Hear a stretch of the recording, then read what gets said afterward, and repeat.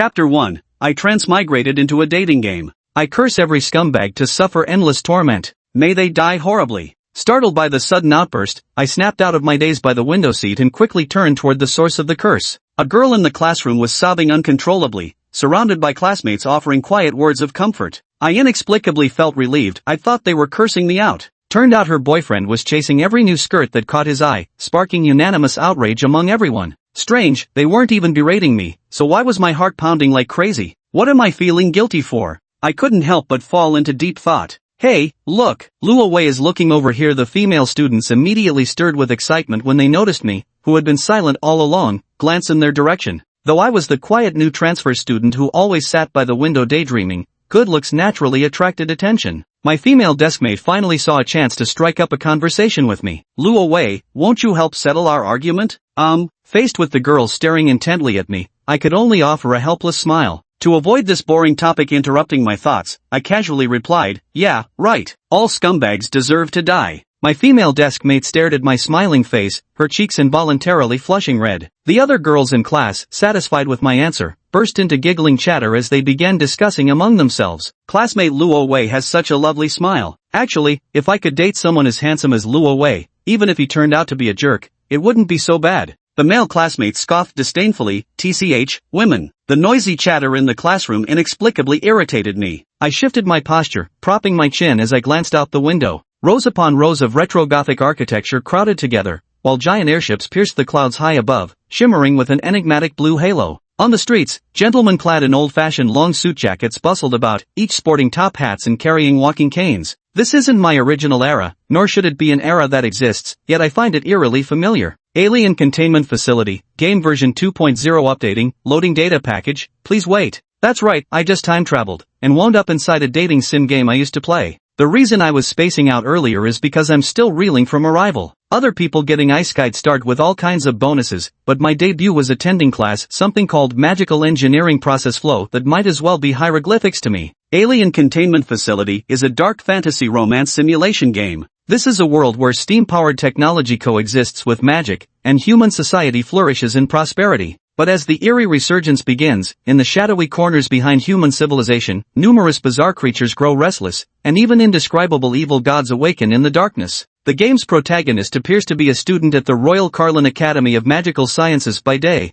while secretly serving as the director of a containment facility studying mysterious forces and anomalous creatures. His containment facility specialized in housing supernatural creatures that posed a threat to humanity. But since this was a dating sim, the bulk of his detainees were monster girls, horned girls, winged beauties, white-haired maidens with crimson eyes, even tentacled ones. The main gameplay revolves around collecting eccentric troubled girls, exploring the world's truths with companions, and ultimately saving the world. I was frightened by the word scumbag and may you die a terrible death, because, honestly, being a flirt who picks up and discards people one after the other, that's exactly me. The game requires containment, which means you need to romance the female lead of each chapter to earn rewards and unlock new chapters. But I was a pure gamer, absolutely obsessed with this dark and grotesque atmosphere, transforming it into an investigative, puzzle-solving adventure RPG. Instead of cozying up with the girls, I spent most of my time unlocking story fragments and uncovering the world's truths. Women just get in the way. I was a determined, mysterious investigator aiming to save the world. The female leads in the game were nothing more than tools for me to claim rewards in clear stages. But there were consequences. The game had high freedom, and characters' affection levels influenced the storyline.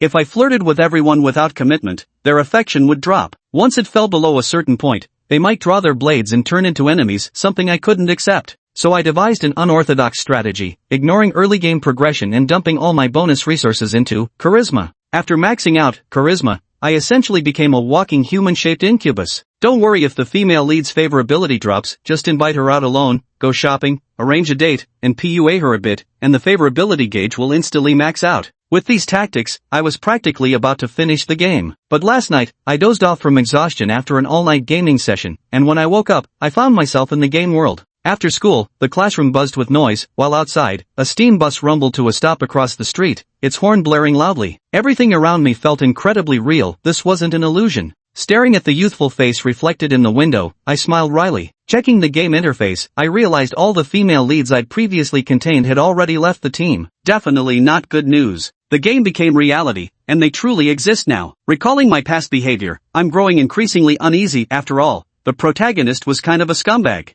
They wouldn't come after me with a hatchet, would they? Please don't tell me I'm getting a Makoto Ito ending? I gazed at my reflection in the window, a young man in a white shirt resting his chin on his hand, slender fingers idly twirling a pen on the desk. When lost in thought, his profound expression carried a melancholic artistic temperament. With my handsome features and mysterious aura, I'd captured the hearts of every girl in class the moment I arrived. To enhance immersion, the game intentionally left the containment facility director without a specific appearance, yet my real-life self happens to fit the role quite well. Though wary of getting axed, luckily all my attribute points carried over and my charm stat remains maxed out. If I could use it to win them over before, what's there to fear? At worst, I'll just do it all over again. I averted my gaze, my worries dissipating slightly as a confident smile unconsciously crept onto my lips. This made my female deskmate, who had been sneakily watching me, blush even harder. As I was preparing to leave the classroom after school, I heard someone shout from outside, "Luawei, your girlfriend is here to see you." "Ha? Girlfriend? What girlfriend?" Puzzled, I looked towards the door. Where? Many classmates who hadn't left yet curiously turned to look, and then everyone's gaze froze.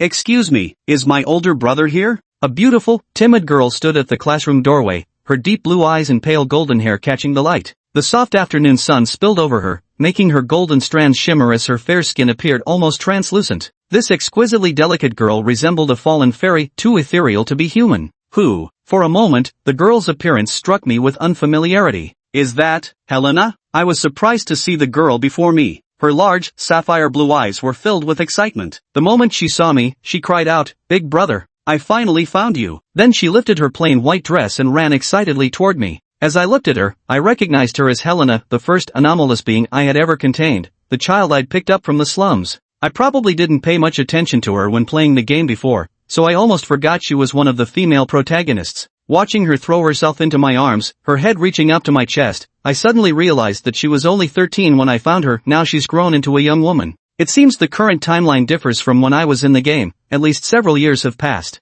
I saw her profile, Helena, affection level, 100, description, a girl who adores you intensely. Helena may appear human, but she is actually an abnormal species, an extremely dangerous and anomalous lifeform threatening to mankind. In the game, she had always been stable and obedient, like an unnoticed background character. I'd worried they might have changed and become uncontrollable in my absence, but seeing her still at maximum affection made me sigh in relief. "Helena, I know you missed me, but you're choking me." She hugged me so tightly her whole body trembled with excitement, as if terrified I might suddenly vanish. Sensing the various gazes in the classroom, she shyly loosened her grip and timidly lowered her head. "Let's go home quickly, brother." I smiled and stroked her smooth hair. "Of course, I actually have many questions for you. For example, what time is it now? What happened while I was away? And where is everyone?" At that moment, many girls looked at Helena curiously and asked, "Lovi, who is this adorable little girl?" I held Helena's hand and explained with a smile, "She's my younger sister. We haven't seen each other for a few years." When they heard she was just my sister, the girls all sighed in relief and began trying to befriend Helena, making the shy girl even more timid. She gripped my wrist tightly, keeping her head lowered the entire time without saying a word. Just then, a male classmate walked in from outside and called out, "Luawei, the teacher wants to see you. She told you to go to her office after school." I could feel Helena's grip on my hand growing tighter. She was clearly uncomfortable in this atmosphere full of strangers. Watching her surrounded by female classmates, looking timid and pitiful, reminded me of being bombarded with questions by every aunt and cousin during New Year gatherings. Smiling, I rescued her from the situation and said, "Let's talk tomorrow." After bidding farewell to those reluctant girls, I held Helena's hand and left the classroom chatting and laughing. Yet in a place I didn't notice, Helena's previously timid and shy demeanor shifted. She turned her head slightly, casting an inadvertent glance at those girls, her gaze growing cold and twisted. On the way home, Helena kept holding my hand tightly but remained silent, as if weighed down by thoughts. I asked her, "What's wrong? What are you thinking about?" She looked up at me and hesitantly asked, "Brother, can we not go to school anymore?" Helena wishes brother would stay home with me. I smiled at her and said, "Didn't brother always stay home with you before?" She shook her head, her smile turning somewhat forlorn. "Brother is too popular at school. Helena is worried someone might take brother away." I ruffled her hair and said, "How could that happen? Brother will always be your brother." But she stubbornly dodged my hand, her voice growing softer as she kept repeating, "It's not like that. It's not like this. It's not like this." Her tone grew sharp and strange. The pressure of her grip grew stronger, and I began to feel a twinge of fear. She kept muttering, "Helena wants." I stared at her, puzzled, unable to make out the expression hidden beneath her bowed head. The atmosphere was unusually quiet. I had a peculiar feeling that this younger sister seemed different. I could only gaze at the streets brimming with retro charm, where the fusion of steam and magical technology had created marvels at every turn. I remember the game Alien Containment Facility. It never really took off, hardly anyone discussed it on forums. I always felt like I was the only one playing. But its art style really appealed to me, and I was hooked for a long time. At first, realizing I had crossed over into the game world, I was pretty excited. In my original world, I was all alone with a monotonous life, but in this world I had the protagonist status, girls and a house, basically a winner at life. I couldn't wait to start my adventure in this alternate world. The ordinary student identity at Karen University was my disguise, so when Helena asked me earlier, I didn't give her a straight answer. I was just about to continue comforting Helena when she suddenly raised her head with an angelically gentle smile and said, Helena was wrong. Helena didn't consider Big Brother's feelings. Let's hurry home. In the storyline, Helena had always been gentle and considerate. Seeing her smile, I let out a sigh of relief,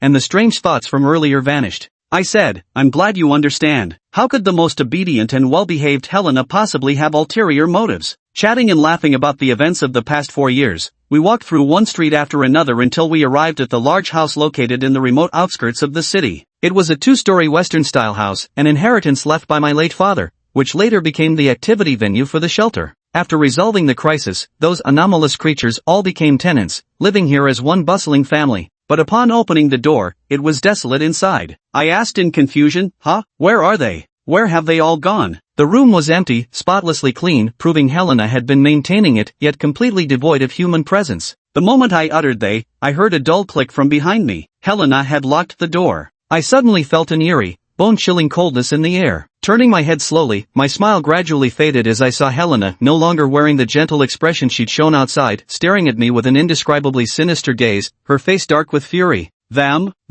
Her expression twisted from blankness into something ferocious and agitated as she shrieked, 4 years. I searched for you for 4 whole years, brother. Only Helena kept looking for you when everyone else gave up. They disappeared long ago, yet you're still thinking about them? Isn't Helena enough for you? Her reaction was so intense that it caught me completely off guard. Subconsciously, I glanced at the door and noticed she had somehow added a chain lock. The entrance was now firmly secured. Helena, what's wrong with you? Seeing her utterly transformed, I instinctively took half a step back. She had seemed perfectly fine just moments ago. Had she been pretending all along? As I retreated, her angelic face twisted into a bizarre smile. Helena confronted me. Brother, why are you moving away? Could it be that you're scared of me now? Ha. I knew it. I always knew you never truly saw me as a sister. You've always treated me as a monster. Seeing her growing instability, I hastily explained, that's not true. How could I possibly think that way? But it was too late. As her smile twisted further, an indescribable sensation assaulted my mind.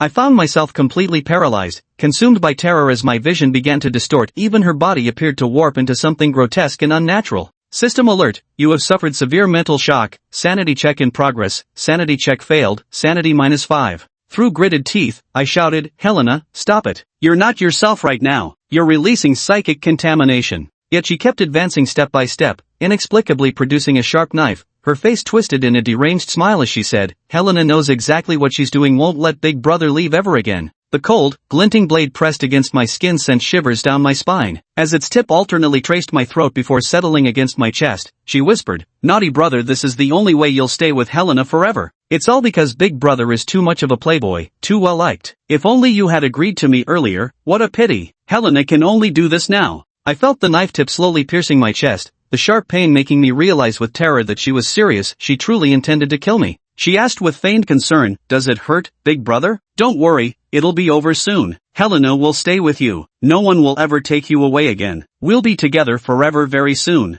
The piercing pain jolted my thoughts into clarity. Breaking free from the mental oppression, I mustered all my strength to push her away, sending the knife flying. I was about to use the containment authority to control her when I noticed her character panel updated to Helena, uncontained/escaped, race, hybrid aberration, human 95%, Shoggoth 5%, affection, 100, corruption, 75, threat level, for stars, high risk. Description, a twisted being who was madly in love with you. Turns out, because I'd been gone for 4 years, her status on the system panel showed as uncontained. In Alien Containment Facility, a containable target must have affection above 50 and corruption below 50 for successful containment. Yet here I was, having just returned with no contained entities, a commander without an army, completely powerless to resist her. She nearly stumbled but regained her balance, staring at me with that same twisted smile still etched on her lips. Big Brother still chooses to resist. It seems Helena's choice was right after all. Someone as wonderful as you, big brother, was never meant to be mine from the beginning. I knew my life was hanging by a thread. I had to run immediately. When the locked front door wouldn't budge, my eyes darted to the living room window. If I could just climb out to the street, there'd be hope. Yet I feared her supernatural abilities terribly. During the first playthrough, she only had the mental corruption skill. Escape was possible if I fled beyond its range, but getting hit would force a sanity check, leaving everything to chance. She seemed to guess my thoughts and giggled. Don't even think about it, big brother. This is my domain, you can't escape. I responded with a helpless yet gentle smile, the kind that used to solve everything when my charm stats were maxed out. Sure enough, she froze in a daze. Seizing her momentary distraction, I spun around and bolted for the window. Just as I was about to leap through, a sickening schlick sound pierced the air, my chest went cold, my arms turned weak, and then came the unmistakable sound of thick blood splattering onto the floor. Looking down, I saw a sharp, slippery tentacle impaling straight through my chest. Crimson blood rapidly soaked through my clothes. The world spun violently before I crashed onto the icy floor, my thoughts fading into haze. In the final moments before consciousness slipped away, I watched as her, now with tentacles writhing where arms should be, approached me step by step. Then darkness swallowed my vision, and all sensation vanished. I curse every scumbag to suffer endless torment. May they die horrible deaths. I jolted awake in the classroom from this angry curse, gasping violently like a drowning man, my forehead dripping with sweat. My sudden movement startled the surrounding classmates. My female deskmate asked me with concern what was wrong. Staring at my familiar deskmate in the classroom, I froze instinctively. I hurriedly looked down at my chest. The white shirt was neat and spotless, without a trace of blood, though seconds ago I clearly remembered Helena's tentacle piercing through my heart. I looked around in shock. The heartbroken female classmate was wiping her tears, while other classmates who had been helping her condemn the scumbag now turned curious eyes toward me. I didn't die. Instead, I was back in the initial classroom. Is this some kind of time rewind? Then, a familiar game interface floated before my eyes, displaying, version 2.0 update complete. Chapter 1, The Ghost of Kalon University. Investigate the disappearance case of students at the Royal Kalon Academy of Magical Sciences. Quest rewards, plus 10 attribute points, random. Random item reward. Affinity system unlocked. Potion/alchemy system unlocked. Save points updated. Available load times, April 5th. Friendly reminder, the game cannot be restarted. For your own safety, please use your load opportunities wisely. I stared blankly at the game notification. Looks like I'll have to face Helena again shortly. I grumbled inwardly. If I die 5 times, it's game over for real. This crappy system updated so late. Why didn't it show up sooner? But I also knew clearly that this was my only hope for survival right now. From what I could see, version 2.0 of the game was largely the same as what I'd played before, though all the chapters were completely new. I wonder if these so-called campus disappearances might be connected to Helena, considering she was the heroine of Chapter 1 in the original version. My thoughts returned to the moment before death, those distorted, deranged smiles, the sanity-draining mental corruption, the invisible killing tentacles. I never imagined Helena would become that twisted, fear-inducing monstrosity. Even now, I vividly remember the heart-rending agony of having my heart pierced. Despite being able to reload saves, I never want to suffer that again. I clenched my fists tightly, swearing internally there wouldn't be a next time. Before I could gather my thoughts, a male classmate called out, "Luo Wei, your girlfriend's here to see you." It had come, as inevitable as the tides. The chatterbox classmates fell silent, all eyes turning to the classroom doorway. Though mentally prepared, my heart still pounded wildly. Steeling myself, I slowly looked toward the girl bathed in sunlight. "Excuse me, is my brother here?" She stood there timidly, still as lovely and pure as an elf as when I first saw her, making the boys stare and the girls whisper. Yet who could have imagined that beneath this angelic appearance lay a monstrously twisted heart? "Brother, I finally found you." Helena's azure eyes were filled with my reflection as she trotted toward me, but this time, I didn't step forward. Unclenching my fists, I took a deep breath. Survival came first. Now wasn't the time to turn hostile. I gazed at her and offered a warm, brotherly smile. "Helena." Helena walked up to me, the gazes of those around making her visibly nervous. She bowed her head shyly and murmured, "Brother, let's hurry home. I've been waiting for you for so long." I silently watched her. Without having died once, who could tell that this harmless, pitiable girl had something wrong with her? But if I anger her and make her feel betrayed or that I care about someone else, she'll suddenly snap and kill me, so I must not say the wrong thing. The atmosphere fell silent for a moment before Helena cautiously looked up at me. "Brother?"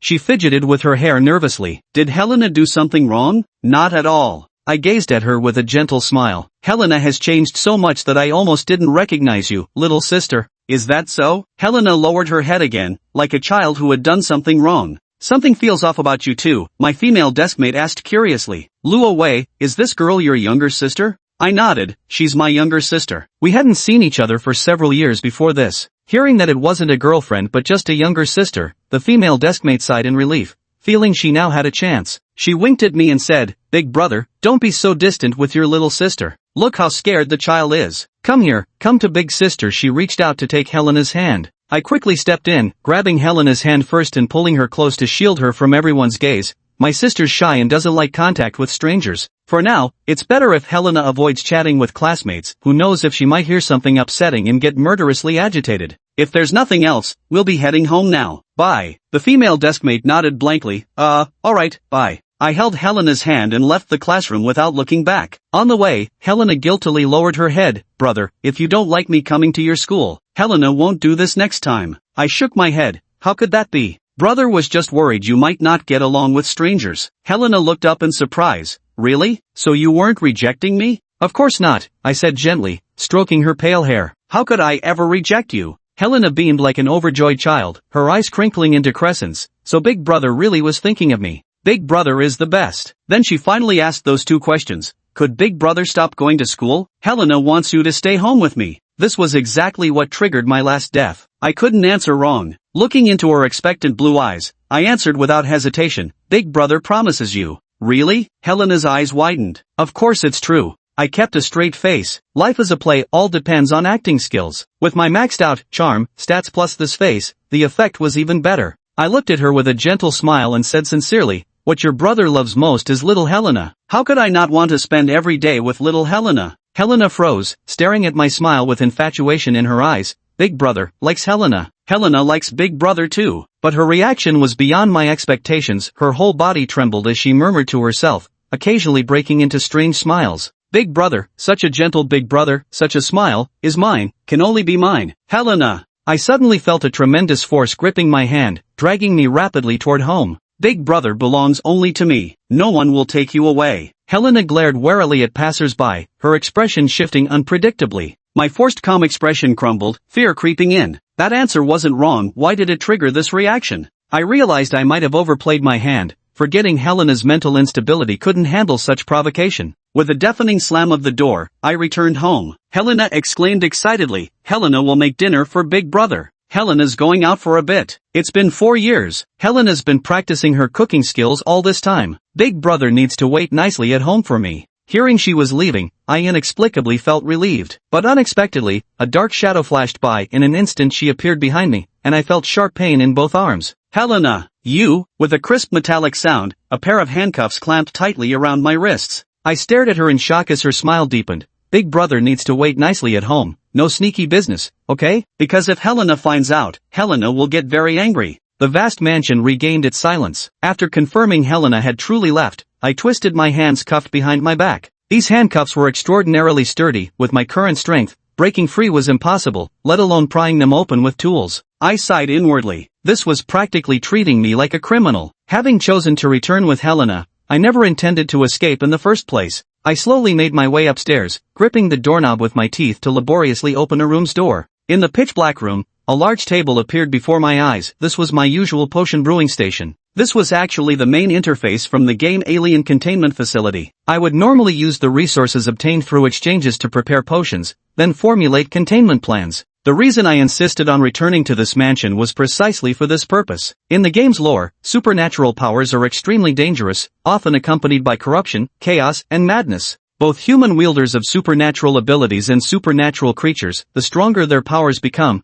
the more susceptible they are to descending into madness. Because of immense power and heightened perception, one can hear and see things beyond ordinary human perception. They become susceptible to the unfathomable call and summons of the power's origin, their psyche violently influenced until it destabilizes completely, eventually descending into madness, a threat to societal order. Helena is currently in such a state. I must use suppressants to stabilize her stability before she can be contained again. But the bottles, jars, and alchemical equipment on the table have all been hidden away, and the cabinets are empty too. No need to guess, it must have been Helena's doing. She knows I can brew concoctions, which is why she cuffed me, to stop me from tampering. I chuckled quietly. She'd never expect that I'm a player. I opened the potion/alchemy panel, revealing numerous materials and potion recipes on the floating interface. Truth be told, the instruments on the table were just for show, the real work was done by the alchemy system. Hybrid abomination, Shoggoth, squirming, tentacled, sanity blasting distortions, stability suppression potion, basic, ×1, brewing in progress, a potion making animation played across the game interface.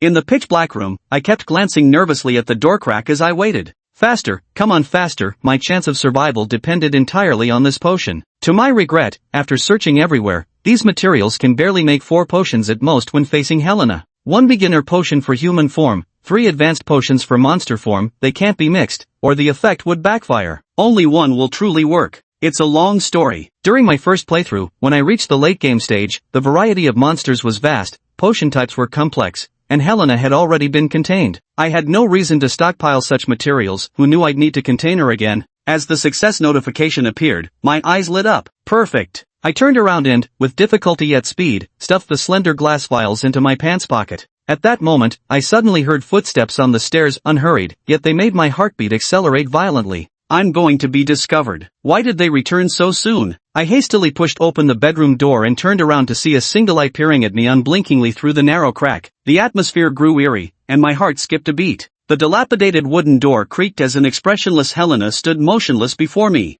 Brother, what are you doing here? Caught red-handed, I struggled to maintain composure. Ah, Helena, it's been 4 years since you left. I was just checking on our old friends. Ha, Helena, why did you take so long? What delicious treats did you buy for your brother? Holding a large paper bag, Helena said there was bread, cheese, beef, and cauliflower. I wanted to stroke her hair but realized I was still handcuffed. All your brother's favorites, such a good girl, Helena. Helena kept staring at me expressionlessly as she turned on the gas lamp. The warm yellow light made my eyes sting slightly. She stepped past me to inspect the workstation, while I felt the cold touch of the vial in my pants pocket, praying she wouldn't discover it. After checking, she found the workstation exactly as she'd left it, and only then did her expressionless face soften slightly.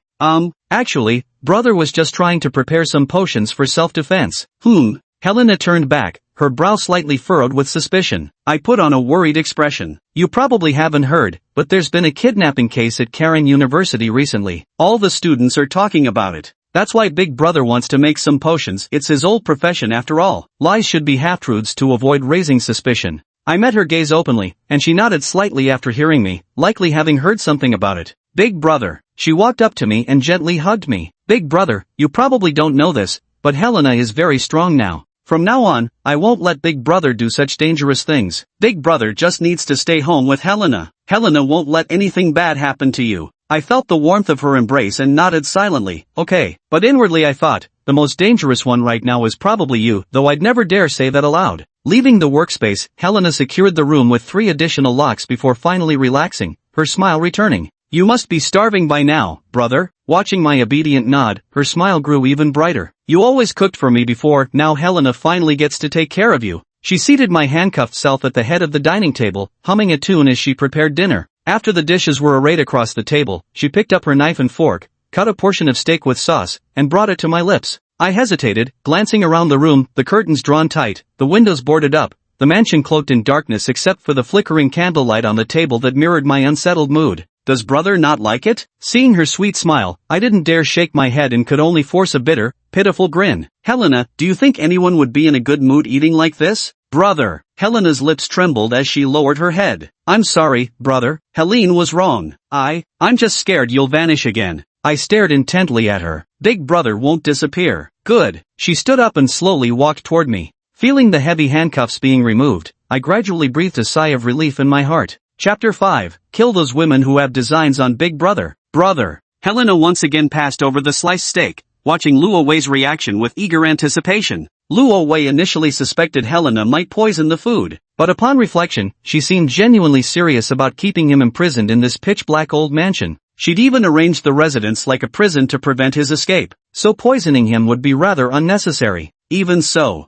Luo Wei wasn't in the mood to eat, even though Helena's cooking truly was as good as she claimed. With all the emotions swirling in his heart, each bite might as well have been wax in his mouth. Is it delicious, brother? Helena looked at Lo with eager anticipation. Delicious. Lo only chewed a few times before forcibly swallowing the steak. So delicious. Helena smiled even brighter as she offered him another piece of vegetable. Try this. A balanced diet is important, you can't just eat meat all the time. Luo Wei stared at the vegetables being offered to him, then looked at Helena's smiling face, sensing that her mood had improved considerably. So he tentatively said, "Actually, Big Brother isn't hungry anymore. Big Brother is full." But unexpectedly, Helena's face changed instantly. The atmosphere in the dining room chilled several degrees in an instant. Helena, affection level, 100. Contamination level, 72. Luo Wei was startled to discover that the contamination level had actually risen slightly. Bro, the... Helena's face darkened, her lips pressed tightly together, and even her arms showed faint tremors. This is clearly a sign that a mutation is about to occur. Do not waste food. She stared at the long dining table and enunciated each word slowly. All of this must, without fail, be eaten by me. Ha! Luo Wei was startled. Was this really necessary? Such an extreme reaction? He could only smile helplessly. Alright, eat, eat, eat. Luo Wei, on the verge of tears, picked up a tray and swallowed hard. How could I possibly finish all this food? But under Helena's ominous gaze, he had no choice but to eat. He couldn't let her detect that thought in his heart, only then could he wait for the right moment in secret, take control of her by surprise. Seeing that Luo Wei was obediently eating his food, Helena's expression softened considerably. Pollution level, 71. Dinner continued in silence. After finishing the steak and bread, Luo Wei felt like he was about to burst from fullness. Fortunately, Helena helped share the burden. While eating, he stole a glance at Helena. Helena pulled up a chair and sat beside Rovi, like a supervisor. Of course, even as she supervised, she was eating too. Luo Wei noticed that she ate remarkably fast, even quicker than he did when forced to rush. Moreover, she cleaned every plate spotless, leaving them gleaming. This reminded him of certain memories. In earlier storylines, Helena had been similarly voracious, her petite frame seemingly housing a stomach connected to another dimension. And every time she ate, she would show an expression of utmost pleasure and satisfaction, just like this time. Perhaps this stemmed from her childhood experiences. Helena's time as a street urchin left a profound impact on her. That day, Lo found this skinny, half-starved child in the lower districts of St. Carlin. In that dark, filthy slum, her very first line was, "I'm so hungry." This child, abandoned by her family as a monster, had been constantly pursued by agents from the Special Affairs Division ever since escaping the orphanage. As a result, she often went without meals, with hunger and cold dominating the first half of her life. This was why she developed an obsessive fascination with food, especially piping hot meals. With this in mind, Lo stared at Helena, who kept stuffing food into her little mouth without pause, and his emotions became somewhat complicated. If not for what had happened before, this quiet scene of the siblings sitting at the dining table eating together would actually be quite heartwarming. However, the heart-wrenching pain was still fresh in his mind, and every time he recalled it, Luo Wei felt a dull ache in his chest. His sister was a monster, an out-of-control alien creature that had once killed him. In her current state, if it happened once, there would undoubtedly be a second time, this was certain. Luo Wei's life wasn't in his own hands, it hung entirely upon her fleeting whims. He despised this feeling, and he loathed this selfish brand of love. So under no circumstances could he allow himself to feel sympathy. Luo Wei's hand involuntarily, almost unconsciously, crept softly toward his trouser pocket. "Big brother, can't you eat anymore?" The dining table suddenly fell silent as Helena wordlessly turned her gaze toward Luo Wei. "Does Helena's cooking taste bad?" "No, not at all." Luo Wei quickly withdrew his hand and reached for the borscht on the other side. Big brother just wanted a little break. Eating nonstop is exhausting, you know. He laughed, trying to lighten the mood. However, Helena didn't dwell on the topic. She dabbed her lips with a napkin, then cast a meaningful glance at Luo Wei. Luo Wei felt her gaze sweep over his entire body, the scrutinizing look making his hair stand on end. Had she discovered something? "Big brother, don't you like living with Helena?" She tilted her head slightly, wearing an innocent and sweet smile. How could that be? Luo Wei immediately denied. He was somewhat puzzled. Why would Helena suddenly bring this up? Had she discovered his scheme? That's good then. Helena glanced around the empty house. The two-story Western-style house felt rather desolate with just the two of them living there. Helena hugged her own arms, her petite frame curling in on itself, giving off an air of vulnerability. "Although Helena is here by your side, brother, I still think you must feel lonely." "Lonely?" Luo Wei furrowed his brow, unable to fathom what she was getting at. Helena fixed her gaze on Luo Wei's eyes, her lips suddenly stretching into a peculiar smile. "Although Big Brother never says it. But deep down, you really miss them, don't you?" Luo Wei's heart shuddered. This was practically devilish temptation. Last time, it was precisely this question that had made her suddenly erupt into murderous fury. "Them? Who are they?" Luo Wei immediately laughed. "Big Brother only needs Helena." "Oh." Helena smiled meaningfully. "Really now?" "True." "Oh." Helena stood up and returned to the kitchen, seemingly searching for something. That's good. I thought you might still miss those days surrounded by girls. Ha, no way. Luo Wei forced out a nervous laugh. However, as Helena approached carrying something pitch black in her hand, Luo Wei's smile vanished in an instant. Thud. That heavy, pitch-black sphere was tossed onto the floor by Helena as if it were trash. As this thing slowly rolled toward Ro's feet, a pungent smell of blood wafted through the air. At this moment, when Luo Wei finally discerned what lay beneath his feet, even his most masterful acting skills couldn't maintain his composure any longer. His pupils constricted, a wave of tension instantly spreading. That was a human head. A woman's severed head. The head came to a slow halt at Luo Wei's feet, her eyes fixed unblinkingly upon him, filled with dread, brimming with resentment.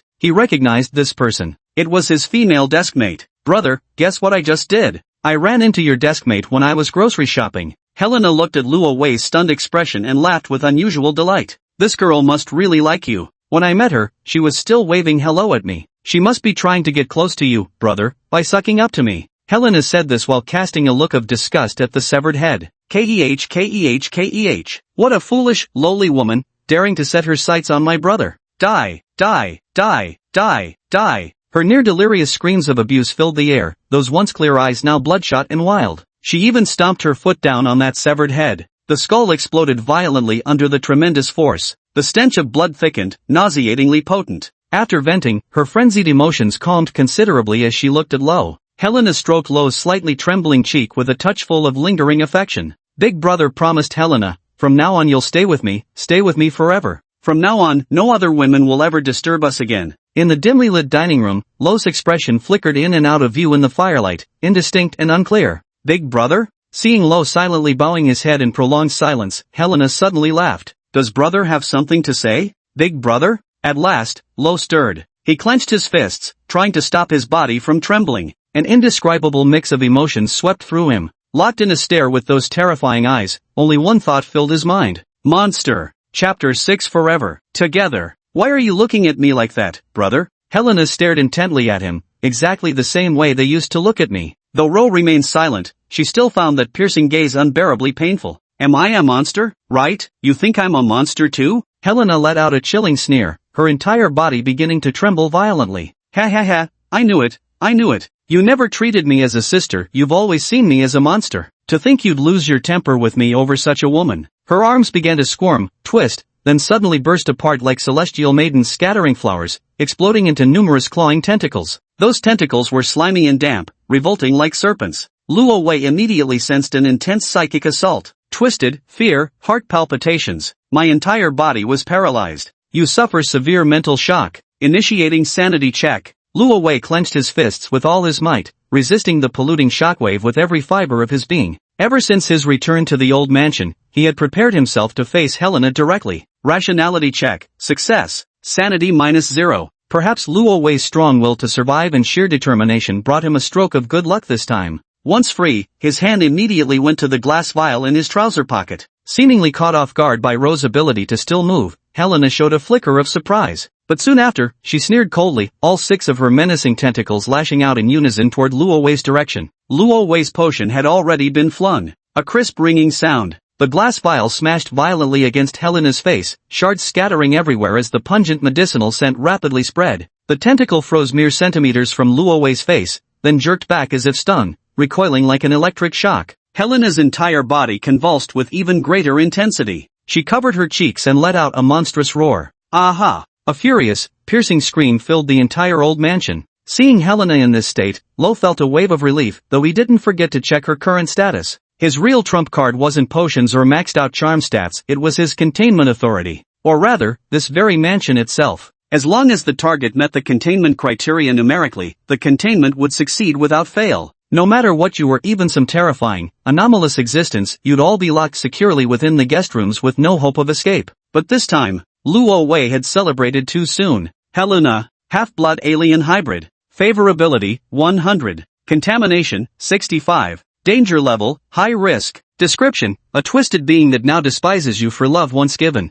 I wonder what she'd been through these 4 years. Her endurance far surpassed that of the first playthrough, yet her corruption level remained above 50%. Helena had gone even madder. Amidst shrill shrieks, the scattered tentacles began attacking indiscriminately, filling the dining room with the sound of incessant shattering. The moment the dining table split apart, Lo immediately grabbed a steak knife to defend himself. Then, he kept retreating. He glanced back at the mansion that Helena had transformed into something resembling a prison, quickly calculating his next move. There was nowhere left to retreat, only one path remained. Forced containment. Even if the odds are low, there's no choice but to try. Without hesitation, Lo immediately opened the interface. Regardless of Helena's current state, he directly pressed the containment option. Containment in progress? The massive mansion emitted a faint rumbling sound. Helena, realizing what was happening, turned her bloodshot, terrifying eyes toward Lo with pure hatred. Don't even think about it. Two tentacles rapidly extended, shooting forward swift as arrows. Blood splattered as Luo Wei screamed in pain, tears spurting from his eyes as he collapsed weakly to his knees. In that split second, those two tentacles had already pierced through his leg bones, completely robbing him of his mobility. Helena's tentacles writhed within Ro's flesh, and amidst his agonized screams, her body slightly levitated before settling down in front of him, using the tentacles as her anchor. Containment check failed. Not contained. His luck had run out. Ro slumped weakly to the floor,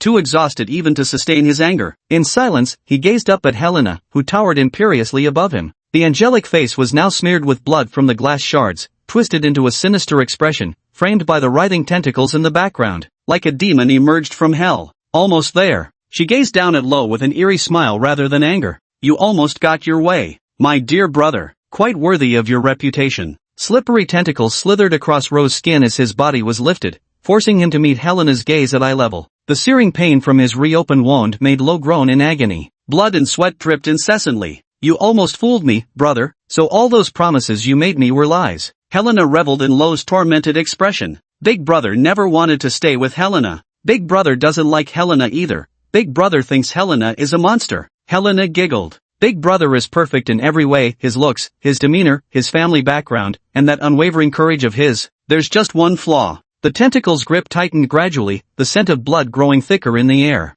Bleeding profusely, Luo Wei's thoughts grew increasingly hazy. It's all because Big Brother is too good at lying. All girls would probably be willing to let themselves be deceived by you. Brother, you're such a scumbag. Helena drew close to Luo Wei's body, clinging to him with tender longing, her voice growing ever softer. Even if it's all fake, Helena is still happy. Today was really fun. Though my brother is crippled now, Helena will take good care of you. Now that you're like this, there's no way you can leave my side anymore. How wonderful. Let it be this way. Brother, let's never leave this house again from now on. We'll stay together, forever. Helena's words remained unfinished. With the sound of flesh being pierced, Helena let out a muffled groan, her hands releasing Ro's body. Then, she looked down in disbelief. The dinner knife was plunged into her chest by Luo Wei, striking precisely at the heart. Brother, you. Luo Wei, standing mere inches away, forced the corners of his lips upward into a mocking smile. A life for a life. We're even now. An overwhelming surge of violent energy erupted instantaneously.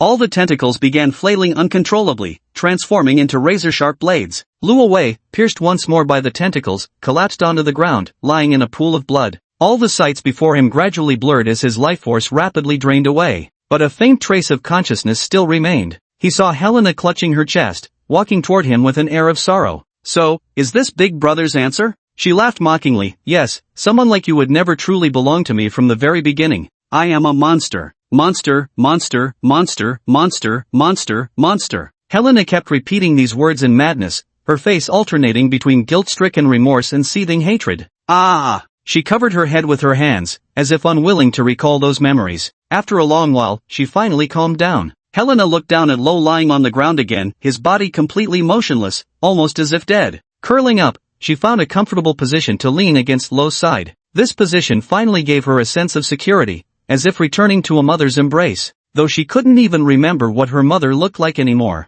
Brother, we'll be together forever soon. She smiled cheerfully as she pulled the dinner knife from her chest. He didn't even attempt to stop the bleeding, instead letting the crimson fountain flow unchecked. Her complexion progressively paled. In the hazy, ambiguous candlelight, the two figures huddled together in a pool of blood seemed to become eternal. Luo Wei closed his eyes with a smile. Chapter 7. Maybe I should just run. I curse every scumbag to suffer endless torment. May they die horribly. Luo Wei jolted awake to the sound of that cursed phrase once more. His mouth gaped open as he greedily gulped down the classroom air. When a lung is punctured, even breathing makes you cough up blood. It feels like drowning, unbearably painful. Classmate Luo Wei? His female deskmate was startled by Luo Wei's actions. What's wrong with you? Are you feeling unwell? She asked with concern. Should I call the school doctor for you? Luo Wei looked at his still-living deskmate beside him, his heart filled with complex emotions. Nothing, just had a nightmare, it's fine. His female deskmate, having finally found an opportunity to strike up a conversation with Luo Wei, certainly wasn't about to let it slip away. Oh, right.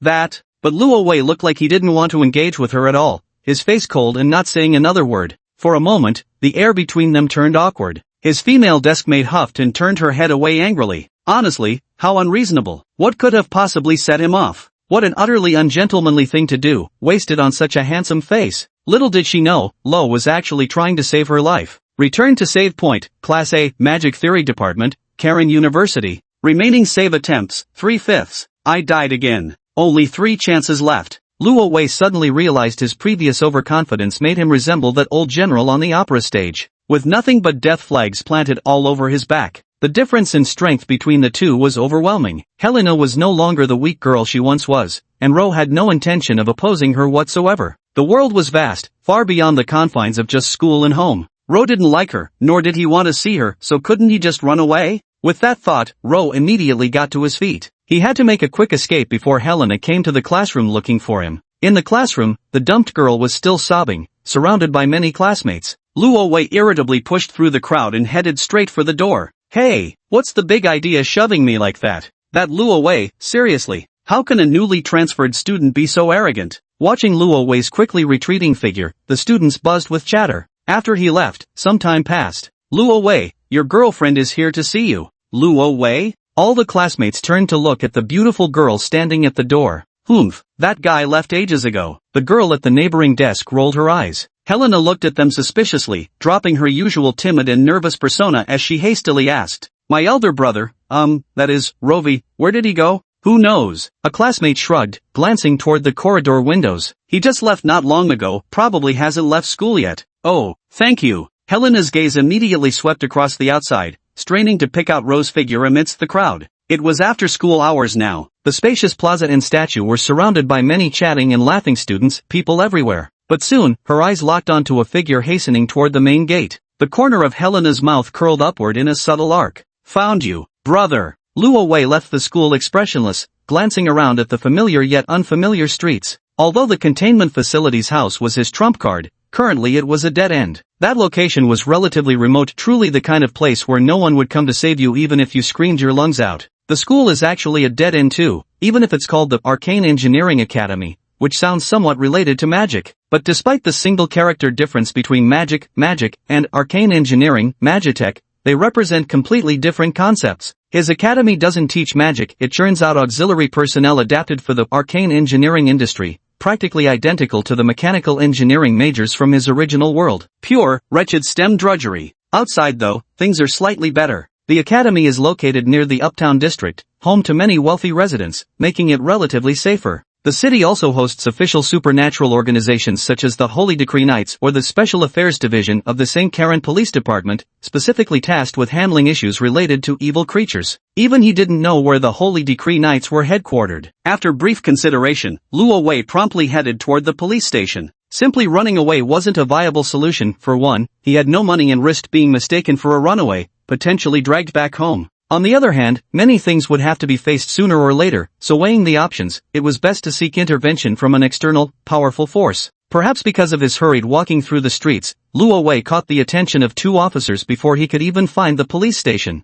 Hey, you there! Stop right there! Luo Wei looked over. 2 officers at the street corner were watching him with suspicion. They wore dark blue coats verging on black, with police caps shaped like rounded top hats, the St. Karen Police Department emblem at the center particularly eye-catching. When they saw Luo Wei showing not a trace of fear but instead running toward them excitedly, the 2 officers exchanged startled glances, their hands unconsciously moving toward their holstered guns. Stop! Don't move! Hands up! The officers nervously drew their standard-issue revolvers. Luo Wei couldn't stop smiling as he cooperatively raised both hands. Help! Someone's trying to kill me! It's a monster, an alien, an evil creature. The officers were even more bewildered. They'd never seen someone look so happy while being chased for their life. Was this person just here to cause trouble? Carleton University did have its share of little maniacs who enjoyed messing with the police for fun whenever they got bored. Why you, slow down, say it clearly. What happened? Where's the monster? It must be right behind me. She must have already found me. Luo Wei anxiously turned to look back. The city streets were crowded with people coming and going. Helena could be hiding in any of those clusters. One officer began patting Luo Wei down while the other followed his gaze, scanning the busy street for any sign. The upper district of St. Karen remained as prosperous and safe as ever. What kind of mutant monsters could possibly exist here? After searching Rovi, the officers found no dangerous items on him. As they listened to Rovi's explanation, the two officers' expressions gradually grew suspicious. A younger sister who turned into a monster? Did they track you down at your school? They want to kill you? An officer flipped open Luo Wei's eyelids and asked skeptically, "Hey kid, you're not on drugs, are you?" Luo Wei couldn't help but smile wryly as he looked at them. Ordinary police officers are like this, they go their whole lives without encountering the shadowy, bizarre phenomena lurking beneath the surface. If it were the Holy Decree Knights standing before them, with their creed better to kill 100 than spare one suspicious, they'd probably haul away everyone on the entire street. Everything I said is true. Luo Wei gave a helpless smile. Seeing their still skeptical expressions, he dropped a name outright. "In that case, you must know Chief Ramones, right? He's an old friend of mine." Chief Ramones? Hearing that name, the two officers visibly straightened, recognition dawning in their eyes. Sheriff Ramones was the most renowned figure in the police department, having cracked numerous highly challenging cases, and was considered an enigmatic presence. "You claim to know Sheriff Ramones?" An officer looked Luo Wei up and down, still appearing rather skeptical. "Everyone in St. Colin knows Sheriff Ramones," another officer chuckled. "Kid, if you want to prank us, try something else. This trick's already been used, it's outdated." Luo Wei stared at the two in disbelief. Here they were with a major case within reach, yet they failed to appreciate it. No wonder they were still patrolling the streets at their age. He immediately looked behind him, his gaze sweeping over the rail car and steam buses as he took in the faces of every passerby. Helena must be watching him from somewhere in the crowd. As the two officers were about to leave, Lo suddenly had a flash of inspiration. Actually, the safest place in St. Karen. At the police station. A smile curled at the corners of his mouth as he reached out and grabbed an officer who was turning to leave. "Hey, kid, what are you up to now? Let me tell you something." Before he could finish speaking, a fist came flying toward his face. The punch carried too much force, laced with a hint of pent-up frustration, sending the officer sprawling to the ground. Assaulting an officer! Assaulting an officer! The officer clutched his blackened eye, scrambling to his feet before hurriedly drawing his service pistol. Luo Wei raised both hands. "Sorry about that, officer." He spread his hands open with an innocent smile. "You really should have believed me." Chapter 8: The Safest Place. After Luo Wei assaulted the officers, unsurprisingly, he was handcuffed with silver bracelets and treated to a day at the police station. Inside the interrogation room of St. Callan East District Police Station, staring at the rusting metal bars before him, Luo Wei inexplicably felt a sense of security. Serial killers, million-dollar bounty pirates, and even some mystics who went insane researching supernatural forces all had once been imprisoned here. And they'd all been Ravioi's indirect cellmates at some point. Outside the interrogation room, fully armed officers occasionally passed through the hallway. It was shift change now, with most of the Eastern District's security forces concentrated here. At this moment, Ravioi's situation was indeed supremely secure. "What the hell are you looking at? Planning a jailbreak?" The officer interrogating him frowned disapprovingly as he scrutinized Luo Wei, who kept glancing around nervously.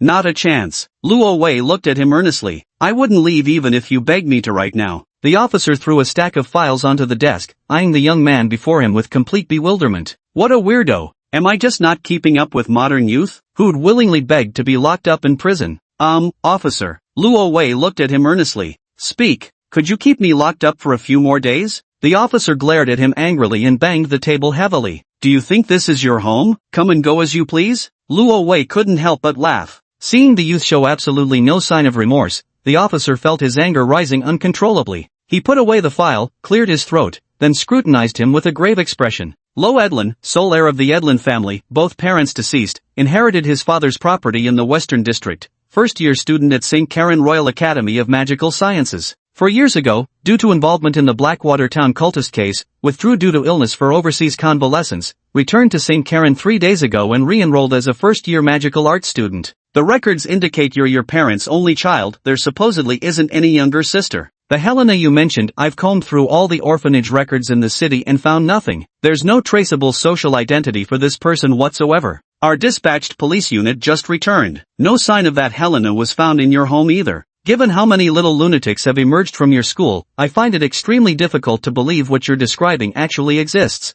Luo Wei listened while nodding intently, appearing thoroughly absorbed in the explanation. It was within his expectations that the police couldn't find Helena. The slums were a den of mixed characters, housing too many people with untraceable identities. As for why even the original orphanage records were missing, it was likely Helena had erased all traces within those 4 years. Moreover, what the officer just mentioned also answered some of Lo's lingering questions. So the game's second playthrough had patched the plot hole of his 4-year absence. The Blackwater Town cultist case was the final chapter he played before his transmigration. Unfortunately, the difficulty was too high, with constant deaths trapping him there for ages. It was a grotesque town teeming with mutated monsters and deranged cultists. Thus, it made complete narrative sense for himself to contract an illness there and require 4 years of convalescence overseas. The officer watched helplessly as Luo Wei nodded along with such earnest seriousness, feeling nothing but a throbbing headache. Every case involving alien species or mysterious forces is of utmost importance and cannot be taken lightly. Even if this kid is probably just pulling a prank,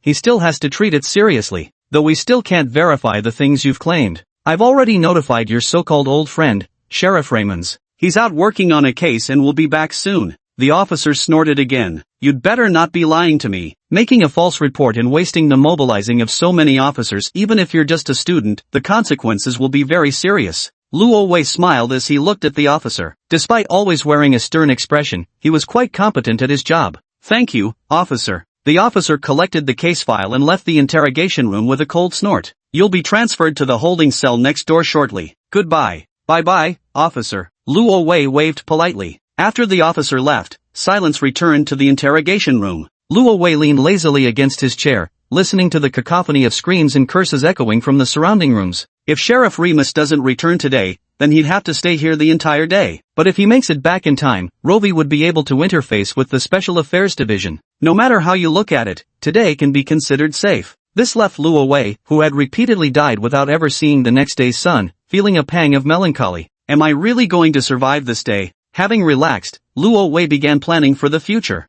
The current situation is that all the alien species he once contained have escaped, so now, aside from basic attributes, he has no skills at all. So once safe, he must return to the containment facility to pick up potion making and alchemy again. They're the only things that can save his life. While pondering these thoughts, suddenly at some point, the entire police station fell into an eerie silence. All the sounds, whether cursing or pleading, had completely vanished. Luo Wei furrowed his brows, his gaze shifting toward the outside of the metal bars. Heavy footsteps echoed through the corridor, leaving a trail of reverberations in their wake. Luo Wei spotted a long, dark shadow slowly advancing toward his position. The sound of footsteps in the hallway made Luo Wei's heartbeat gradually quicken. He rose cautiously to his feet. Who is it? At last, the footsteps came to a halt. A man clad in distinctive black police uniform stood opposite Luo Wei, a set of keys dangling from his hand. Luo Wei? Luo Wei fixed his gaze on him and gave a slight nod. The strange officer nodded, then opened the cell door and stepped inside. After taking a seat, he gazed at Lo and spoke in an extremely deep voice. Special Affairs Division, Detective, Calder. We received your report about the abnormals and require more information from you. Hearing that they were from the Special Affairs Division, Luo Wei's expression softened noticeably. You could have said so earlier, gave me quite a scare. Facing this investigator named Calder, Luo Wei recounted how he'd been threatened by Helena. However, since the details of her killing him involved save-scumming mechanics that couldn't be explained to outsiders, there was no way to make the investigator truly understand just how terrifying Helena really was. That's precisely why the officer who interrogated him earlier was half convinced yet doubtful, even suspecting it might be some kind of prank. So it's actually a Shoggoth? I hate tentacles the most. If that's the case, then this could indeed be troublesome. Agent Calder seemed to be deep in thought, remaining silent for a long while. You can dispatch elite forces from the Special Affairs Division to accompany me to the old mansion. I recall you have quite a few mysteriously powerful supernaturals there. Our agents aren't so easily deployed, Agent Calder replied with a chuckle, shaking his head. He raised his gaze to meet Luo Wei's eyes. First tell me, what exactly is this so-called sister of yours, that monster, Helena, truly like? Luo Wei frowned slightly. Truth be told, even now he found it difficult to describe what Helena truly was like in his heart. Once, she had been a timid and fragile little girl, following him around like an insignificant shadow. Perhaps because of growing up without enough love, this child was extremely sensitive and insecure, a trait clearly reflected in the game's dialogue. She also had many eccentric habits, like being gluttonous with an extreme obsession for food. She would even talk to her favorite stuffed animal. So when she cooked an entire table full of dishes for herself, then looked at me nervously with hopeful anticipation, Luo Wei even felt a fleeting moment of sympathy. Sympathy for Helena. Could such emotions truly arise within me? Luo Wei found this world somewhat absurd. Even though she'd killed him twice already, each death more gruesome than the last. So, there is sympathy. But sympathy and resentment are not mutually exclusive. I sympathize with her, but who sympathizes with me? Just recalling the indescribable pain of dying twice filled Luo Wei with boundless fury, even knowing it was just the backlash of power that had mentally destabilized her, and that the real Helena wasn't like this. Luo Wei still burned with anger. Originally it was me playing the game, but now it's the game playing me. This life-threatening sense of reversal isn't something that'll fade quickly. Thinking this, Luo Wei narrowed his eyes, his gaze gradually darkening. He spoke to Agent Calder until his mouth dried up with exhaustion, finally stopping when he could continue no longer. Agent Calder sat motionless across from him, seemingly impervious to fatigue. Propping his chin on one hand, he pondered over what he'd just heard. Sinister alien creatures. Disgustingly slimy tentacles. Mentally paranoid, sinister and cunning. Don't be fooled by the outer appearance, inside lies a thoroughly twisted monster. Agent Calder nodded. Right, I understand. Luo Wei gazed at him. Well, can you take me away now? I need your department's protection. Calder didn't answer the question. He simply stared at Luo Wei indifferently. So in my brother's eyes, I'm actually such a disgusting existence. The voice suddenly transformed from a deep, hoarse male tone into a cold, shrill female voice. Luo Wei stared in shock at the person before him, watching as Calder's body violently contorted, as if something were trying to burst out from beneath its skin. You? In the silent interrogation room, an eerie squelching sound began to resonate. Before Luo Wei's disbelieving eyes, the so-called Agent Calder transformed the police uniform now draped over a slender female figure emerging from the writhing mass. Standing before him in full police attire was Helena. Helena? Luo Wei widened his eyes. Since when did she possess such an ability? Only then did the blood outside the corridor begin to seep inward, spreading like a crimson tide. So this was why the police station had fallen silent. Just how many people had she slaughtered? Luo Wei only felt the world spinning around him, as though an invisible net had descended from the sky to envelop him. No matter how far he fled, this net would tighten around him relentlessly, suffocating him. Brother. Helena's darkened face contorted into an eerie, forced smile. She was furious, utterly, devastatingly furious. So this is how older brother has always seen Helena. Helena is so disappointed. But it doesn't matter. Her arms trembled violently, transforming into the revolting tentacles that Luo Wei knew all too well. The soft tips of the tentacles began developing hard scales, eventually sharpening into knife-like blades. Brother may not like Helena, but it's alright, as long as Helena likes big brother. We'll be together forever soon. The scattered razor-sharp tentacles spread like blooming red spider lilies, possessing an eerily beautiful allure. Luo Wei gazed at the tentacles now turning towards him. He weakly closed his eyes. Chapter 9, The Fork in Fate's Road.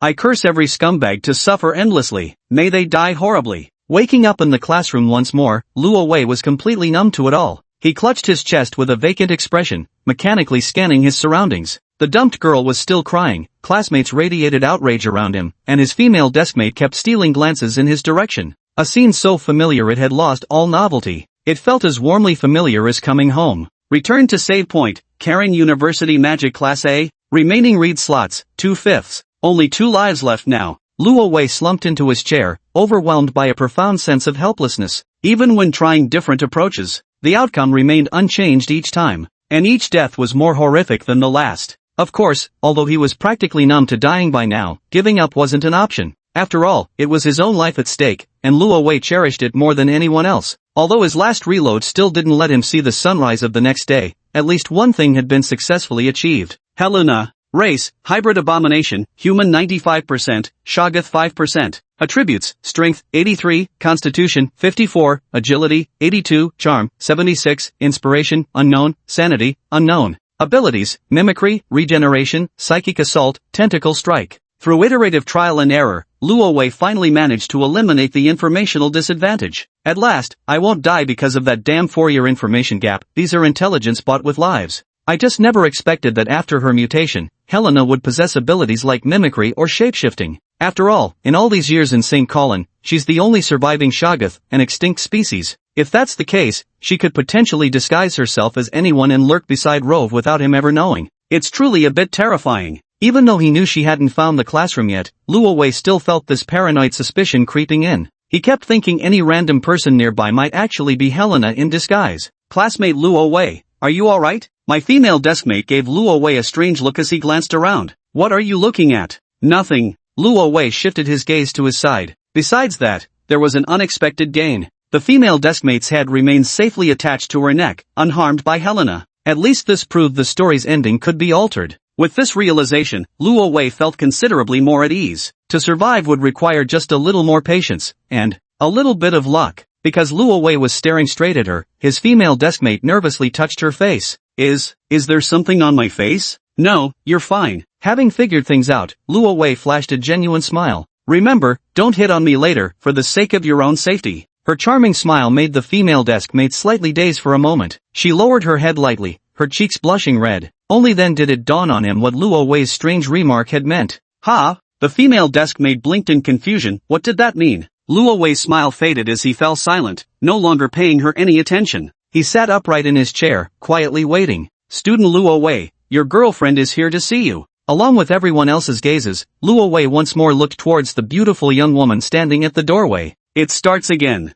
Excuse me, is my brother here? Lowell smiled gently and waved his hand. Helena, I'm right here. Brother, I finally found you. Helena lifted her white dress and excitedly jogged toward Ro. Ro's smile was flawless as he opened his arms to Helena. Under the sunlight, the beautiful young man and maiden embraced tightly, the sunset casting a golden glow upon them. A warm and beautiful scene unfolded. Whispers of envy and jealousy spread among the classmates, yet none of them had any inkling of the hidden danger beneath this picturesque moment. Brother, let's go home quickly. Helena has been waiting for you for so long. In Rove's embrace, Helena shyly lifted her head. Rove gave a slight nod. All right. Even as countless schemes churned in his mind, Rove's flawless smile betrayed nothing. After all, the stakes of this performance were life itself. A moment later, a male classmate called out to him. Roy, the teacher wants to see you. She told you to go to her office after school. Roy suddenly furrowed his brow. If we disregard Helena's influence, what would be the normal course of action here? Most likely, I'd go to the office.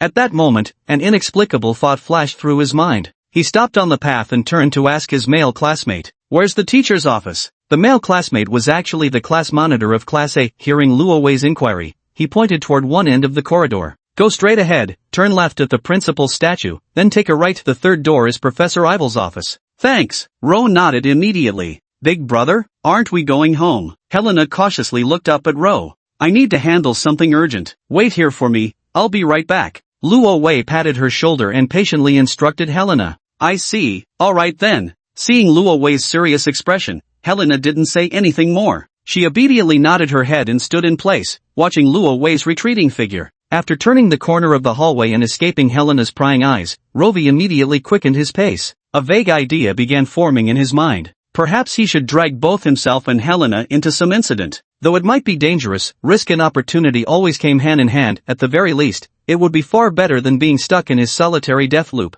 It's still unclear how much Helena is connected to the ghost of Carlin University, but since it's a campus disappearance case, it'll inevitably draw the authorities' attention. The bigger the uproar, the better. What's more important is that following the main storyline is the only way to get the rewards. Though thinking about those rewards now feels a bit premature. With his mind racing, Luo Wei finally arrived before the door of the third office. Ivy, Academy Professor. The plaque bore such a title, with dense lines of small characters inscribed below. Introduction to Fundamental Arcana, Processes of Magical Engineering, Senior Lecturer in Divination and Occultism, Faculty Professor, Acting Mentor of Magic A Class. This teacher had numerous titles. Rove swept his gaze briefly over them, conjuring in his mind the image of a middle-aged woman with eyes brimming with wisdom. He took a deep breath and gently knocked on the office door. Come in. Soon, the teacher's voice echoed from inside the office. But to Luo Wei's surprise, the voice sounded remarkably young. Chapter 10. Teacher, I love learning. After receiving permission, Luo Wei pushed the door open and entered. The atmosphere in the office was somewhat different from what he had imagined. The curtains were half drawn, casting dim light across the room.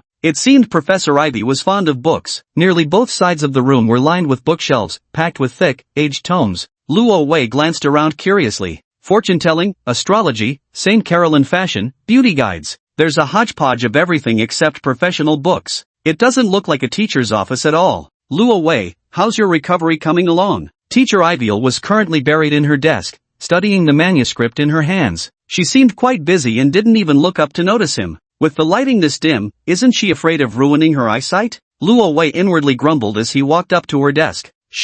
Probably recovered by now. He wasn't lying. He didn't even know what illness he'd had. It came inexplicably and left just as mysteriously. The system still hasn't given him any explanation, and he even had to learn about this matter from someone else's mouth. Your own body, and you don't even know about it yourself? Ideal raised her head in surprise, then fixed her gaze on Luo Wei's face. While she was observing Luo Wei, he was observing her too. When he heard her voice from outside the door just now, Luo Wei was surprised by how young its owner sounded. but seeing Teacher Yvel up close, he still felt she looked excessively young. This teacher with many titles appeared to be only around 27 or 28. Were it not for her mature and professional attire, she could easily be mistaken for a recent graduate. Moreover, Teacher Yvel wasn't just young, she was exceptionally beautiful as well. She had brown, slightly wavy long hair and deep emerald green eyes. Her facial features were delicate, with fair skin and a graceful figure. Do random NPCs in the game all have such high looks now? She's practically on par with the heroines you had to pursue during the first playthrough.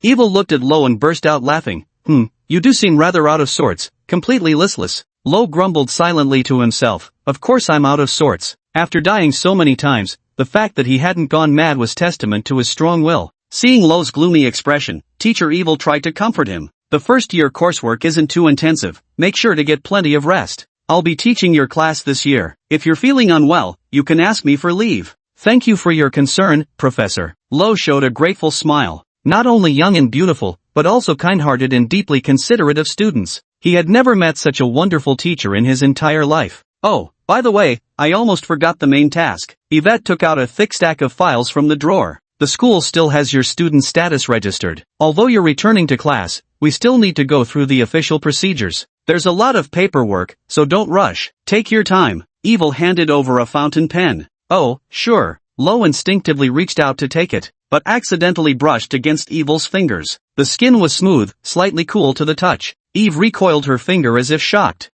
Sorry about that. Luo Wei apologized to her with a smile. It's nothing. It was just a minor incident. But unexpectedly, Eve, Affinity, 32. Luo Wei frowned at the interface before him, never expecting to accidentally trigger the game's affection system moments ago. From the start until now, only Helena had activated the affection system. Now, Professor Iviel before him became the second. Not exactly surprising, though. In the game, all named characters actually have affection level indicators. High affection levels can provide some assistance in completing missions. When a character's affection reaches 50 or the maximum 100, there are certain rewards. However, compared to the game's designated alien heroines, these rewards seem rather insignificant. Because completing character containment yields enormous rewards and unlocks the next chapter. In comparison, the favor rewards from regular characters were more like mosquito legs, something he'd never paid much attention to before. But now it was different. Luo Wei truly needed these things. Who told him to dump all his points into charisma for that cheesy speedrun in his first playthrough? His constitution was only slightly better than an ordinary person's.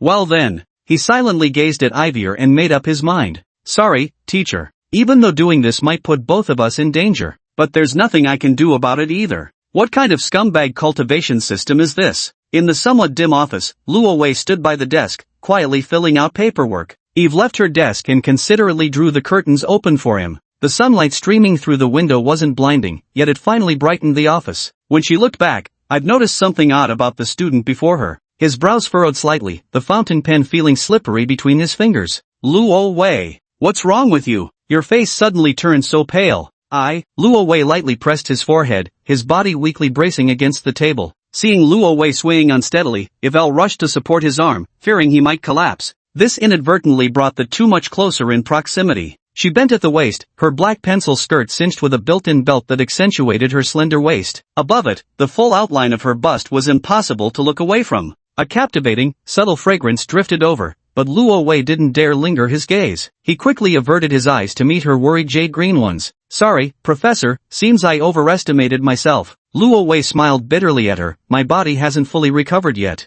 Sit down and rest quickly. Evelyn hurriedly helped Ro into her office chair. I have some medicine here, let me get it for you. She turned around. By the way, what exactly is your condition now? I don't even know what my condition is. Probably just my acting genes kicking in. Mocking himself internally, Luo Wei kept up the act, weakly shaking his head. Sometimes I just can't focus. The doctors couldn't find anything wrong. Don't bother getting me medicine, it won't help. Professor, please don't worry about me. I'll be fine after resting a while. You child. Evelyn sighed helplessly as she walked over, handing Lo a cup of warm water. If you're not feeling well, you shouldn't push yourself like this. No. Lo shook his head again, then looked at her with utmost seriousness in his eyes. Teacher, I truly love learning. I've always yearned for the ocean of knowledge, and studying is my greatest joy. God knows how he managed to keep a straight face. Luo Wei nearly laughed at his own lie. But Teacher Iviel actually believed him, giving him a slightly reproachful look. You silly child, your health is far more important than studies. She gently stroked Luo Wei's cheek before pressing the back of her hand against his forehead.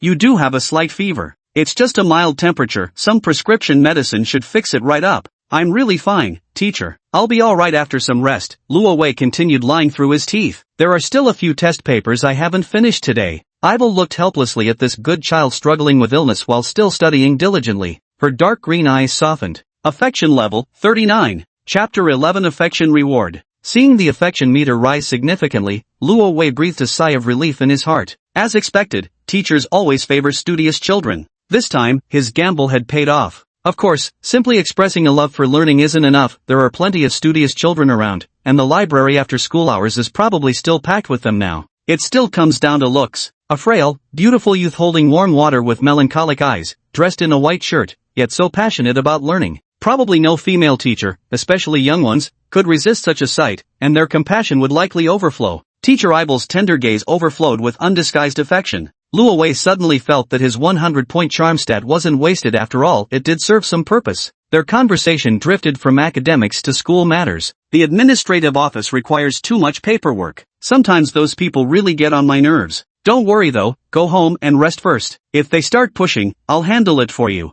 Evil seemed to dislike the higher-ups at the school quite a bit, complaining about many things. Luo Wei listened with an amused smile all while keeping an eye on the affection meter's progress. Affection, 40. Still not quite there yet. Seems I need to ramp it up. How are you feeling now? Still unwell? Asked Ivier. Luo Wei nodded slightly. Thank you, Professor Ivier. I'm already feeling much better. That's good. Luo Wei gazed intently at Yvel, his eyes filled with gratitude, admiration, and perhaps other emotions too. Then, he broke into a bright smile. It's fortunate that it's you, Teacher Yvel, leading my class. Otherwise, I wouldn't know what to do about many things. I really like Teacher Yvel. The sunlight in the office was very gentle. Gazing at the young man's smiling face before her, Ivel's eyes grew slightly dazed. It was an exceedingly rare smile. When he directed it at her, it was as though all the afternoon sunlight had gathered upon his features. Luo Wei faintly heard the sound of a young woman's rapid breaths. After a moment, realizing she was acting somewhat unbecoming in front of her student, Yvel quickly averted her gaze. Ha, of course the teacher is the best. She cracked a joke. You rascal, trying to butter me up, are you? No way. I'm very strict. When it's time to fail you, I won't hold back at all. Luo Wei dramatically wailed. No way, after skipping classes for 4 years, I'd become the bottom of the class now. Teacher, you don't know how hard I've been studying late into the night every day, just to catch up and stand on the same starting line as everyone else. Cut the nonsense. Yvel rolled her eyes at him in exasperation. I've seen your records. You were already excelling in your studies 4 years ago, there's no way you can't catch up with our current progress. Luo Wei chuckled. His playful banter lightened the mood considerably. Ivel, who had been feeling somewhat awkward, finally managed to face the young man before her properly again. She gathered up the materials Luo Wei had prepared. No need for thanks, this is what a teacher ought to do. Teachers love diligent children like you the most. Your hard work makes me very pleased. If there's nothing else, you may go now. I won't interfere with your rest. It seemed like she was politely showing him the door, urging him to leave. Yet she kept chatting with him for a long while, not at all like someone who wanted him gone immediately. Luo Wei felt a warmth he hadn't known in a long time. The agony of having his chest pierced, the endless cycle of death and revival, Helena who had driven him to the brink of despair. It felt like everything had happened ages ago. His nerves, wound tight for so long, finally relaxed. Luo Wei looked at Yver with gratitude, this time with the most genuine smile. Yver. Affection, 54. Character affection has reached 50 plus, system rewards have been granted. Please collect. Suppressing his excitement, Luo Wei waved goodbye to the teacher. As he reached the door, he suddenly seemed to remember something and stopped in his tracks. Oh yes, Professor Yule, there's one more thing. What is it? Yule looked at him. Ro glanced around the bookshelves and asked the question he'd long wanted to voice. Teach, can you use magic? Magic? Ivy asked in confusion. Why do you ask that? Well, Luo Wei casually came up with an excuse. I've always been very curious about magic, but unfortunately, I don't have the talent for it. That's why I could only enroll in our magic engineering program. Magic and Magitech may differ by just one character, but they're entirely separate concepts. Graduates from his major were nothing but pure corporate drones, mere cogs in the grand machinery of the Magitech industrial complex. Yet if he could befriend a true practitioner of magic, his current predicament might not seem so dire. If only. Evil shook her head directly. The teacher doesn't know magic. I see. Watching Rove's expression, Evelyn unexpectedly adopted an unusually stern tone. Magic is no beautiful thing, it brings madness and destruction. Just to touch it is misfortune. She warned him, "Don't think the teacher is exaggerating, Rovi. Listen to your teacher, don't attempt to dabble in magic." "Alright, teacher." Though still unsure whether she could use magic, since she had said so, Lo had no choice but to drop the matter. With a hint of disappointment, he gently closed the office door behind him. Even though he hadn't uncovered anything about magic, his visit to the office had already yielded plenty. Luo Wei hurriedly checked the rewards. "You have received a skill exchange voucher. Please select one skill from the random skill pool. 1. Skill, firearms shooting, beginner. 2. Skill, sudden inspiration, proficient. 3. Skill, negotiation/pacification, master." The rewards on the panel surprised Luo Wei. He hadn't expected the current favorability rewards to offer something this useful. Had the damn system finally grown a conscience? All three choices before him were equally tempting for Luo Wei. Firearms shooting, beginner, acquire firearm knowledge and reach amateur level shooting skills. Requires strength and stamina above 30 points. Inspiration surge, proficient, temporarily boost inspiration value and significantly enhance perception of mysterious phenomena. Requires inspiration above 50 points. Negotiation/pacification, master, gains psychological insight to soothe emotions and lower target's guard. Each activation suppresses 20 points of corruption, cooldown, 24H. Requires charm above 80 points. Luo Wei gave it a brief glance. While the first two could enhance his survival and investigation abilities, but first, amateur-level archery is rather useless. It's not like he hadn't been to a shooting range before. And, inspiration surge, could not be exchanged by himself at all. Luo Wei. Race, human. Attributes, strength, 32, constitution, 25, agility, 38, charm, 100, inspiration, 49, sanity, 45. So the best choice would still be the last skill, negotiation/pacification. This skill is at a master level, and its description alone speaks volumes about its prowess. It can be activated without the target's awareness, and its effects of calming emotions and reducing contamination happen to be perfect for use on Helena. This is so much better than basic suppressants. Without almost any hesitation, Luo Wei directly chose the third skill, negotiation/pacification, master. Redeemed. After exchanging his rewards, Luo Wei found himself in inexplicably high spirits. Whether it was his conversation with Professor Iviel or the affection rewards, this trip had truly been bountiful. It seemed his choice to visit the office had indeed been correct. However, when he spotted Helena's figure again on his way back, Luo Wei's good mood instantly evaporated. "Big brother." She stood in the middle of the corridor, casting a probing glance toward that office. "Why did you take so long?" Chapter 12, Conquest begins. Looking at Helena in front of him, Luo Wei showed a gentle smile. "Didn't I ask you to wait for me in the classroom? Why did you come here?" Everyone in the classroom. Helena lowered her head, was too enthusiastic. Helena doesn't like it. Helena wants to be with brother. Luo Wei ruffled her hair. "That's because you're too adorable, very popular with everyone." Helena hesitantly raised her head. "Has brother finished his work?" "It's done." "Oh." Her sapphire blue eyes brimmed with curiosity. "That teacher Ravel, is she very beautiful?" Luo Wei's heart tightened. What worried him most was involving that Ms. Ibel whom he held in such high regard. Yet his face betrayed nothing. "Why do you ask? Who told you that?" "Well," Helena heard it from her brother's classmates. "They all say Ms. Ibel is very beautiful, though somewhat strict." Hearing Helena's words, Lowell froze for a moment. Harsh? He recalled the experience he just had in the office. No matter how you looked at it, Professor Iviel didn't seem the least bit connected to the word harsh. Though puzzled, Luo Wei chose not to voice his doubts and instead replied smoothly.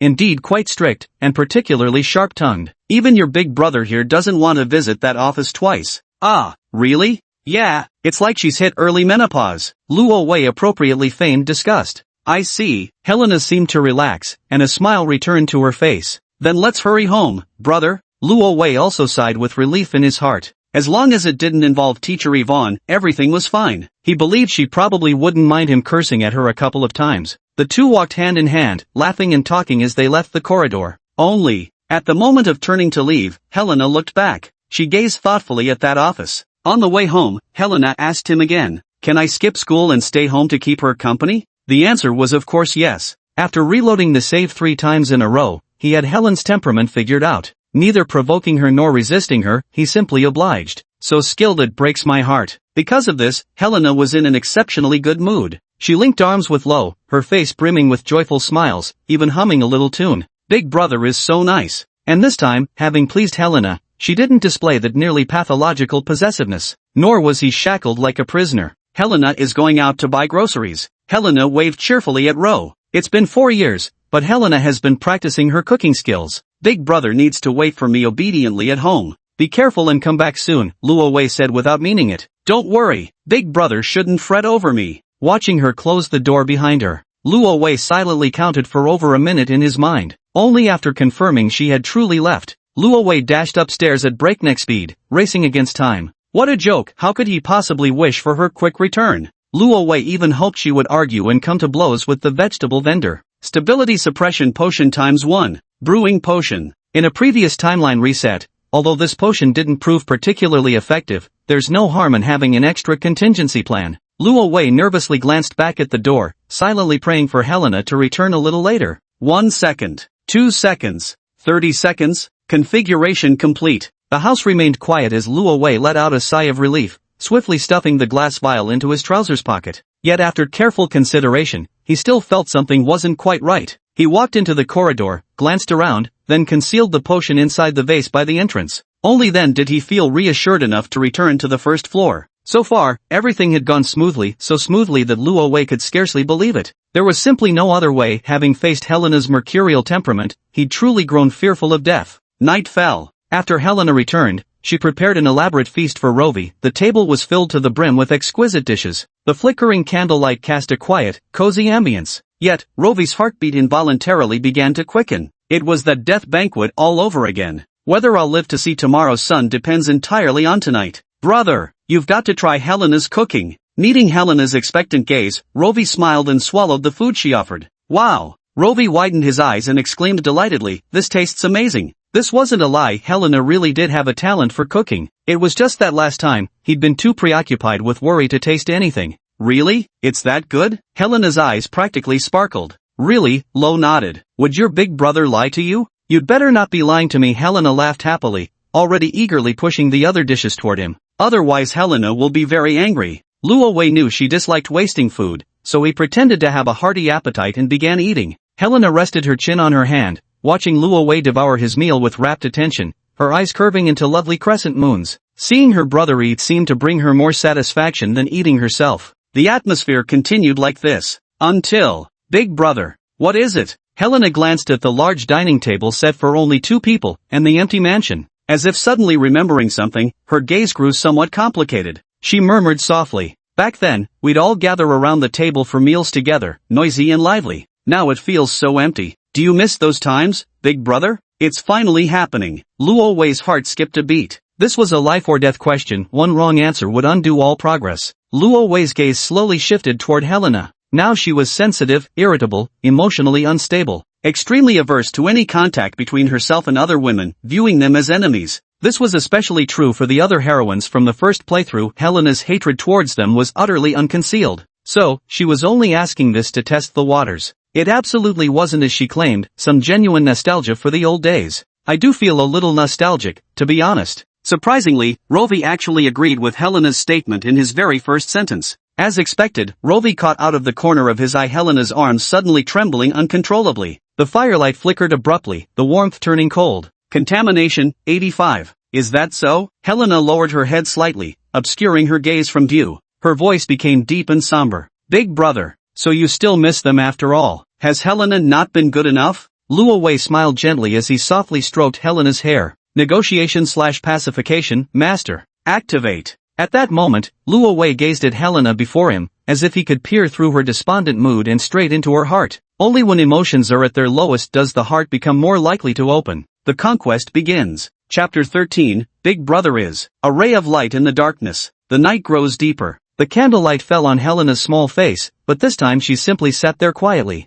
Luo Wei felt surprised in his heart. In the past, the slightest expression of such thoughts would have enraged Helena, making her flare up instantly. Then he would have 2 extra bloody holes in his chest, sending him straight to game over. Yet this time, under the effect of negotiation/soothing, Helena's mood remained remarkably stable, actually listening to his explanation. Simply miraculous. At this thought, Luo Wei's anxious heart finally settled down. He looked at Helena and said with a smile, who wouldn't like some liveliness? Even your big brother here gets lonely when he's alone. Lonely? Helena murmured softly. For her, loneliness was actually an old acquaintance. Before meeting her brother, she had always been alone, hiding from place to place. No one would care about a monster like her. Everyone was afraid of her. Do you remember when we first met? Ro asked. Helena nodded. You were curled up in that alley, with crows and stray dogs prowling around, and you said, "I'm so hungry." Recalling past events, Helena's eyes shimmered with emotion. Big brother still remembers what happened that day?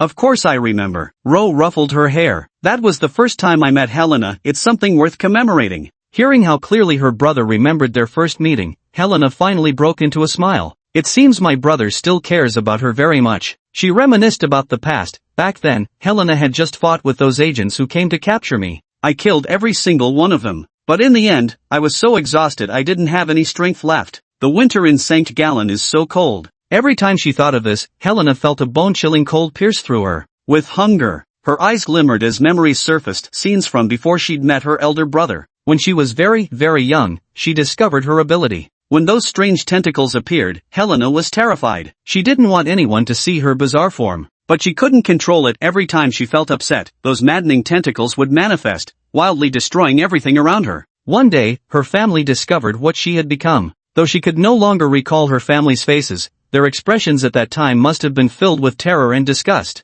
Helena remembered it vividly. Monster. It's a monster. She was abandoned as a monster. The word monster was deeply branded into her heart. She hated monsters because she hated her own appearance. That was the first time she found herself wandering the streets. Fortunately, the church's orphanage took her in. The nuns at the church were all very kind. She loved it there because she no longer had to fight with stray dogs for food. Back then, Helena worked extremely hard. She believed that by devoutly dedicating herself to God and studying knowledge she couldn't even comprehend, she could stay at the orphanage and become a nun. She would never have to worry about food again. For this goal, she worked tirelessly. And every day was filled with trepidation, fearing that her abilities might be exposed. Yet she still failed. Helena vaguely remembered that one day, the sister had given her a dirty, slightly torn stuffed toy. "This is for you. All girls like fluffy toys, right?" It was a very large bear, soft and warm when hugged. Helena was very happy. This was the first time she had ever known the concept of a doll. Do all the girls in St. Gallen hold such dolls too?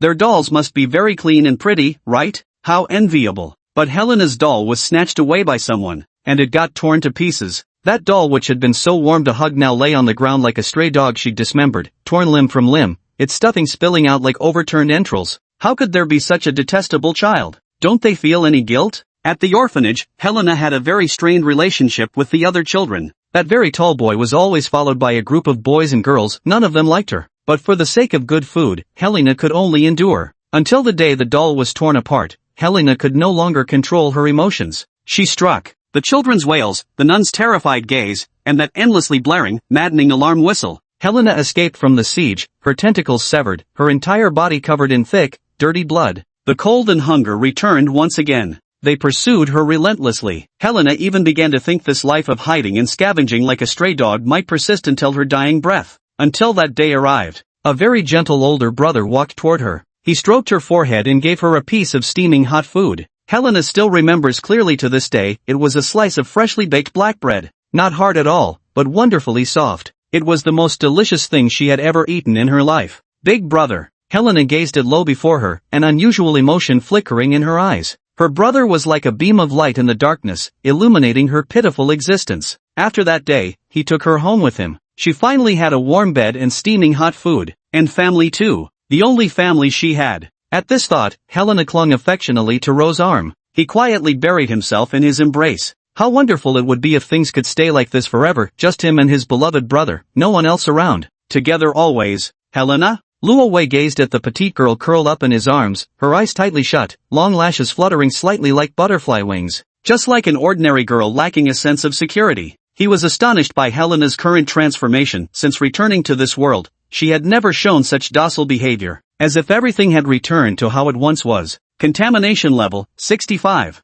Seeing the prompt on the panel, Luo Wei suppressed the excitement in his heart. Soothe/negotiate. This is practically a charm spell. Of course, he understood exactly where the shift had occurred. Deliberately or not, making Helena recall the past just now was entirely his doing. I never expected to unintentionally break through her defenses. This was a good sign. Lo gently stroked Helena's soft hair, but the look in his eyes grew increasingly profound. Someone who'd died so many times, how could he possibly offer genuine sincerity? He only believed in himself, only in containment. Pacification/negotiation has a 24-hour cooldown. Just wait until this time tomorrow to release it again. Brother, what are you laughing at? Helena slightly opened her eyes, her lake-like gaze looking at Lo in confusion. I'm smiling. Luo Wei gently tapped her nose. Little sleepyhead, if you're tired, go back to bed. Why are you clinging to your brother like this? He picked up Helena gently in a princess carry. Off to bed with you. I'll clean up the dining room. Helena beamed with a radiant smile, her eyes curving into crescent moons. Big brother is so kind. She tightly wrapped her arms around Ro's neck,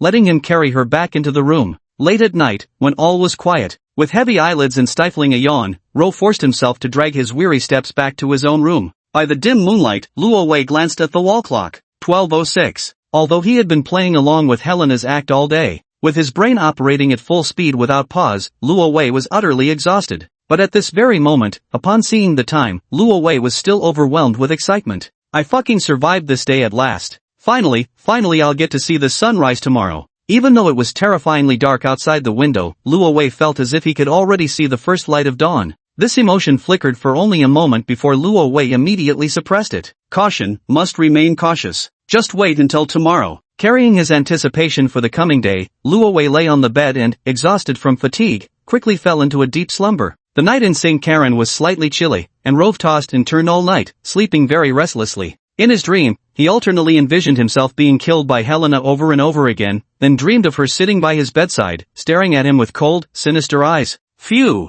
Rove suddenly jolted awake from the nightmare, drenched in sweat as if hauled out of water. Daytime thoughts become nighttime dreams. Staring into the pitch-black room where not even a hand was visible, Rove let out a helpless chuckle. Helena had succumbed to her own obsessive madness. As Lo slowly closed his eyes, preparing to drift back to sleep, an eerie sensation suddenly overcame him. It felt as though something in the darkness was watching him. It sent chills down his spine. Luo Wei lifted his head, squinting as he struggled to adjust to the darkness of the room. Then suddenly, he realized there was someone else in his room. Luo Wei's eyes snapped wide open in fright. He saw in the pitch-black room a pair of eerie blue eyes, staring unblinkingly and fixedly at him. The horror intensified exponentially. You, Helena? Terrified, he hastily turned on the gas lamp in the room. Warm light suddenly flooded the room as he saw Helena sitting motionless in the chair before his desk like a statue, staring fixedly at him. Did brother not sleep well? Why does brother look so terrified upon seeing Helena? Could it be, brother is afraid of me? She smiled an unsettling, unnatural smile. Chapter 14, Want to Sleep with Brother. The atmosphere in the room felt chilly. Whether it was the coldness of the night air or because Lo sensed impending danger, he couldn't tell. He quickly composed his startled expression and smiled at Helena. Why are you still awake so late? And what are you doing in your brother's room? He forced composure as he walked forward, gently touching Helena's forehead. Couldn't sleep due to insomnia? Is something troubling you? He said while massaging his temples and preparing to leave the room. How about I get you a cup of hot water, big brother? But unexpectedly, Helena's figure vanished in a flash, only to swiftly block his path again. Helena curled her lips slightly. Big brother always likes changing the subject, doesn't he? Luo Wei feigned a look of confusion. Helena narrowed her eyes, observing Luo Wei with slight scrutiny. Someone once said a person's first reaction never lies. Big brother showed an absolutely terrified expression when he saw Helena. Is big brother afraid of Helena? If big brother is so afraid of Helena, then that must mean. She whispered softly, brother, was your behavior in front of Helena all just an act? Were you deceiving Helena?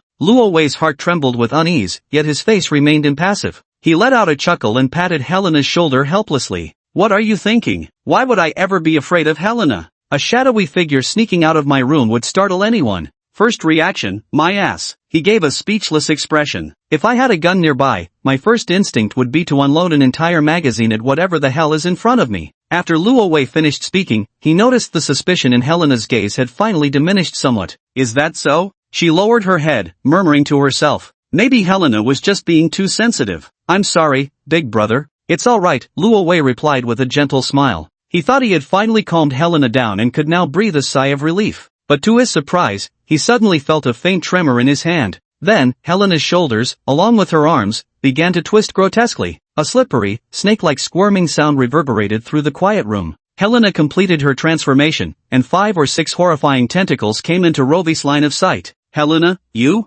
Luo Wei instantly felt 2 eerie tentacles pressing against his body. Slithering past his pajamas, they crept beneath his clothing. When the squirming, slippery tentacles made contact with his skin, Luo Wei broke out in goosebumps all over. Helena, what are you trying to do? Don't scare your older brother like that. Luo Wei smiled bitterly as he looked at Helena before him. Yet Helena didn't have her usual murderous gaze. She simply stared silently at Luo Wei, allowing her hands to firmly entwine around his body. Limbs, waist, vulnerable neck. It felt as though they were trying to envelop Luo Wei entirely. "Big brother, does this version of me scare you?" she asked softly. Luo Wei felt completely immobilized, especially by the hand coiled around his neck, which made speaking an immense struggle. "Of course I'm not scared, this is Helena's true form. How could I possibly be afraid of you?" Helena gave her sweet smile again. "Then big brother, do you like how I look?" Of course. Luo Wei's thoughts raced. If this was during the time when soothing/negotiation was still in effect, he would have answered truthfully without hesitation. Just say you don't like it, then order her to let go of your hand,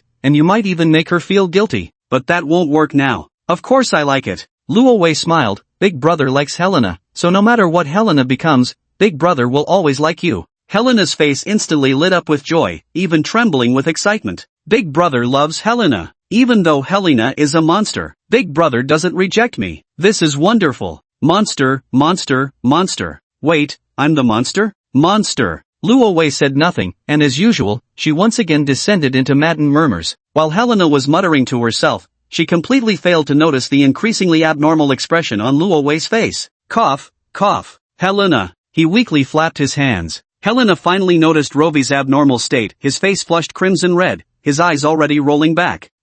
I'm sorry, brother. Helena immediately loosened her grip, and Rovi's body fell limp to the ground. Then her hand gently caught him again. My apologies, brother. Recently, Helena keeps doing this. She smiled with a hint of guilt. Sometimes Helena just can't control her emotions. I'm sorry, it's just that Helena loves brother too much. As she gazed at Rose's face turning pale again, an odd glint suddenly surfaced in Helena's eyes. Such a wonderful brother. Sometimes she just couldn't resist destroying him, even feeling a terrifying impulse toward mutual destruction that frightened even herself. Perhaps it was because of her inferiority complex. Helena was terrified, afraid that her brother would be taken away by those women again, afraid of losing him. So sometimes she even thought perhaps only that one method could keep her and her brother together forever. Helena lowered her head slightly, struggling to control her emotions, hiding the turmoil in her eyes. Big brother loves Helena. Big brother doesn't despise what she's become now. My brother wasn't lying to me, so Helena wouldn't do something like that. On the other side, Luo Wei opened the window and took deep breaths of fresh air. He went out to pour himself another glass of water, finally regaining his composure. How terrifying. He knew it, Helena hadn't changed one bit. The well-behaved, ordinary girl at dinner wasn't the real her at all. Luo Wei, who had clung to one last shred of hope, now felt utterly shattered. That's right, what I did was correct. Absolutely must not like her. Has big brother gotten any better? Eyes as clear as lake water gazed at Rovi with concern. Helena sat on Rose's bed, as serene and docile as ever. That is, if one didn't look up to see those menacing, clawing, hands. An angelic face paired with those distorted hands created a deeply unsettling sensation. It's getting better, big brother's alright. Rovi straightened his sleeping robe and gave an exaggerated yawn, feigning exhaustion. It's getting late. Big brother needs to sleep now. Helena, you should head back too. He walked to the bed and urged Helena to leave. Yet unexpectedly, Helena showed no intention of leaving at all. Helena can't sleep. Helena wants to sleep with big brother. Huh? What? Luo Wei froze momentarily, looking at Helena in confusion. Helena blinked her pitifully large blue eyes, wearing a pleading expression. Does big brother want to refuse? Only then did Luo Wei realize she was serious. Helpless, he leaned back against the soft pillow and lightly patted the empty space beside him. How would I dare refuse? This is the truth, he fears death. Yay! Helena instantly became elated, like a mischievous child, bouncing onto the soft bed in one leap. Instead of sleeping in the empty spot Ro had indicated, she wrapped her arms around his waist, rested her head on his chest, and blissfully closed her eyes. Gazing at Helena's peaceful sleeping face, Luo Wei reluctantly turned off the light. The room plunged into darkness once more. Yet Luo Wei couldn't fall asleep at all now, though he knew Helena had lowered her guard and wouldn't recklessly seek mutual destruction with him anymore. And her small body was pleasantly warm, incredibly comforting to hold. But she wrapped her arms around her own waist, using 6 hands to wrap around herself. Who the hell could sleep peacefully while being cuddled by multiple hands? Luo Wei closed his eyes, feeling utterly defeated and speechless. Chapter 15. If everything goes as planned, then something's bound to go wrong. Early the next morning, Luo Wei opened his eyes with 2 massive dark circles beneath them. The space beside him was empty. Helena had disappeared somewhere. He yawned drowsily. Last night's sleep had been indescribable. Snuggling with the very same tentacle that had once killed him, to say he wasn't nervous would be a lie. The entire night had been nothing short of agonizing. Moreover, Helena was a restless sleeper. Those tentacles kept squirming against him, sometimes even sprouting barbs or rigid scales in response to her shifting dream emotions. Ro sighed helplessly as he rubbed the reddened marks left across his body. Grumbling in his heart, he opened the door and went to the bathroom to wash up. After washing up, Luo Wei suddenly smelled a tantalizing aroma wafting through the mansion. Perhaps due to staying up all night, his stomach growled loudly with hunger. Following the fragrance, he arrived at the dining room. Has Big Brother woken up yet? Helena, wearing an apron, peeked her head out from behind the kitchen door as a clattering noise echoed from within. Awake! Are you making breakfast? Luo Wei stared curiously. How could making breakfast create such a commotion? After rounding the long dining table and stepping into the kitchen, he finally understood. There, Helena was wielding a frying pan with one tentacle, cracking eggs with another, while two more tentacles busily chopped sausages on the cutting board. And that wasn't all. Luo Wei noticed her remaining two tentacles fiddling with the toaster in the corner of the kitchen. With a ding sound, the slightly charred, steaming bread slices popped out. Watching Helena deftly and methodically prepare breakfast with her 6 hands working in unison, Rowie suddenly felt that those tentacles weren't so terrifying after all. Who would have thought that the same eerie tentacles that had pierced right through me just a few days ago were now sprinkling seasoning on a sandwich? The whole atmosphere took a strange turn. Ding ding ding, Helena playfully winked, placing an exquisitely crafted and beautiful heart-shaped breakfast on Ro's dining table. Luo Wei looked at Helena, who was full of anticipation, picked up his fork, and took a bite of the fried egg. A rich, full flavor filled his mouth. The yolk was fried just right, neither burnt nor too runny. Helena had also spread some ketchup on it and added a touch of black pepper. Luo Wei gave her a thumbs up without saying a word, then devoured the entire fried egg in one go. Without pausing, he picked up the sandwich stuffed with bacon and vegetables and eagerly took a big bite, wolfing it down. The morning sunlight was just right, casting a warm glow through the window onto both their faces. Helena sat beside Rove, resting her chin in her hands as she quietly watched her brother eat. There couldn't be a more perfect morning. Even such an ordinary, mundane day felt blissful to Helena as long as her brother was with her. I hope every day will be like this from now on. Helena's gaze at Ro grew somewhat distant and unfocused. I'm full. After finishing everything on his plate, Ro gulped down the milk in big, noisy swallows. Finally, he let out a satisfied burp and turned to look at Helena. Why are you spacing out? Aren't you hungry? Lo speared a piece of fried egg and brought it to Helena's lips. Open wide. Yeah. The aroma of fried egg snapped Helena back to her senses. She laughed cheerfully, opening her small mouth to bite the fried egg Ro handed her. It's so big. I missed it. Helena only ate a tiny bite before the rest of the omelet fell to the ground. Silly little thing. Luo Wei shot her a mildly reproachful glance. Now you're wasting food. What were you thinking about just now? A tentacle picked up the fallen omelet as Helena grinned with crescent-shaped eyes. I was thinking about something happy, something related to you, big brother. Oh, really? Guess what it is, brother? I guess, maybe it's related to our lunch? What the? Helena pouted helplessly. Brother, why is food all you ever think about? Ahaha, was I wrong? Luo Wei scratched the back of his head. Seeing your dazed expression in this situation, I thought you were pondering one of life's 3 great quandaries, what to eat for lunch. Turns out I was wrong. The girl rolled her eyes dramatically. Although Luo Wei's corny jokes weren't funny, she still couldn't help cracking a smile afterward. The girl smiled like a blossoming flower, tugging at Luo Wei's arm and swaying it playfully. Big brother, keep guessing. I really can't guess. Just try. Guess again. On a sunny and gentle morning, inside a spacious mansion,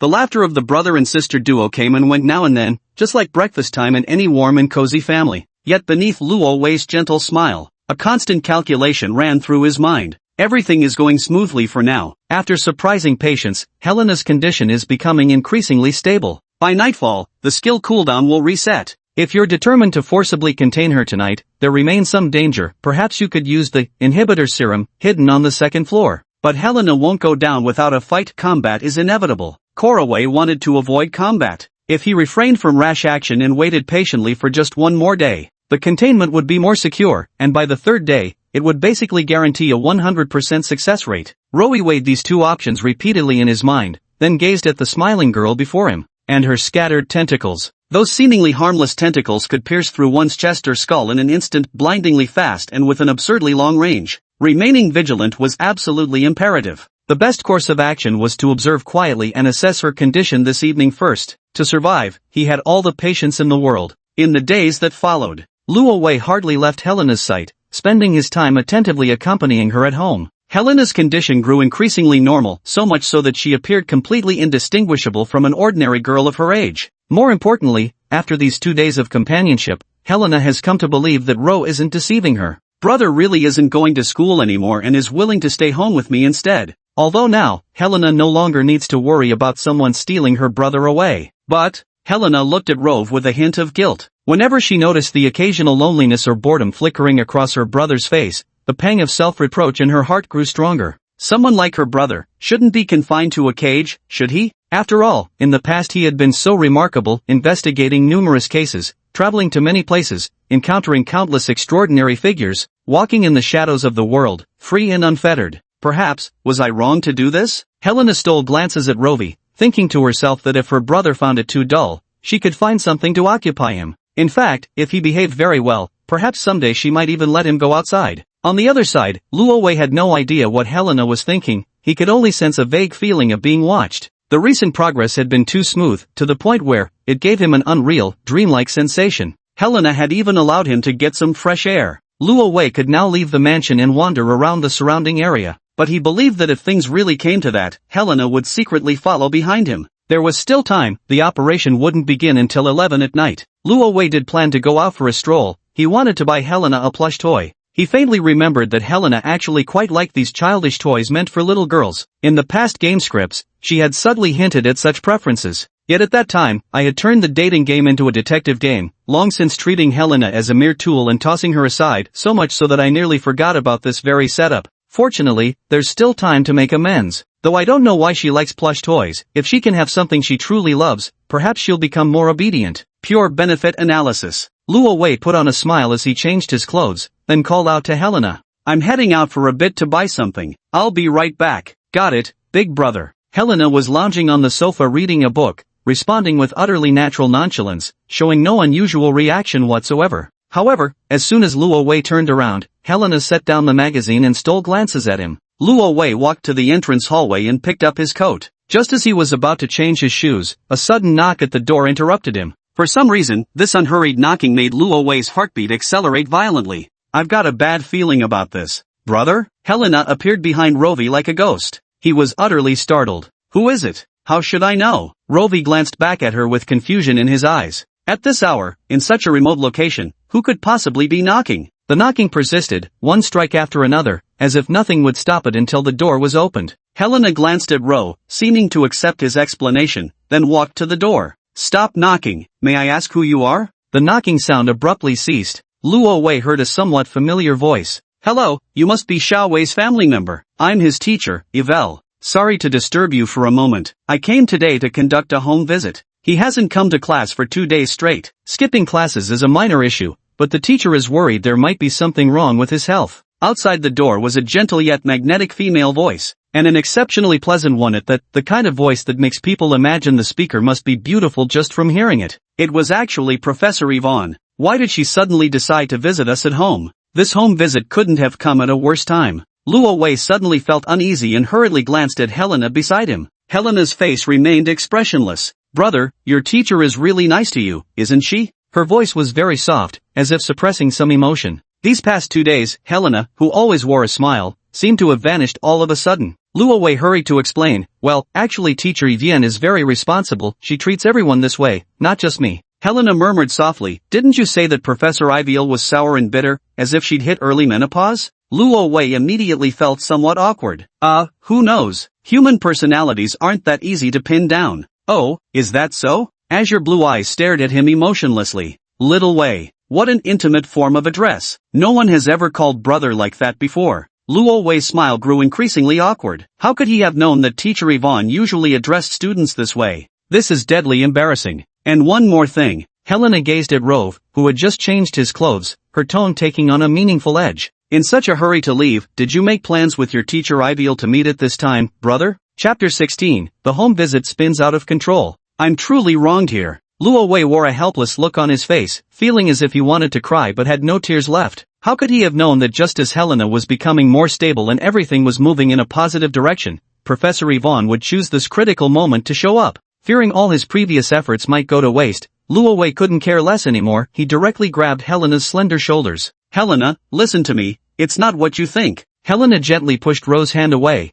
her tentacles already having reverted to their previous state. No need to explain, brother. She gazed deeply at Ro for a moment. Whether it is or isn't, we'll know everything once we invite your teacher, Yvel, inside. She spoke softly, then walked to the door and turned the handle. The door slowly swung open. Standing there was Teacher Iviel, her handbag slung over one arm and a sun hat shading her face, every movement as graceful and proper as ever, directly facing Helena. "Hello there. You must be Rose's younger sister? I've heard about you from some classmates." Teacher Ivy wore a warm smile on her face, and when she spotted Loie behind Helena, she even gave him an affectionate wave. "Little Wei." She carefully examined Loie's face, her gaze tinged with concern. "Are you feeling unwell again? You don't look too good, dear." Loie sighed helplessly at her, thinking to himself, "Well, no wonder my complexion looks terrible. Miss Isabel is so young and beautiful." Helena blinked her eyes, speaking playfully. "When my brother mentioned you, I thought you were already in your 40s or 50s. Isabel frowned slightly, turning a dissatisfied gaze towards Rovi. "Who said I was that old? What exactly did you tell your little sister about me?" She seemed quite upset. After all, no woman likes to be called old, even though Ro never actually said she was in her 40s or 50s. But just as Evier was about to scold Ro, she suddenly noticed him winking and making faces at her, not to mention frantically mouthing words. Evier frowned even deeper. "What's going on? Why does it always feel like Ro is trying hard to say something to me? How strange." "Brother." Helena seemed to have eyes on the back of her head as she turned around, staring at Ro with a forced smile. "Got some secrets you'd like to share with Professor Iviel?" "No," Luo Wei replied with a calm expression. "Oh, is that so?" Helena stared into Luo Wei's eyes as if trying to see through them into the depths of his soul. "If you have something to say to the teacher," her smile turned slightly frosty, "then let's invite the teacher in. The two of you can sit in the living room and have a nice long chat." Like flipping a mask, when she turned away again, Helena had resumed the facade deceptive enough to fool outsiders. "Teacher Yvel, please come in," she said with a polite smile. "Well, I hope I'm not intruding too much." Yvel was welcomed inside by Helena. As the door slowly closed, Lo stole a glance at the still unsuspecting Yvel, sighing deeply in his heart. "I never could have imagined that Professor Yvonne would care about me this much. Even if she tried to run away now, it's already too late. Helena won't let her leave so easily." His heart pounded anxiously, wondering how this seemingly ordinary home visit might spiral into terrifying consequences. "How's little Wei feeling?" "Oh, thank you." Sitting on the sofa, Yviel gently accepted the black tea handed to her by Helena. "My body," Rove shook his head with a sigh, "isn't doing too well. I haven't been able to attend classes these past few days, Professor Yviel." "Is that so?" Yviel turned her gaze back to Helena, somewhat unable to comprehend the situation. "Why don't you have your sister request leave for you from school? Being marked as absent will affect your credits and delay your graduation." "There's really no way around it, teacher," Luo Wei said with a bitter smile, though he was telling the truth. "I genuinely couldn't leave the house these past few days." "Were you that seriously ill?" Iviel frowned. "If that's the case, you might not even be able to keep up with regular studies. The school won't remain understanding forever." "Since that's the case, then I won't go to school anymore." Luo Wei looked at her with utmost seriousness. "What?" Iviel exclaimed in surprise. But didn't you love studying and always longed to attend school?" "Teacher Yvel." Luo Wei gazed at her. "I'm sorry, I was lying to you before.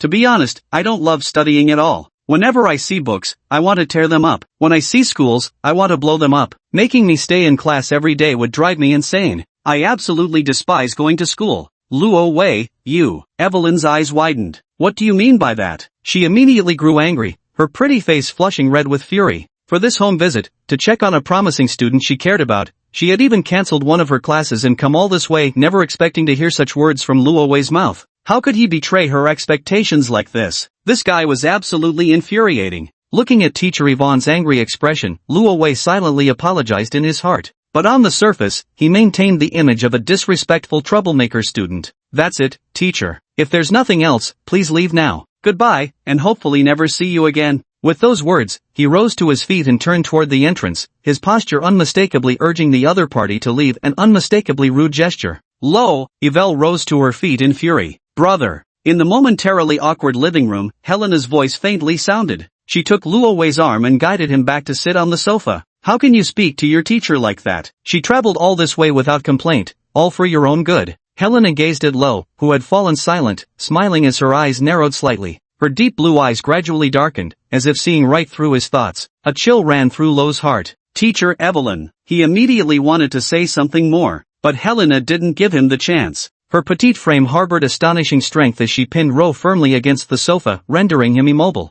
Helena's gaze grew even more dangerous, an icy chill enveloping Ro with ominous intensity. He opened his mouth, then finally let out a helpless sigh. Forget it. At last, he abandoned any thought of attempting a rescue. Helena turned toward Iviel on the other side of the sofa, offering a serene smile. "Professor Iviel, don't be angry. Seeing the teacup was empty, he thoughtfully poured her another cup of black tea. Iviel crossed her arms, no longer in the mood to drink tea at all. Brother isn't usually like this, Helena explained. Perhaps his sudden change in temperament is due to his illness. Please don't mind what he just said, those weren't his true feelings. Is that so? Iviel glanced at Lo. Lo remained silent, his gaze fixed on her. With a self-deprecating smile, Iviel remarked, but the way he looked just now didn't seem deceptive at all, probably a genuine outpouring of emotion. Sigh, she let out a deep sigh. I thought I'd finally found promising talent again. Yvonne's eyes were filled with disappointment. Seems Miss Yvonne really likes Big Brother, Helena murmured. Unaware of the implications in her words, Yvonne merely scoffed. What a waste of my affection, turns out everything you said that day was lies. I must have misjudged you. You two siblings chat. There are still things at school, I won't disturb you further.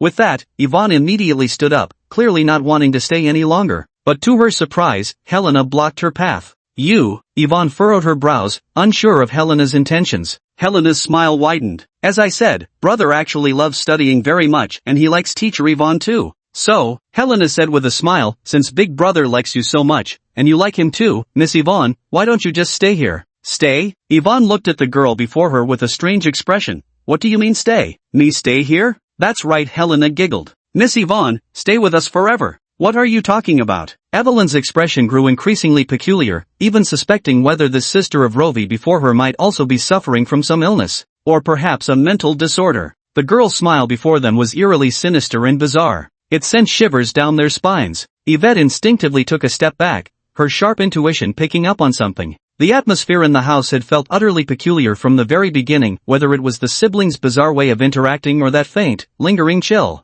Suddenly, belatedly, she realized what Rovi had been desperately trying to communicate to her at the start. It was, run. Iviel wore a horrified expression as she violently shoved aside Helena who stood in her path. She desperately sprinted toward the foyer. However, after taking just a few steps, with a thunderous crash, her entire body collapsed to the floor. Behind her, only Helena's jeering laughter remained. Finally got rid of that wicked woman trying to steal Big Brother away. He. Luowei stared at Teacher Ravel, lying motionless on the ground, unsure whether she was alive or dead. It must have been that cup of black tea earlier. Helena had laced it with poison. Not a single flaw remained to rouse suspicion. From the very beginning, she had planned to murder Professor Ivel. A glacial chill settled in Lo's heart. At this moment, Helena turned around. Her entire body was now trembling uncontrollably, overcome with extreme agitation and excitement. The smile at her lips grew increasingly deranged. Now it's your turn, brother. Her arms transformed into tentacles splayed outward, emitting waves of intense mental corruption.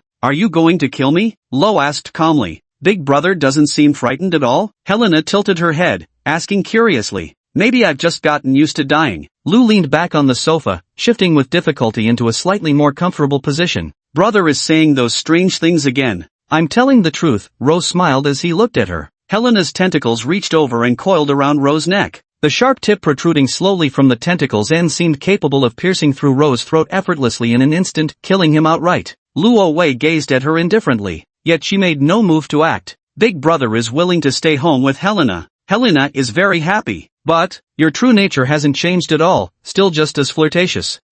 If I take my eyes off you for just a moment, you'll start hitting on other women. That foolish teacher, he. I knew it, she had designs on you. I wasn't wrong after all. You lied to me again, Big Brother. Helena slowly approached Lo on the sofa, her smile growing more inscrutable. Now then, it's time for me to properly reform my dear brother. Brother should take a little nap first. You have suffered severe mental shock. Sanity check. Sanity check failed. Sanity -10. As darkness enveloped his vision, Luowei collapsed unconscious onto the sofa. Chapter 17, Reforming Big Brother Properly. When Luowei woke again, he found his body firmly secured to the chair. His hands and feet were tightly strapped down with leather restraints, and over his clothes he wore a snug straitjacket. Aside from being able to tilt his head slightly, his entire body was rendered nearly immobile.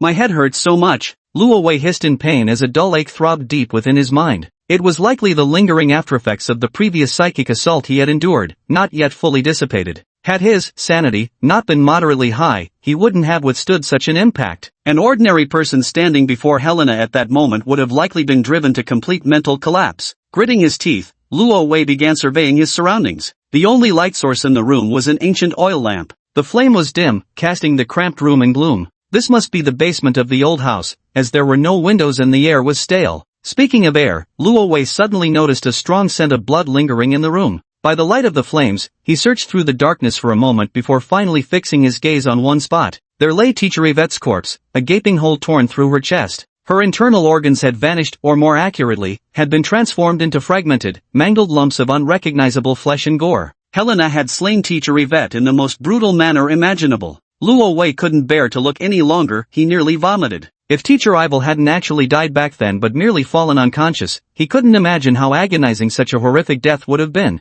A melancholic sense of shared mortality crept into his heart. The fox mourns the hare's death, knowing it might be next. I could be next. Helena's last words still echoed in his ears. You must reform your brother properly. So, how exactly should this reform happen? Luo Wei glanced again at the other side of the room, where a long table held an assortment of jagged knives in various sizes, along with bandages and medications for stopping bleeding. The sight made Luo Wei's scalp crawl with dread. He wants to die. He truly wants to die. After all, death would be a release, and dying would mean starting over. Unfortunately, he can't move a single muscle right now. Truly, there's no escape in death. The restraints are far too tight. Even with all his might, he can't budge them an inch. This restraint chair, specially designed for mental patients, is made of pure metal and proves highly effective for treating humans who've gone mad from backlash. He'd used it on others before. Never did he imagine the day would come when he'd be seated in one himself. Escape was utterly impossible. Seemed his only way out now was to talk his way through. Luo Wei glanced at the system panel. Negotiation/pacification, master, skill on cooldown, CD, 00:35:03.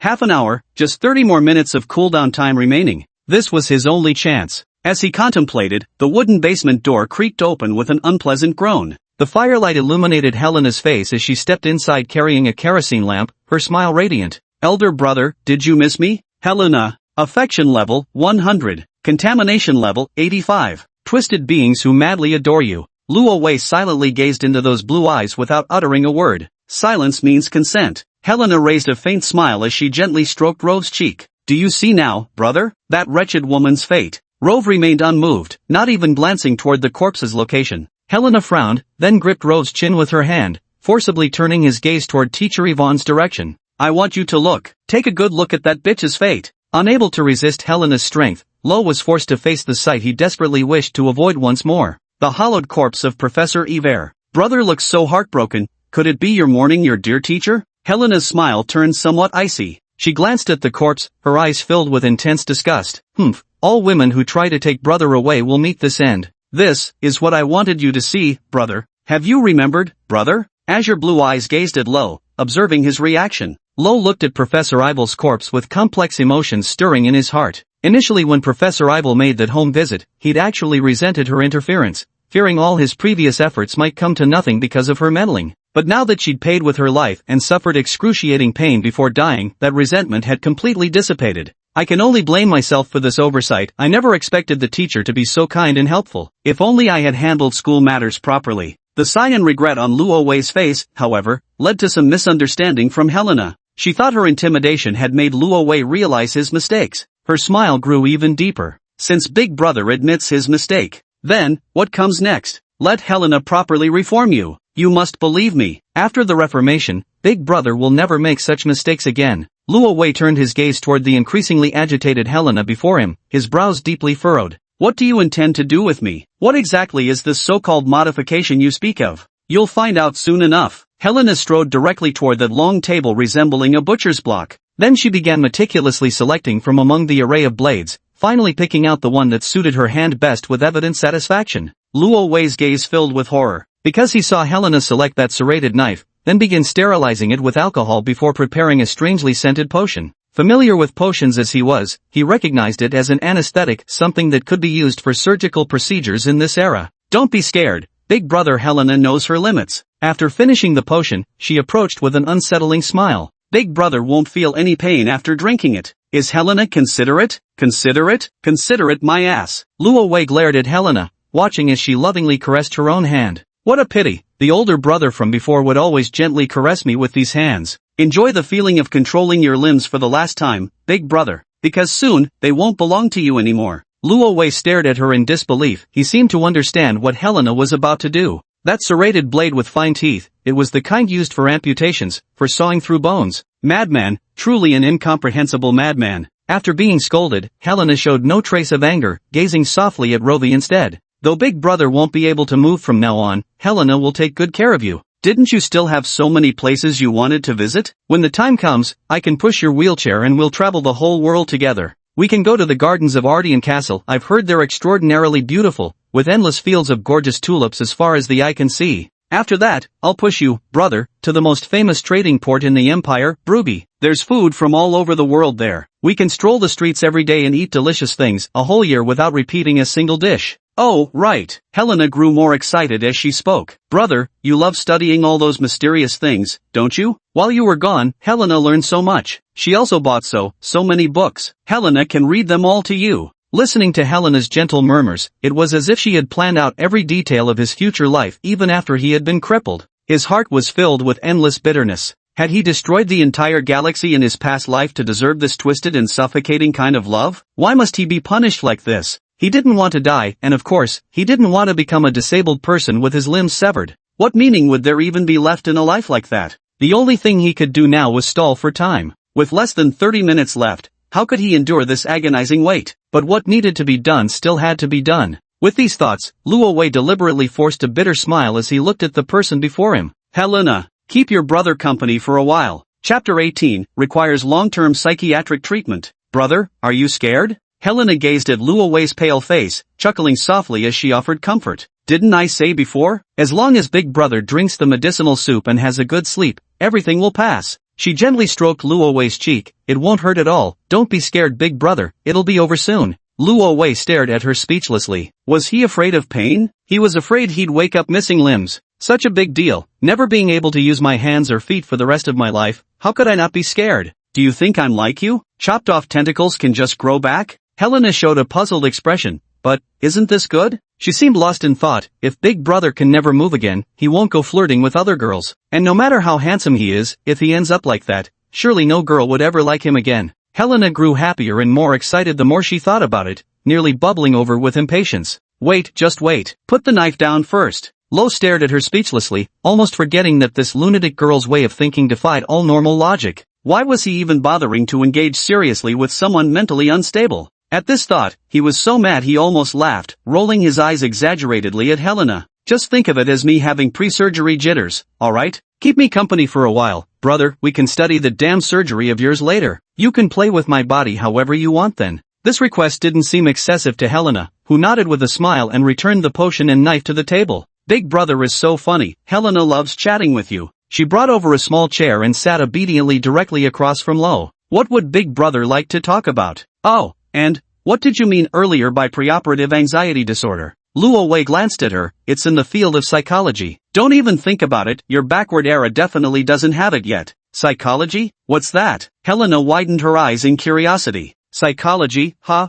Having decided to stall for time, Luo Wei prepared to launch his verbal assault and humor her with some idle chatter. Psychology is a discipline that studies human psychological phenomena and their influence on behavioral activities, encompassing cognition, emotion, thought processes, personality, behavioral habits, and more. It is a profound field of study exploring the human soul. Ah! Hearing Lo deliver such a lengthy, well-structured explanation, Helena stared at him blankly. Big Brother knows so much. Of course. Curiosity piqued, Helena immediately asked, if it's the study of the human soul, then what can you see in my soul, brother? Luo Wei's gaze remained intently fixed on her. Having been stared at for so long, Helena shifted uncomfortably in her seat. Well, brother, can you tell? I can tell. Luo Wei nodded in agreement. Helena blinked, looking at him with a mix of nervousness and anticipation. Sensitive, insecure, bipolar disorder with alternating cycles of mania and depression, exhibiting borderline personality traits. According to the assessment, long-term psychiatric treatment is recommended.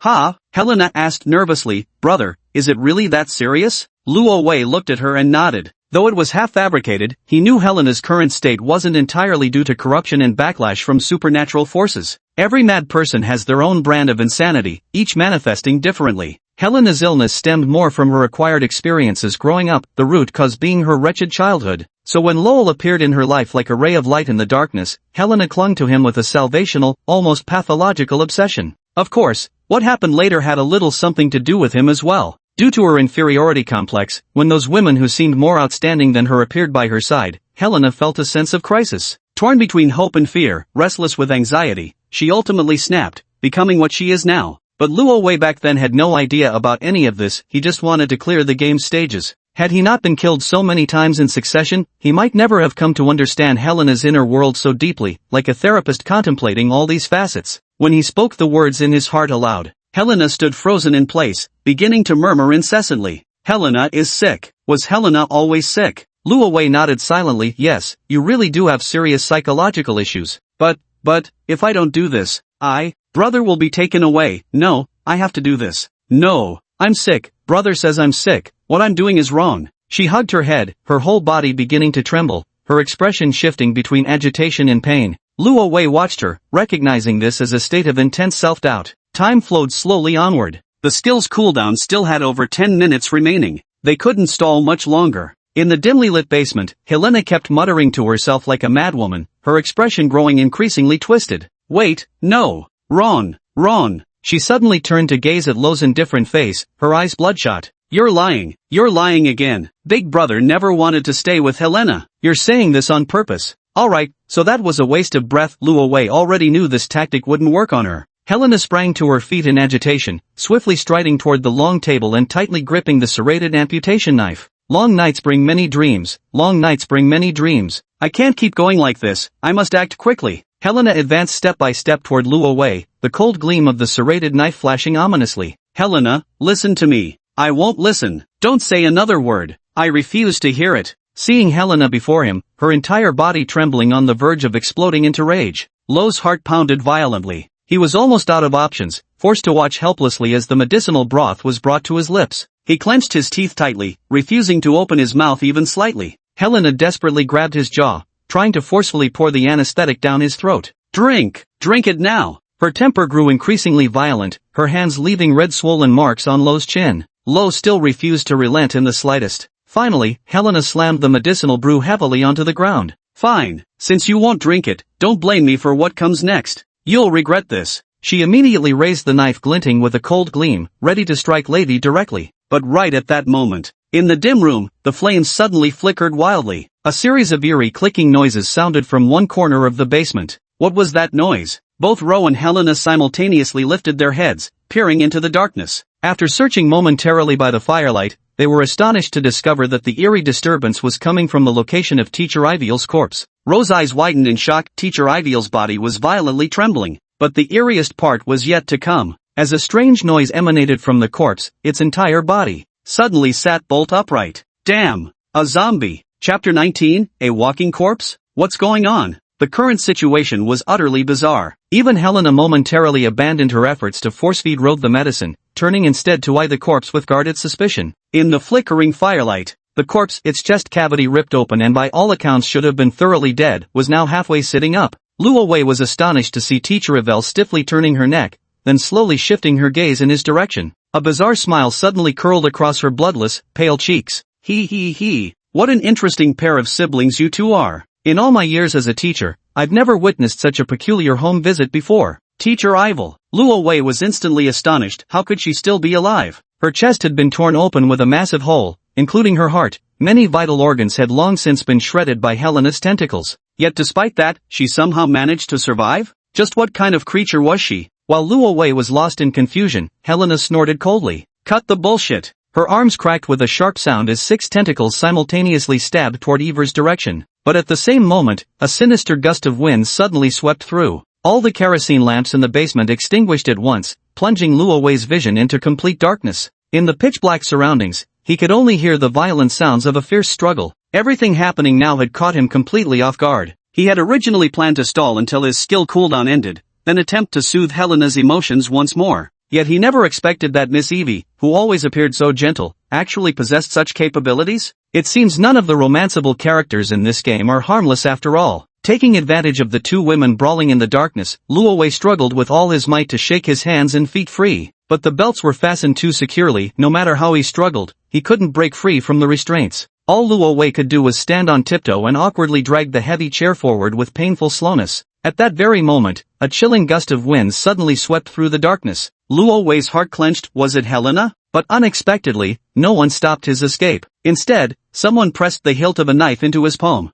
Luo Wei immediately relaxed. It must be Professor Eiffel. I never expected her to still try to save me at a time like this. Luo Wei quickly reversed his grip on the knife handle, attempting to saw through the strap binding his arm with the serrated edge. Meanwhile, the battle in the darkness continued unabated. Luo Wei kept working with his hands while nervously observing the shifting tides of the shadowy combat. Having adapted somewhat to the darkness, Luo Wei could faintly make out Helena's tentacles piercing through Professor Yvonne's body multiple times. But Teacher Iviel merely grunted, her movements remaining sharp and swift as she grabbed another blade and slashed directly at Helena's tentacles. The pungent scent of blood filled the room as Helena let out a furious roar. Our teacher is ridiculously strong. The serrated blade in her hand never ceased its relentless assault, striking again and again with blinding speed. The belt was too rigid, so Luo Wei hardened his heart and yanked with full force. With a sharp crack, the final tug was so violent that it sliced a deep gash into his arm, sending blood splattering. But Luo Wei had no time to care. Through gritted teeth and searing pain, he wrenched his right hand free and immediately turned to the restraints on his left. Big brother! Helena suddenly noticed Luo Wei's escape attempt. With murderous intent etched across her face, she charged straight toward him.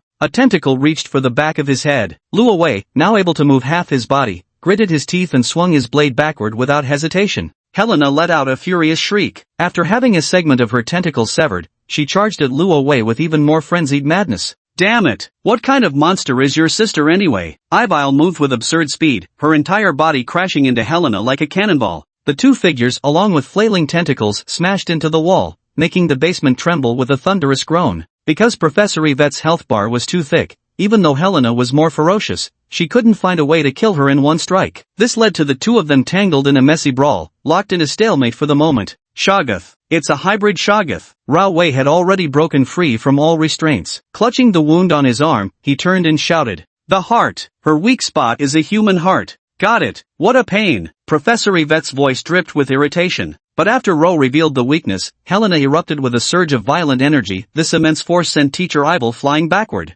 For tentacles swiftly penetrated her wrists and ankles, while the fifth coiled tightly around Teacher Iviel's slender neck. Teacher Iviel let out a groan of pain. "You!" Once she saw Iviel restrained, those twisted, frenzied eyes immediately locked onto Ro. "You betrayed me!" The last tentacle instantly shot toward Lo's head. But Lo had already reacted faster, scrambling desperately out of the basement. Enduring the excruciating pain in his arm, he slammed his body against the basement door, sealing it shut with all his strength. At the same moment, the sharp tentacle pierced straight through the thick wooden door. The appendage came within mere centimeters of Luo Wei's skull, making him break out in a cold sweat. That was nearly an instant reload. While Luo Wei wasn't afraid of death now, he couldn't afford to waste any chances at rewinding time. He immediately lifted the door's latch, sealing the basement shut with finality. Then, without looking back, he rushed upstairs. Speed is of the essence. It seemed that Professor Iviel wouldn't last much longer. The gap between their strengths was rather overwhelming. Luo Wei swiftly ran up to the second floor, his hands dripping blood all along the way. He reached for the vase where he had originally hidden the medicinal vial, plunging his left hand inside to retrieve the small glass bottle. Though no matter how he proceeded with Helena now, her contamination level couldn't be reduced today to a containable state under these circumstances. But having this was better than nothing.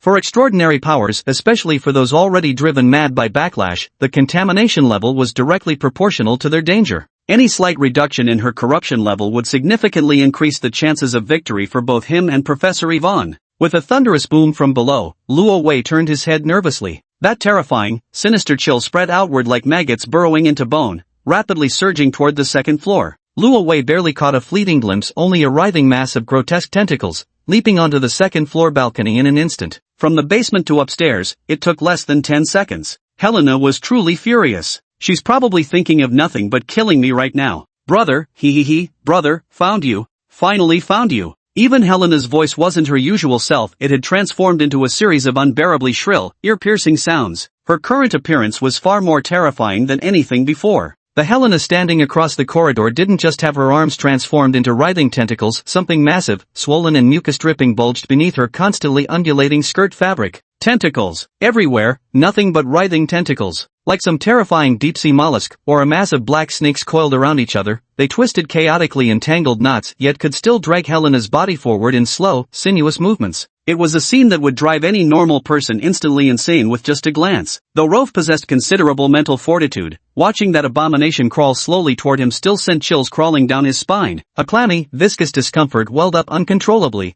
making his entire body tremble. Big brother. I'm coming. Helena. Favorability, 100. Contamination, 95. Danger level, 5 stars, extremely hazardous, do not observe. Description, a twisted, cacophonous entity beyond naming. Luo Wei's brain felt as if pierced by needles. You have suffered severe mental shock. Sanity check in progress. Chapter 20, he went for it. The intense mental corruption left Luo Wei unable to move a muscle. Gritting his teeth, he could only watch helplessly as that twisted mass slowly crawled toward him. Big brother, why did you betray me? Did Helena do something wrong? Her tone remained sharp and eerie, not something that could have come from human vocal cords. As expected, everything I did was pointless. Then I should just kill you, brother, as long as we can be together forever. This is fine, just fine. Countless black tentacles coiled around Luo Wei's limbs, as if threatening to devour him whole. Sanity check. In the game, a sanity check was a moment to pit attributes against luck, requiring a dice roll. But manifesting in reality, it became a grueling battle of willpower for Luo Wei. This time, he nearly failed. A mental snap seemed to occur in Luo's mind. The intense psychic shock left him nearly unconscious, his eyes growing vacant. His arms dropped limply as the reagent vial shattered on the floor, its contents splashing across the writhing tentacles beneath Helena's skirts. Though containment serums had largely lost effectiveness against organisms of this classification, but Helena's corruption level dropped slightly. At that moment, a glimmer of clarity finally returned to Luo's mind. Thank goodness for this bottle of medicine. Luo felt endlessly grateful for his earlier decision. He stared fixedly at the twisted entity before him. Negotiation/pacification, Master. 000:00. The skill cooldown had ended, and he seized this fleeting moment without hesitation, directing it at Helena. In that instant, it was as though a flood of vast, unknown knowledge poured into his mind, leaving Luo Wei's entire mental state far calmer and more composed. A master negotiator must possess stronger psychological dominance than their counterpart to persuade effectively. This principle holds true even when facing twisted monstrosities. Who would have thought this skill would unexpectedly become a weapon against the mental corruption of evil entities? What a fortuitous surprise! Amidst countless writhing tentacles, a fleeting expression of confusion flashed through Helena's bloodshot eyes, because she noticed that even in this situation, her brother showed not a trace of fear, quite the opposite, he was smiling. That indifferent smile filled her with disgust. What are you smiling about, brother? Are you laughing at me? The tentacles began to exert force, emitting terrifying sounds from Ro's limbs. He was on the verge of dislocating. Yet Ro continued to gaze at her with indifference. I really was mocking you, Helena. What? Helena's eyes widened savagely, her entire face twisting into a horrific visage. I just want to ask you sincerely, Luo Wei said softly. Aren't you still running away by doing this? What running away? Helena was taken aback by his question. What are you talking about? It must be the effect of negotiation/appeasement. Helena actually listened this time. Under normal circumstances, she would have already killed Luo Wei on the spot. He quietly sighed in relief, but he didn't show it on his face. Lovi continued smiling calmly. You want to kill me? Thinking that's how you can have me? What kind of twisted logic is that? Isn't this just you running away? You're so afraid they'll take me away, that just proves you're a loser. The most pathetic, wretched kind of loser, like some pitiful worm curling under the bed with its eyes covered. Lovi chuckled lightly, and that smile only fueled Helena's rage further. What? Her face twisted into something hideous and terrifying. Me, a loser? No, I'm not a loser at all. I've got you, I've gotten everything I wanted, they all lost. I'm the happiest one of all. He, yeah right. Luo Wei's smile grew even more pitying as he examined Helena, looking at her as if she were a pitiful creature all bark and no bite. Could you tell me what your goal really was? Was it just to have me? To have my brother? Helena sneered. What else could it be? But this isn't the objective, merely the means to your end. Luo Wei, of all people, began lecturing her on logic with utmost seriousness given the circumstances. Wait. All of Helena's tentacles quivered involuntarily. You're confusing me. What exactly are you trying to say? Luo Wei burst into laughter. Looks like you've been deceiving me, Helena. You don't usually read much either, do you? Haven't even sorted through these basic concepts. Sigh. As your older brother, this is indeed my responsibility. It seems I'll need to give you some remedial lessons when I have time. Helena stared at him in complete bewilderment. Ha? Seeing that Helena's resistance was softening, Luo Wei's smile deepened at the corners of his mouth. It seems I'll have to spell it out for you. All your scheming and racking your brains, it wasn't to win over your brother. Rather, it's about seizing happiness. Just as you said earlier, Helena wants to become the happiest person possible. Luo Wei gazed at her intently, watching as Helena fell into a tangled web of thoughts, her expression brimming with palpable struggle. Haven't you ever considered another possibility, another ending to this story? What kind of ending? Helena's mind was in complete disarray, the sensation was utterly foreign to her. She knew full well that her brother was saying these things to buy time, or for some other purpose, yet she simply couldn't bring herself to ruthlessly kill him on the spot. As if possessed by some unseen force, Helena genuinely wanted to hear him continue speaking in this moment. She also wanted to understand what was truly in her heart. Just what exactly was it that she sought? Loe flashed his signature gentle smile. That little girl from back then, homeless, constantly fleeing and hiding, never knowing where her next meal would come from, her face sallow and thin from hunger, looking utterly wretched. Wouldn't you look forward to coming home from school every day to your favorite big brother preparing a steaming hot meal just for you? Perhaps it's creamy mushroom soup, or maybe pasta drizzled with seafood sauce from the coastal city of Brugge, topped with some onions, or perhaps that freshly baked soft bread like when we first met. Just thinking about it makes my mouth water. If you kill me now, Rove blinked his eyes, you'll never get to enjoy this wonderful life again. Those bloodshot crimson eyes still stared intently, but the pressure from the tentacles subtly lessened. It shows she took it to heart. Not one to rest on his laurels, Luo Wei went straight for the jugular, striking directly at her heartstrings. Don't you look forward to this? During the holidays, we'd stroll down the sun-drenched streets of St. Karen, head to the bustling downtown area, and happily pick out new outfits together. You'd change into a beautiful little dress and twirl around with joy, or maybe Big Brother wins a prize and presses an enormous plush teddy bear into your arms? Luo Wei looked at her earnestly, pushing aside even the discomfort in his heart as parted the tentacles to gently stroke her head, just as he always did. These are all things that girls your age normally get to experience, perfectly ordinary. Because of your troubled childhood, you never got to experience these things. Big Brother truly feels remorseful for overlooking your feelings in the past and never doing this for you before. Your life stretches long ahead of you. Wouldn't it be a shame to miss out on all these wonderful experiences? Big Brother will help you fulfill the wishes you couldn't achieve before. Isn't this outcome far better than us becoming two cold corpses? If you just die like this, what exactly will you have won, compared to those women you despise? Luo Wei looked at her with pity. You've lost. You still have nothing left. So, stop deceiving yourself. Don't keep lying to yourself any longer. Chapter 21, Yvelle's Rampage. Luo Wei's series of soul-piercing words plunged Helena into deep self-doubt. It's not like this. It's not like this. Helena isn't a failure, nor is she running away. I did nothing wrong. I did nothing wrong. The night grew thicker. In the corridor of the old mansion, that mass of black tentacles kept trembling, her expression conflicted yet agitated. Helena. Affection, 100. Stability, 75. Description, the twisted thing that loves you madly. Looking at Helena, who had stabilized considerably compared to earlier, even most of the extra tentacles had retracted. Luo Wei exhaled in relief. His near-suicidal actions earlier hadn't been in vain. Big Brother. Helena raised her head, and the tentacles gradually loosened their grip on Luo Wei's limbs.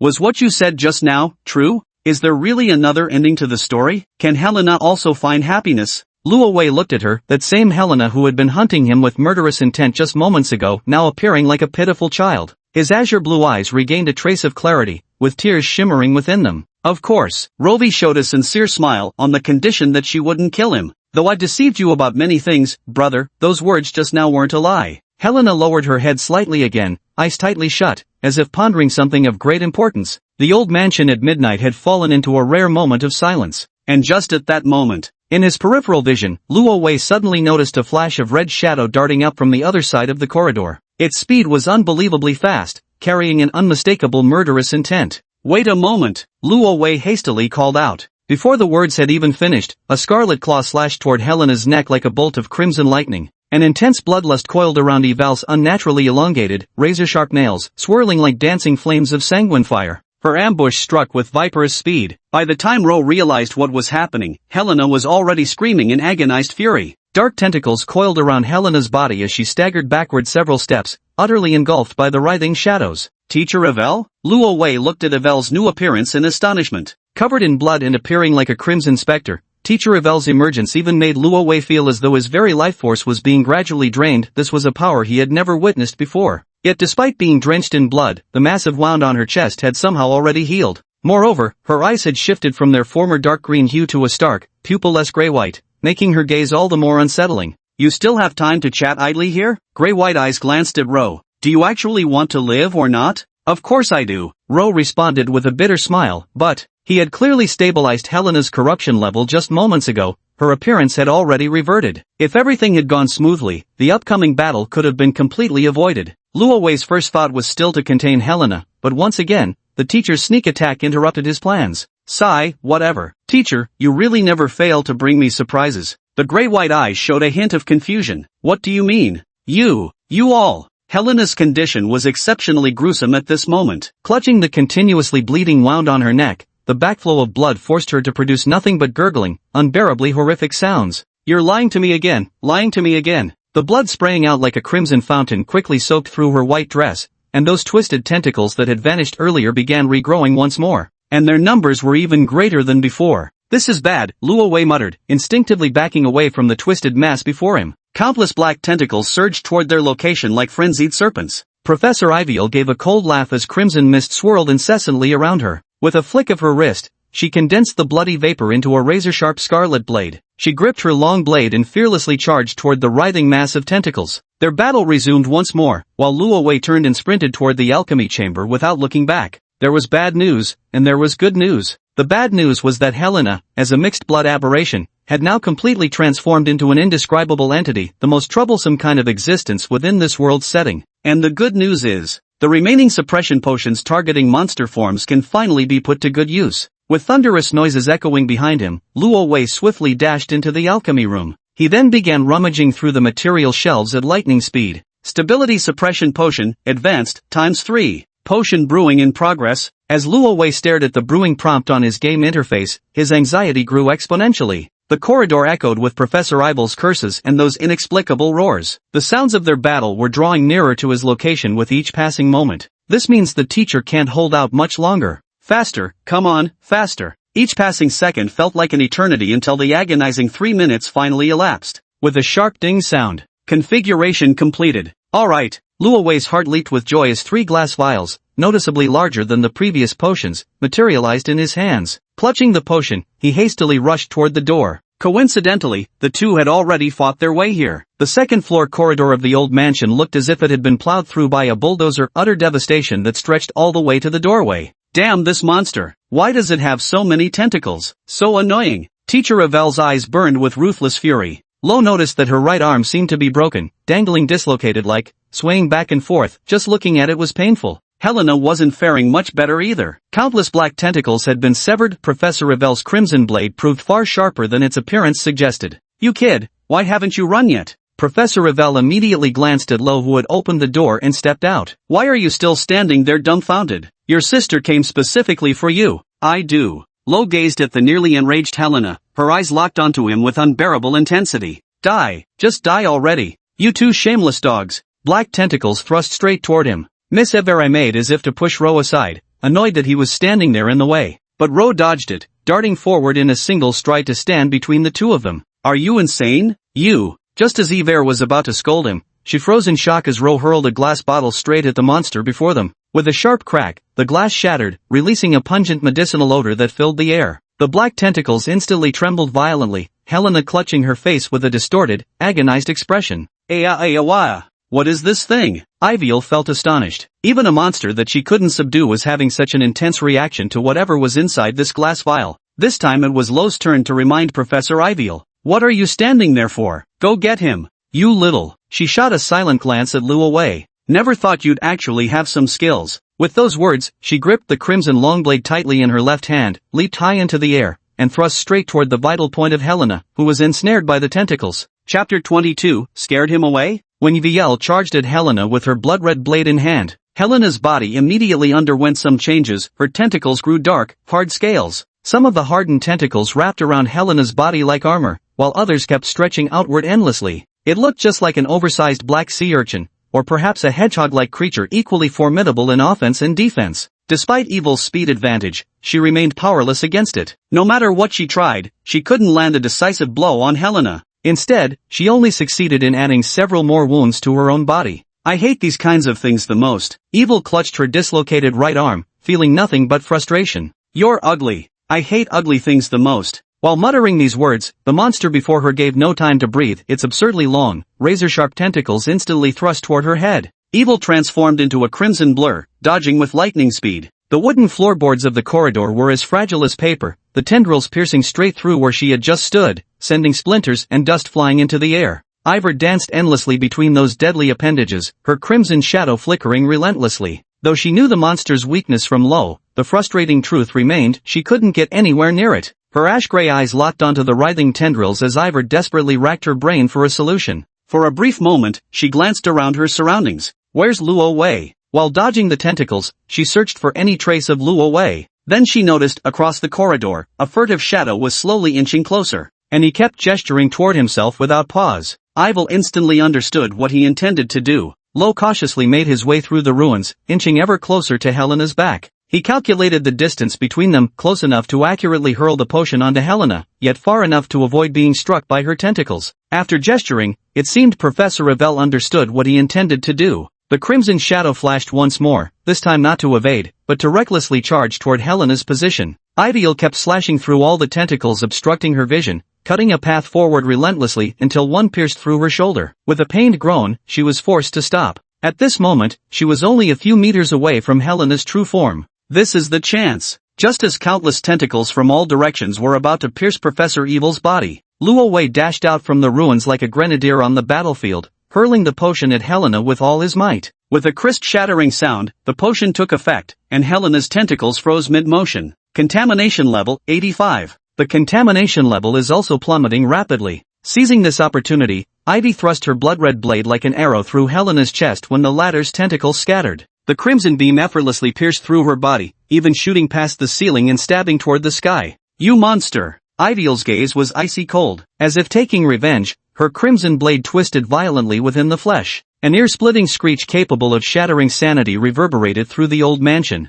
Countless trembling tentacles gathered together, coiling into a single massive whip. A tremendous force sent Miss Evil flying through the air. Evil's body crashed violently through a door, the sound of shattered objects echoing from the room as dust immediately billowed out. Then, that grotesque face slowly turned toward Robert standing behind. Locking eyes with those blood-red pupils, Robert felt his heart shudder with terror. The teacher's slash just now had severely wounded Helena. Now a ghastly penetrating wound gaped on her chest, deep enough to reveal bone, with even glimpses of shattered organs faintly pulsing within. With every movement Helena made, fleshy debris spilled onto the ground, the stench of blood so thick it turned stomachs. Her gaze locked deathly onto Ro ahead as she inched toward him in silence, not uttering a single word. Perhaps the damage to his vocal organs from before left him unable to form complete sentences now. Luo Wei raised his head, innumerable tentacles were slowly creeping toward him from all directions. She was indeed gravely injured, her movements no longer as terrifyingly swift as before, but confronting such a monster consumed by fury. He didn't plan to escape anymore either, instead raising the third and final dose of serum.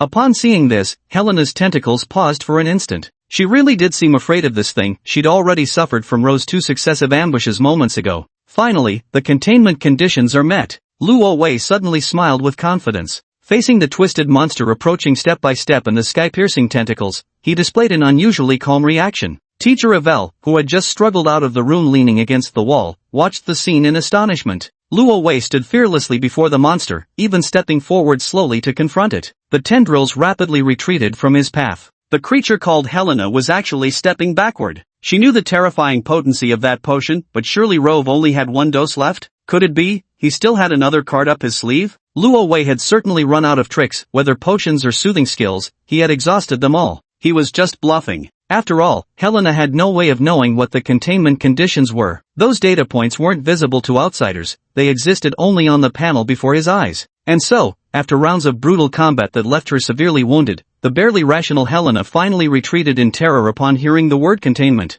Luo Wei continued to advance, while Helena kept retreating. Her tentacles instinctively retracted as well, attempting to block Luo Wei's final strike. This scene left Teacher Iviel utterly amazed. Today has truly been eye-opening. A pair of siblings, one is an aberrant monster, the other a mysterious alchemist skilled in making magical potions. Not a single decent person among them. When they had cornered the cluster of black tentacle-wrapped spherical shapes into the alcove of the corridor, Luo Wei cast a glance towards the balcony not far from Helena. Then, raising high the medicine bottle in his hand, he made as if to hurl it. Helena, still wrapped in black tentacles, trembled violently. She immediately crashed through the balcony glass and leapt straight down from the second floor. She ran away? Iviel gasped in shock. That even she could hardly defeat alien creature was actually scared away by Luo Wei just like that? Luo Wei quickly ran to the balcony, gazing into the darkness outside. Under the dim glow of streetlights, he saw that twisted shadow dart into the woods, soon disappearing into the night. Ivel, clutching her right arm, also came to the balcony. She gazed into the distant night, her eyes filled with regret. What a pity, she still managed to escape. If we'd captured such a monster alive and handed it over to the Sacred Order, your teacher could have covered an entire year of beauty salon fees. Ha, Luo Wei hadn't expected her to be thinking about something like that. Professor, you're a faculty member at the academy, right? Luo Wei looked at her doubtfully. Could you really be short on money? You wouldn't understand. Yvel glanced at him. High society comes with enormous expenses. Even with a year's salary and bonuses combined, your professor here couldn't cover a single month's costs. By the way, noticing Luo Wei's helpless expression, she realized she'd strayed far from the topic. How exactly did you scare off that monster just now? Do you still have an ace up your sleeve? Luo Wei shook his head, unwilling to share this secret with the teacher. Perhaps, she must have a guilty conscience. Chapter 23, Still have to work tomorrow. 2 a.m. in the dead of night. The night sky was pitch black without a single star, and the moon hid behind thick clouds. On the balcony, Lo gazed at the seemingly lifeless dark night. The evenings in St. Karen were always like this. The industrial era haze made stargazing utterly unappealing.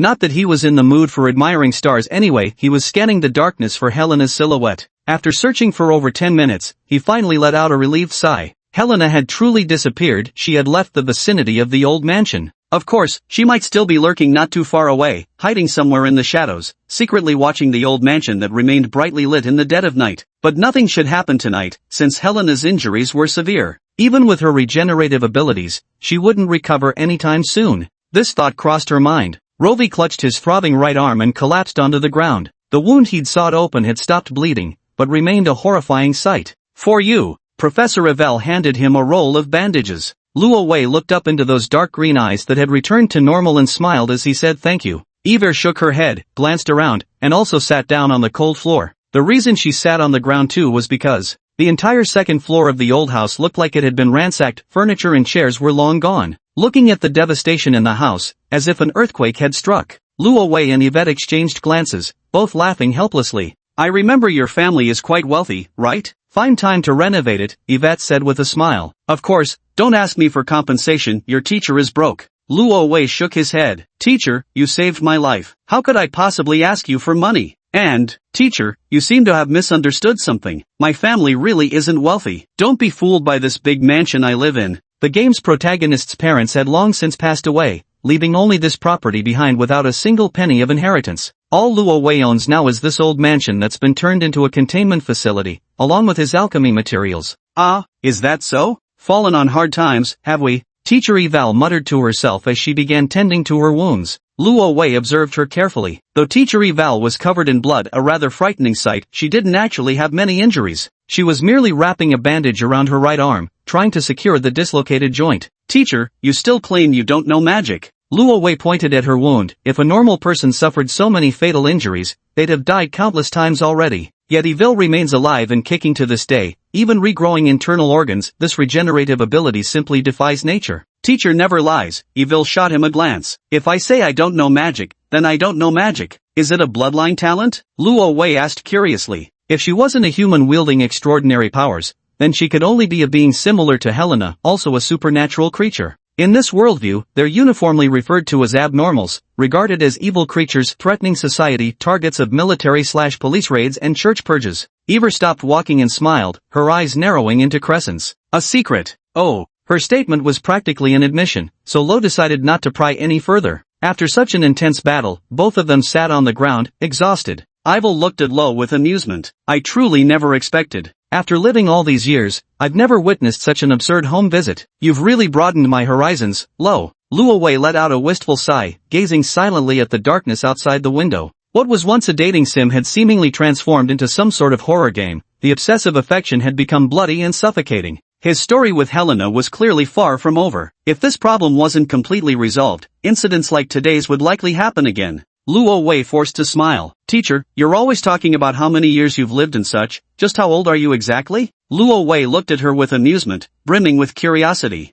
Eve's face darkened in an instant. How dare you ask how old I am? I'm barely any older than you. Luo Wei blinked his eyes. Really? Of course. Yvel leaned in closer, poking Rovi's chest with her finger. 26 years old, remember that. Your teacher is 26 this year. She seemed to deliberately emphasize the number 26, putting extra weight on it. Fair enough, if you say so, Rovi replied with a smile. Eve let out a snort after finally adjusting the bandage on her right arm, then stood up. Looks like your monster's sister won't be coming back. If there's nothing else, this teacher is leaving. Got work tomorrow. You're still going to work in this condition? Luo Wei couldn't help but exclaim. What else can I do if I don't work? Evil let out an irritated sigh. You students don't understand the struggles of working adults. Your teacher still needs to make money. Luo Wei looked at her, feeling a surge of admiration. So considerate of her students, even acting as an enforcer during home visits. Still insisting on working even when her internal organs were crushed. What kind of professional dedication is this? Then I won't see you out. Luo Wei glanced toward the front door.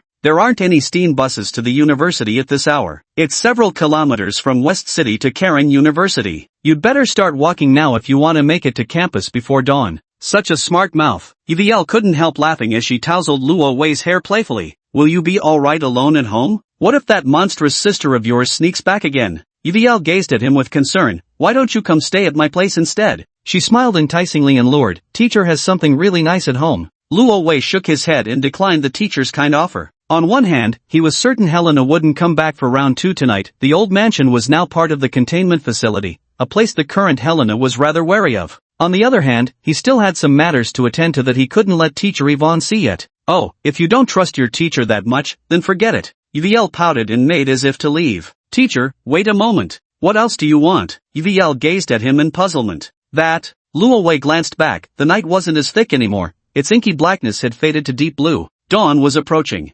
Speak your mind if you have something to say. EVL snapped impatiently. Luo Wei chuckled. Professor EVL, I'd like to request a few more days off. Look at these serious injuries I've got. I'm not like you with your miraculous recovery abilities. 2 days? No, make it 3. So he wanted to request leave again. EVL massaged her temples with a headache. This student had just regained his academic status, yet kept taking leave one after another. Even with valid reasons, it would be hard for her to explain this to the academic affairs office. But when she saw Lo covered in blood, looking at her pitifully, Evil softened a little. Alright, fine. Yay! Lo beamed with a radiant smile. You're the best, Professor. Chapter 24. My teacher is an obsessive woman? Ro, you finally came to class. The moment Ro appeared in Magic Class A's classroom with bandages wrapped around his arm, he immediately drew his classmates' attention. His female deskmate curiously examined Ro's right hand. I thought your body hadn't recovered yet. Turns out it's an external injury? Are you okay? Luo Wei shook his head with a smile. It's nothing, just a superficial wound. Thanks to the magic potion, the injuries on his hands had largely healed within 3 days. Many classmates, especially the female ones, expressed their concern and asked after Luo Wei. Luo Wei responded politely with a smile, though inwardly he remained on guard at all times. No wonder he was being paranoid. Helena hadn't shown up for 3 straight days. Given her ability to mimic appearances, Luo Wei kept suspecting that every person around him might secretly be her in disguise. The overstuffed shoulder bag remained constantly within his line of sight, always placed within arm's reach. Though Helena hadn't appeared, those 3 days kept him thoroughly occupied. From dawn till dusk, Luo Wei buried himself in the alchemy lab, churning out piles upon piles of useful and useless items alike. More was always better in his book, until eventually everything got crammed haphazardly into that backpack.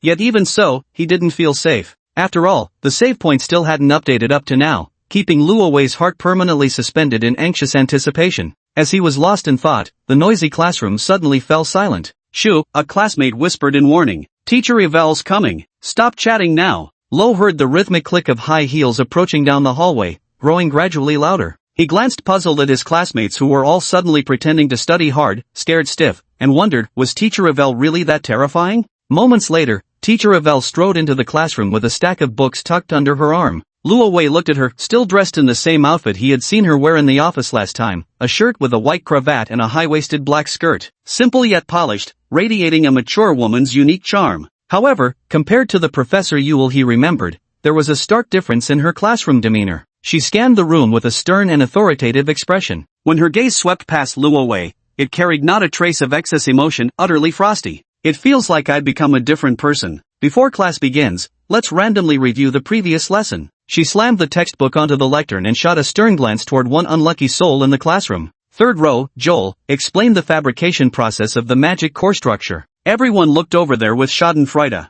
Ah, this here. The student flustered, stammering through his response. How many times have I gone over these basics in class? You skip lessons every day, how can you still not remember them? Evil's tone grew increasingly stern. Go back and copy 20 times until you've memorized it. The next student, continue your answer. For a moment, the classroom was filled with tension, especially for the row of students behind Joel, who felt as unlucky as stepping in dog poop outside. Ro couldn't help but shudder as well. Not because he feared Teacher Evil like the others, but, Suddenly awakened by the terror of my school days, class advisors truly remain the most terrifying creatures on earth. The impromptu quiz finally ended amidst an atmosphere of universal dread, as Luo Wei opened his textbook. This was his first time attending Professor Yvette's class. Though Yvette appeared quite stern, it had to be said her lectures were vivid and utterly captivating when she taught. Even someone like him with no foundational knowledge listened with rapt attention, even developing a slight interest in this subject. This constituted the most fundamental course in Magitech industry, the very core that sustained the empire's prosperity to this day. Ever since Rudolf Gould, the inaugural president of Cairn University and a distinguished scientist of the Royal Society,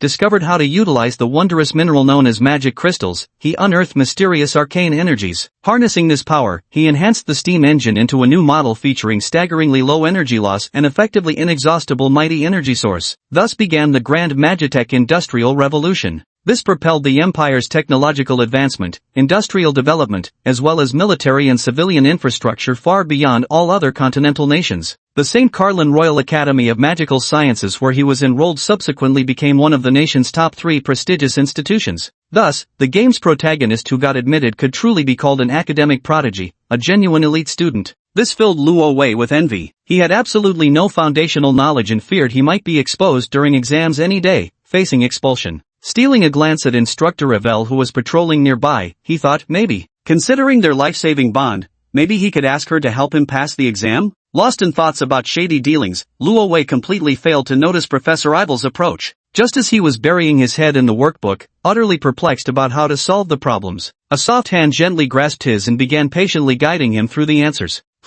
Have you forgotten all the previous lessons? You should solve this problem like this first, then like this. Luo Wei suddenly had an epiphany. Of course he knew how to solve equations, it was just that substituting strange parameters like magic conductivity gave him a headache. But under Ravel's hands-on guidance, he even managed to independently solve several other practice problems. Thinking about it this way, apart from magic, the technology of this era isn't particularly advanced to begin with, and the questions weren't as difficult as I imagined. Thank you, teacher. Now I understand. Luo Wei showed a grateful smile. However, just as he thought Ibel would immediately leave to instruct other students, Evil never let go, even playfully tightening her grip slightly, squeezing his right hand that held the pen. Teacher? Lo didn't know what she intended and looked up in confusion. Evil was bending over at that moment, her shirt collar slightly open. Realizing his gaze had been too improper, Lo hurriedly shifted his eyes to her dark green ones. He seemed to catch the faintest whisper of a chuckle. How's the wound healing? Still wearing that stern expression he reserved for students, yet his words carried genuine concern.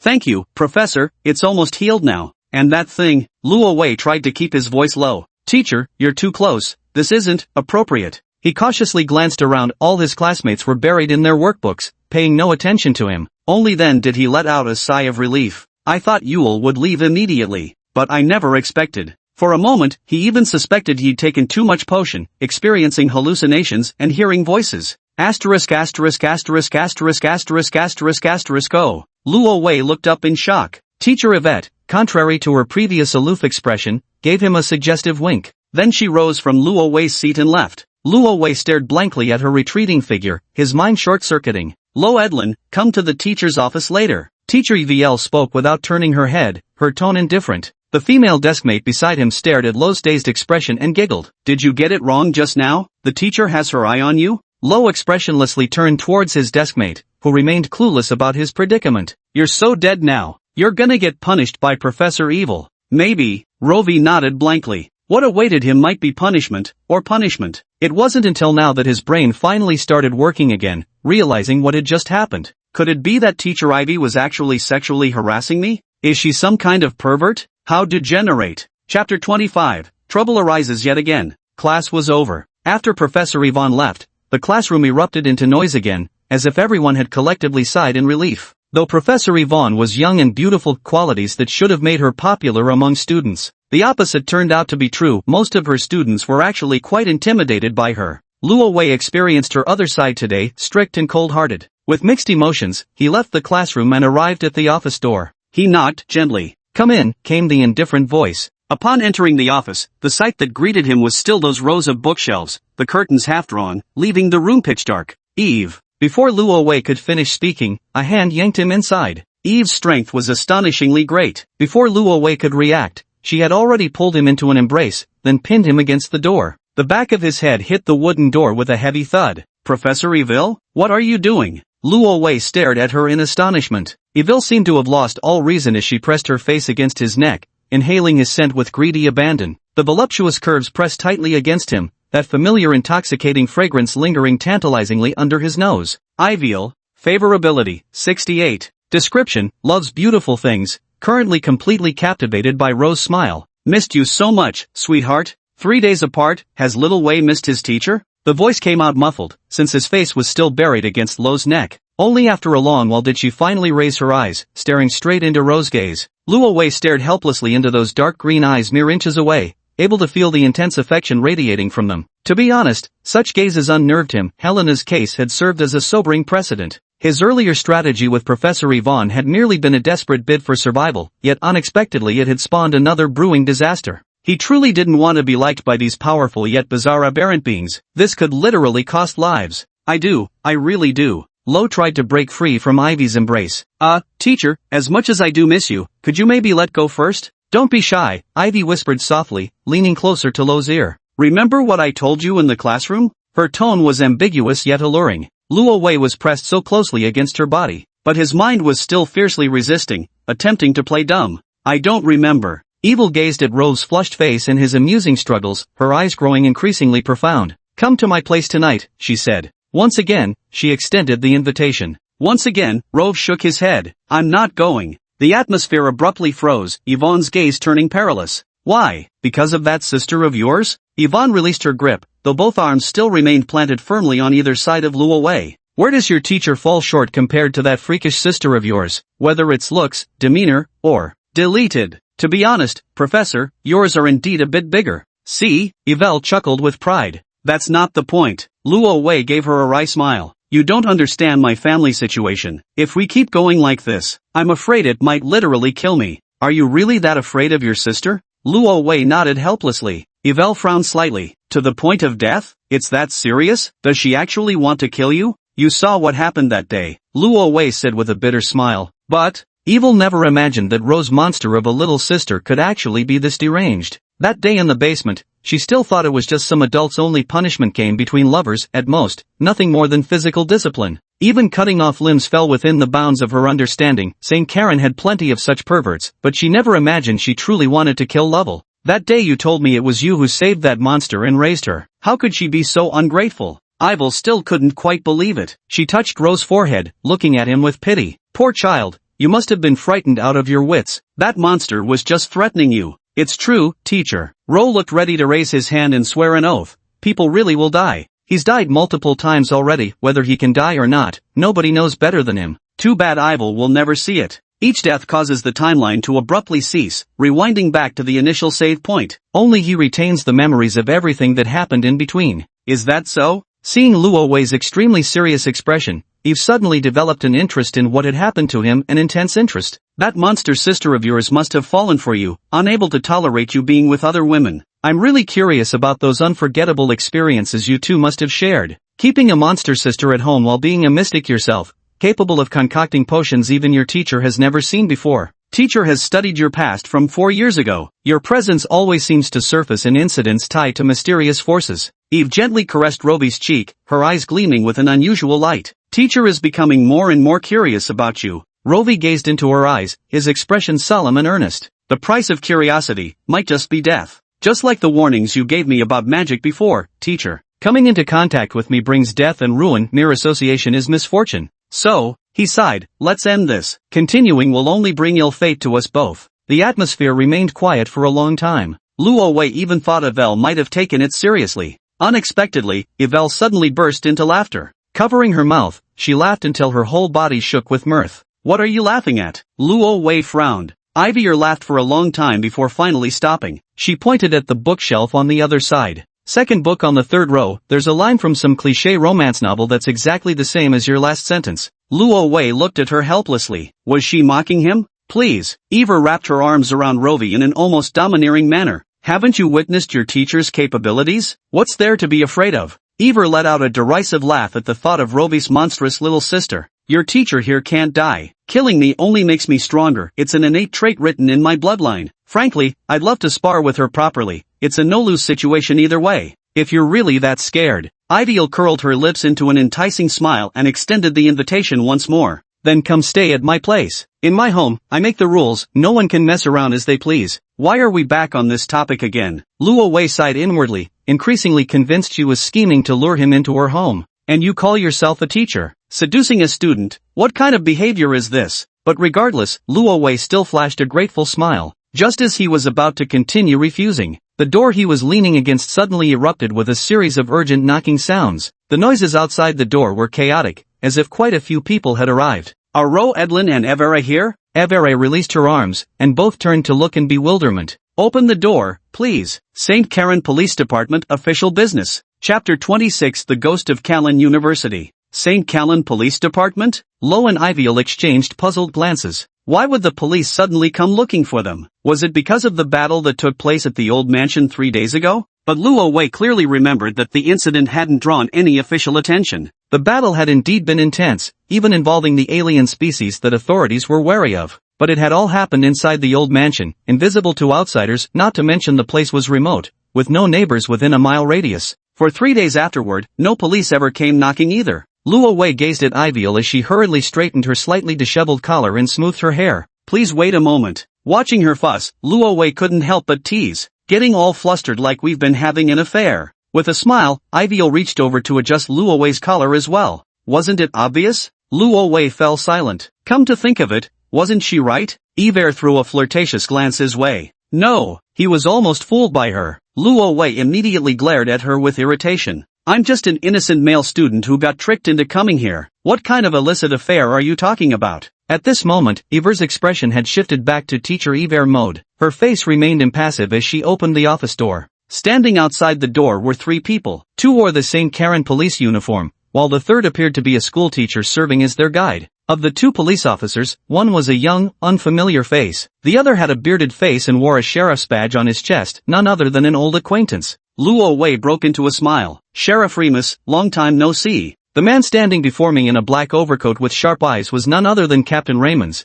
a character frequently encountered in the game. In previous storylines, he kept getting pulled into bizarre cases due to missions, which led to his paths crossing with this particular police captain. Didn't really want to see you again, kid. Captain Raymond's gaze held complicated emotions. Yet he still formally introduced himself once more. Good afternoon, I'm Captain Raymond from St. Kieran Police Department, and this is my assistant, Officer Leon. We're here investigating a case, so please cooperate with us. Professor Yviel politely invited the 2 officers inside. Then, she turned to Captain Raymond with a puzzled look and asked, what case? Why did you come to both of us? Sheriff Ramones glanced at Rovi and then asked Iviel, where were you at 11 o'clock 3 days ago? 3 days ago? 11 o'clock? Iviel and Rovi exchanged looks. I was making a home visit at that time. Home visit subject? That would be the child. Iviel pointed at Rovi. Under Sheriff Raymond's scrutinizing gaze, Rovi nodded honestly. Is that so? Well then. Sheriff Remus seemed lost in thought. Sheriff, what happened? Lo had some guesses but still wanted to ask for details. And just as he suspected, it was about that campus missing person case.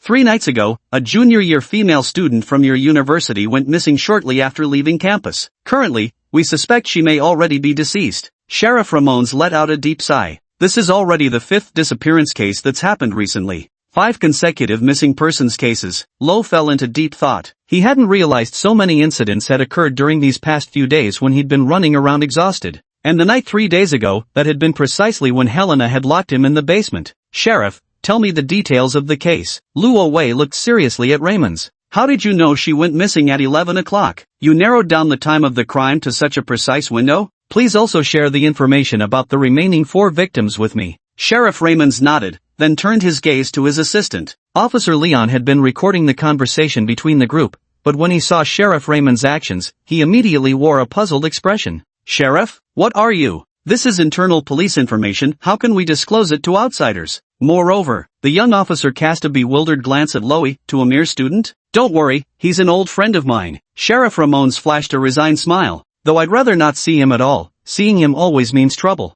But the kid's still trustworthy. Lovi shrugged even more helplessly than him. That's what I should be saying to you. It's seeing you that brings bad luck. But, the young officer, still upholding his police duties, hesitated slightly. Seeing this, Remus wasn't angered. Instead, he approached directly and leaned in close to the officer's ear. Remember the Blackwater Town case and the abandoned factory case? The young officer nodded without truly understanding, replying in a low voice, I do. Raymond glanced at Rovi and said, including these two cases, he's been involved in several bizarre incidents that the authorities have covered up and kept from the public, and he's assisted me to varying degrees. Doesn't that make him even more suspicious? Leon's eyes widened instantly. What kind of person would constantly linger around those terrifying cases? It'd be stranger if he weren't a suspect, honestly. Hey, are you guys secretly bad-mouthing me? Rovi curled his lips in displeasure. Raymond ignored him and continued whispering into the young officer's ear. You probably won't believe this, but it's true, he's completely clean, not a shred of suspicion. In short, just think of him as a weirdo with peculiar tastes. The young officer stared at Lo's shamelessly relaxed face, utterly bewildered. There really are people like this. And also, have you forgotten what was just recorded? Raymond's continued, they can vouch for each other, both having solid alibis. As for that kid's place, I know his home is in the remote West District, far from the crime scene. That rules him out as a suspect. Oh, right. Leon finally caught on. Since they were the sheriff's old acquaintances and had credible alibis, he finally felt relieved. Then, he pulled out the case file he carried with him and handed it to Ro. Luo Wei sat in Ibel's office chair and began carefully reading the information in the file. The missing girl wasn't a boarding student, and the disappearance likely occurred in an alley not far from campus. Someone had heard her cries for help around 11 o'clock. The reason she left school just before 11 at night was because final exams were approaching. She'd been spending all her time in the library, and during this season, Karen University's library extended its closing time to around 10:30 p.m. based on student demand. No one could have guessed this diligent senior trying to avoid failing her courses would fall victim to such circumstances. So cherish your life and stay away from studying. After reading the tragic archives of this poor senior, Luo Wei went through the files of the other missing individuals. The missing persons included both men and women, spanning all university years except freshmen. However, what frustrated him was that aside from all being students at Karen University, these individuals had no commonalities, they didn't know each other previously and had no connections. The only certainty is that the perpetrator is most likely someone within the school, as they knew the library's closing time. Of course, the possibility of an outsider deliberately gathering insider information about the school shouldn't be entirely ruled out either. Moreover, there's another point to consider. Given Lovell and Sheriff Raymond's uncanny knack for attracting abnormal creatures every time, coupled with this being the first chapter after the game's update, this makes it highly probable that the culprit is an abnormal with unfathomable abilities. Only such a being could commit murder so silently, leaving no trace and rendering the police completely helpless. For some reason, Luo Wei inexplicably recalled Helena's face. I remember, after I lost consciousness, she locked you in the basement, and you passed out too. Teacher Yvel leaned close to his ear and whispered the question. Before the confrontation between us three, where was she and what had she been doing? Chapter 27. So, did she wear it or not? Luo Wei tilted his head slightly, meeting those dark green eyes. You think it was Helena? Just a suspicion, she said, glancing at the two police officers before lowering her voice. After all, during this period, the only person familiar with the school who has sufficient motive is her. You said it yourself, she'd feel hostile toward any female classmate who gets close to you. Ivy casually flipped through the files in Lo's hands. Do you recognize any of these missing persons? Lo shook his head. No, I don't know them at all. Moreover, he remained skeptical about Professor Ivy's suspicions. Although he had initially doubted Helena, he couldn't think of any possible motive she might have. Besides, the two of them had been together the whole time, even sleeping in the same room. There was no way she could have slipped out during the night to casually murder someone. Granted, she was a bit crazy, but not the deranged serial killer kind of crazy. Seems like you really trust that monster sister of yours, Yvel remarked, curling her lips when Rove showed no reaction. A slightly jealous expression. Let's not confuse the issues. Luo Wei tried presenting evidence to her. Look at when this senior disappeared, and when that senior sister vanished. Helena was right by my side during all those times. While the two of them were whispering, the two police officers began growing visibly restless. Have you finished reviewing the materials? Any thoughts? Sheriff Raymond asked Rovi. He seemed eager to hear some new clues from Rovi's mouth. Rovi shook his head. Nothing. All right then. Sheriff Raymond sighed and glanced at his pocket watch again. It's getting late, we should head back now. As he spoke, Officer Leon stepped forward to collect the documents from Ro's hands. The two Ros came forward to see them off. Before leaving, Sheriff Raymond turned back once more. He mysteriously leaned close to Ro's ear and whispered a question. Have you encountered any unusual incidents lately? Aberrations, mystical phenomena, black magic, that sort of thing. In short, you know what I'm talking about. Sheriff Ramones gave Ro a knowing look that said those who know, know. This was their private understanding. Of course Ro knew exactly what he meant. In the past, they had jointly experienced too many bizarre and inexplicable events, so it was perfectly natural for Sheriff Remus to make such associations, and Lo was considered an expert in that field. An aberrant species. Lo deliberately glanced at Avel as if it were an idle gesture. Of course he'd seen aberrants, after all. Right before his eyes stood this very peculiar creature whose true nature remained unknown. Add Helena to the mix, and that made a whopping total of 2. He truly had a peculiar connection with aliens, but when it came to words, he still gave a rather dishonest smile. Haven't seen any, he said. Alright then, Sheriff Raymond replied, sounding somewhat disappointed. If you discover any new leads, please make sure to inform me promptly. He gave Luo Wei a serious look as he emphasized the point. Luo Wei nodded in acknowledgement. After bidding each other farewell, the two officers pushed open the door and left Professor Evil's office. But when they left the office and reached the corner of the hallway, the young officer Leo quickly glanced around. Seeing no one eavesdropping, he could no longer contain his curiosity. Chief, why are you so concerned about that male student? He was utterly perplexed. From what you're saying, he's just some curious kid chasing after mysterious incidents, isn't he? Not a real detective. I don't see where he particularly stands out. Yet unexpectedly, Sheriff Raymond shook his head and chuckled quietly. Sheriff Raymond's? The young officer looked at him in confusion. Sheriff Ramones left him with a meaningful smile. Still so young. Do you really think he's an ordinary person? To survive so many paranormal incidents that even I wouldn't dare investigate too deeply, that in itself is unbelievable. Sheriff Ramones' expression turned grave. Do you remember those official supernaturals in the sanatorium? What they've become now, I think you must recall. Officer Leon couldn't help but shudder as scenes flashed through his mind. Those lunatics in the sanatorium, their bodies, mannerisms, and minds all twisted into horrific states from years of exposure to arcane forces. An involuntary shudder ran down his spine. I remember. Then recall Loville's condition again? Sheriff Ramones countered. Ha! Officer Leon gaped slightly, wearing an expression caught between understanding and confusion. Some things, it's best not to inquire too deeply. Sheriff Ramones patted the young officer's shoulder with profound meaning. He's not someone to be trifled with lightly. In future operations, analyze situations comprehensively, otherwise if you lose your life, I'll have to replace my 7th assistant. The young officer was utterly horrified. 7 assistants. That meant 5 rookies under the sheriff's wing had already died before him? This was way too terrifying. If he'd known this earlier, he would have never agreed to transfer into the city as Sheriff Raymond's assistant no matter what. The young police officer was on the verge of tears. Suddenly, he recalled a piece of advice given to him by a retired veteran officer. This city of St. Carlin, its waters run deep. Too deep. After bidding farewell to his old friend Sheriff Raymond, a sudden prompt appeared before Lo's eyes. Chapter 1, The Ghost of Karen University. Save point updated, Magic Studies Class A Advisor's Office. Save slots available, May 5th. Luo Wei couldn't help but feel overjoyed. The update of the save point meant he had finally survived the excruciatingly long first level. Though Helena's shadow still lingered, at least he had gained a few extra lives now. His exhilaration was so overwhelming that even Iviel glanced at him curiously. What's with that silly grin? It's nothing, just thought of something happy. Luo Wei shook his head with a smile, offering no further explanation. Don't you want to share your teacher with me? Ivy drooped her pretty face, putting on an utterly heartbroken expression. Kids these days, all have their secrets, sigh. Lo couldn't help but chuckle at her dramatic performance. I was pondering one of life's 3 great mysteries, what to eat tonight, and I've just begun to grasp its intricacies, already catching some clues. Such a glib tongue, if you don't want to say it, then don't. Iviel huffed. It's true. Luo Wei lied without batting an eye. Tonight we'll have the legendary, world-renowned dish, stargazy pie. Evil didn't want to argue with him. She quietly leaned in and whispered, from what I gathered between you and the sheriff just now, are you planning to help him investigate this case? Luo Wei nodded. That was indeed what he had in mind. The rewards for this chapter include a ×10 attribute point bonus and some undoubtedly powerful random items. Naturally, he wouldn't miss out on that. You really have no fear of death, do you? It's strange how such a personality was fostered. Professor Yvonne muttered under her breath, your monstrous sister still has her eyes on you, you know? Luo Wei shook his head with a bitter smile. How could she know? It was precisely Helena's threats that drove him to seek every possible way to strengthen himself. If you're serious about investigating this case, I might have some leads for you.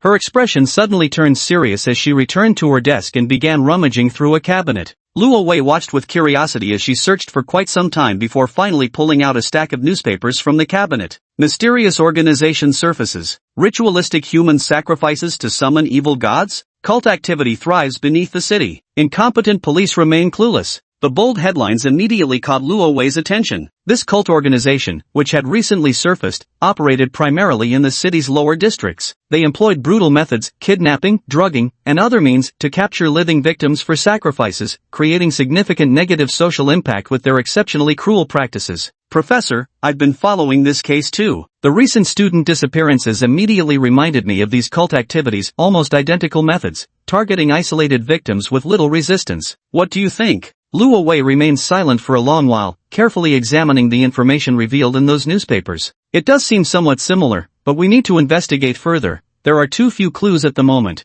Lost in thought, Luo Wei gathered all the newspapers and prepared to take them back for closer reading. I hope you don't mind, Professor. Take it, she waved her hand. And let me know if you find any clues. Luo Wei flashed her a smile and bid her farewell, turning to leave the office. Teacher Yvonne gazed at him and muttered under her breath, I didn't bring you here for these matters in the first place. Those police officers, what a nuisance. Luo Wei looked at her visibly dejected expression and chuckled. He couldn't be more grateful to Sheriff Ramones. If it weren't for those two suddenly barging in, he wouldn't have known how to face Professor Yver, whose gaze seemed ready to devour him whole. It was only at this moment that a question which had troubled him for so long resurfaced in his mind. Luo Wei carefully and thoroughly scrutinized Professor Yver one more time. So, are you even wearing anything? Chapter 28, The Teddy Bear That Couldn't Be Given Away. The first day back at school passed peacefully, and class time soon came to an end. Luo Wei boarded the steam bus near the school and got off at a crossroads in the West District. The old house was quite a distance from the school, requiring him to transfer buses halfway to get home. While waiting for the bus, Luo Wei idly looked around until something suddenly caught his eye. In the glass display window of a corner shop, a teddy bear plush nearly half a person's height sat quietly on display. As if moved by some inexplicable impulse, Luo Wei walked over and bought the stuffed toy. On the bus, the young men and women kept stealing glances at Luo Wei, who was holding an oversized plush toy, teasing each other before bursting into giggles. Luo Wei shot them a glare. What's there to stare at? Can't a guy buy a plush toy? Besides, it's not even for myself. Luo Wei had actually wanted to buy this doll for Helena for a long time, so when he happened to see it, he casually purchased it. But, the trust between them had probably been shattered ever since that battle 3 days ago. Helena probably only wants to kill him now. Buying this was a wasted effort. Luo Wei silently locked eyes with the teddy bear doll and let out a helpless sigh. A gift that cannot be given, let it serve as a small consolation for my guilt. Returning to the old house, Luo Wei placed the stuffed bear on the sofa. He began preparing dinner alone. Of course, there was no legendary feast that had just been a lie for the teacher. Luo Wei chewed his vegetable salad in silence, the taste like wax in his mouth. But as he was eating, he suddenly felt something off about the atmosphere in the room. Luo Wei stood up suspiciously, scanning the furnishings around him. The chair, was it originally placed here? The curtains also seemed to have been pulled by someone. The window was half open, and a cool breeze gently lifted Rovi's hair. Someone has been here. It's Helena. Luo Wei immediately tensed up. His hand slipped into the ever-present satchel slung across his shoulder, fingers brushing against vial after vial of potions. Helena? His voice echoed through the empty old house, perhaps lacking confidence, carrying a faint tremble. Come out now. Big brother sees you. Stop hiding. The old house remained eerily silent, with only his own voice echoing through it. Luo Wei frowned slightly, just as he began to doubt his memory, wondering if he was just scaring himself. A strange rustling sound suddenly came from one of the rooms on the second floor. Luo Wei immediately pulled out an antique revolver from his backpack and dashed upstairs toward the second floor. Helena, is that you? He raised his pistol, scanning the corridor warily with his gaze. This gun in his hand was purchased from the black market just 2 days ago, since one of his alchemy achievements involved mithril bullets. Yet truth be told, mithril bullets had no effect whatsoever on creatures like Helena. Carrying this gun around at all times gave him only the faintest illusion of security. But having a gun in hand at least gave him some courage. Luo Wei checked room by room and soon realized the noise was coming from the bedroom where he and Helena had slept. He took a deep breath, gripped the revolver tightly, and kicked open the bedroom door with one forceful strike. Several eerie black tentacles vanished from the window. Luo Wei rushed to the window and instantly caught sight of a twisted black shadow darting swiftly into the distant thicket, though it vanished almost the moment he glimpsed it. Still, Luo Wei saw enough to recognize her nightmarish state. Filthy, distorted flesh and exposed, tattered organs were assembled in a spine-chilling manner. Black tentacles thick and thin, large and small twisted and writhed across her swollen body in a tangled mass. Apart from the vaguely discernible human upper torso, or perhaps everything above the ribcage, Luo Wei could barely recognize the creature before him as his sister, Helena. Helena's corruption has worsened. There are even signs of completely discarding human appearance and turning entirely into a twisted monster. It seems the battle 3 days ago had indeed taken a heavy toll on her. Rose stared at the distant woods until the last trace of movement vanished before slowly closing the window tight. The revolver lay on the table, his palm slick with sweat. The old house regained its initial tranquility and sense of security. A sudden doubt surfaced in his mind. Helena hadn't attacked him this time, nor had she tried to kill him. Even, it quickly fled upon being discovered by him. Helena, what exactly is she trying to do? What is going through her mind? Could she be plotting some sinister scheme again? Like an obsessive patient unable to get answers, Lo grew increasingly agitated as he tore through the old mansion in his search. His home contained quite a few dangerous items like the drug that poisoned teacher Yvonne just days ago. Yet no matter how thoroughly he searched, none of those hazardous substances were missing, nor did they appear to have been disturbed at all. Even the food remained untouched, which was especially odd since Helena notoriously loved eating. Could it be, she just wanted to come check on me? The idea struck Rowie as absurd. Staring at his reflection in the mirror, he shook his head violently, trying to dismiss the thought entirely. How is this possible? She treated me like that, using every method imaginable to torment me. How could it just be such a simple, naive motive? Luo Wei admitted that his mood had been a bit complicated just now, especially when he saw her pitiful state and the way she fled in haste without even turning back. For 3 whole days, hiding out in the wilderness, could she really have gone without food? Not necessarily. Perhaps she had eaten rats, rabbits, or even stray dogs? Would this life of hardship make her recall those moments from her childhood? In early spring, St. Carol was still quite cold. Would she curl up and shiver from the chill?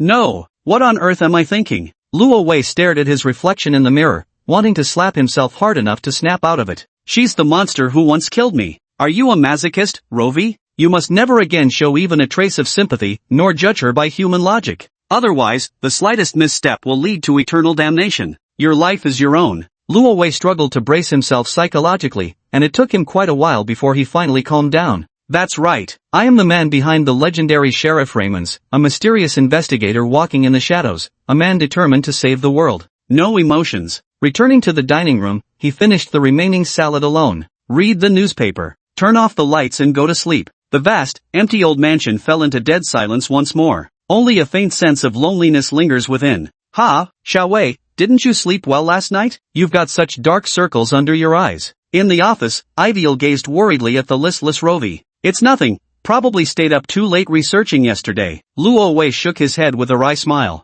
Fine, he muttered, closing his notebook filled with densely scribbled notes before slipping the newspaper between its pages. You really do look like a detective now. Yvel smiled as she handed Ro a cup of hot water. So, what clues have you found, our little detective? Teacher, you mentioned you've had some dealings with the external members of that cult before? Luo Wei asked curiously, looking at her. Do you know where they usually hold their secret gatherings? Those rats from the slum sewers, they know nothing. Yvel narrowed her eyes in thought. Finding the gathering place of the cult won't be easy. Haven't the police been investigating for ages? Suddenly, her tone shifted. But what? Lo urgently asked. Do you have another method? The teacher's house is just over there. Didn't you know? Yvel looked at him with amusement. You actually live in a place like that? Luo Wei was utterly shocked. He gave Professor Ivel a once-over. His teacher was impeccable in both attire and manners. Who would have thought such an elegant and refined woman would reside in such a place? You're always talking about making money and such. Are you really that hard up for cash? Luo Wei eyed her curiously. You're not in debt to loan sharks, are you? Don't talk nonsense, Ivel retorted, shooting him an irritated glance. After chatting idly for a while, the two returned to the main topic. Your teacher knows far more about St. Karen's underbelly than you'd imagine. She winked. Having lived there all these years, I know a few places that perfectly suit those who want to stay hidden from the police.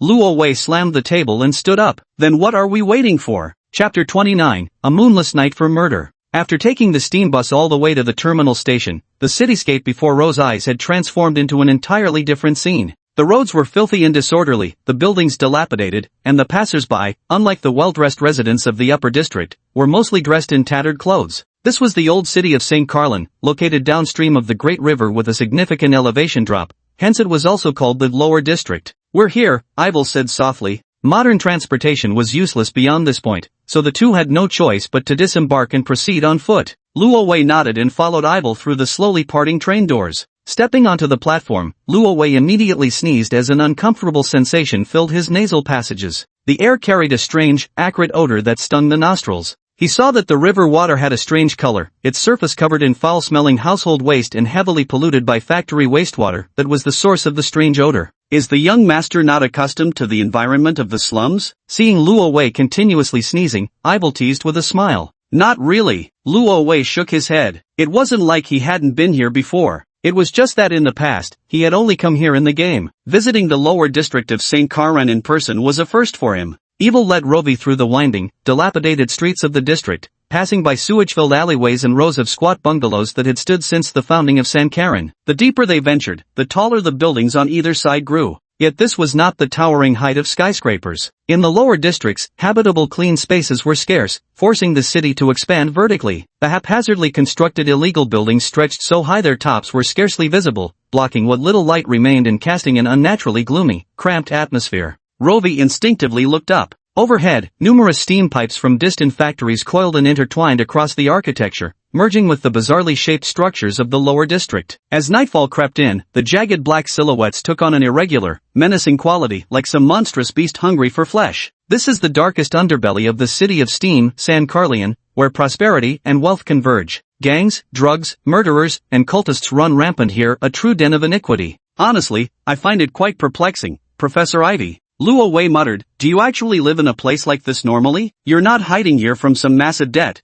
are you? Staring at Professor Eviel's gracefully curved back, he simply couldn't reconcile her with such impoverished living conditions. Honestly, he even fantasized some dramatic backstory about a noble lady fallen into poverty, struggling daily to make ends meet while striving bravely for a better life. What nonsense are you imagining again? Eviel snapped irritably, smacking Ro's head. I'm just curious. Ro replied with a smile. Yvette gazed into his eyes and sighed softly in silence. This matter is a bit complicated to explain. Let me tell you about it later, teacher. Since she wasn't willing to speak, Luo Wei didn't press further, shifting the topic to the cult organization they were investigating instead. This cult gathers in such hard-to-find places. No wonder the police haven't made much progress. I wonder what their purpose is in continuously capturing people for live sacrifices. Evril muttered to herself. Could it truly be to summon an evil god? That would be troublesome. Luo Wei quietly followed behind Professor Yvonne, not particularly concerned about things like evil gods. That kind of existence was only ever mentioned in the backstory, not to mention this is literally just the first chapter after the game update. How could they possibly introduce such a heavyweight boss this early? What he had always been worried about was something else entirely.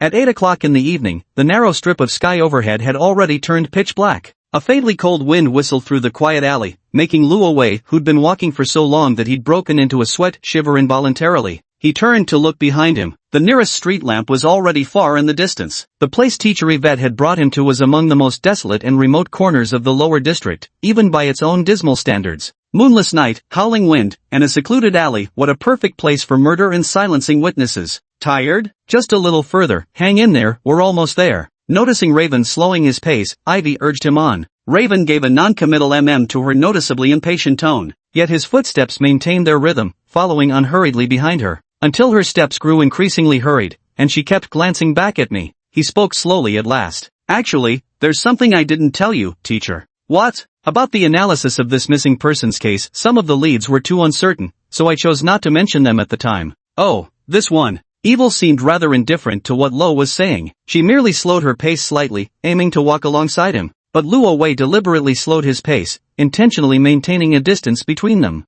Any clues from our little detective? Yvonne asked with a smile as she walked ahead. Commonality. Commonality? Iviel asked. What commonality? Rowie also smiled, slowly pulling out a notebook from his shoulder bag. He retrieved several library cards with photographs from inside and, under the dim moonlight, showed them to teacher Iviel standing before him. This is Karen University's library card? Iviel slightly frowned. What's the use of bringing this thing? Speaking of which, I accidentally found it yesterday after class, all thanks to my dear deskmate. Lois said with a grin, after learning from the sheriff that the missing senior had been frequenting the library before she disappeared. I got curious, so I went there and stole her library card. As for my female deskmate, well, she isn't good for much, but she's got a sharp eye for faces, a total looks-based judge of character. She casually remarked to me at the time, the senior sister is quite pretty, what a shame. For a moment, I felt like I'd caught onto something. Then I went straight to Sheriff Remus and reviewed all the files of the missing persons again. Guess what I found? Luo Wei fanned out all 5 library cards like a poker hand. Among these 5 missing students, some recently visited the library while others didn't. But that's not the key point. The crucial detail lies in their appearances. Poor seniors, not a single one of them was plain-looking. If the killer specifically targets good-looking people, could it be they're a sucker for beauty too? Hearing this, Iviel finally halted her steps and turned back to look at Luo Wei, raised an eyebrow, their expression shifting noticeably. Oh, that's an interesting lead, but I doubt that's sufficient alone? Whatever you can deduce, those useless cops at the precinct would have thought of it too. If the killer's motive is truly as you say, surely we can't just hide all the good-looking students in the school? What we need now are more concrete clues about the killer appearance, whereabouts, any traces they might have left behind. No. Luo Wei smiled as he looked at her. The clues are more than enough already. More than enough? Yandere asked in surprise. Luo Wei carefully observed her expression. Those beautiful dark green eyes held confusion within their astonishment, as if she truly knew nothing about it. And so, it's too ugly. I hate ugly things the most. He mimicked the tone of voice Yandere had used at that time and repeated it word for word. Teacher, Roe asked with a faint smile, what do you think of my looks? The atmosphere grew quiet for a moment. Suddenly, Yandere burst into a charming smile. Little Wei is so handsome, the best-looking boy I've ever seen. Chapter 30. As expected, every woman who approaches me is crazy. After saying those words, Yvel's gaze remained fixed on Luo Wei. In the pitch-black alley, the last faint glimmer of moonlight gradually vanished. A true deathly silence fell upon them. Luo Wei smiled as he looked at Yvel. Teacher, what are you planning to do with me next? Yvel gazed at him somewhat perplexed. Xiao Wei? What are you talking about? Teacher doesn't understand. Shaking his head with a chuckle, Luo Wei replied, Teacher, your acting skills are truly impressive, almost as good as mine.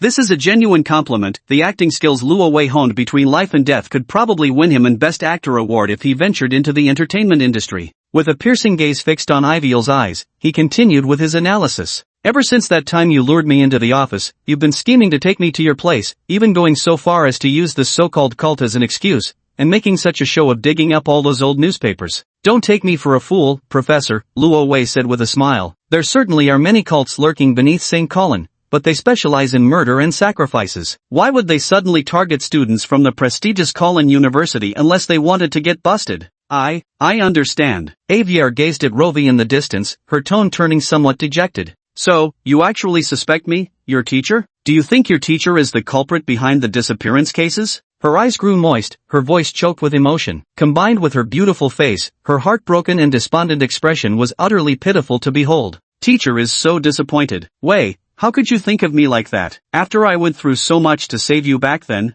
Ms. Evil. Luo Wei's gaze was incredibly complicated. Of course he was grateful to Ms. Evil, grateful for her actions back then when she helped him fight against Helena despite being open-minded, literally. But, what if this behavior wasn't purely selfless, but had ulterior motives? Seeing Luo Wei's hesitant expression, Iviel quickly added. And, Vi, don't tell me you've forgotten what happened that night? Back then, the teacher was at your place, knocked out by your monstrous little sister, and after waking up, you guys fought until past midnight. How could you make such a huge racket? The teacher has an alibi. When the girl went missing, I wasn't even near the school, so how could it possibly be me who did it? Luo Wei looked at her still putting up a desperate struggle and shook his head with a bitter smile. Because that's your goal after all. You visited my home just to create an alibi, and that's exactly what happened. After we vouched for each other, we quickly cleared our suspicions in front of Sheriff Raymond's. Yet no matter what, you never expected that home visit would go beyond your wildest expectations. You've also been forced to reveal your abilities, along with your identity as an alien species. Luo Wei couldn't help but think helplessly. Indeed, a gentle and considerate beautiful teacher who truly cares for her students probably only exists in fantasies. Listening to Rose's account, Yvel's gaze was filled with utmost disappointment. Little detective, do all your deductions rely solely on assumptions? You still can't prove I was actually there when the disappearances occurred. Luo Wei shook his head. I'll prove it soon enough. What? Luo Wei's hand quietly reached for his backpack, his expression giving nothing away. Don't even try to fool me, Professor. You can fool ordinary people, but I deal with anomalies all the time. Let me think, what exactly are you? Demon spirits in human form? Ghouls? Night fiends? None of these quite fit. You have the ability to split into multiple bodies, or perhaps to command lesser evil creatures. Let me think again. A weapon forged from blood magic? Luo Wei's smile carried unwavering confidence as his hand slipped inside his backpack. Vampire, or rather, a vampire noble. Yvette furrowed her brows, her previously disappointed and sorrowful expression finally shifting into something else. Teacher, did I get it right? Luo Wei fixed his gaze on the person before him, his hand finally finding the revolver in his backpack.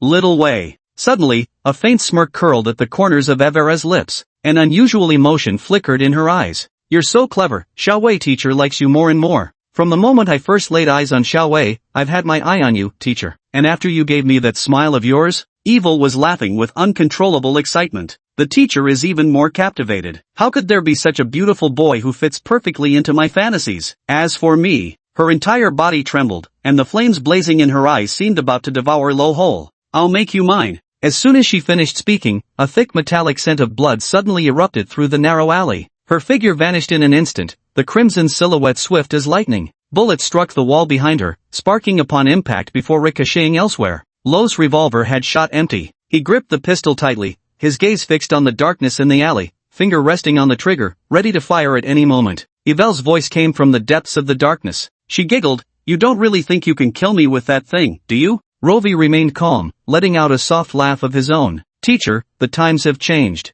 "Humph, how foolish." As the words faded, an eerie sound suddenly arose behind Luo Wei. The hazy moonlight emerged once more from behind the clouds. Out of the corner of his eye, Luo Wei glimpsed an unnaturally elongated black shadow enveloping him against the right wall. Those claws, beast-like, seemed capable of tearing his body apart in an instant. Luo Wei abruptly turned around and fired a point-blank shot. The gunpowder ignited, the silver bullet flashing with a mystic halo. The thing behind him let out a shrill, piercing scream as it was struck. Only then did Luo Wei truly see what that thing was. It had a human-like appearance, yet its entire body was jet black like a charred corpse, shrouded in an eerie crimson mist. After being shot in the head by Luo Wei, it grotesquely widened its mouth, revealing rows of jagged, needle-like teeth. From the bullet wound on its forehead came sizzling dissolution sounds, accompanied by the stench of burning flesh. Mithril bullet, forged from mithril and engraved with exorcism runes. Exhibits special suppressive effects against vampires and werewolves. Effectiveness diminishes proportionally with target's level. This was a gift he specially prepared for Professor Iveal.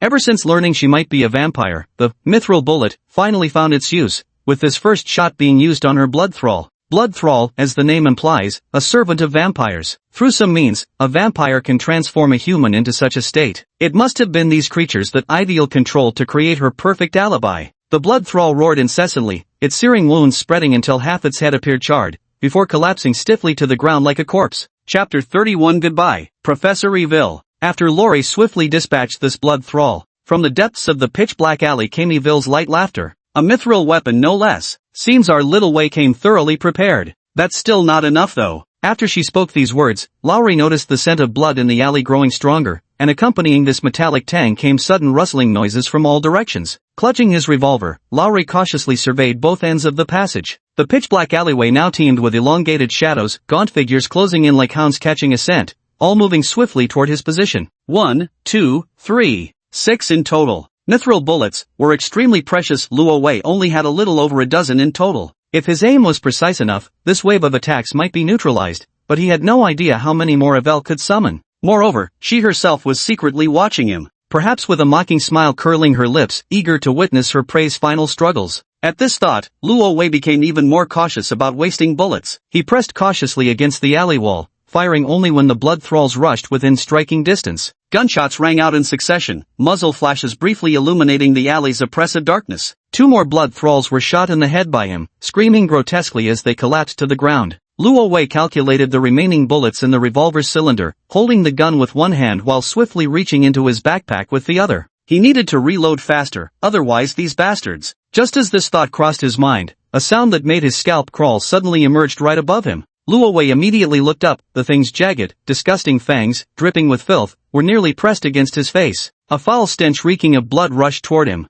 Damn! Panicked, Luo Wei emptied the remaining bullets into the blood thrall's head at point-blank range. The argentum bullets instantly seared through its skull. The thrall didn't even have time to scream before it crumpled and fell from the wall. Luo Wei's heart pounded wildly. This environment and atmosphere felt just like playing a zombie shooter game. He frantically reloaded the revolver. At the same time, a blood-red silhouette slowly emerged from the night's haze. Xiao Wei's skills have improved quite a lot compared to a few days ago. You've truly impressed me, teacher. However, even blood servants aren't disposable commodities to me, so this farce should end now. Luo Wei's gaze turned icy as he wasted no words on her. After reloading, he simply raised his gun and fired. The bullet tore through the mist, vanishing into the distant darkness. Ha! Eve's figure vanished once more, only to reappear on the other side of Lo at an impossible speed. She sneered, so eager to see your teacher die? Teacher is truly disappointed. This time, Lo was shocked to find Eve's voice so close it seemed right beside his ear. She was right behind him. Luo Wei quickly turned around, but his speed was nowhere near Ivel's. With a sickening squelch,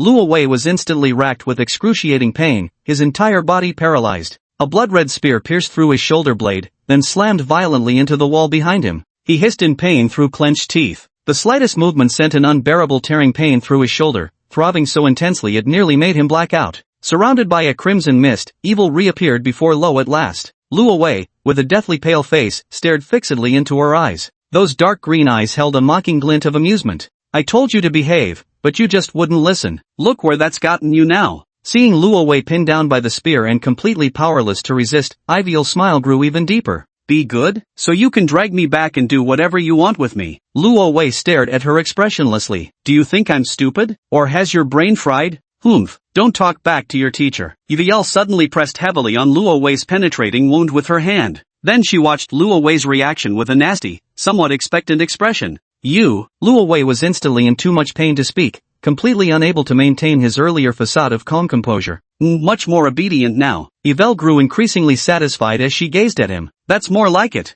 Only when she saw Luo Wei grimacing in pain, nearly passing out, did she finally release her grip. "Did it hurt?" Ivel leaned in close to Luo Wei's ear, asking with a playful smile. "Still want to argue with me, little Wei?" Luo Wei hung his head low, beads of sweat as large as soybeans slowly trickling down, mingling with traces of blood as they dripped to the ground. Evil gazed at Lo's pitiful appearance, her fingers gently stroking his cheek with a touch of tenderness. "Be good and come home with me, teacher. If you behave, I won't torment you anymore." Luo Wei, with his head lowered, let out a low and hoarse laugh. "Do I have any other choice? Wouldn't the teacher have to get your consent then? Otherwise, it would seem like the teacher is forcing the student, which wouldn't be good." Luo Wei remained silent. Evil saw that Luo Wei no longer appeared as thorny as before, so she stretched out her hand and snapped her fingers. The hardened crimson spear instantly vanished, and Luo Wei, leaning against the wall, slumped down weakly. Evil reached forward to pull Luo Wei up, but at that moment, Luo Wei's body suddenly lurched violently. He gritted his teeth and swiftly caught the nearly dropped revolver with his other hand. Luo Wei held the gun in his left hand, its dark muzzle once again aimed at Iviel's head, this time even closer. For a split second, Iviel looked surprised. Luo Wei sneered. Having endured death's repeated reversals, he no longer felt the terror of mortality as he once had. His tolerance for pain was astonishing. He would never give up as long as there was the slightest chance. Luo Wei pulled the trigger without hesitation, and the gunshot rang out. But unexpectedly, even at such close range, even with the silver bullets meant to counter vampires, Yvonne still did not die. Luo Wei stared in astonishment at the transformation occurring on the person before him. A dense aura of blood chi hovered over Yvel's skin like a thin gauze veil, yet it slowed the bullet's tremendous kinetic energy considerably. Unlike ordinary blood thralls, the bullet wound on her forehead didn't rapidly burn and spread. The blackened, charred skin only extended to a certain limit before stopping completely. With a cold smirk, Yvel's pupils instantly turned ashen gray. Her entire being resembled a lifeless corpse as an overwhelming aura of death radiated from her. Quite spirited, aren't we? In that case, that shot completely enraged her. The blood mist swirling around her gradually coalesced into form, multiplying into countless crimson spears. In an instant, it seemed as if Luo Wei would be nailed alive to the wall, skewered like a hedgehog. Luo Wei, who already had no way out, clearly lost any possibility of counterattack after this shot. Of course, he had only attempted it with a sliver of hope. The experiment proved that mithril bullets were ineffective against Evier. Her level was far higher than he had imagined. To stand against Evier, he clearly needed more preparation, but that would have to wait for another night. The crimson spear poised to strike in an instant. Luo Wei revealed a smile, a tranquil one. His revolver was already pressed against his left temple. The moment he decided to follow her into this alley with no way back, he had already made up his mind. The situation in the basement that night would never repeat itself. He loathed the feeling of being powerless. A gentle breeze brushed past the strands of hair on Rose's forehead as he smiled, as if he were the victor instead. It suddenly struck him, perhaps he was the only one who could wear such a defiant expression while committing suicide. The person before him wore an expression of fleeting astonishment and bewilderment. It seemed they had utterly failed to anticipate his desperation would drive him to such frenzied resolve. "Goodbye, Professor Yandere." The gunshot rang out, and the world plunged into darkness once more. Chapter 32, False Tenderness. If you discover any new leads, please make sure to inform me promptly. After uttering these words, Sheriff Raymond glanced at Lo and left the office with his assistant. Luo Wei blinked his eyes and took a brief survey of his surroundings, realizing he had returned to his office from 2 days prior. His mind was in a daze. Unlike last time when he waved goodbye to the sheriff, his thoughts now raced like a flickering lantern, replaying the events that had occurred mere seconds ago. The night, the alley, the strange-smelling lower district, and that ghostly crimson shadow. Luo Wei slowly turned around to face the perpetrator of all this, who was silently watching him with a slightly puzzled gaze. Chapter 1, The Ghost of Karen University. Save point, Office of Magic Arts Class A Advisor. Remaining load count, 4/5. Luo Wei forced a bitter smile as he touched the left side of his temple,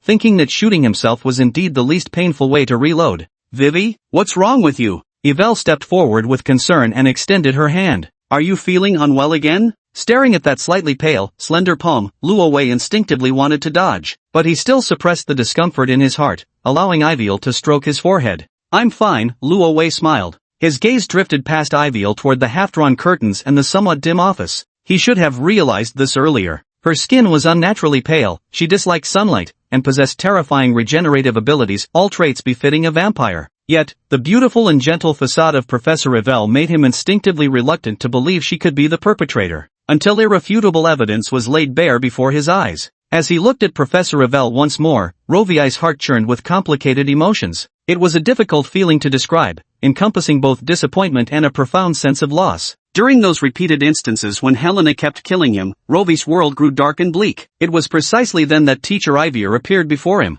She was gentle, her deep green eyes always gazing at him with tenderness. She cared about his well-being, making him feel a warmth he hadn't known in so long. But all of it was an illusion. All the tenderness she displays has ulterior motives, she's deceiving herself. And you claim you're fine. Yvel glanced at him with mild reproach. You look so pale, already breaking out in cold sweat. If you're unwell, stop helping that sheriff with his case. Your health comes first. Even now, she's still deceiving herself. At this moment, Luo Wei finally truly felt the same sense of loss that Helena had experienced back then. Indeed, when things don't happen to oneself, one would never truly put themselves in another's shoes and think, Teacher, I'm really fine, it's just an old issue, you know how it is. Masking the bitterness in his heart with a false smile, Luo Wei walked over to the desk. Once again, I emphasized my determination to thoroughly investigate this case to its conclusion. He didn't need that false tenderness, what he needed was strength. You stubborn child. Yvel sighed with resignation, but nevertheless returned to her spot and began rummaging through the cabinet. She pulled out that stack of old newspapers again, the same ones she'd been using as a distraction.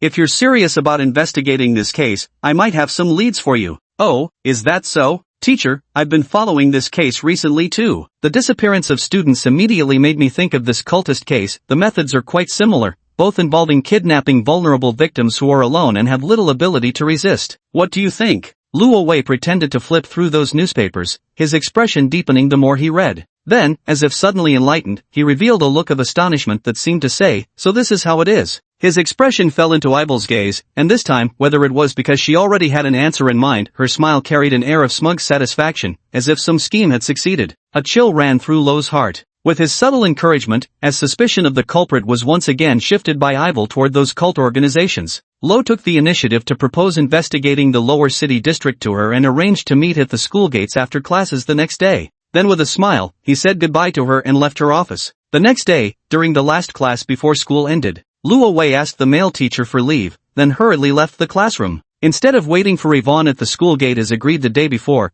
he crossed through the school entrance and went to a coffee shop at the street corner. It wasn't after school hours, so the coffee shop wasn't crowded. Luo Wei went straight up to the second floor. On the empty second floor, in the farthest corner seat, Sheriff Raymond had been waiting for him for quite some time. Finally here. Sheriff Raymond cautiously glanced out the window, confirming no one had followed Luo Wei, then got straight to the point. Are you absolutely certain that your teacher, Yvel, is the perpetrator behind the campus disappearances? Absolutely certain. Luo Wei sat across from him, noticing the two mysterious figures seated behind Sheriff Raymond's. Their attire and demeanor were so peculiar that they immediately caught his attention. But I checked her records, her background is completely clean, and, Sheriff Raymond said in bewilderment, for someone so young, beautiful, well-liked, and even somewhat renowned in academic circles to do something like this, I just can't wrap my head around it. There are plenty of things you'll never understand. Luo Wei muttered inwardly as he looked at him, if you could actually spot the bad guys just by appearances, would you still be stuck as the overworked, underpaid Eastern District Police Chief who has to risk his life every day? You might as well become the police commissioner. You're right, Police Chief Raymonds replied awkwardly, after all, she's an aberrant. Aberrants don't think with normal human logic. Facing this old friend who, despite not being very old himself, had shared many experiences with him,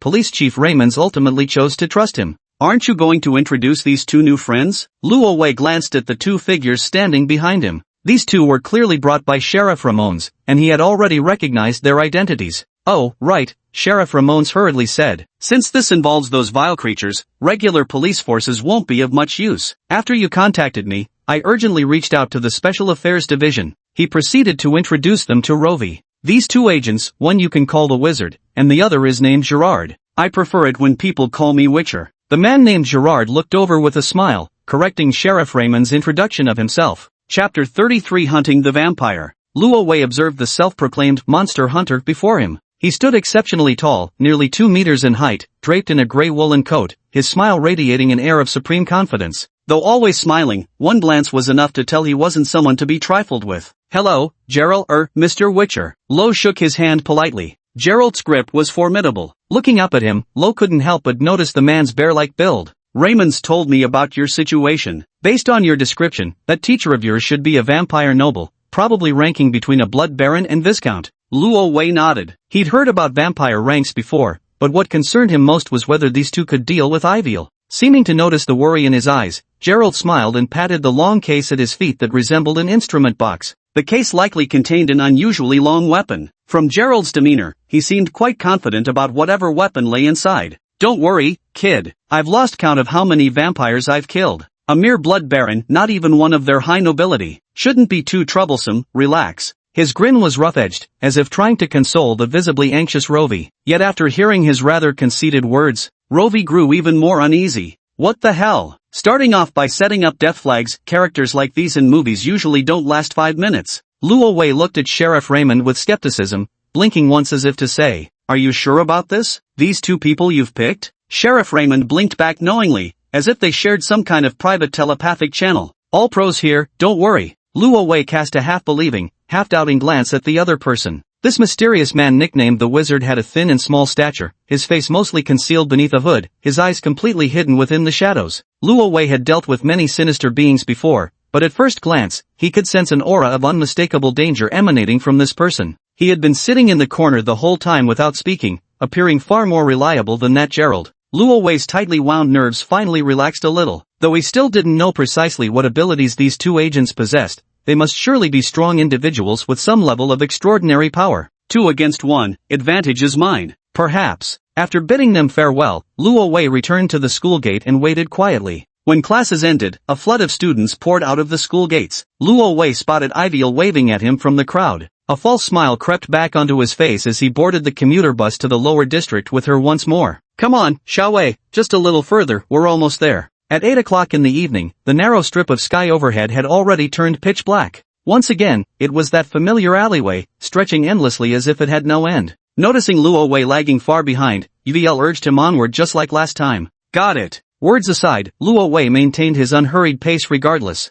maintaining a safe distance under Iviel's watchful gaze without arousing her suspicion. Now that was truly testing his skills. What kind of boy are you to be so weak physically? Ivel's tone grew increasingly impatient as she kept glancing back at Luo Wei's figure. This is precisely the time when cult gatherings occur. If you don't hurry up, we'll miss catching them tonight. Hurry up! Luo Wei silently cursed her in his mind, thinking, are you really in a rush to catch cultists, or just eager for me to walk into your trap? Humph, so slow. Evelyn muttered to herself. Looks good, perfect in every way, just this body is far too weak, really. But weak is weak, once everything is over, it won't matter anymore. Of course, she made sure Rove didn't hear these words. To prevent the increasingly impatient Eviel from growing suspicious, Luo Wei had no choice but to steel himself and close the distance between them. As he walked, he subtly glanced around, unsure how he would slip away when the inevitable fight broke out. Getting himself caught up in it would be too high a price to pay. That said, he still hadn't figured out Eviel's true motives. Why go through all this elaborate trouble just to lure him here? Not simply wanting to kill me, but having some other purpose. But if everything goes according to plan, I probably won't live to see it. Walking single file, the two continued moving through the pitch-black alleyway. When they reached an area flanked by towering abandoned factories, Loie stopped. He noticed a faint red light flickering atop one of the distant factory roofs. There was also a faint, almost imperceptible scent of smoke. Who's there? Eve coldly lifted her head to look in that direction. The air was silent for a moment. Ro glanced toward that spot, a person standing there quietly smoking, as if they had been waiting for the two of them for quite some time. A surge of bloody energy spread through Evil's hand, coalescing into a crimson blade. Who goes there? Stop hiding and playing ghost's eye. Her words were cut short. A deafening gunshot answered her. Evil's figure vanished in an instant, leaving behind a crater the size of a bowl where she had just stood. The tremendous kinetic energy nearly blasted straight through the entire side of the building in the alley. A crimson shadow flashed like lightning, appearing 5 meters away in the blink of an eye. Evil glared coldly in the direction the shot had come from. Under the dim moonlight, atop the roof of the abandoned factory, Gerard smiled as he watched the two figures below, a cigarette dangling from his lips, already half-smoked.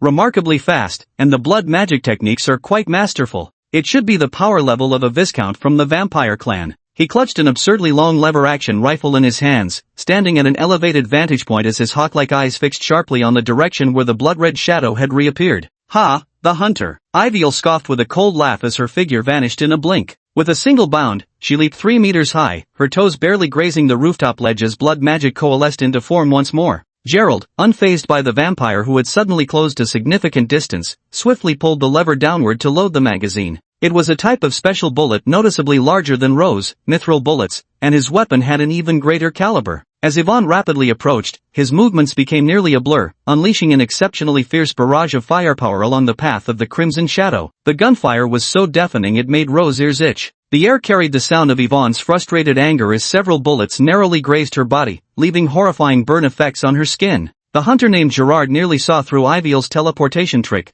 with bullets whistling past precisely each time she paused briefly, narrowly missing her each time. The sight made Lo, hiding in a dark corner, click his tongue in amazement. Indeed, caliber is righteousness, firepower is truth. The weapon's sheer power left Lo absolutely covetous. After all, what man doesn't love guns? He was already scheming about acquiring one just like it after this. Of course, thoughts are one thing, but staying alive comes first. While the two were entangled in battle high above, Luo Wei slipped away stealthily and infiltrated the factory complex. They bumped right into Chief Raymond, who was hiding on the 3rd floor observing the battle, along with his young assistant. Now this case that's been bothering me for nearly half a month can finally come to an end. Sheriff Raymond patted Ro on the shoulder. Thanks to your leads, once the case is closed, I'll get some proper sleep first, then treat you to dinner. This so-called most terrifying aberrant creature isn't all that impressive. Officer Leon watched the woman clearly losing the upper hand and relaxed accordingly. Ro looked at the two of them helplessly, thinking it couldn't possibly be that simple. He knew exactly how formidable Professor Yvonne was. I wouldn't be so sure, he said. You're just too nervous. Sheriff Raymond reassured him. Gerald is a senior agent from the Special Affairs Division. He's hunted countless mutants threatening society. And don't forget, we've got another friend who hasn't even made his appearance yet. Let's wait a moment. Luo Wei didn't finish his sentence, sensing these two officers were already celebrating victory prematurely. I don't think we'll need to. Officer Leon laughed. Look, that vampire didn't even get a chance to fight back. His words were cut short. All three men in the factory simultaneously felt a wave of physical discomfort ripple through their bodies. I feel like, my hands are getting weaker, Officer Leon muttered in confusion, flexing his fist. Ro also sensed the vitality within his body gradually but steadily draining away. Look out! Suddenly, he remembered a certain ability VL had used back at the old mansion. Wait, look up there! Officer Leon exclaimed in amazement. All three witnessed a startling spectacle at the same instant. Iviel, who had been leaping between rooftops to evade capture, was abruptly engulfed by a dense crimson mist. The bloody vapor spread like choking smog, blotting out the moon and plunging visibility to near zero, simultaneously obscuring her rapidly approaching form. Gerard lost visual tracking of his target mid-hunt. Frowning, he stared at the advancing blood fog bearing down upon him. Then, with terrifying suddenness, the mist shattered into dozens of crimson arrowheads, each gleaming wetly in the fragmented moonlight. Ivel's figure materialized like a phantom, her chilling laughter accompanying the sharp snap of her fingers. A storm of crimson arrows blotted out the sky, cascading toward Gerard like a torrential rain of blood. Gerard's eyes widened in shock. Chapter 34, Who's the hunter, who's the prey? A sky-spanning rain of blood erupted, saturating the factory rooftop in an instant. This was Iviel's counterattack, as if to show him what true firepower really meant. Gerald didn't just wait for death either. Despite his 2-meter-tall frame, he moved with surprising agility, rolling in quick succession before leaping down from the 4-story-high rooftop. Thank goodness he dodged that. Officer Leon gasped, his heart pounding in his chest. Jumping from such a height and acting like it was nothing, this agent's physical prowess is downright formidable. He's done for. Rose shook his head, delivering the judgment outright. Why? Officer Leon asked, puzzled. Rose simply shook his head. When a hunter loses the advantage of high ground, his powerful weapons become utterly useless. All Ivy had done was force him down from the rooftop. The moment Gerald failed to kill Ivy with his first shot, the outcome was already decided. Just as he'd feared, when Gerald descended into the complex terrain below, that blood-red shadow pursued him like a vengeful specter. Gerald could only retaliate defensively. Yet every time he turned to fire, Ivy would vanish instantly, using the maze-like terrain to her advantage. After several exchanges, Gerard couldn't manage a single threatening shot. Instead, that haunting crimson silhouette drew nearer and nearer. The blood mist continued to spread relentlessly, shrouding Gerard's vision, but now he stopped cold, regaining his composure. Weapon raised cautiously toward a particular point in the blood mist, he'd heard something just there. Gunshots rang out in rapid succession, the barrage parting the blood mist slightly, revealing several inky, elongated shadows severed mid-torso by his bullets. Blood servant? Gazing at the slain blood thralls before him, Gerard appeared to realize something. He whirled around, his pupils instantly contracting. 10 meters away, a blood-red blade pointed straight at his chest, the killing intent instantly palpable. Too fast. Even though Gerard's reaction speed was exceptional among humans, it still seemed laughably slow when facing this vampire at close range. The 10-meter distance closed in an instant. Gerard even saw his own reflection in the creature's pupils. But just as death was about to claim him, a strange and extremely eerie noise suddenly emerged from the darkness, rapid, blurry, as though countless indescribable beings hidden in the shadows were whispering in delirium or wailing, carrying a discomfort that clung like maggots to the bone. An intense mental corruption rapidly spread, making Gerard feel a scalp-numbing sensation accompanied by the urge to vomit. Ideal's offensive was also slowed. Her arm could no longer grip that crimson longblade properly, her entire body trembling faintly. This momentary pause saved Gerald's life when a slender man in a black cloak suddenly leapt out from the darkness, placing himself between the two. "You bastard, why did you take so long to show up? Again with this reckless friendly fire ability. Can't you at least give a warning next time?" Though Gerald vomited while covering his mouth, he still felt relieved seeing his colleague appear. "Look at how confident you are. I thought you could deal with this vampire." The mysterious man nicknamed the Sorcerer curled his lips into a mocking smile. "Those who overestimate themselves are truly laughable. Stop mocking me for now." Gerard smiled helplessly. "Let's deal with this one first. She's more troublesome than expected."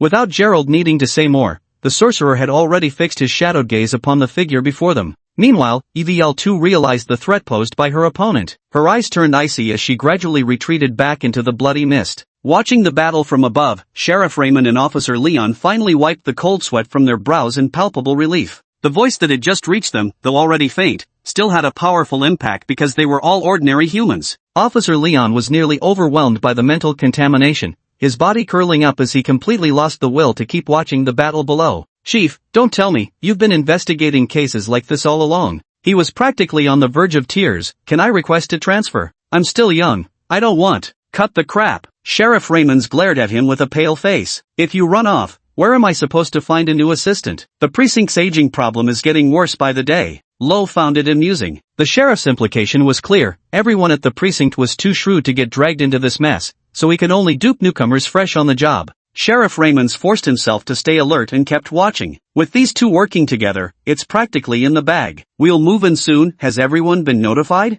A battle between superhumans would inevitably harm ordinary officers, so the precinct's backup was stationed far away, lying in wait. "Notified," Officer Leon muttered helplessly. Rowe continued observing below. With the combined efforts of the two investigators, the tide of battle had indeed turned once again. Ivel had initially intended to overwhelm them with sheer numbers using her blood thralls, but as the thralls closed in on the duo, the warlock's body began undergoing grotesque transformations. His small, frail frame beneath the cloak violently expanded, shredding the fabric to reveal swollen grayish-white muscles irregular and lumpy as if stitched together from rotting flesh chunks. Razor-sharp claws elongated from his limbs while his mouth sprouted jagged fangs dripping with black viscous fluid. "Is it a ghoul?" Luo Wei looked at Sheriff Raymond in bewilderment. "Does the Special Affairs Division even recruit non-human creatures?" "Probably not." Sheriff Raymond's frown in thought. "I've seen that so-called wizard before, but he wasn't like this back then, didn't wear a hood either. Later on, seems like years of studying those things changed him, turned him into something neither human nor ghost."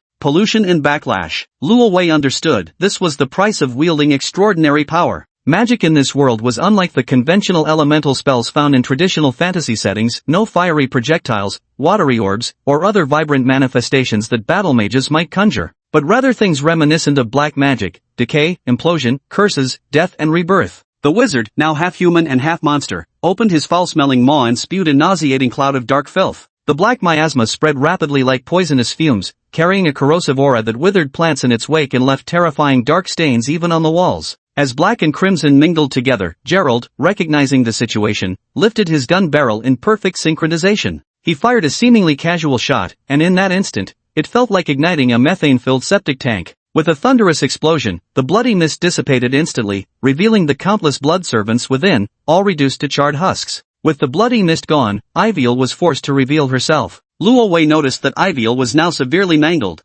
desperately dodging Gerard's bullets in utter disarray. Perhaps severely wounded, she refrained from casting that life-draining blood magic. The crimson aura surrounding her gradually thinned, and she could no longer summon blood servants to aid her nor maintain her previous speed. Gerard's gun muzzle traced the fleeing shadow, his lips curling into a triumphant smile. Meanwhile, the wizard-turned-monster leaped high to block Yvonne's only escape route. Caught between them, Yvonne found herself with nowhere to run. Now, even the usually cautious Ro felt it was a sure bet. Yet before he could revel in his joy for more than a few seconds, the situation took another turn. Under the moonlight, another crimson silhouette descended from the sky and, to everyone's astonishment, crashed like a hammer directly onto the wizard's enormous head. The impact was so tremendous that it literally drove the wizard into the ground, eliciting a pained howl from him. Gerald's smile gradually faded as he looked at the sudden turn of events. Rovi also widened his eyes. As the dust settled, he saw the figure standing over the wizard's body, a woman dressed in a butler's uniform with refined makeup, appearing slightly older than Iviel.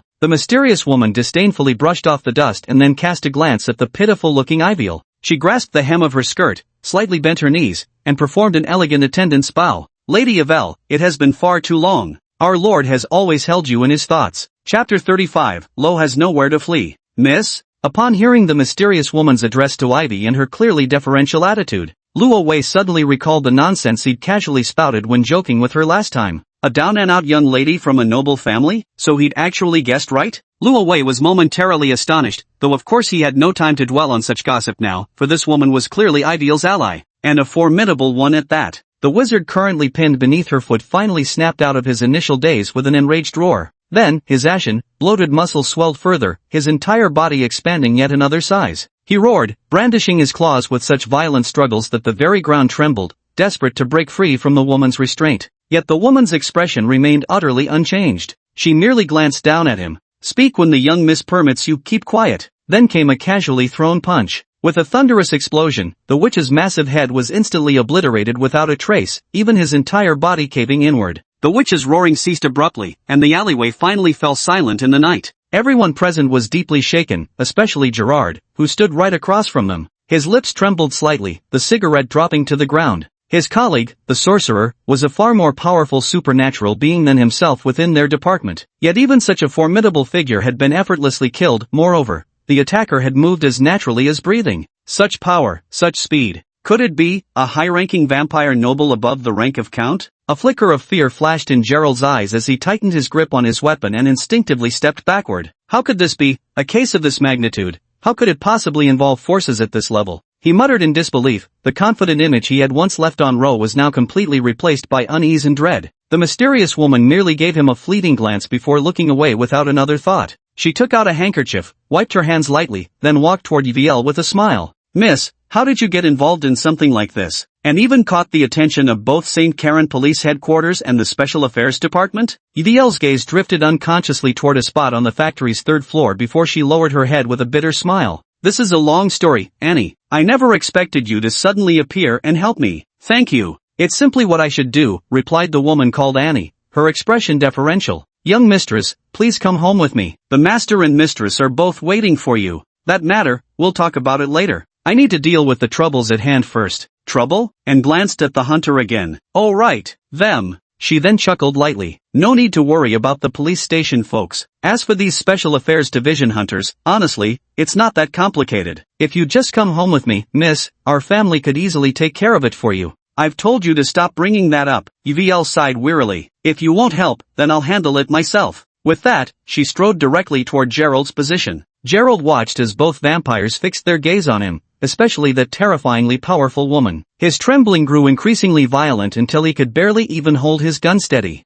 Stay back. Yviel simply smiled, as if mocking a pitiful prey in its death throes. Come any closer and I'll kill you. I swear it. As the other party drew closer step by step, the last thread of Gerard's composure finally snapped. He fired his gun frantically in rapid succession. Die, damn vampire. Die, you trash. I'll kill you. The crimson shadow vanished in an instant, only to reappear behind him the next second. A massive crimson scythe materialized in the air. With a flash of bloody light, torrents of blood gushed forth like a spring as Gerard's body was cleanly severed at the waist. It was a death akin to torture. Gerard's still conscious upper torso convulsed violently, entrails spilling from his bisected lower half as an ear-splitting scream of utter agony erupted from his mouth. Yvette was indeed taking revenge. She watched with detached amusement until Gerard finally perished, his face frozen in a grotesque mask of suffering, before lifting her head in satisfaction. Her pale gray eyes shifted back to their usual dark green hue as she began searching through the pitch-black factory. The clock rewinds 1 minute earlier. At this moment, Lo was busy packing up,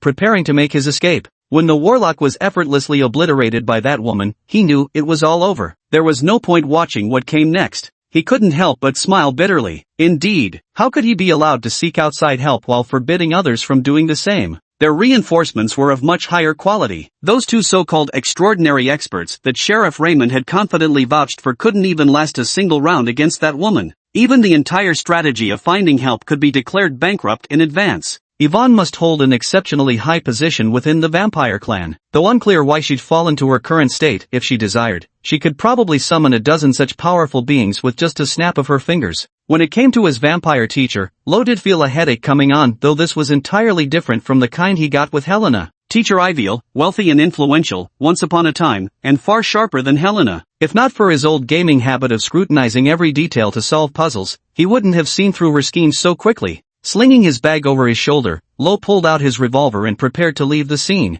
But when he turned around, all he saw was Officer Leon cowering in fear. Chief Inspector Ramones was gone. Where is he? The chief left just now, without even looking back. Damn, that guy ran way too fast. Luo Wei was speechless. That woman dressed like a butler hadn't even appeared yet, but Sheriff Raymond had already figured out things were going south and just booked it? Maybe he went to call for backup? Officer Leon cautiously suggested. The chief, he wouldn't just abandon us, right? Luo Wei helplessly glanced at him, too young and naive. Sheriff Raymond, despite often being mocked as a useless sheriff with little competence, honestly speaking, did possess two remarkable talents. One is luck, the other is escape. These outstanding qualities were precisely the key to his survival through all those bizarre incidents up till now. Otherwise, how could a completely powerless, good-for-nothing sheriff have climbed to such a position? Luo Wei had no intention of bringing Officer Leon along for the escape. After giving him one last glance, he bolted. Behind him, a chorus of sudden realizations and pitying sighs rose up. So that's how it is. Now we finally know how the sheriff's previous assistants all died.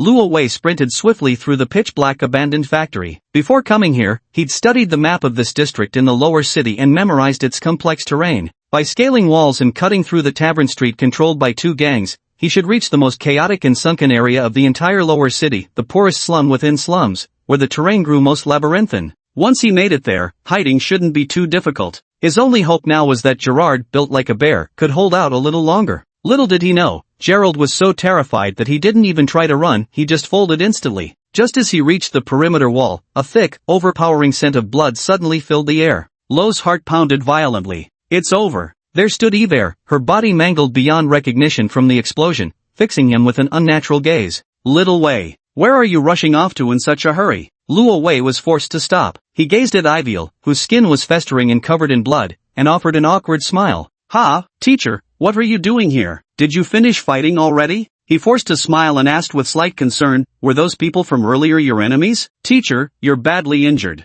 As he spoke, he made a move to take out bandages to dress her wounds. But Iviel firmly gripped his wrist, rendering him unable to move. Teacher? Luo Wei looked at her in confusion. Iviel remained silent, merely fixing her gaze upon his eyes as though attempting to peer through them into the depths of his soul. Teacher, what are you? Young mistress. At that moment, the woman dressed in a butler's uniform also appeared before them. Upon clearly seeing Ro, her tone carried unmistakable surprise. Miss, is this the person you care about? Wait, a human? Just a regular human? Chapter 36, the young miss actually cares about others now? Iviel gave her a helpless glare. What nonsense are you speaking? What person I care about? Annie looked at her inexplicably, then turned her gaze to Luo Wei, who stood frozen in place not daring to move a muscle. Miss, you went through such great lengths to bring him here, even fighting those hunters without hesitation. Don't tell me, you actually just wanted to take your students sightseeing. So what if I did? Yvonne rolled her eyes. Don't lie to me, I know you too well, miss, Annie said with an amused smile. Oomph, don't pry into my business. Yvonne grew increasingly impatient, grabbing Luo Wei's hand as she tried to leave the place. I've already left the family, you're not my steward, nor do you represent my elders. Let's go. Luo Wei had no choice but to let Yvonne drag him along, powerless to resist. Worse still, that woman who had punched a wizard's head clean off was glaring at him with a hostile gaze, her eyes brimming with resentment. What did I do to offend her? Why does this situation feel so bizarre? It's not like I kidnapped your lady, I'm the one who got kidnapped here. Annie sneered as she saw Yvel about to leave, her figure suddenly darting into motion. A pair of pale, icy hands suddenly choked Lovi's throat. Annie, what are you doing? Yvel was shocked and horrified. Let him go. Her gaze was icy, her tone laced with an unmistakable command, but dared not rescue Ro, fearing Annie might easily snap that fragile neck with a twist. Why is the young lady so angry? Annie glanced in surprise at the young man pinched between her fingers, examining him carefully and thoroughly once more. Unaware of their hidden thoughts, Ro could only feel his breathing grow agonizingly labored, his entire being on the verge of suffocation. Though his backup plan had always been to reload by suicide, dying slowly from asphyxiation was far too excruciating. At this moment, he missed his trusty little revolver more than ever. Miss, you. Annie noticed the dangerously intense look in Yvel's eyes at that moment. Suppressed rage made her entire body tense like a lioness protecting her cub, poised to strike at any second. She genuinely intended to save this young man by attacking me. Annie gradually loosened her grip, yet inwardly she was too shocked to believe what was happening. Was this still the same young mistress she knew? The one who had been cherished like a celestial darling since birth, the extraordinarily gifted yet fiercely rebellious, Yvel Abraham? How are you, little Wei? Yvel helped Luo Wei up, but he waved his hand dismissively. I'm fine, just give me a moment to recover. And saw deep concern in her eyes. Never had she thought that young mistress with such a notoriously difficult temperament could care for someone else like this. She gazed at the young man clutching his neck and gasping for air, her expression gradually growing complicated. Miss Yvel, and had wanted to whisper something to Yvel. However, when Eve noticed her approach, she immediately pulled Luo Wei behind her, her face filled with wariness. Annie smiled bitterly without end. Seeing this situation, she had no idea what to say anymore. Annie gazed at her mistress with complicated emotions and spoke earnestly. He's just a human. You can play around if you want, but I advise you don't you dare get emotionally involved. I know what I'm doing. Yvel averted her gaze, unwilling to meet those paternalistic eyes. Annie pressed on regardless of whether she was listening. Are you planning to do that thing? Yvel hesitated. Even if you did that, he wouldn't be acknowledged, and if the master found out, you'd be in serious trouble. You might not even be able to roam free like this anymore. The family will definitely find you and force you to return. For your own sake. And glanced at the young man, a mocking smile playing at her lips. If not for anything else, then at least for your sweet boy here. Listen to me, stop being so willful. My head attendant, Yvel finally couldn't take it anymore. You're more long-winded than my father. Annie looked at her helplessly and sighed in resignation. Very well, miss. If there's nothing else, I'll take my leave. With that, she turned and walked away. Yvel sighed in relief, just before merging into the darkness, and left her final words. Miss, I won't tell anyone in the family about today's matter, and I hope you'll seriously consider what I've said. In the lower district at night, the moonlight remained hazy as ever. Luo Wei rubbed his neck and noticed that Yvonne kept staring in the direction wherein had disappeared. He secretly glanced at his revolver. The pistol lay on the ground, not too far from him. It was his only chance for a perfect reload. Yet, as if Yvonne had eyes on the back of her head, she turned with a smile to look at Luo Wei, whose gaze had grown somewhat restless. What's this? Sneakily calling the cops wasn't enough. Now you want to kill the teacher in private? Luo Wei gave a bitter smile. She'd clearly misunderstood him. The one he wanted to kill was only himself. Yvel bent down to pick up the revolver. Ha, mithril bullets? As she dismantled Ro's pistol, a look of surprise crossed her face. Then she glanced at him with a knowing smile. Well, this is irrefutable evidence, isn't it? Little Wei, I never expected you'd do such a thing. When did you start suspecting your teacher? From the moment you led me to your office. Lo spoke thus.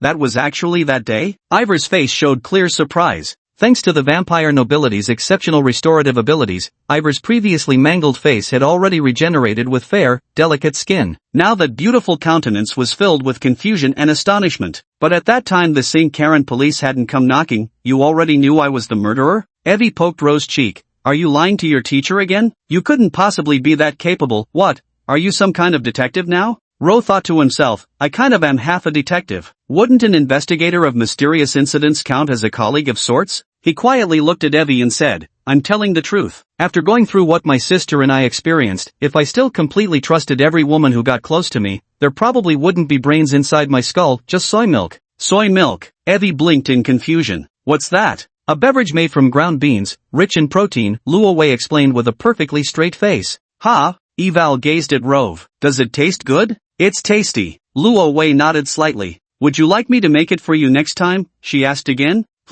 A smile slowly curled at Ivel's lips as her palm came down heavily on Lo's nape. Darkness swallowed Lo's vision as he instantly blacked out. Chapter 37, Isn't living all about eating? My head hurts so much. Luo Wei struggled to open his eyes and found himself in a brightly lit mansion illuminated by countless candles. Where is this? He immediately looked around and saw an expansive hall wide enough to hold several classrooms, lavishly decorated like a palace. Ivor was supposed to bring me to her home in the lower district. Did such buildings even exist there? Luo Wei muttered to himself. It seems even a vampire noblewoman fallen into the slums still refuses to economize on her living conditions. Thinking about it, although he was a straight guy, even he could tell Ivor's daily necessities were never of poor quality. Her clothes and bags were all the kind that were custom made by hand. Now he finally understood where all her money went. No wonder she was always complaining about being broke. After waking up, Luo Wei rubbed his still slightly dizzy head and stood up. To think Val wasn't tying him up like Helena did. Wasn't she afraid he'd run away? But then he realized he was overthinking it. After all, the spacious hall was currently teeming with dark, lanky blood servants roaming about. Upon noticing he'd woken up, they merely glanced toward the sound before bowing their heads and resuming their patrols. Eve must have given them some kind of command. As long as he didn't try to escape, they wouldn't attack him. Luo Wei also realized he'd been searched thoroughly. Even the small items hidden in his undergarments had been taken by Eve, not to mention his satchel and revolver. Perhaps that's why she hadn't bothered restraining him, casually dumping him in the living room instead. Facing those blood servants patrolling around, without his mithril bullets, Luo Wei probably couldn't even defeat one of them. Luo Wei cautiously maneuvered between the blood servants when he spotted a door, the only open one in the entire hall. A thick scent of blood wafted from inside, instantly piquing his curiosity. Glancing warily at the blood servants, Luo Wei noticed they weren't paying him any attention. So Luo Wei quietly slipped inside. It was a secret chamber, about the same size as Ivor's office. As he entered, the flickering firelight dimmed slightly. In the wavering glow, Luo Wei finally saw what secrets were hidden within. 5 pale, emaciated humans were strapped to connected hospital beds. Countless needle marks densely dotted the veins on their arms, some already blackened and festering. Beside each stood a frost-rimmed glass container, empty, but stained with dried blood.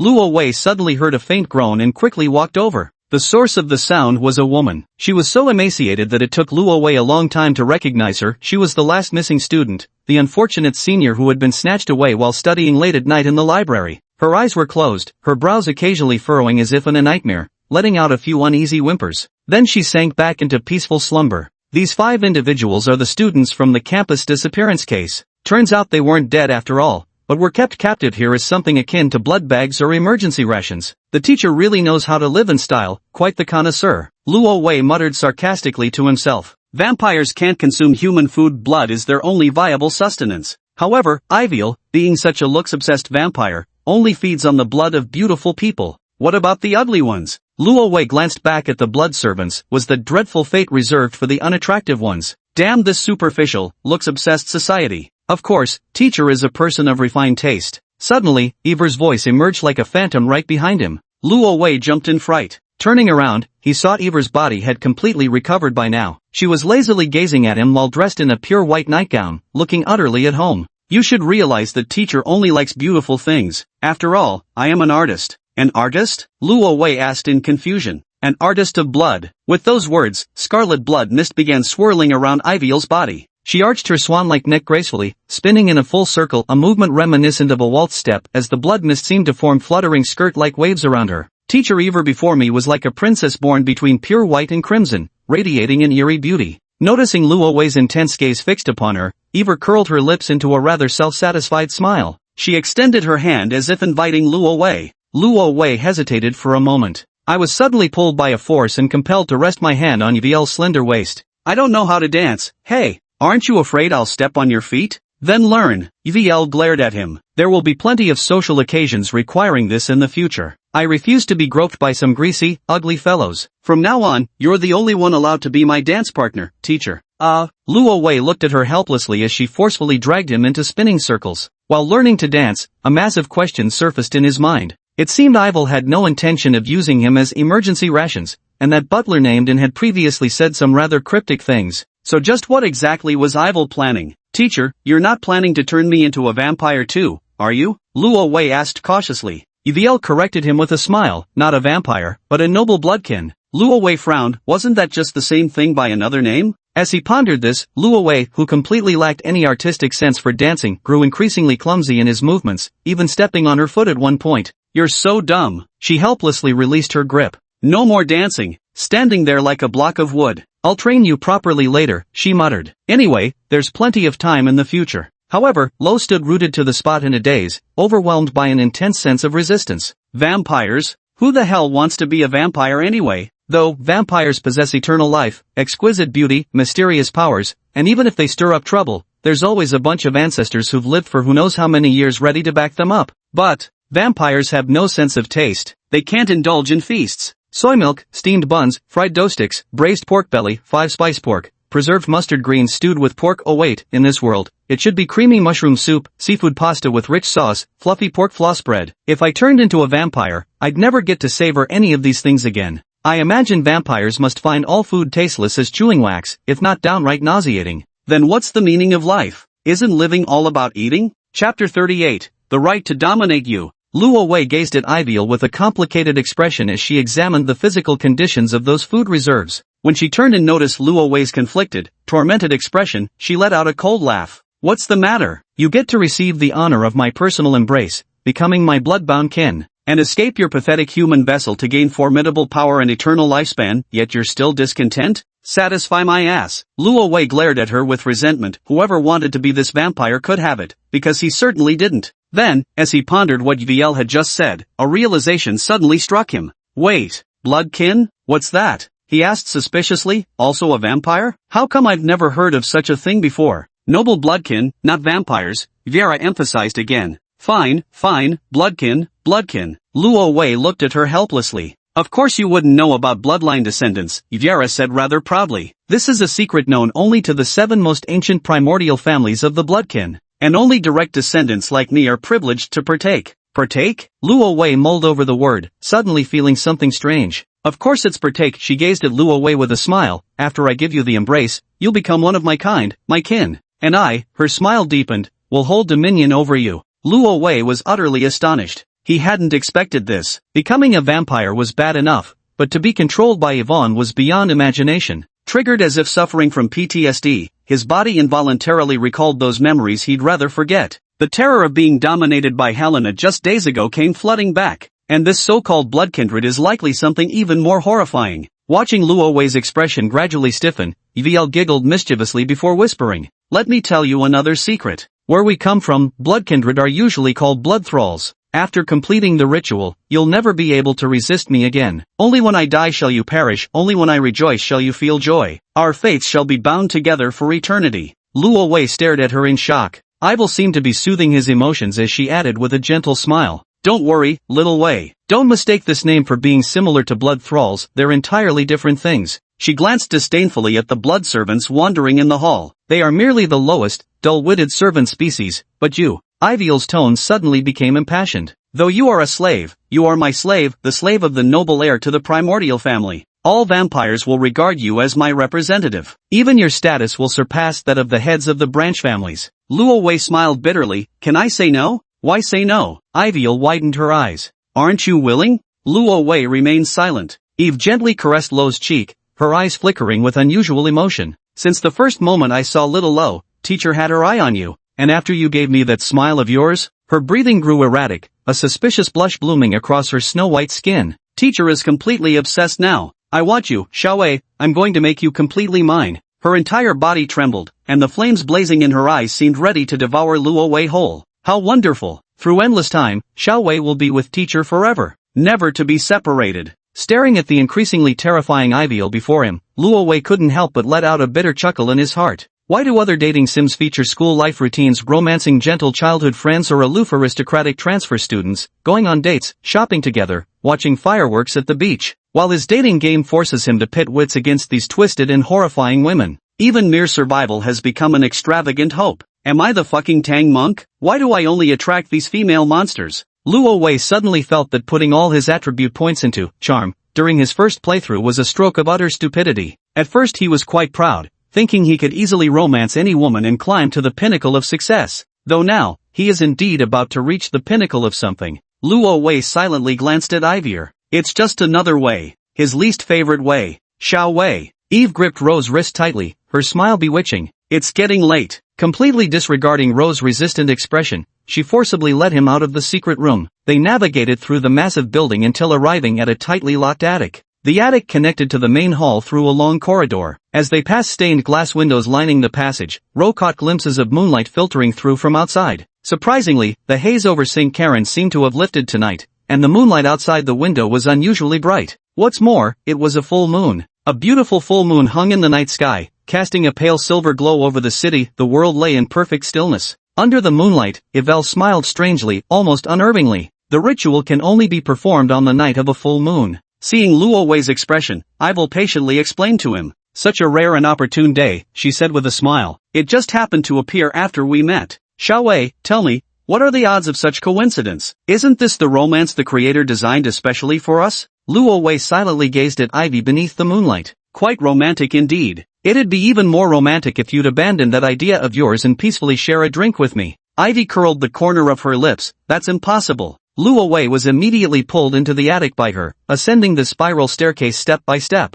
Though called an attic, its height was comparable to a watchtower. Standing in the top floor room, one could overlook the entire lower district of St. Karen through the floor-to-ceiling windows. Though the view of the brightly lit lower district from above was quite beautiful, he had no mind to appreciate the scenery. Upon entering the room, Luo Wei's gaze was instantly drawn to the enormous blood-drawn magic circle on the floor. The candlelight flickered, casting an eerie yet tranquil atmosphere in the room. Let's begin, baby, Yvel said with visible excitement. Wait a moment.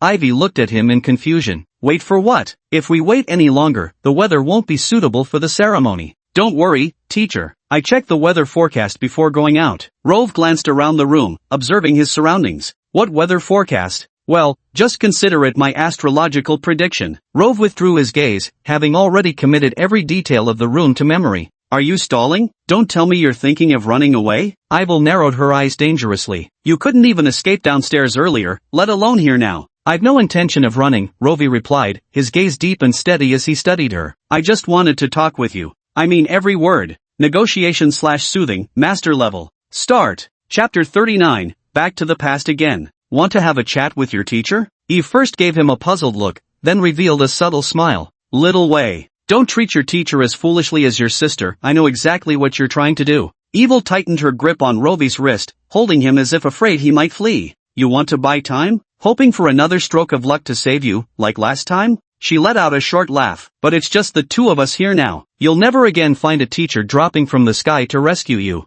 Luo Wei gazed at her with a faint smile. In that case, what are you afraid of, teacher? Afraid? Iviel let out a cold laugh. Does that word even belong in my vocabulary? She glanced at the blood-red magic circle on the ground, then shot another look at Luo Wei, who seemed to be mocking her with his very presence. Go ahead, talk. I'm curious to see what tricks you've still got up your sleeve at this late hour. Luo Wei couldn't help but feel a surge of delight. He hadn't expected Yvel to be the type who'd fall for reverse psychology. On one hand, this was undoubtedly the side effect of calm/negotiation, which had lowered the target character's defenses. On the other hand, she was probably naturally an extremely arrogant and proud personality to begin with. A faint, almost imperceptible smile curved Luo Wei's lips. Where there's a loophole, there's an opportunity. Don't tell me you still refuse to become one of my kind, Yvel murmured gloomily. If that's the case, then forget it. This matter isn't open for discussion. But, Rovi said quietly, becoming a vampire not only means no more feasting, but I couldn't even bask in the sunlight? He widened his eyes, looking at Yvel with full of resentment. Isn't that just too miserable?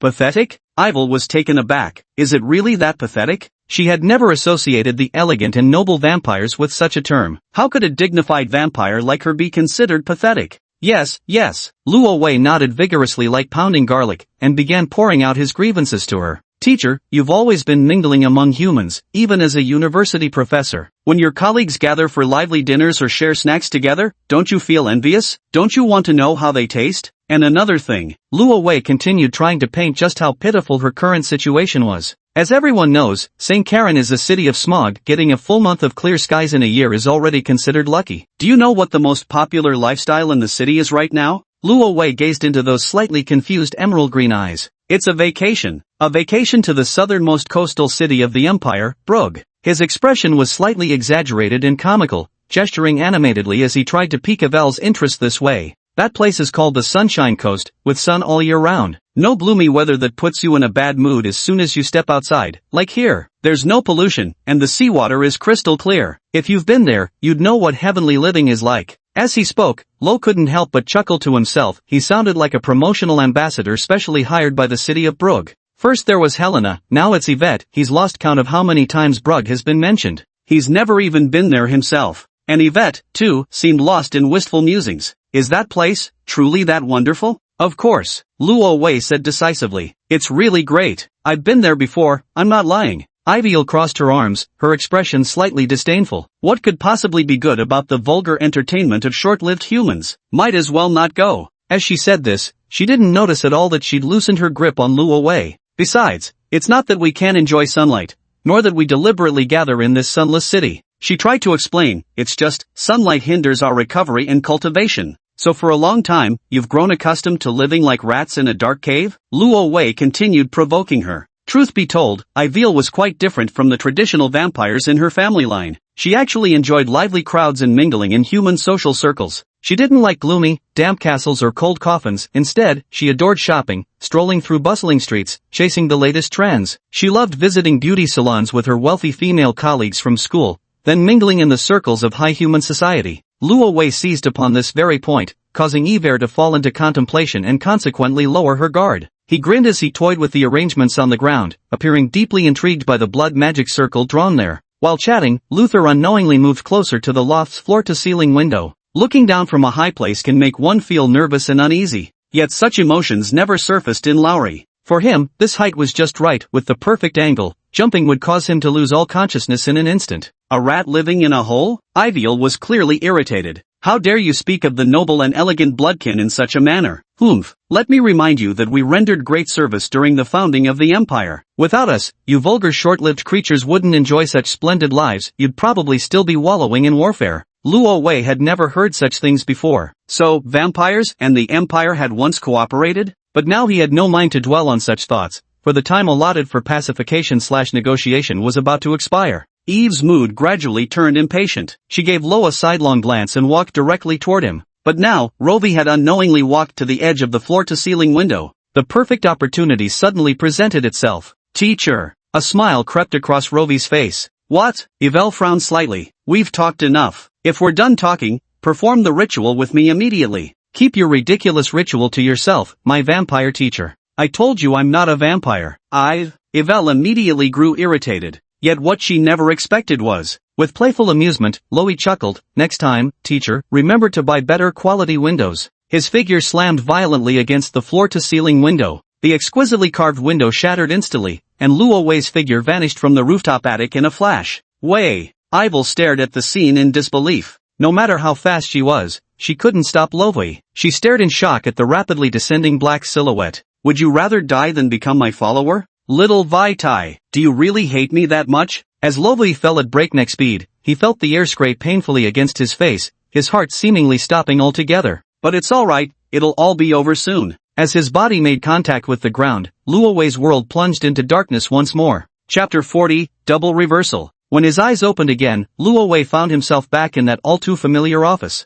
If you discover any new leads, please make sure to inform me promptly. Sheriff Raymond stood at the door, and after saying these words, he led Leon out of the office. Chapter 1, The Ghost of Karen University. Save point, Magic Class A Advisor's Office. Remaining save attempts, 3/5. After they left, only Ro and Ivier remained in the office. Ro took a deep breath. My heart still felt like it was in those few seconds of rapid descent, pounding violently. Each time I reloaded a save, it seamlessly transitioned from the moment of death back to the checkpoint, leaving all the terror and suffering from that last second still lingering. Luo Wei rubbed his face, not wanting the person behind him to detect any flaws. Then, he slowly turned around with a smile. Those jet-black eyes were staring fixedly at him. Xiao Wei, are you really planning to help that sheriff investigate the case? The same question again. Luo Wei quickly pondered for a second before shaking his head decisively. I'm not planning to help him with the investigation. I was just momentarily curious, so I asked a few extra questions. You're not? This answer clearly caught Evil by surprise.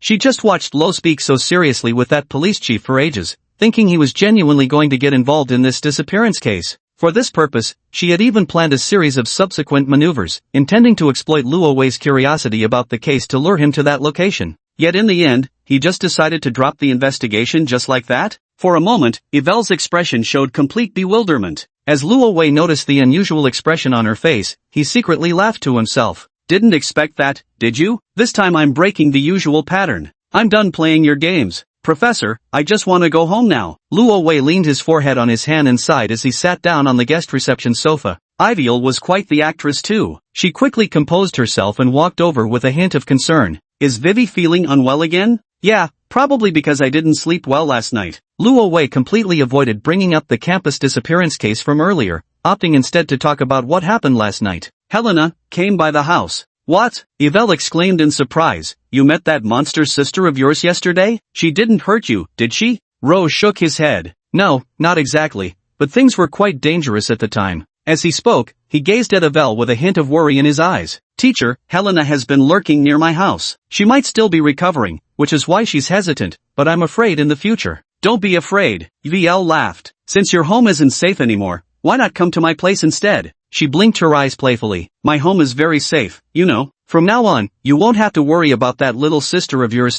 Luo Wei stared at her, grumbling inwardly, safe my ass. Your place is anything but safe. But the worry showed on his face. This won't do. I can't be involved with any of you at school right now, or Helena will retaliate. Ivel immediately scoffed. I'm afraid of her? Let her come do her worst. I'll protect you. Loey, however, looked at her with complete seriousness. Since you're not afraid, teacher, why not just stay at my place then? Eve was taken aback for a moment, not expecting Luo Wei to make such a request. Come on teach, I've got something nice at my place. Luo Wei narrowed his eyes seductively. The tables have turned. At 6 o'clock in the afternoon, near the old mansion in the West District, Luo Wei stood atop the high ground, secretly observing the vicinity of the mansion with a telescope. Every gust of wind swaying the bushes would make him tense up with caution, suspecting Helena could be hiding anywhere. There's no need to be this careful. Ivier looked at him helplessly. It's just going home. Why does it feel like we're burglars? She must be close by. Keep your voice down. Luo Wei raised a finger to his lips, signaling for silence. He had gone through great pains to finally lure Yvel to his home. There was absolutely no way he could let Helena find out.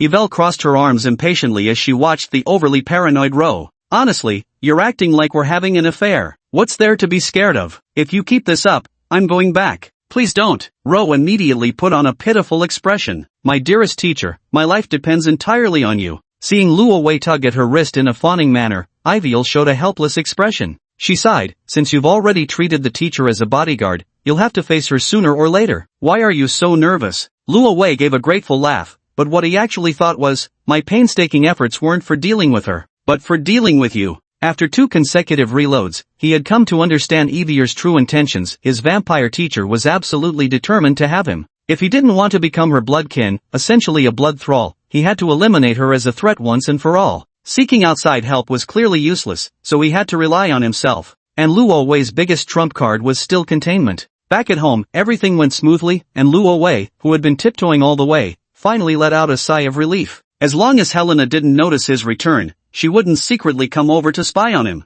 I really can't deal with you. The neat freak Eva brushed the leaves off her clothes with a handkerchief. They'd gotten all over her during the stealthy infiltration earlier. Teacher, you've worked hard. Luo Wei quietly handed Eva a glass of water. It's still cold. Because he didn't dare to turn on the heating, wanting to maintain the illusion of not returning home. Ivel chuckled at seeing him acting so cautiously. Then, with an amused smile, she quietly leaned closer to Lo's body. It's already dark out. Young Wei, what could be your ulterior motive for secretly inviting a young woman like your teacher to your home at night? Luo Wei looked at her and nodded. There really is. However, Yvonne misunderstood his meaning. She gently leaned in closer to his cheek. Does little Wei perhaps have feelings for his teacher? Staring at Luo Wei shrinking motionless on the sofa, not daring to move, Ivier narrowed her alluring eyes, pressing closer inch by inch like pushing her advantage. Finally, her outstretched arms completely encircled Luo Wei, pinning him beneath her until his upward gaze met the pair of full, swelling breasts. No answer? I'll take your silence as agreement. She could feel Ro's breathing growing heavier, his gaze fixed intently upon her. A sense of self-satisfaction bloomed within Yule's heart.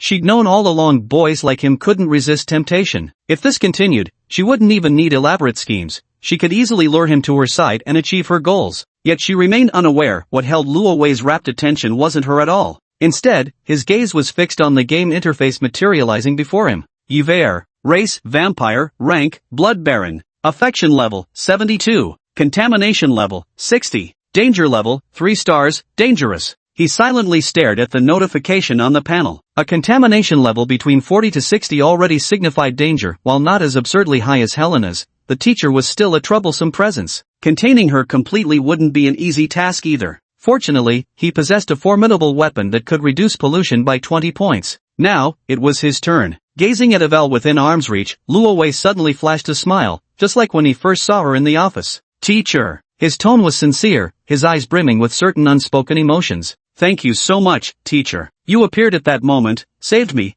and have always cared for me so gently. Without you, I don't know what my life would have been like. With deep emotion, he said, I've never properly thanked you. I don't even know how to repay you. Looking at the boy's smile before her, Yvel's gaze momentarily froze in thought. Teacher, am I really as good as you say? Luo Wei smiled without hesitation and said, You're the best, teacher. At that moment, staring at that seemingly magical smile, Yvel felt an uncontrollable sensation coursing through her body. Her breathing grew increasingly rapid as a peculiar fire began smoldering in her gaze. Then repay me with your body. She suddenly pounced. Her teeth sank into Luo's neck. Teacher. Luo Wei stared at her in shock. What are you doing? Yvel suddenly realized what was happening. She saw Luo nervously covering his neck, staring at her with a surprised expression on his face. Sorry Xiaowei. Yvel quickly stood up, somewhat embarrassed as she reined in her previous emotions. For a brief moment just now, she suddenly lost control of her emotions, gazing at the person before her as if he were some irresistibly delectable delicacy.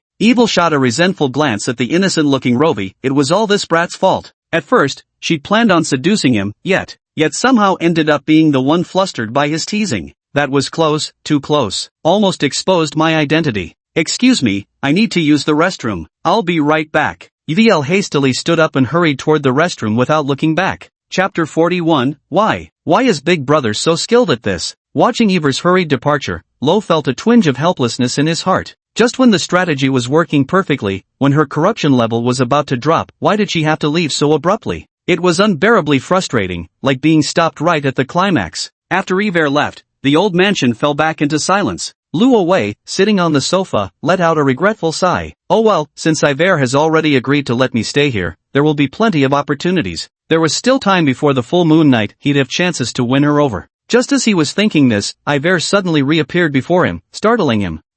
Professor? You finished up so quickly. Luo Wei gazed at Yver, noticing that the look she gave him now was no longer as terrifying as before. It had softened considerably. It seemed that Yver had just gone to the restroom to compose herself. Little Wei. She looked at him and suddenly flashed an indescribable smile. Luo Wei looked at her curiously. What's the matter? Before the words could even be finished, Eve's body lunged forward once more, pinning Luo Wei heavily onto the sofa. Luo Wei looked at her in shock, about to say something more, but never expected. Her soft lips pressed against his. They fiercely sealed Luo Wei's mouth, cutting off whatever else he meant to say. Luo Wei's eyes widened instantly as Ivy kissed him with a mixture of dominance and clumsiness, even attempting to slip her tongue in. Her arms clung tightly to his body, practically pinning him forcefully onto the sofa. Her entire demeanor was so fierce it felt like she wanted to devour him alive. What kind of madness is this now? Luo Wei grew increasingly bewildered by her aggressive kiss. Could that smile from earlier have had some aphrodisiac effect? Surely not. For a moment, the quiet old house was filled only with the ambiguous sounds of their entangled kiss. Until Luo Wei suddenly sensed something amiss. With difficulty, he withdrew his arm, trying to break free from the other's restraint. Teacher. Wait a moment. Finally, the other party released him with an expressionless face. Luo Wei touched his lips on the last moment. The other had actually bitten him hard enough to draw blood. Where was the passionate, loving embrace? It felt more like something filled with hatred. Luo Wei stared intently at the person before him, that strange sensation growing stronger by the second. There's a strange sense of unfamiliarity about this teacher, Yvonne, that I can't quite put my finger on. If I had to explain it, maybe she lacks a certain mature feminine charm? He couldn't help but slowly step back. The figure before him suddenly let out a cold laugh. That was a voice that didn't belong to Teacher Yvel at all, much younger. My big brother seems to be really enjoying this kiss. It looks like Big Brother wouldn't refuse any initiative from Teacher Yvel. Hearing that familiar yet resentful voice, Luo Wei instantly broke out in goosebumps. Helena? How did you get here? Just as expected, the face that belonged to Yvonne suddenly contorted grotesquely. After a brief moment, her body convulsed and transformed back into Helena's appearance. Luo Wei was horrified. How could she appear inside the old mansion? Wasn't she supposed to be hiding in that forest outside all along? When they came back, both he and Yvonne had clearly checked the surroundings. How did she manage to discover them? His heart was in turmoil. Helena stood before him, her gaze icy as she stared at him, her entire body trembling with fists clenched so tightly they shook. Why? Why are you so skilled at this, brother? Her voice was thick with accusatory resentment. Have you often done this with that woman? Even become familiar with each other's bodies? As she spoke, she grew increasingly agitated, her words trembling, her eyes already turning blood red. Originally, Helena came back because she had something to say to Big Brother. But now, you not only brought that woman I detest home with you, but you even. Luo Wei kept backing away, utterly exasperated in his heart. It's clearly you who took on her appearance and kissed me without giving me a chance to refuse. I couldn't even resist. How can you blame me for this? As he stepped back, his hand had already slipped into the ever-present single shoulder bag at his side, grasping one potion bottle after another. Yet Helena gave him no chance to continue. The bulky tentacles hidden beneath her dress revealed a horrifying visage, one all too familiar to Luo Wei. 4, 6, then over a dozen inky black tentacles came stabbing toward him at terrifying speed. Xiao Wei. Emerging from the bathroom, Iviel stared at the scene before her in shock. What was going on? She'd only slipped away to the toilet to secretly compose herself. How had his monstrous little sister appeared out of nowhere? Where had she even come from? Iviel dashed toward Rose's position at lightning speed, but it was already too late. A torrent of blood sprayed through the air. The scattered sharp tentacles pierced through Lovey's body from various angles. Through the chest, abdomen, limbs, and the throat. Everything before Lovey's eyes rapidly blurred, gradually darkening. The final scene was Helena's twisted and deranged expression, along with Yvette's furious roar. Damn it, major miscalculation. Again! Save point, Magic Theory Class A Instructor's Office. Remaining read slots, 2/5. If you discover any new leads, please make sure to inform me promptly. Xiao Wei, are you really planning to help that sheriff with the case? Acting like we're having an affair, what are you so afraid of? If you keep this up, your teacher will just leave. Xiao Wei, could it be, you have feelings for your teacher? Excuse me, I need to visit the restroom. I'll be right back. Familiar experiences flashed by one after another. Luo Wei sat nervously on the sofa, his mind entirely focused on anticipating the next scene. When that familiar figure of evil appeared before him once more like a phantom, Luo Wei sprang to his feet. The other party wore an inscrutable smile as she walked straight toward him. At the moment Iviel tried to steal a kiss, Lo abruptly pushed her away. Then he waved his hand as though demonstrating his noble integrity and indifference to feminine charms. Teacher, you shouldn't act this way. There's already someone on my mind.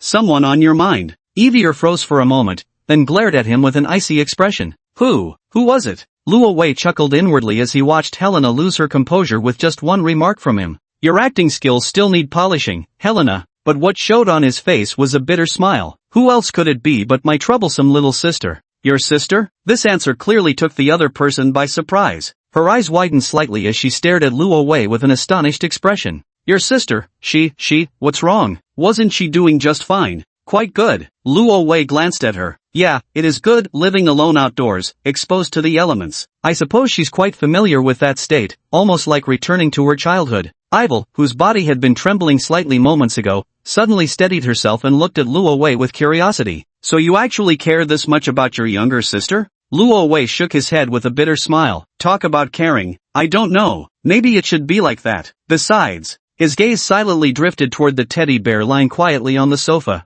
He let out a wistful sigh. I promised her before that I'd help fulfill so many of her wishes. Too bad I can't find her anymore. Luo Wei silently gazed at Ivel. Teacher, can you help me find her? At that moment, the Ivel before him trembled uncontrollably once more. But this time, her expression carried neither anger nor resentment. Instead, it was one of overwhelming excitement and gratitude, stunned beyond belief with joyous disbelief. Chapter 42, Broken. I always thought you didn't like your little sister. As Iviel before me said this, her voice grew somewhat downcast. She lowered her head slightly, speaking with a mix of guilt and sorrow. After all, her personality is so peculiar, sensitive, insecure, and sometimes even extremely volatile. When she flies into a rage, she does things no one could ever predict. She even wanted to kill you. She's a monster. The person before me, whose spirits had just lifted moments ago, became utterly dejected again after speaking these words. No one would want a monster like this as their sibling. Maybe it's better not to go find her, just part ways,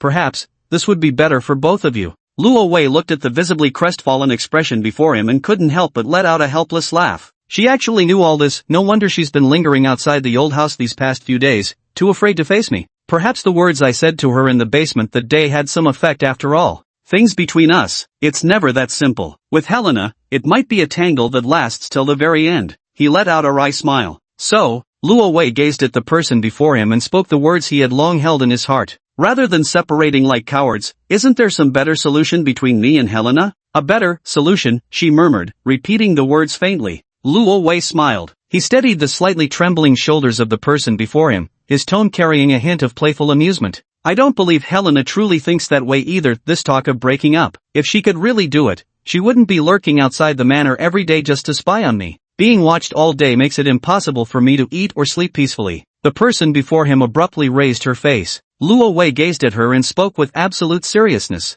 I won't run away anymore. If I get the chance, I want to find Helena and tell her that all the promises I made to her that day still stand. I'll show her the life a girl her age should enjoy, and I'll properly fulfill my duties as her brother. Big brother. The figure before me murmured, eyes glinting with something unreadable. Of course, she still needs to be punished. Luo Wei snorted again. After all the suffering she put me through before, I must properly teach that little brat a lesson. The person before me covered her mouth with a teary-eyed smile, but in the end, she didn't actually do it, right? Aren't you still standing here perfectly fine, brother? She gave Luo Wei another once-over. It's just that, well, her attitude towards you was a bit harsh. How could that be considered suffering? Luo Wei shot her an exasperated glance. What do you know? I've suffered plenty. She only remembered the last experience, unaware of how horrifically she had died each time before reloading the save. Even now, she had developed such a practiced routine for smoothly committing suicide to reset the timeline. It was heartbreaking to see how proficient she'd become. Big brother, she couldn't help but laugh as she watched Luo Wei grumbling incessantly. I hope you'll keep your word. She stared at Lo, her face gradually contorting.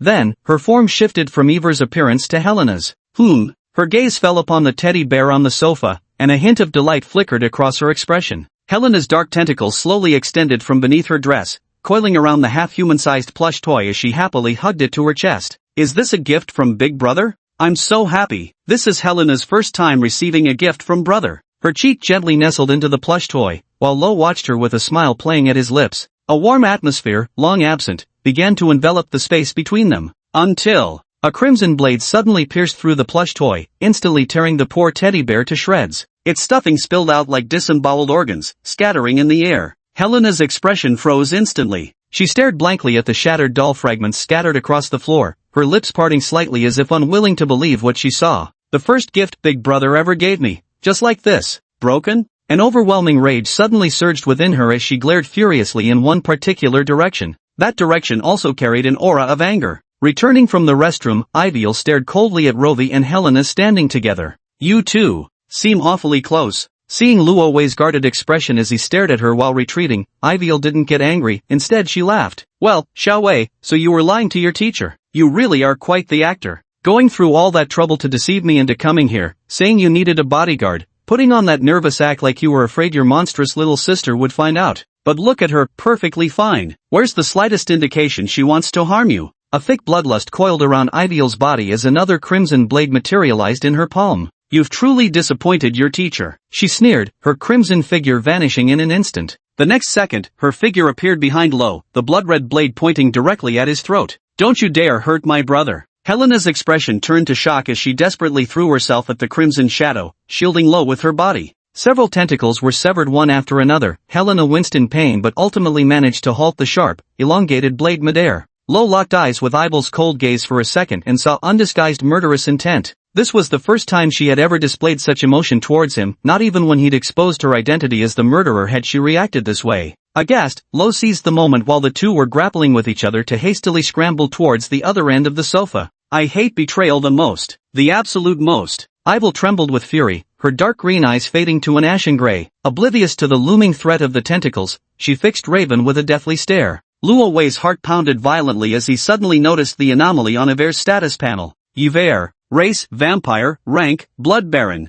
Favorability, 58. Contamination, 67. Danger level, High Risk. Favorability suddenly dropped, and contamination sharply rose by a large margin. Disappointed, disappointed, disappointed. Her body was pierced in multiple places by Helena, yet she seemed utterly unfazed by such injuries, her gaze fixed unwaveringly on Rove's movements. All traitors must die. With these words, an overwhelming aura of death radiated from her. Even from a distance, Rove immediately felt an unsettling discomfort creeping through his body. I felt weak all over, as if the vitality in my body was being slowly drained away. This move again. Luo Wei had previously witnessed Yverl casting this blood magic called Life Drain, but this time, it was far more terrifying compared to before. Teacher Yverl was truly enraged. The reason? Perhaps it was after witnessing that heartwarming scene of himself getting along so well with Helena. As evil erupted with power, the tentacles entangling her instantly snapped apart. Freed from their grasp, she surged forward with a chilling malice, heading straight for Lo with murderous intent. Chapter 43, Don't be afraid, brother is here. Enraged, Iviel gave chase to Rovi within the old mansion with an aura of chilling murderous intent. Innumerable black tentacles trailed closely behind her. The three of them engaged in a chaotic pursuit, turning the once quiet hall of the old mansion into a cacophony of shattering objects. A chilling aura swept over him, and Luo Wei suddenly turned to see that crimson blade now less than half a meter from his body. I'll kill you. Following closely behind was Yvel's voice, thick with fury. Contamination level, 68. The skyrocketing pollution level not only made Iviel stronger, but also seemed to have completely transformed her entire countenance. The once elegant teacher who called herself a blood artist had now been utterly replaced by distortion and ferocity. It was as if the act of betrayal had triggered some inviolable taboo buried deep in her heart. Don't you dare hurt Big Brother. The black tentacles appeared in an instant, and like vines, they crept and coiled around Yvel's wrists and ankles, significantly slowing her god-defying speed. You damned monster! Yvel tripped over Helena and fell to the ground. After rising, she angrily slashed at these tentacles. This time, even the tentacles covered in sturdy scales were no match for her. With the eruption of blood energy, Iviel's crimson blade now seemed capable of cleaving through anything. The tentacles coiled around her ankles were hacked off as effortlessly as chopping vegetables. Helena flinched in pain yet again, staring in stunned disbelief at the murderous figure before her.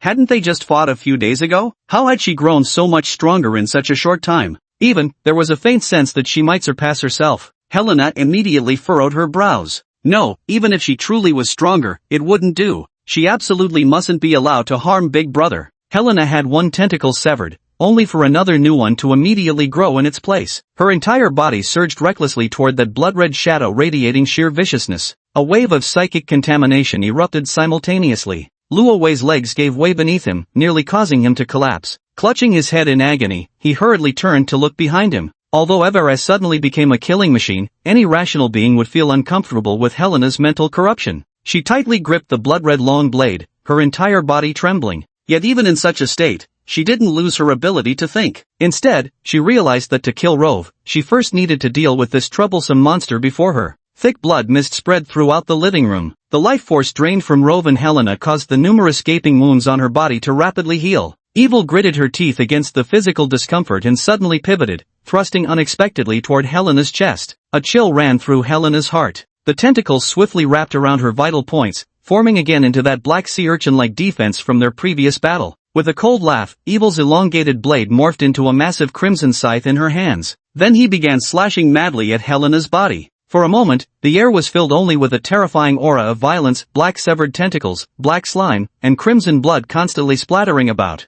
Hearing Helena's agonized screams behind him, Lo abruptly halted his fleeing steps. Now was not the time to run. He tightened his grip on the revolver loaded with mithril bullets, swiftly aiming at that frenzied crimson shadow. Bang bang bang! 3 consecutive shots. The mithril bullets struck Ivy's back like ripples from water droplets, scorching a large patch of blackened burns across her flesh. Corruption level -0.5. Pollution level -0.5. Pollution level -0.5. But that was all there was to it. Enveloped in an aura of bloody energy, Iviel's back rapidly healed as 3 silver-glinting bullets were forcibly expelled from her body and clattered onto the floor. With a crisp sound against the floorboards, Iviel's pupilless, ashen-gray eyes slowly turned toward the position of Lo behind her. It was a gaze beyond description, one that sent shivers crawling down Luo Wei's scalp. Not even when hunted down by those 2 special agents working in tandem had she shown such an intense hatred. Luo Wei. She dragged her crimson scythe along the ground, advancing toward him step by menacing step. Would you like to know why I, your teacher, left my family?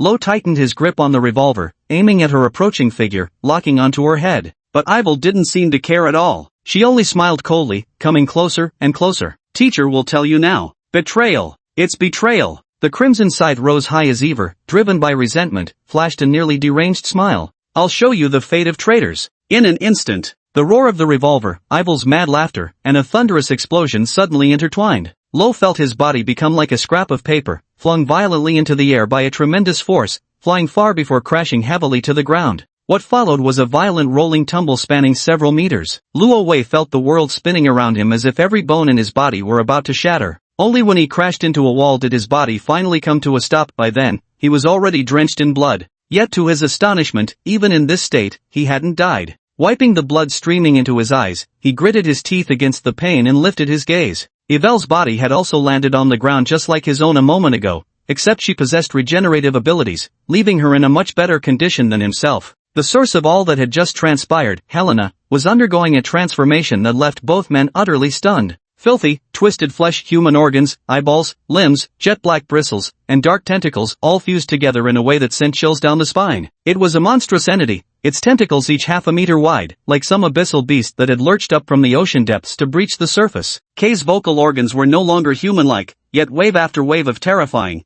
grief-stricken wails could still be heard echoing through the entire decrepit mansion. Brother, brother, must, find. Luo Wei gazed sorrowfully at the colossal creature. Kay seemed to have lost its vision as its thick tentacles kept groping and probing through the old mansion, yet it appeared cautious, moving gently as if afraid of harming its brother. The massive figure wandered aimlessly through the old house, growing increasingly frantic and anxious as it received no response from Luo Wei. Brother. The sofa split apart, cabinets and chandeliers shattered one after another, the entire floor trembling faintly. Rising to her feet again, Yvielle stared warily at the enormous monster, this sudden turn of events making her hesitate to act recklessly. Luo Wei endured the excruciating pain as he struggled to forge ahead. He gazed at that grotesquely swollen figure so close at hand. This time, neither fear nor disgust arose in him. Helena. He simply watched her in silence. Her voice was gentle, soothing. Don't be afraid. Big brother is here. Chapter 44, Hysteria.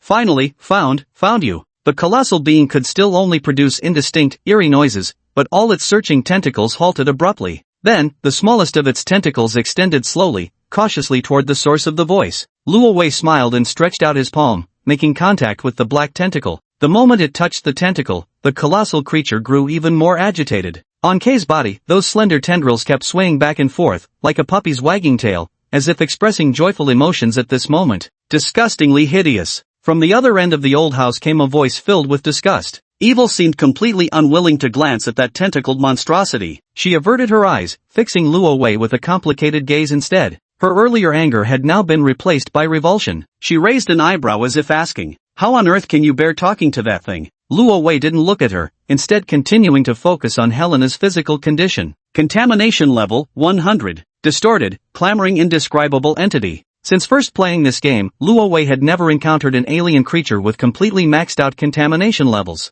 In past impressions, these evolved forms after mutation should represent absolute terror and chaos, embodying the indescribable. Mere contact would turn one completely insane. Yet at this moment, Helena was like a gentle giant. She retracted those menacing tentacles, curling into a ball, quietly savoring the tender touch of Luo's hand. Good girl, Helena. Luo Wei smiled as he stroked Helena's body. At some point unknowingly, he had completely stopped feeling repulsed by the massive tentacles he once found utterly disgusting. Perhaps this change began in that basement incident. He caught sight of the miserable girl hiding beneath the terrifying form, a girl who was both self-loathing and frenzied, as if she were the embodiment of contradictions. She too yearned for happiness. Like a restless little puppy kept indoors, the moment you open the door and it leaps toward you, all it takes is gently stroking its forehead and holding it tenderly in your arms to calm it down. Its eyes soon filled entirely with your reflection. At this moment, Helena seemed to sense Luo Wei's emotions too. All her tentacles swayed gently as she emitted sounds that might initially seem strange but were actually utterly docile. Yvielle, watching the pair with cold eyes, wore an expression of both irritation and resentment. You can be so gentle with this disgusting, hideous monster, yet with me, nothing but deceit. The blood-red scythe materialized in her hand once more as her crimson shadow vanished, only to reappear ghost-like beside Rovi in the next instant. Go reunite warmly with your monster sister in hell. The biting killing intent made Rovi's hair flutter, yet he simply gazed impassively at the hysterical woman before him. Bang! A deafening crash reverberated through the old mansion again and again. The tentacle, thick enough to require both arms to encircle, slammed heavily into Yvelle's body. She was sent flying like a kite with its string cut. Her body emitted a series of cracking sounds in that instant, as if every bone in her body had collectively shattered at that very moment. Luo Wei's gaze followed after her as Yvelle's body slammed violently into the wall, leaving behind a terrifyingly deep indentation. After landing, she struggled to prop herself up while spitting out a mouthful of blood. You. She tried several times to stand up, but due to her severe injuries, she kept collapsing to the ground in a pitiful state. Ro tightened his grip on the revolver, now reloaded with mithril bullets, and slowly advanced toward Yviere's position. Those pale gray eyes had vanished. Lifting her head in fury, her emerald green eyes glared venomously at Ro as he drew closer step by step. Teacher, are you disappointed? In me? Luo Wei raised the muzzle of his gun. Disappointed? Of course I'm disappointed. Ivel glared at him coldly. I saved you. Have you forgotten? How did that monster treat you before? And this is how you repay your teacher? Luo Wei shook his head with a bitter laugh. I nearly forgot. I haven't laid my cards on the table with you this time. What? Luo Wei's strange words immediately left Yvel bewildered. What on earth are you talking about? Luo Wei gazed deeply at the struggling figure, smiling bitterly. Are you disappointed? Do you think I'm not disappointed too? That was the darkest time of my life, and you just happened to appear then. Such gentle eyes, such a comforting embrace. Luo Wei gave a bitter smile. I thought I was dreaming, to have such a wonderful teacher who genuinely cared for her students. He laughed and laughed, gradually reining in all his emotions.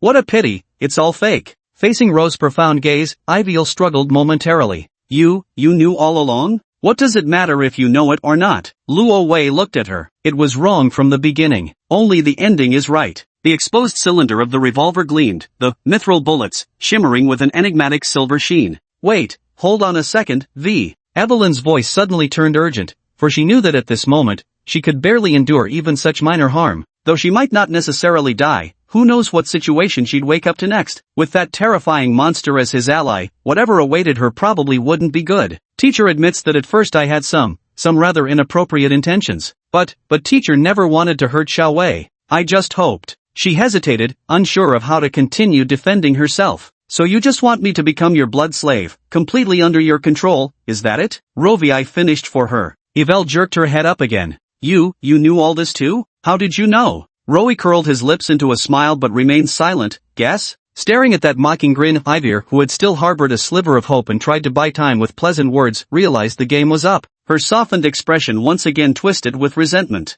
You won't let me go, will you, Ravi? Ravi silently gazed at her and nodded. I'm afraid not. What are you going to do to me? She asked again. Of course Luo Wei gazed at her body with a playful expression, an eye for an eye, a tooth for a tooth. Watching that beautiful face twist in panic, Luo Wei chuckled darkly. Teacher, weren't you always searching for a blood vassal? I'll grant your wish, soon you'll experience the dominating pleasure firsthand. Only this time, the one being dominated will be you. Not a chance. Her eyes flew open in fury, body trembling violently as another surge of crimson energy erupted from her. Brother, look out! Bang, bang, bang! Helena could finally discern the anxious human voices, mingled with the sound of gunfire. The bloody aura swiftly pierced through Lo's body, but since Yvel was already at death's door, it ultimately failed to achieve the effect she desired. She glared coldly at Lo as he slowly slumped down, until finally, utterly exhausted, she collapsed onto the ground once more. Eve closed her eyes. Meanwhile, Ro clutched the small ragged wound on his chest that wouldn't stop bleeding, gently dropping the revolver whose bullets had already been spent.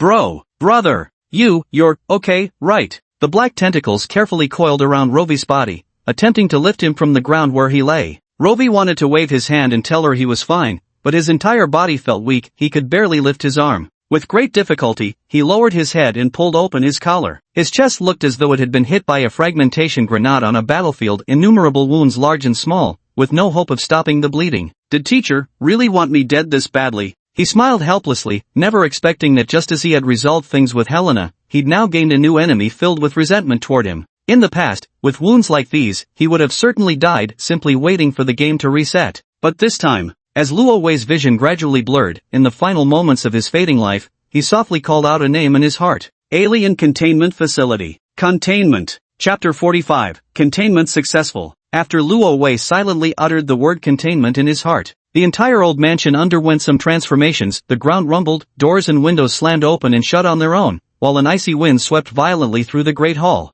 At this moment, the place felt like a gloomy, isolated house being battered by a storm. Even Helena, with her massive frame, grew visibly agitated as her countless tentacles twitched restlessly. She coiled in on herself, nervously staring into the depths of the mansion as if sensing the presence of an overwhelmingly powerful creator calling to her. If not for Ro's hand gently caressing her, Helena would have fled in an instant. This was why she feared containment so much, not the fear of being controlled by Ro, but the terror of the power he now wielded. It was an aura far more terrifying than any of the anomalous creatures she had encountered, or even the most formidable human champions. It was a dread carved deep into her very bones. At this moment, Luo Wei was unaware of Helena's thoughts. He merely struggled to keep his eyelids open, quietly awaiting the final outcome of the containment. He couldn't afford to fall asleep, all this effort would be wasted if he did, and he truly couldn't bear to go through it all again. Yandere. Race, vampire. Rank, blood baron. Favorability, 53. Contamination, 42. Containment in progress? At this moment, the vampire Evelyn had already met the containment criteria in both favorability and contamination levels. Just then, Luo Wei's hazy mind suddenly perceived.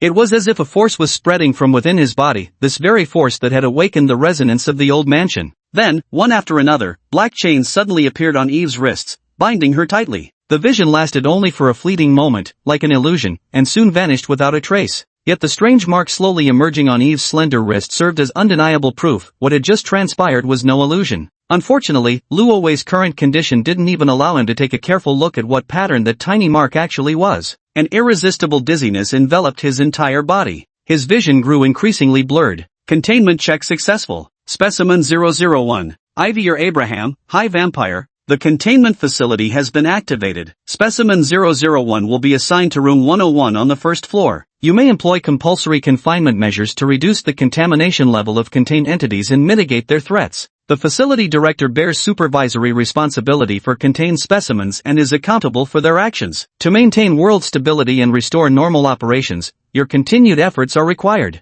Luo Wei stared at the lines upon lines of data on the panel, his eyelids growing heavy, barely able to hold them apart anymore. Damn it, just get to the point already after all this talk. Finally, the system prompt offered exactly what he desired most. The key to containing Ivy is planned from the start. Upon successfully containing the creature, the facility director will obtain its basic talents. High Vampire. Body recovery, rapid regeneration, blood magic, crimson blade. As the stream of system notifications before his eyes faded, Luo Wei finally succumbed to darkness, losing all consciousness as he collapsed. After Rovi closed his eyes, Helena's body began to show obvious signs of anxiety. Even though the commotion from the depths of the old mansion terrified her, Helena steeled her nerves. Her massive black tentacles frantically rummaged through the house, searching for something. The old mansion echoed with the sounds of various things shattering. Blind to her surroundings, Helena could only rely on her instincts to search. Eventually, the black tentacles gingerly held out a first aid kit and an assortment of medicine bottles, placing them before Rovi. Brother is about to die. We must save him quickly.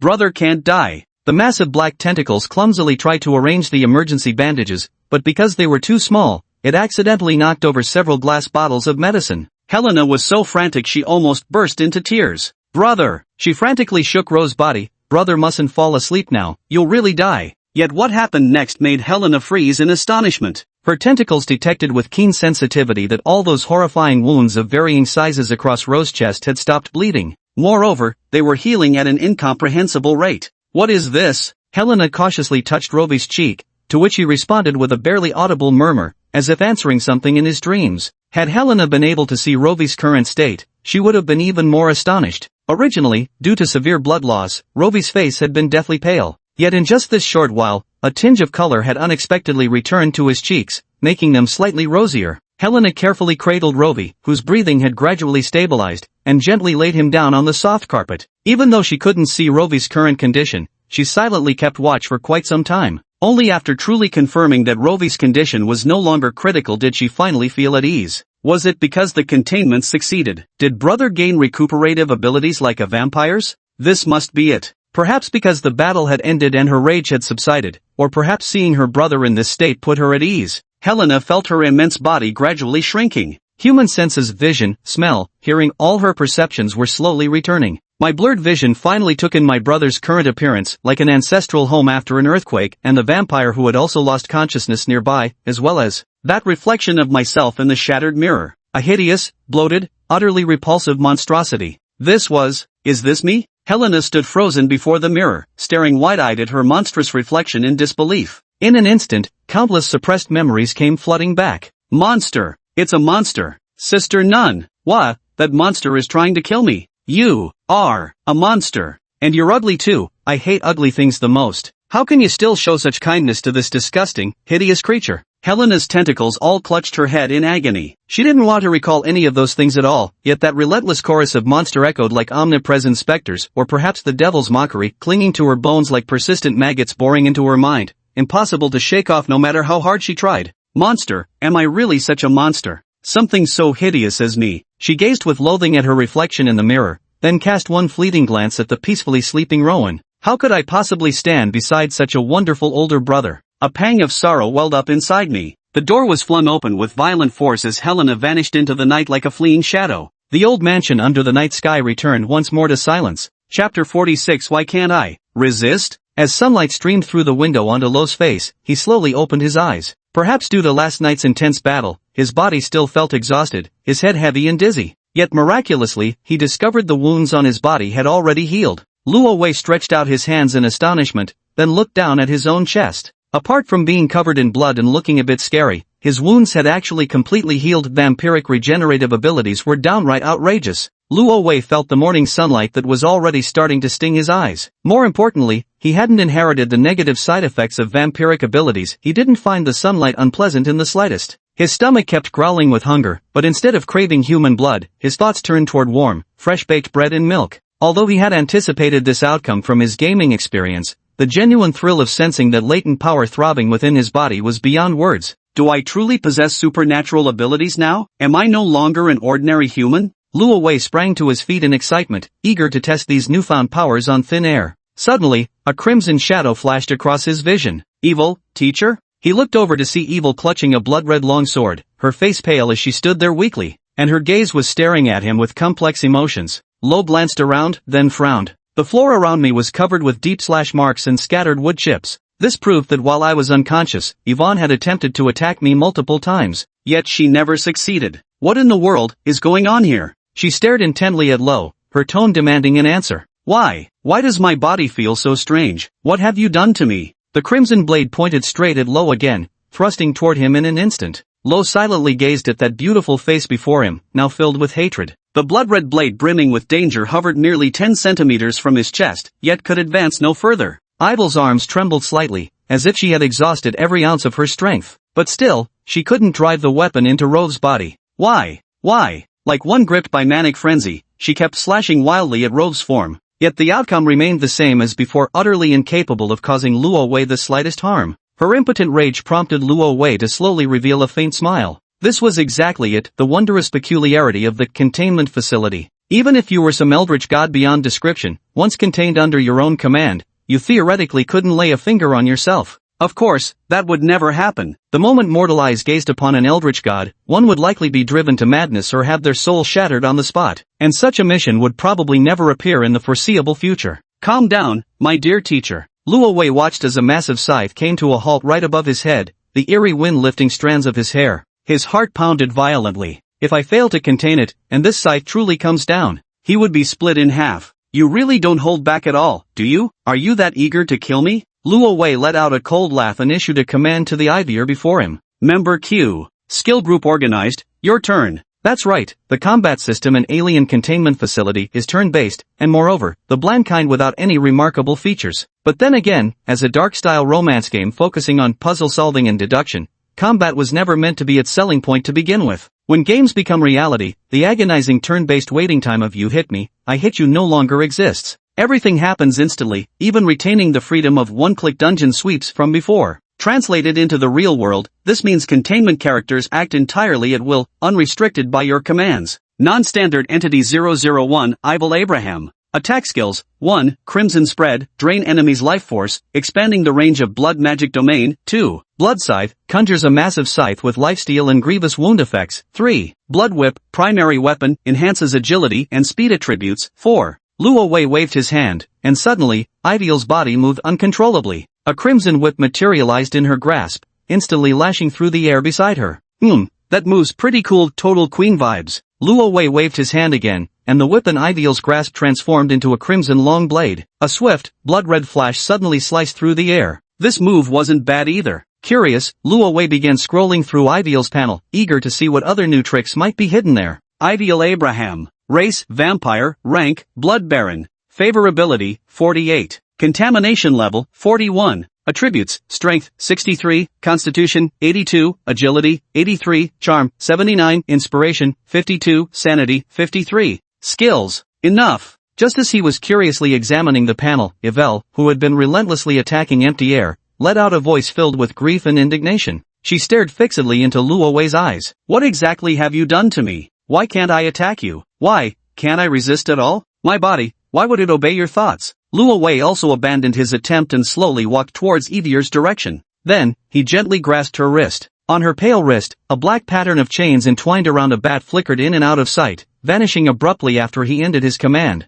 "Let go of me." Ivy snatched her hand back forcefully, but due to her weakened state, accidentally collapsed onto the ground. She immediately lifted her head, ready to continue resisting, but never expected. Numerous pitch-black chains swiftly coiled around her limbs, rendering her completely immobile. "You!" She stared fixedly at the person looking down on her from above. Her gaze was filled with grief and indignation, mingled with a trace of humiliation. "Of course you'll obey my whims." Lo looked down at Iviel, slowly curling the corners of his lips into a smile. For some inexplicable reason, seeing his once proud, beautiful, and formidable teacher Iviel gaze up at him with such humiliated, guarded, and nervous eyes, an indescribable feeling welled up in his heart. When the lofty vampire noble lady, that unattainable highland flower of yore, had fallen to such a state, displayed before him like a fragile glass artifact, the ineffable sweetness of that aesthetic was utterly intoxicating. Getting turned on already. Loie grasped her delicate chin and slowly leaned closer to her cheek. A wicked smile surfaced on his face. "Teacher, wasn't it your plan to turn me into your slave? To control my entire life?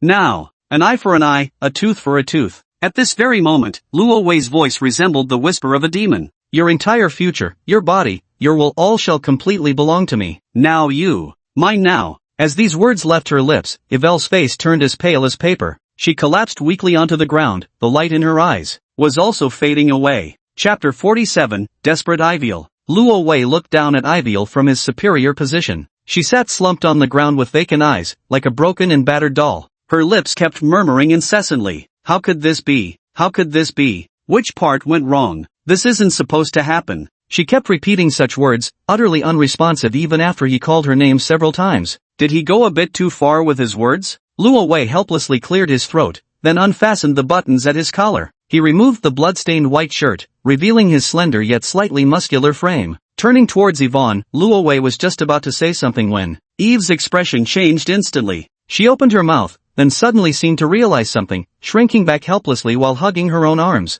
It was clearly the posture of someone feeling insecure. Rove, what are you trying to do? What do you want with the teacher?" Luo Wei paused for a moment, blinking his eyes. "Ha? What are you thinking about, teacher?" However, Iviel completely ignored Luo Wei's words. She nervously kept muttering to herself, as if already lost in her own world. Surely you wouldn't do this to me. No, this can't happen, I've never. Even though teacher, I used to quite like you, but this still isn't acceptable, absolutely unacceptable." She shook her head violently, that indignant expression surfacing once more on her face, this time with an added trace of resolute determination. Looking at Professor Iviel, who wore an expression like she wanted to perish together with him, like a cat that had been startled and gone into survival mode, Luo Wei could only chuckle helplessly. Just earlier, she had been acting like a lovesick fool, practically wanting to devour him whole. Yet now that their positions had reversed, how had she turned into this pitiful, miserable-looking mess? Perhaps it came down to personality differences? Has this vampire lady always been so domineering, accustomed to issuing commands yet refusing to tolerate being coerced herself? It might also be related to the affection level. After last night's intense battle, Eve's affection towards me has undoubtedly plummeted. Perhaps it was a bit of both, but either way, Luo Wei genuinely hadn't intended anything malicious toward her. He also preferred things to be mutual, consensual. He sighed and neatly folded the clothes, placing them on the half-broken sofa. He gave her one last deep glance before leaving the living room. When he returned, the bloodstains on his face had been wiped clean, and he was wearing a fresh shirt. "Teacher, really, what kind of person do you take me for? I'm not the kind to take advantage of someone's weakness." Luo Wei shot her a look and reiterated emphatically, "I'm a gentleman." Evil looked at him with mixed emotions, but her tense body finally relaxed. Feeling her gaze on him, Lo walked straight to the kitchen, found a piece of bread in the cabinet, and poured a glass of milk. "Are you hungry, teacher? Would you like something to eat?" "Oh right." Lo shook his head with amusement. "I almost forgot, you don't eat human food." Perhaps because he was freshly recovered from a serious illness, Luo Wei truly felt his stomach growling as if his front was sticking to his back. After gulping down a large glass of milk in one go, he still didn't feel satisfied and began devouring a loaf of bread. Gotta eat quickly, soon. He needed to go out and look for his younger sister. Ivel remained motionless, simply sitting on the ground and watching him eat. Luo Wei grew increasingly uneasy under her piercing gaze. Complaining inwardly, he stood up and walked over to her. She instinctively recoiled slightly as he stepped before her. "Here, if you're hungry, you can use me as emergency rations." What Luo Wei offered was his own wrist. Eve's gaze was tightly fixed on Lo's wrist, and when she noticed the faint veins there, her throat moved instinctively, yet she still didn't take a bite. Not eating? Lo raised an eyebrow. If you're not eating, then I'm leaving. After a moment, Yvel finally spoke. She gazed suspiciously at Lo's eyes. Aren't I supposed to be unable to attack you? Or perhaps, the corner of her lips curled into a cold smile. Is this another trap? Did you do this on purpose? Humph. Luo Wei immediately withdrew his hand. Can't tell good from bad. Fine, don't eat then. Just as he turned to walk back to the dining table, Yvel suddenly grabbed him. Luo Wei glanced back at her in confusion. All traces of her earlier self-pity had vanished. Her gleaming eyes shimmered as her beautiful face drew close, stopping her cherry-red lips right beside his ear. Little Wei. Warm breaths tickled Luo Wei's ears, conjuring an ambiguous atmosphere in the air. Teacher knew you wouldn't really do it, but don't misunderstand, teacher wouldn't actually mind. A fleeting sensation of exquisite softness brushed against Luo Wei's arm. He averted his bewitching gaze from Yvel, lowering his head slightly. Her collar hung low, and though her shirt was stained with blood, that dazzling patch of snow-white skin stood out even more. Combined with the full, perfect curve of her chest, it was almost impossible to look away. Lo didn't know how many deep breaths he took before he managed to tear his gaze away with great difficulty. Professor Yvel, you don't actually think I'd fall for your honey trap, do you? You're really underestimating me. Before the words could even be finished, Evil pinned him onto the half-broken sofa in one swift motion, and Rovi instantly felt suffocated. His face was buried beneath. Deleted. He immediately shot Evil an indignant glare. What the hell do you think you're doing? If you've got something to say, just say it. Evil put on an innocent expression. The teacher was just thanking Little Wei, you're such a gentleman, even worrying about whether the teacher is hungry. Alright, Lo sighed helplessly while looking at her. Aren't you just trying to figure out what I'm thinking? Let me tell you then, everything I said earlier was just to scare you. Teacher, you saved me before, how could I possibly treat you like that? Instantly, Evil's face lit up with delight. But this once again made Yvette tense up. Luo Wei pointed at himself as he looked at her. I only said I wouldn't do that, but the containment facility's objective rules still exist. Unless I permit it, like when I allowed you to drink my blood earlier, you couldn't harm a single hair on my head, understand? Yvette's smile gradually faded. Luo Wei gazed at her with utmost seriousness. The reason I'm doing this is out of the last shred of kindness in my heart. If it were someone else, any man on this street, seeing a beautiful woman like you trapped in this house, completely helpless, even forced into unwilling poses, do you think they could resist? Would you still be able to walk out of this house tomorrow morning? Evil seemed to genuinely contemplate the scene Rove had just described, and in the next moment, her face turned as pale as paper again, this time with a wave of retrospective terror. Vivi, her lips parted, but words escaped her. You're lying to me, aren't you? That must be it. The containment facility. What kind of place is that? Does something like that truly exist? Evil lightly hugged Rose's body and pleaded as she inquired.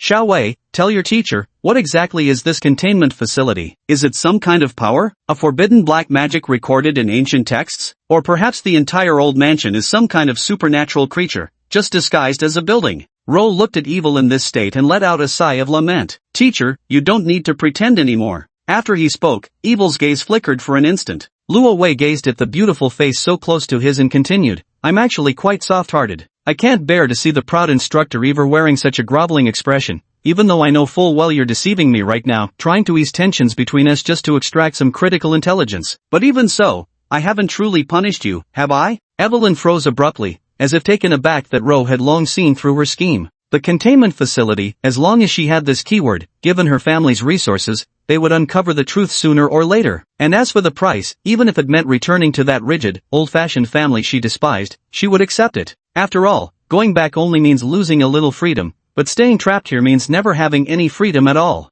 But Luo Wei seemed utterly unconcerned about her knowing these things. Teacher, I might as well tell you the truth. Luo Wei curled a faint smile. The containment facility is a creation from a higher existence. Even with our combined strength, even if you mobilized your entire family and gathered all the Empire's transcendent experts, it would be useless. Believe me. Once again, Yver collapsed weakly to the floor, truly plunged into despair. Chapter 48, Searching for Helena. The entire morning passed quietly. Rove gazed out the window. St. Karen was experiencing a rare clear day. Ivel remained sitting on the floor without saying a word, refusing to acknowledge him. She seemed to have sunk into complete isolation. Seeing this, Luo Wei decided not to provoke her any further. He prepared to go out and search for Helena. The little girl had vanished ever since he fainted, and there was no trace of her around the old house. Who knew where she was hiding? The early spring air outside was still quite chilly. Arriving at the front gate, Luo Wei put on a thick wool overcoat and donned a flat cap. Before opening the door, he turned back to glance at Yvel. "I'll leave for a while, teacher. Wait for me at home." Though she appeared completely unmoved and said nothing. But upon hearing he was leaving, her eyelashes trembled slightly. This tiny movement betrayed her thoughts. Luo Wei chuckled inwardly. As expected, he knew Miss Yule wasn't the type of woman to give up easily. She was just quietly waiting for her opportunity. Luo Wei smiled at her. "Without my permission, you can't leave this manor house. I believe you've already attempted that this morning. But I'd advise you not to think of any more tricks, otherwise, you won't just be confined to the manor anymore, but rather..." Evil suddenly raised her head to look at Lo. Lo restrained his smile and warned her solemnly. "Instead, you'll be locked in room 101 that belongs solely to you, like being imprisoned. My dear teacher, you wouldn't want to lose your freedom completely, would you? At least you still have this much freedom of movement." Ivel let out a cold laugh. Luo Wei stopped looking at her, opened the door, and walked away. As the door shut, Ivel gazed at his retreating figure, her fists clenching slightly. After leaving the old house, Luo Wei first took his telescope and scanned the area from a high vantage point. This district originally belonged to one of St. Carol's more affluent neighborhoods, but as the steam city gradually flourished, the urban core shifted from the western district here to the eastern district where he attended school, causing the area to gradually decline. Though the surroundings became increasingly deserted, requiring a several-kilometer walk just to buy groceries, the silver lining was the profound quietude. The fact that last night's major incident, with two aberrant creatures battling for 300 rounds, went completely unnoticed by the police proved this place was perfectly suited as a containment facility site. Yet what struck him as odd was how particularly isolated his old house appeared, standing without a single neighbor within half a kilometer in any direction. When playing through the game's storyline before, there seemed to be a passing mention that the surrounding land had been purchased by a wealthy merchant who planned to build a large factory. But when he returned to the game 4 years later, that wealthy merchant had unexpectedly gone bankrupt, allowing the old mansion to maintain its peaceful atmosphere all this time. Luo Wei certainly didn't want noisy, polluting factories built all around him that would make his activities more likely to be exposed. But for things to align so perfectly with his wishes, wasn't this all a bit too coincidental? Was it Helena? Had she done something about it? Luo Wei thought it over and decided it probably wasn't her. If it had been Helena, the news would have been about a wealthy merchant's sudden death, not bankruptcy. Since when did Helena understand anything about economics? So someone else was secretly helping him? Luo Wei pondered fretfully, who could it be? As he was pondering, he noticed something unusual through the telescope. In the direction of the bridge, the towering trees swayed slightly in eerie movement. "It's Helena!" He immediately packed up his gear and hurried toward that direction. When he reached beneath the bridge's arch and pushed aside the dense thicket, Luo Wei finally glimpsed the dark figure. Helena's figure had shrunk significantly compared to last night, vaguely revealing the upper half of her humanoid appearance. To ward off the cold, she had wrapped herself layer upon layer with her tentacles, quietly curled up beneath the bridge. She seemed to have taken this place as a sheltered little home where she could escape the wind and rain. A few dried-up animal carcasses were placed by the riverbank, likely her daily meals. Though slightly better than the open air, the bridge's underside still let in gusts of wind. Each time a chilly breeze swept through, the tiny tendrils on her body trembled faintly, as if expressing her dislike of the cold. The sight tugged at Luo Wei's heart with a pang of sorrow. He walked over softly, wanting to approach the curled-up figure. The faint rustle of footsteps on the weeds sent a shiver through Helena, making her flinch like a startled little beast as she instinctively unfurled all her tentacles in alert. And as if by reflex, he thrust towards the direction of the voice. Luo Wei came to a halt as the tentacle stopped just half a meter before him. "Big brother?" A disbelieving voice echoed from beneath the bridge. "Big brother." Her voice brimming with excitement and joy, Helena turned around, her sapphire blue eyes fixed unblinkingly on the suddenly appearing Rove. Rove smiled and waved at her. "Come home with your brother, it's so cold out here." But unexpectedly, her excited expression changed abruptly upon hearing these words. "No, don't go home." She frantically used her tentacles to shield herself, as if unwilling to let Rose see her current state. The cluster of tentacles beneath her immediately began carrying her body, ready to flee toward the other side of the bridge arch. "Wait, Helena!" Lo anxiously tried to stop her. "Don't leave yet. Brother has something to tell you." The black tentacle trembled abruptly, yet she still pretended not to hear, the dark shadow fleeing farther and farther away. Luo Wei smiled bitterly in his heart and could only sprint after her. But Helena had too many legs to chase. Luo Wei finally ran out of breath and could only watch helplessly as Helena's figure grew farther and farther away. He cupped his hands and shouted at the top of his voice, "If you don't want to go home with your brother, then don't. Just stop running first." That shout barely made Helena stop in her tracks. Then she was astonished to see Luo Wei kicked the desiccated animal carcasses into the river with his foot. "Don't eat that stuff normally. Aren't you afraid of ruining your stomach? And these, Rovi rummaged through Helena's temporary little home for a while and found 2 wild dogs that had been skinned and cleaned. He carried the carcasses and casually tossed them into the river as well. That was so hard for me to. Helena watched helplessly as her brother disposed of her carefully stored reserve food. He took a few more things out of his backpack. A thermos filled with water, bread wrapped in oiled paper, and even a fried steak drizzled with sauce. Helena's extraordinary sense of smell immediately caught the enticing aroma of the food,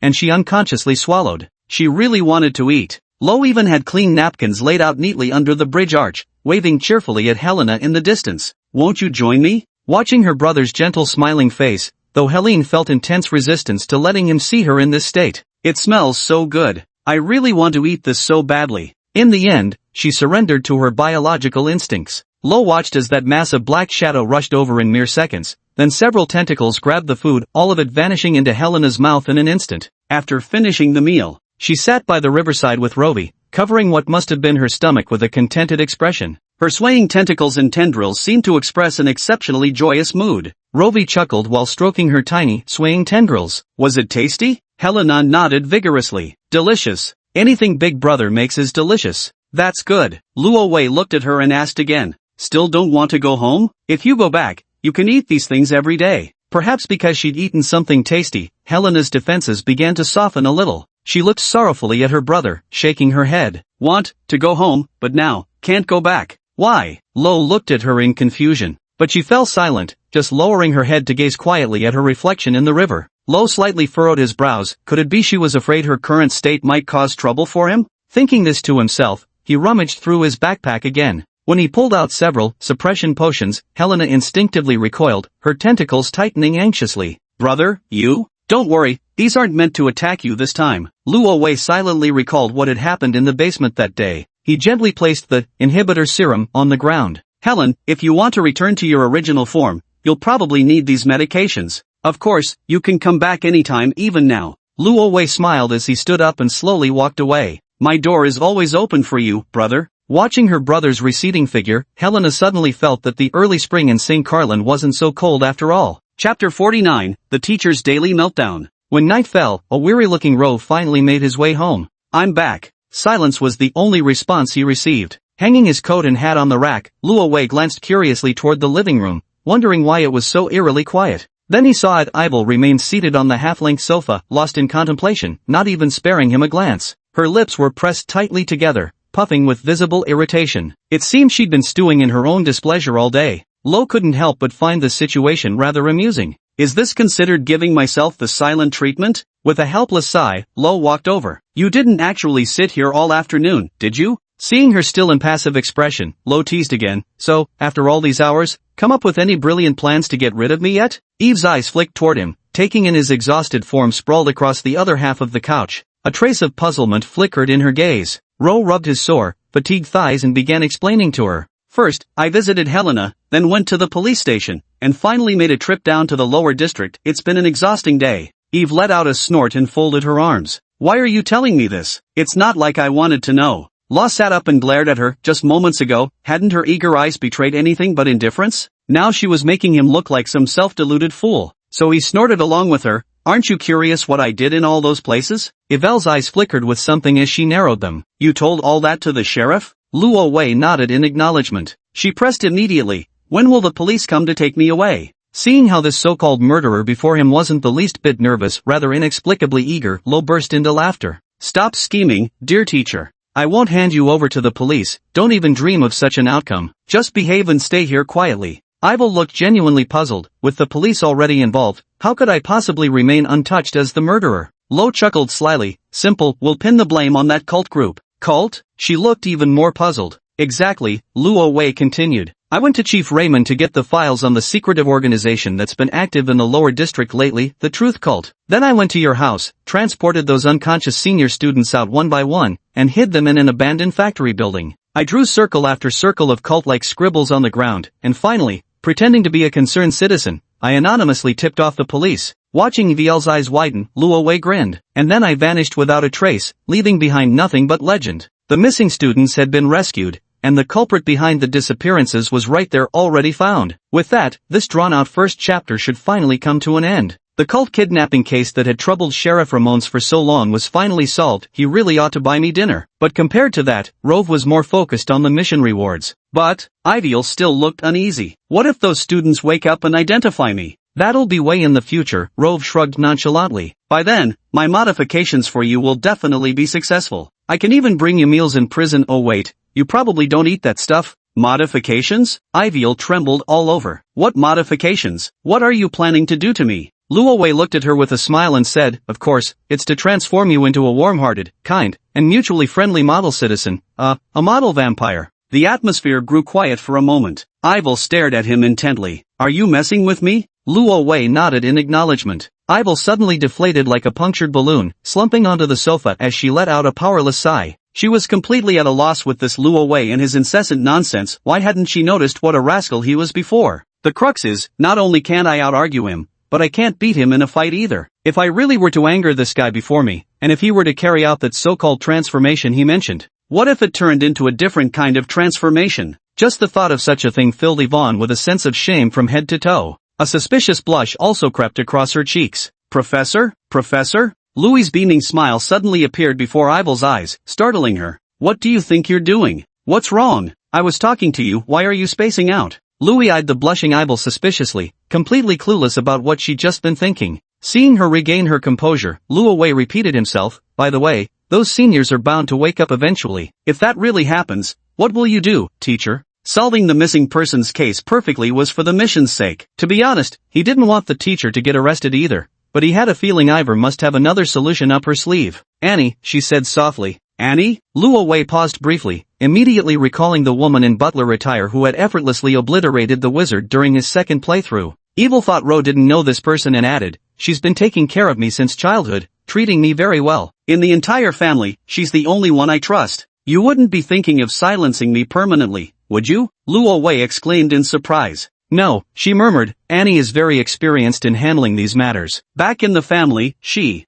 glanced up at Luo Wei, shaking her head slightly. Forget it. Anyway, Annie will give them an offer they can't refuse. Hearing her say this, Luo Wei silently scoffed in his heart. What vampire godfather? The so-called irrefutable reason must be some kind of threat. It wasn't until they detained Ivy that Luo Wei finally learned her surname. Abraham. This was an incredibly mysterious ancient family, yet one that wielded immense power, occupying a seat in the imperial parliament. Very few had ever seen the core members of their family, and all manner of bizarre legends circulated throughout the empire about them. However, no matter what, Ro never would have imagined that the Abraham family was actually a clan of vampires. Come to think of it, how did a clan of vampires manage to infiltrate the imperial parliament and even become legitimate nobility of the country? Ro pondered the question. In a previous save file, Evelyn had vaguely mentioned that her family had contributed to the founding of the empire. It must be for that reason. Lo silently observed the person before him. For the empire to accept a family of aberration blood, their past contributions must have been extraordinary, most likely a merit unparalleled, perhaps even pivotal support during the empire's rise. So, do you want me to contact that and for you? Lo asked quietly. Evelyn stared at him in surprise. If possible, that would be perfect. Thank you, Wei. Before Luo Wei could finish expressing his gratitude, he suddenly laughed. So she can punch me into minced meat when you contact her? Professor, you must be joking. Just teasing, why take it so seriously? Evil was taken aback for a moment before uncontrollable fury surged within her. Lo, I'll kill you. As if completely disregarding any potential punishment, she lunged forward desperately, wishing she could permanently silence Lo's infuriating mouth. How did I never realize you were such a smooth-talking snake before? You're utterly despicable. Luo Wei was pinned violently beneath the turbulent Yvel, raising his hands in surrender. If we didn't notice before, then let's get to know each other properly now. But speaking of which, teacher, are you punishing me or rewarding me here? Chapter 50, Teacher Wants Sausage? After being punished by Teacher Ivel being pinned beneath her, Lo tidied his disheveled hair and walked toward the kitchen. Searching through the storage cabinet, he found that all the fresh food had been given to Helena, leaving only 2 pieces of sausage and half a bag of grains. Sigh, perhaps the most frustrating moments come whenever he has to figure out what to eat for lunch or dinner. To be honest, his cooking skills were passable, he was just lazy. Too lazy to cook, too lazy to wash dishes. He inexplicably missed the days when Helena was still around. At least back then, he didn't have to worry about these things. By the way, Sensei, you haven't eaten all day, aren't you hungry? Luo Wei took out his knife, ready to slice the sausage. Ivyl scoffed but ignored him. Luo Wei glanced at her, though she still wore an angry expression. It lacked much of the sharpness from this morning. She seemed utterly listless and far weaker now. He was definitely still hungry, just too proud to admit weakness to himself. Luo Wei shook his head with a wry smile and continued preparing the ingredients in his hands. But suddenly, as he looked at the knife in his grasp, an idea flashed through his mind. Narrowing his eyes, he attempted to summon that faint power within him. Soon after, a wisp of sanguine energy coiled around his wrist. Eve immediately looked over. In Luo Wei's hand, the flowing sanguine essence gradually coalesced, forming a blood-red short blade as long as a rolling pin. Blood magic, crimson blade. Luo Wei froze momentarily. Is that all? His gaze instantly met Yvonne's. He distinctly remembered that when the teacher used this move, the crimson blade was a long and dashing red blade. But when it came to him, it had shrunk several times over. Yvonne burst into laughter, her eyes filled with mockery and derision. Blood magic isn't used like that. Lo looked at her curiously, then how is it used? Hey, by the way, teacher, how did you summon that giant side? That move was super cool. Ivy crossed her arms and said disdainfully, you're still far from ready. Don't think just because you've copied my ability that. Before she could finish her mocking words, the atmosphere in the air suddenly shifted. Ivy furrowed her brows and looked at Lo. Lo's expression had already turned serious. He shut his eyes tightly, concentrating on sensing the strange power within his body. All the blood in his body was surging rapidly, like a boiling hot spring, continuously flowing into a mysterious new organ that had abruptly appeared. It was a blood core resembling a ruby, like his second heart, yet pulsating with countless times more power than his actual heart. Blood flowed through the blood core just like the central mechanism in magic-driven industry, similar to mana crystals, transforming into a hazy crimson mist after conversion. This time, the result was far denser than the previous attempt. Eve's expression finally turned serious as she stared fixedly at Ro enveloped within the swirling blood aura. He actually grasped the crux of blood magic in such a short time. Could a mere human possess the extraordinary talents of noble vampires? Under Eve's astonished gaze, Lo smiled faintly as the crimson blade in his hand continuously transformed according to his will. At times it became a dashing scarlet edge, at others transforming into a slender and elegant dueling rapier, to the extent that curved Nepalese kukris, tang swords, Damascus scimitars, all the world-renowned blades he'd seen in his past life materialized one by one in his palm. Until the very end, the sanguine aura condensed, gradually transforming into a kitchen knife. Luo Wei began slicing sausages with crimson blade. You! Eve's eyes instantly widened, her face filled with disbelief. You actually used noble blood magic for something like this? Ro shrugged. So what? Abilities are meant to be used, why be so particular about it?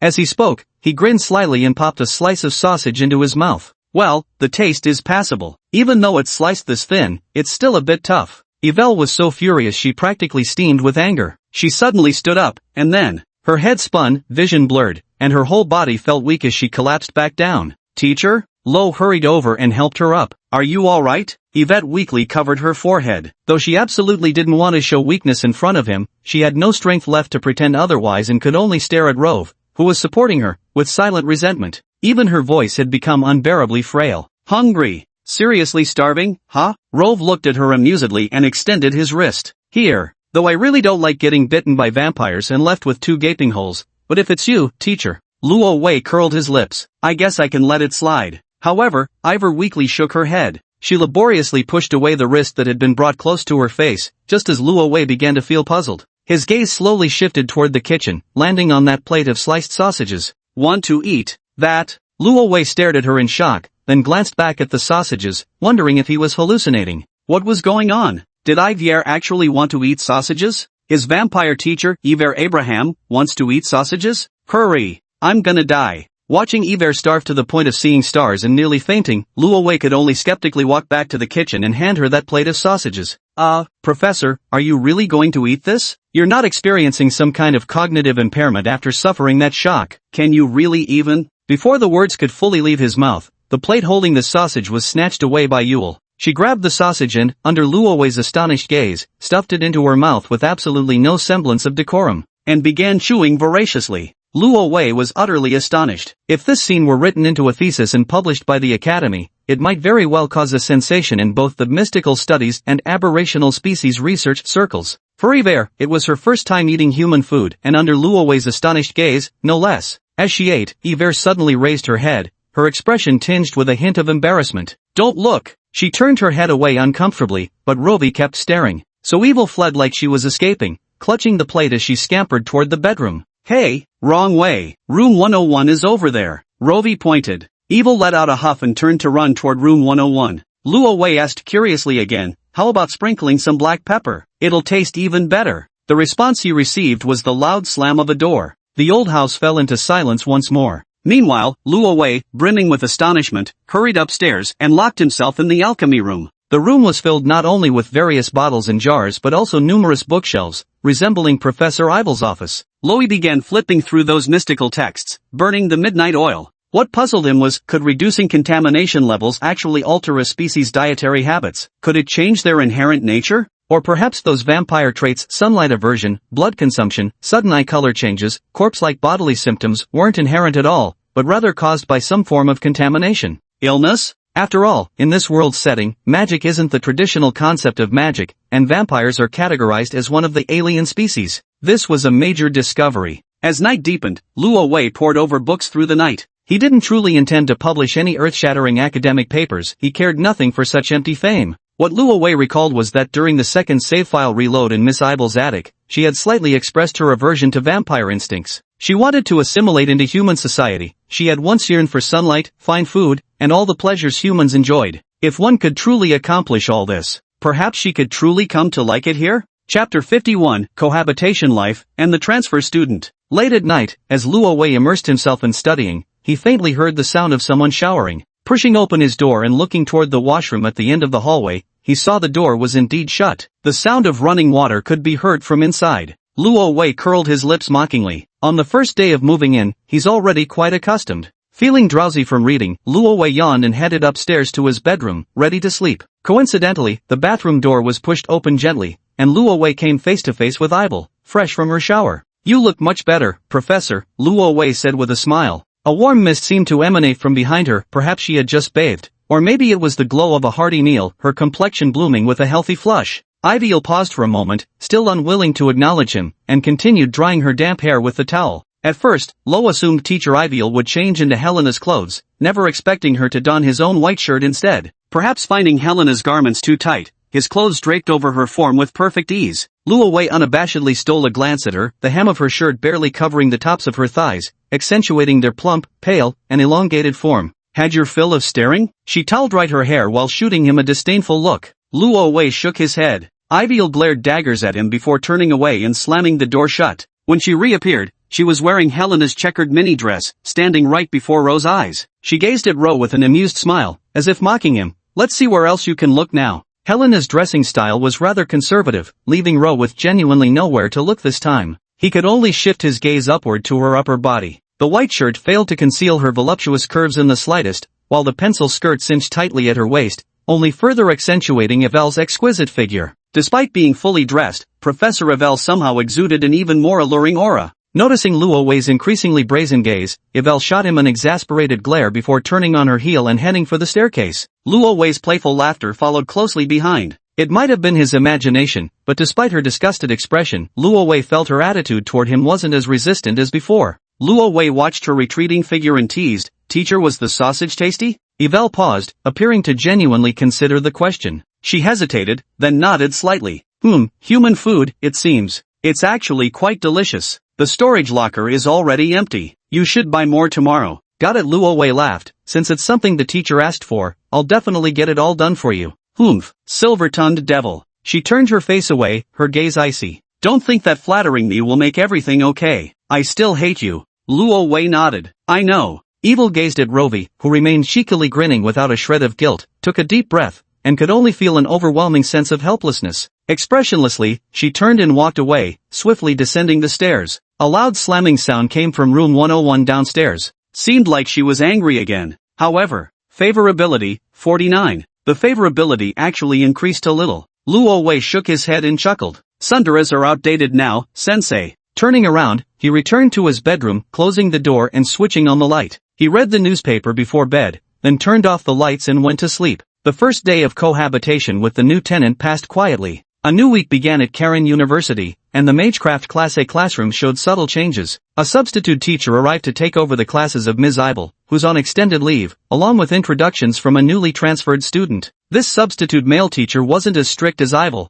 and intermittent whispers of discussion occasionally spread through the classroom. Everyone wondered why Ms. Ivel, who never took vacations, would request such lengthy leave. Could she have contracted some serious illness? Not that the students particularly cared about their teacher. In fact, many breathed sighs of relief upon hearing she wouldn't be coming to class. After all, the tyrannical Ms. Yvonne is way too strict. Every time we attend her class, we feel tense and on edge. In contrast, this substitute male teacher is surprisingly gentle. Luo Wei glanced at their relieved and delighted expressions and secretly scoffed in his mind. You guys really don't know how lucky you are. What does this male teacher have besides being a bit handsome and speaking gently? What he's teaching is complete nonsense. Is he trying to laze around and still get paid? Although Yvel is strict, her teaching skills are truly top-notch. When I first arrived, the textbooks might as well have been written in hieroglyphics, but after Yvel's rigorous guidance, I can now solve complex problems. As soon class ended and the substitute teacher left, the classroom immediately erupted into noisy chaos. Luo Wei rested his chin in his hand, gazing out the window while eavesdropping on his classmates' gossip about the big news in the papers, the cultist kidnapping case.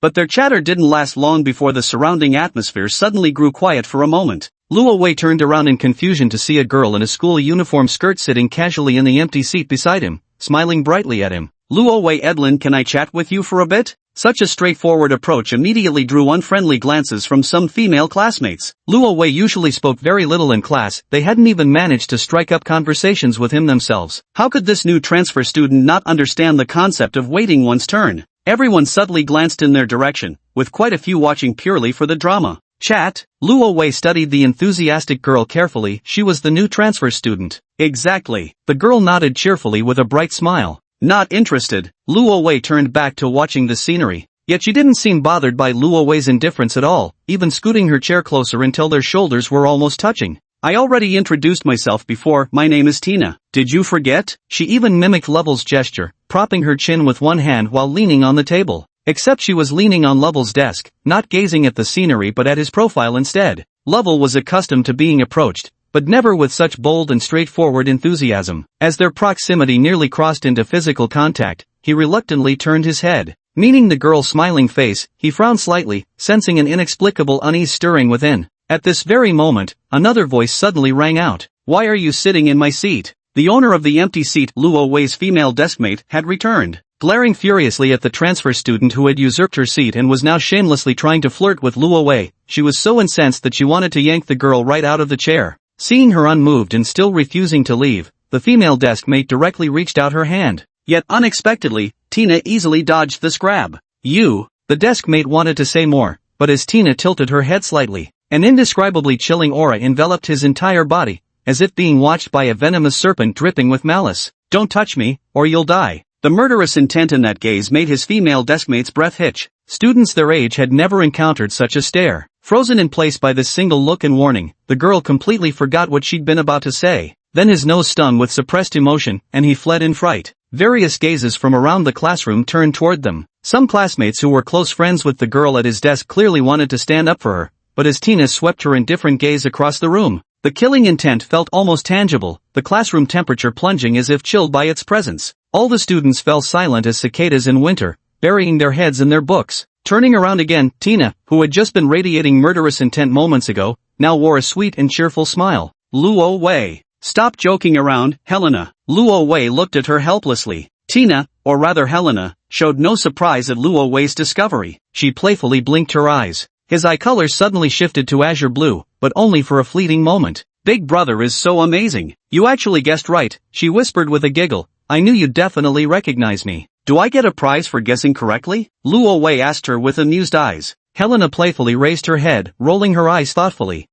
Rewards. Of course there are. She happily grabbed Luo Wei's arm. Brother, come with me quickly. Watching that transfer student intimately holding Luo Wei's arm as they left the classroom laughing and chatting. Students pretending to study lifted their heads and exchanged bewildered glances. Wait, being direct actually works? Noted. Chapter 52, Helena's Gift, and Her Imperial Highness the Princess? On a sunny afternoon, Helena took Ro's hand and led him to the bench by the school garden. Helena had returned to her original appearance, though she was still wearing their school's girl's uniform. Seeing how familiar she was with Karen University, she really did look like a student from their school. So, what exactly is this reward? Ro finally asked curiously. At first, he thought she was joking. Only now did he realize she genuinely had something to give him. "Brother, sit down quick," Helena said with a laugh. Luo Wei sat on the bench, just about to curiously ask when Helena covered his eyes. "Brother, close your eyes first." Luo Wei smiled helplessly and closed his eyes. "Hold out your hand." Luo Wei obediently extended his hand as well. Moments later, he felt the touch of something very light and box-shaped. The small hand promptly withdrew, revealing a pair of nervous yet expectant blue eyes staring back at him.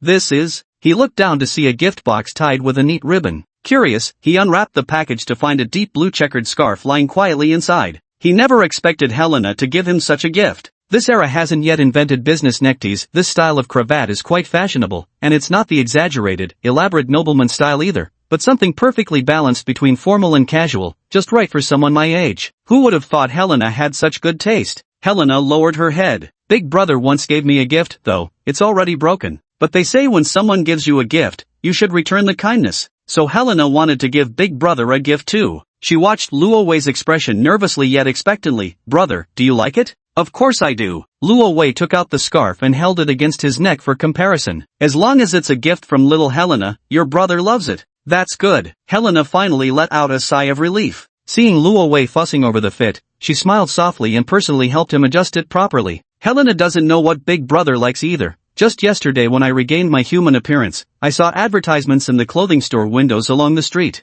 They say this is the latest trend among St. Carlin gentlemen. Though I don't quite understand what it means, it must be something good." She didn't seem inclined to wear this scarf herself, instead simply looping it around Rovi's neck and tying it for him with effortless grace. Back then, so many ladies were buying these scarves for their spouses. She blinked with a playful smile, and Helena thought Big Brother always wears such plain shirts underneath, and the weather's so cold. This'll keep the wind from sneaking in. After fastening it for her brother, Helene stepped back with a little hop and examined him carefully. Luo Wei tucked the scarf inside his coat and turned around with a smile to show it off. "Well, does it look good on your brother?" "It looks great." She nodded enthusiastically, her eyes sparkling. "Brother looks good in anything." Luo Wei gazed at her. The afternoon sunlight spilled softly across Helena's cheeks, her smile pure and translucent, her pale golden hair seemingly glowing. Her smile was infectious, prompting Ro to smile as well. Despite the heartwarming scene, Ro couldn't help but think of an oddly inappropriate question. "Wait a minute. Where did you get the money for this?" Luo Wei gazed at her curiously. Ever since she'd been hiding outside, she shouldn't have had even a penny on her. Helena froze for a moment. "Well, this is. And what's more?" Luo Wei looked her up and down at the school uniform skirt she was wearing. "What's the deal with Tina? How did you become a transfer student in my class? You don't even have an identity. How could you possibly become a transfer student?" Seeing Helena's noticeably evasive eyes, Lo immediately understood something. He asked helplessly, "Helena, tell me honestly, that girl whose appearance you're imitating, where is she now? What happened to her?" Helena said guiltily, "Oh, you mean Tina? She's fine, not dead or anything." As Lo's expression grew increasingly stern, Helena began explaining with visible guilt. "Brother, don't look at me like that. She's really completely fine. It's just that I locked her inside her own home." Luo Wei was just about to speak when she hastily raised her head. "But don't worry, to make it up to her, I stuffed her with lots of money." "Doesn't everyone love money? She'll definitely forgive me." Luo Wei felt even more helpless. "Locked at home? More like her identity being stolen and the original owner probably locked in your basement again?" But the topic circled back nevertheless.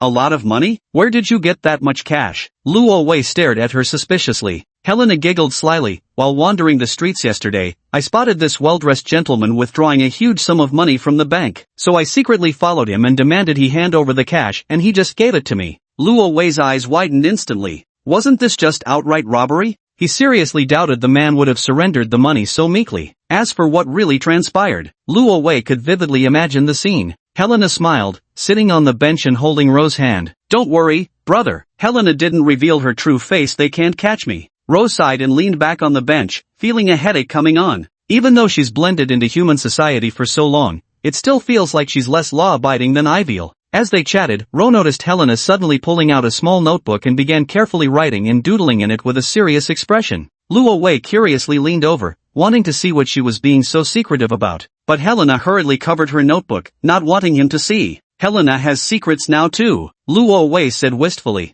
"Big brother." Helena didn't continue the topic, instead excitedly hopping off the bench. "You don't have classes this afternoon, right? Let's go shopping." Sure, Luo Wei agreed without hesitation, even though he actually had afternoon classes. But who cares? Helena reverted to her human form much faster than I had anticipated, which means she's been using those drugs continuously. But overusing something like that must be agonizing. She must be eagerly looking forward to the days when she could return to her original form and happily be together with him. Of course, Luo Wei didn't want to disappoint her. So what if I skip class? So during class hours, Luo Wei took Helena by the hand and led her to the liveliest marketplace in the Eastern District. The streets were bustling with crowds, colorful flags fluttering overhead, as the shouts of vendors and shopkeepers filled the air, mingling with the tantalizing aromas of roasted foods and sweet pastries. Helena walked excitedly at the forefront, tugging at Ro's hand, her eyes darting left and right until she grew nearly dizzy from the sights. Big brother, I want to try this. This one looks really good too.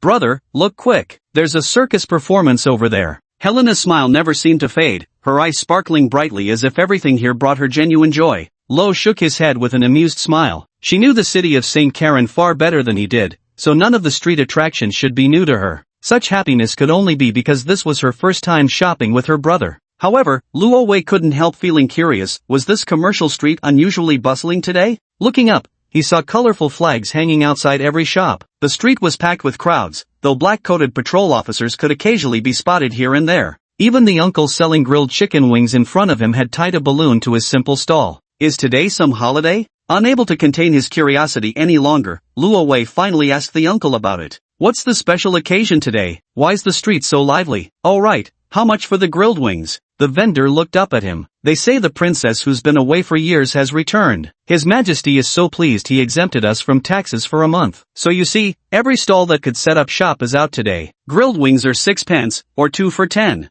Luo Wei froze on the spot. He immediately shot a glance at Helena. Her attention remained fixed on the circus performance, completely oblivious to the exchange. So he quickly lowered his voice and whispered, "Which imperial princess, your highness?" The middle-aged man gave him a strange look. Which other imperial princess could it be? The one who's been recuperating outside the palace all year, living in seclusion. It must be her highness, the 5th imperial princess. Hearing this answer, Luo Wei's heart tightened. Ophelia? Shoo. The uncle immediately lowered his voice. You brat, how dare you address her highness so informally? But at that moment, Luo Wei had no mind for such formalities. As he gazed at the bustling streets adorned with colorful banners, his initially joyful mood suddenly became inexplicably clouded with unease. This is going to be troublesome. Chapter 53, Brother, are we on a date? The bustling streets remained crowded with people. Yet Luo Wei's thoughts were entirely absent from the lively market scene. His mind instead wandered to the memory of a quiet girl with silver-white hair. Ophelia was the heroine of Chapter 2 in the first playthrough. At the time, she lived in a remote countryside manor, and initially, I wasn't aware of her illustrious status. Back then, the two of us got caught up in a moderately serious case involving the mass death of livestock. After working together to eliminate the troublesome monster responsible, we became acquainted with each other. Later, she became the second containment subject after Helena. However, there was no real battle between them. She was invited in. While technically contained, she was more like my second tenant. But Helena despised her.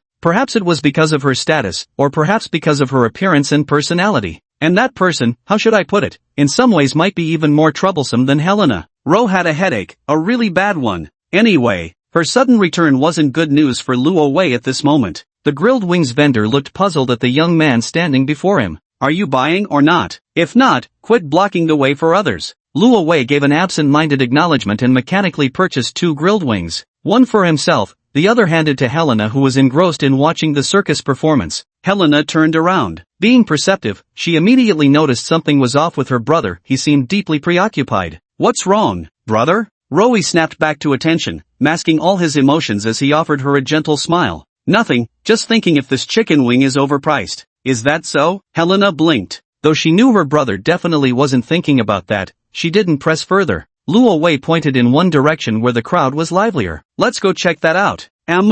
Helena's smile returned to her cheeks as she happily tugged her brother's hand, pulling him toward that direction. Meanwhile, Ro watched her retreating figure, lost in thought. She must never find out about this, at least, not the current her. Helena. Affection level, 100. Contamination level, 20. Her body had finally returned to normal, and her emotions were becoming increasingly stable. If she were to discover that one of her former tenants, that Ophelia whom she disliked the most, had returned, she would likely have an immediate stress reaction. All the previous efforts would then be in vain. Holding Helena's hand, Rove leisurely strolled with her among the various food stalls. Helena's eyes nearly glazed over with craving. She wanted to try this, then that, then everything. Seeing her unusually exhilarated mood, Lo casually waved his hand. At every food stall they passed, regardless of what was sold, he ordered one of everything. The vendors were stunned. While delighted by the profits, their expressions clearly doubted. Can these two kids really finish all this? Luo Wei thought to himself, then you are sorely mistaken about her. Walking from one end of the street to the other, Helena ate relentlessly along the way. Before long, the towering assortment of delicacies Luo Wei could barely hold in both hands was completely wiped clean, leaving onlookers astonished and murmuring in amazement. This frail-looking little girl had a mouth like a bottomless pit. She could probably out-eat everyone on this entire street combined. Big brother, am I being too excessive? Everyone's staring at us. Helena cautiously tugged at Ro's sleeve, her expression slightly bashful. What do they know? Ro paid no attention to the stares from others. Boss, I'll have one of each of these sweet pastries. Yes, you heard right, wrap up all 30 of these. No packaging boxes needed, we'll eat them on the way. Brother, Helena grew even more embarrassed. I don't need that much. Lo ignored her. Glancing at the dumbfounded female bystander still standing there with her mouth slightly open, Lo rolled his eyes. What are you staring at? Never seen a beautiful girl eating before? Beautiful girls can eat too. After eating, the two went to a clothing store. The weather was still quite chilly, and Helena's wardrobe was filled with nothing but little dresses. Lovell wanted to buy her a coat. After guiding her through the selection, Lovell opted for a pristine white women's overcoat for Helena, taking inspiration from Ms. Yule's usual outerwear. Yule was a true fashionista after all, and her sense of style held significant reference value for a straight guy like Lovell. It's so cozy. Helena twirled happily in front of the mirror, wearing her new clothes. Big brother, does it fit me well, or does it look too mature? She asked, gazing at Ro's reflection in the mirror. Ro nodded half-heartedly.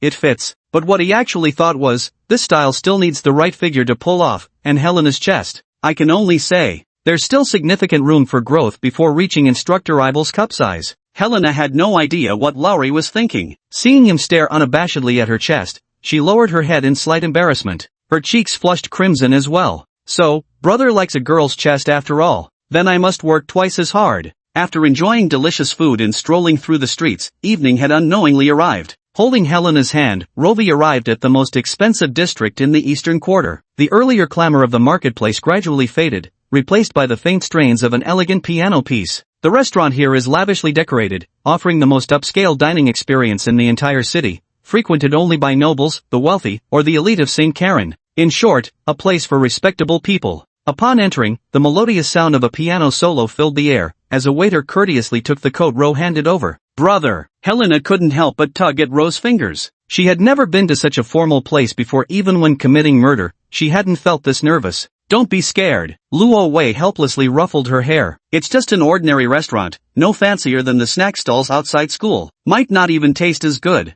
Oh, Helena nodded quietly at his words, but she still trailed timidly behind Luo Wei, sticking close to him. Sir and madam, this way please. The attendant offered a proper smile and escorted the two to a windowside table. After taking their seats, Helena surveyed the other guests with undisguised curiosity. All those gentlemen and ladies dressed so refinedly, so elegantly. Their every movement carried grace. She felt completely out of place, as if from an entirely different world. Just as the piano music ended, it transitioned into a beautiful yet indescribably captivating violin solo. The glow from the crystal chandelier cast an ambiguous light, as some young men and women embraced each other and moved toward the dance floor. Everyone here must be married couples, or lovers, right? Big brother. Helena timidly raised her head, her eyes shimmering faintly. Are we, on a date? Luo Wei froze for a moment but quickly smiled. Whatever Helena thinks it is, that's what it is. Big brother just wanted to bring you to places you've never been before, to enjoy things you've never experienced. Oh, Helena lowered her head silently again.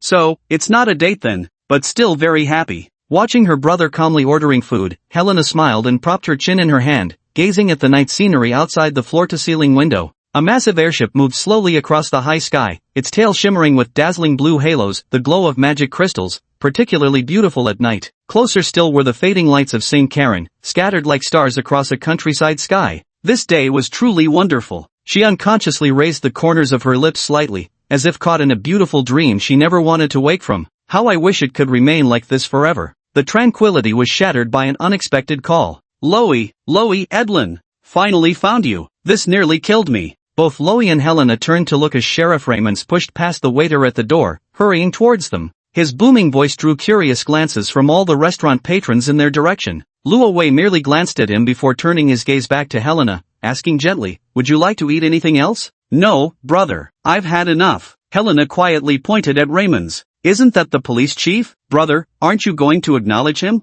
Luo Wei let out a helpless sigh. Whenever I see him, I know trouble's coming. The previously warm atmosphere came to an abrupt halt the moment Sheriff Lemons arrived, because then and there, the system prompt popped up. Chapter 1, The Phantom of Karen University, End. Save Point, Royal Bay Restaurant. Save slots available, May 5th. Chapter 54, The Aftermath of the Disappearance Case. Inside the restaurant, Sheriff Raymond rushed over. He glanced at Lo and Helena's seats. Wanting to discuss matters with Lo, he instinctively moved to sit opposite him. Luo Wei saw he was about to sit beside Helena and yanked him over to his own seat instead. Sheriff, spit it out if you've got business. Sheriff Raymond froze for a moment at Luo Wei's irritable expression, utterly baffled about what he'd done to offend him. Helena covered her mouth, laughing openly.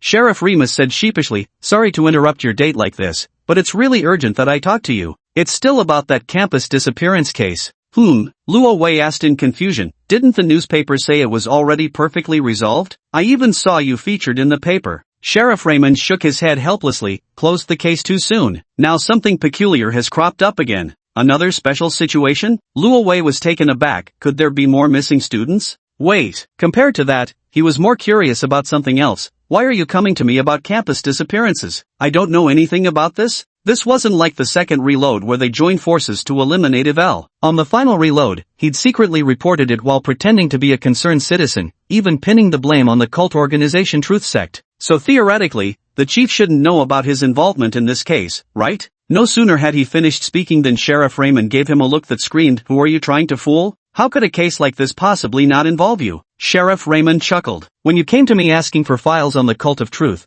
that calm expression of yours told me you already had it all figured out. And sure enough, by the afternoon, citizens were reporting it. Filed the report and didn't even leave a name, he muttered, eyeing Rovi. Who else could it be but you? Rovi curled his lip. Seems 4 years apart has at least done something for your brain cells, Sheriff. Stop mocking me already, Sheriff Remus quickly added. There's been another disappearance, and it's another student from your school. How many? Which grade? Luo Wei frowned. 5 missing. 4th graders. Luo Wei found it strange indeed, 5 more people gone missing, and all at once. What puzzled him even more was that the mastermind behind the serial disappearances Yvel wasn't she already confined in his home? There was absolutely no way she could have escaped, and given her current condition, why would she need to capture people for their blood? Noticing Luo Wei's confused expression, Police Chief Raymond added. These 5 students were from your school's magical hybrid airship program, all 4th-year students about to graduate. This afternoon, they went with their class to observe an internship at the airship factory. These 5 were in one group. After boarding the sightseeing airship, it suddenly and inexplicably ascended to a dangerous altitude and vanished into the clouds. Now, the entire police department is searching frantically,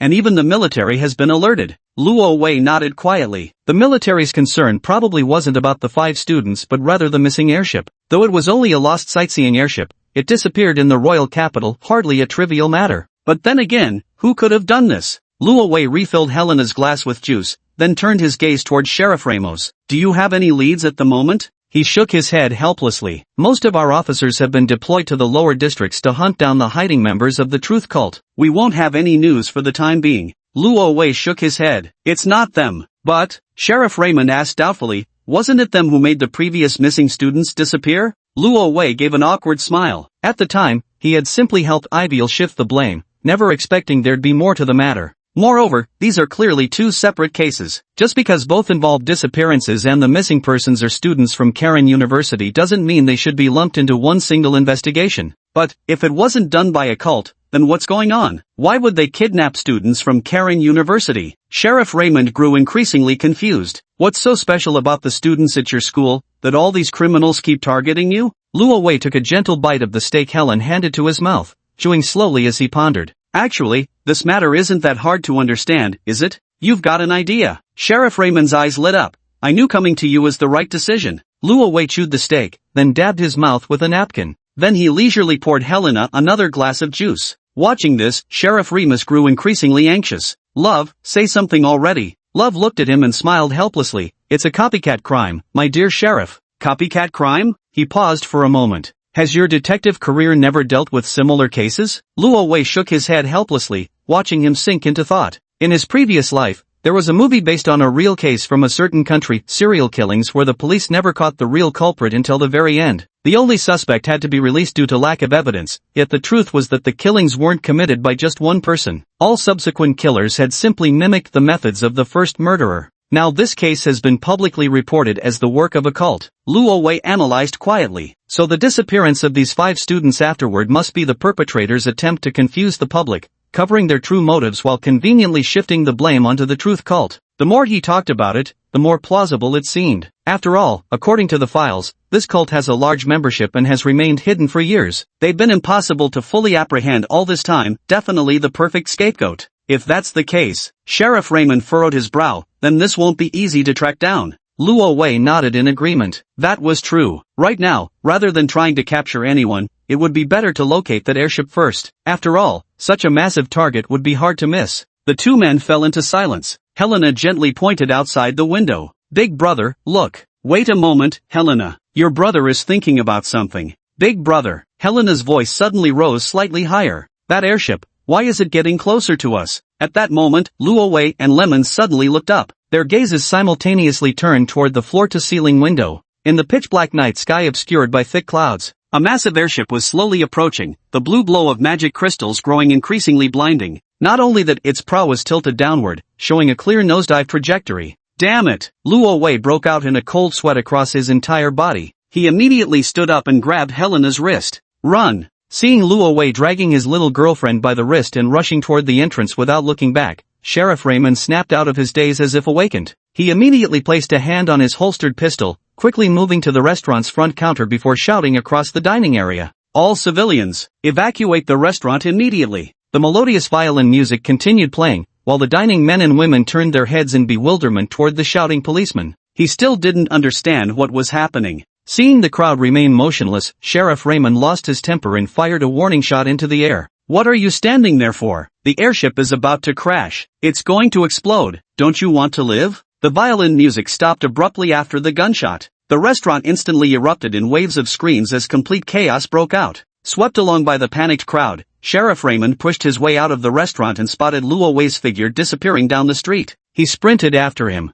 Sheriff Raymond chased Luo Wei for 2 whole blocks, only slowing his pace when they were hundreds of meters away from Royal Bay Restaurant. He gasped heavily from exhaustion. How are you, even faster than me? Stop running. This distance is safe enough. Lo and Helena finally came to a halt. The core energy source on that airship was just half a cubic meter of magic crystal. At most it'd blow up a couple buildings. Why did you run so far? The 3 of them stood frozen in place, staring with lingering fear toward the direction where the airship had crashed. The airship was already engulfed in massive flames as its colossal frame slowly descended, its thick black smoke obscuring the sky. This astonishing sight made every passerby stop in shock, standing frozen as they gazed upward. Big brother, Helena nervously tugged at Ro's hand. Ro clenched her hand tightly in return, their fingers interlacing. Don't be afraid. Though he said so, Luo Wei remained deeply frowning, his tense gaze still fixed on the airship's movements. The airship continued its slow descent, drawing ever closer to the ground. Finally, several seconds later, the top of the airship finally made contact with the earth. Like a chain reaction, a profound blue radiance abruptly flared. The Magitech core had detonated. Yet at this very moment, what Ro witnessed was completely different from what Sheriff Remus had described. That streak of blue light didn't instantly fade, but instead expanded outward at an astonishing speed. In that fleeting instant, even the pitch-black night sky was illuminated. It was as if a second sun had appeared. A blue sun. Big brother. The last sound Luo Wei heard was Helena's panicked scream. The last thing I saw was her extending all her tentacles, desperately shielding me without regard for her own safety. Moments later, all fell silent once more. Chapter 55, Explosion. In the dining hall, Helena curiously pointed at the hastily departing Sheriff Raymond. Isn't that the sheriff? Big brother, aren't you going to acknowledge him? Luo Wei's eyes flew open as he suddenly snapped awake. Chapter 1, The Ghost of Caring University, End. Save point, Royal Bay Restaurant. Save count remaining, 4/5. The violin music continued to play briskly and melodiously as the leisurely diners remained completely unaware of the horrifying fate that awaited them. Neither Helena with her aberrant constitution nor Rove with his vampiric regenerative abilities stood a chance. Both were instantly annihilated in that terrifying explosion. There wasn't the slightest possibility of survival. Luo Wei's heart pounded like a drum as he hurriedly glanced out the window. The massive airship was still quite distant, but its faint blue glow had already caught the attention of a few people. Yet most dismissed it as some sort of holiday celebration display, paying it no mind. Luo Wei. Sheriff Ramones approached sheepishly. Sorry to interrupt your date, but another emergency has come up. Luo Wei quickly stood up. Sheriff, whatever you've got going on, my matter is more important. As he spoke, he grabbed Helena, who was still eating. Brother, she asked in confusion, her mouth still unwashed. What's happening? Why do you look so pale? There's no time. I'll explain later. Without waiting for a reply, Luo Wei grabbed her hand and pulled her outside. Luo Wei? Wait! Sheriff Raymond quickly chased after him. Luo Wei moved with urgent steps, not daring to waste even a second. Luo Wei, what's wrong with you? Facing his old friend Sheriff Remus, he ultimately paused for a moment. Sheriff, do you trust me? Of course I do. Remus felt somewhat perplexed. Why would he suddenly ask such a thing? And why was Lo continuously glancing anxiously at the sky? What could possibly be worth looking at up there? All right. Luo Wei gave him a deep look before pointing directly out the window. Do you see that airship? In 1 minute, when it explodes, it will destroy everything around it. With those parting words, Luo Wei rushed out of the restaurant with Helena without even turning back. All that remained was Sheriff Raymond's utterly stunned gaze. Huh? What? Wait, airship? Sheriff Raymond's expression changed as if he'd realized something, hurriedly lifting his gaze to the sky. The confusion in his eyes instantly transformed. Ro grabbed Helena's hand and dashed swiftly toward the street outside the restaurant. The scale of the explosion far exceeded expectations. They had to get away from the area as quickly as possible. He hastily scanned the relatively uncrowded main street. After all, this was a high-end district, and the crowds weren't as dense as the commercial street he'd visited in the afternoon. Luo Wei swept his gaze across the street for a moment. Horse-drawn carriages, rickshaws, and steam-powered taxis were all available. In this era without internal combustion engines, horse-drawn carriages hadn't yet been phased out as vehicles. High society still favored carriages as status symbols, but Luo Wei's first considerations were speed and stability. Horses could spook after all. He pulled out the revolver from his backpack and charged straight toward the steam-powered taxi parked by the roadside. The taxi had a yellow canvas roof, with its grotesquely swollen boiler engine exposed at the rear like some oversized tricycle. With such ugly looks and no proper cabin for privacy, no wonder the aristocracy disdained this mode of transport. Luo Wei carried Helena into the back seat, then sat beside the driver, ruthlessly pointing a gun at his head. The driver turned deathly pale with fright. Buddy, don't do this. I haven't had a single fare all day. I swear I've got no money. The driver was on the verge of tears. Keep your damn money. Luo Wei hurled all the coins and bills from his bag onto the ground, pressing the gun barrel hard against the man's forehead. Hey you, turn around. Drive. Robbery and still giving money back? Even the driver was stunned. Luo Wei's fingers brushed against the trigger, his gaze as cold as ice. The driver was so frightened that he immediately swerved the wheel. All right, bro, I'm driving now. A dense cloud of choking black smoke burst from the back of the steam-powered taxi with a series of pops. Bro, where are you trying to go? The driver faced the pitch-black gun barrel, cold sweat pouring down. Please just name the destination. Luo Wei immediately grew impatient. He stomped down on the accelerator while keeping his foot firmly planted on the other man's instep. Shut up and drive straight down this street. Full throttle. The tiny mana crystal at the heart of the steam boiler suddenly emitted a streak of blue light, and the oddly shaped tricycle bolted forward like an unbridled steed. Feeling the cold wind rushing against his face from the open-top car, Luo Wei's tense heart finally relaxed a little. Big brother. Helena, who had been sitting quietly and obediently in the back seat all this time, could no longer restrain her curiosity. Was what you just told that sheriff true? Will that airship really explode? It will. Luo Wei turned to look at her. We'll all die. Helena nodded silently. Though the words seemed abrupt and out of context, she trusted her brother. An explosion? The driver was shocked. He quickly glanced at the rearview mirror. Sure enough, the airship's angle had tilted and was now slowly descending. Meanwhile, gunfire erupted from the restaurant where Ro had rushed out earlier, sending terrified customers screaming into the streets. It must have been Sheriff Raymond who did it. There's no telling whether he took my final words to heart, because the scale of this explosion truly defies imagination. Only now did he have time to ponder this bizarre case. How could this possibly be the energy output from just one airship's magic crystal explosion? It must have taken every last magic crystal from every vehicle in the city to power this, huh? What on earth are they trying to accomplish by causing such a massive stir? After a minute of breakneck speed, the steam carriage had already put considerable distance between itself and that restaurant. And then, that terrifying explosion finally came crashing down. Luo Wei nervously looked behind him. He could finally see the entire sequence of the explosion. A cluster of blue light abruptly flared, followed immediately by the shockwave. The enormous magical energy unleashed by the out-of-control magic crystals instantly engulfed entire city blocks spanning hundreds of meters. Even a kilometer away, the gust of wind struck their cheeks with palpable force.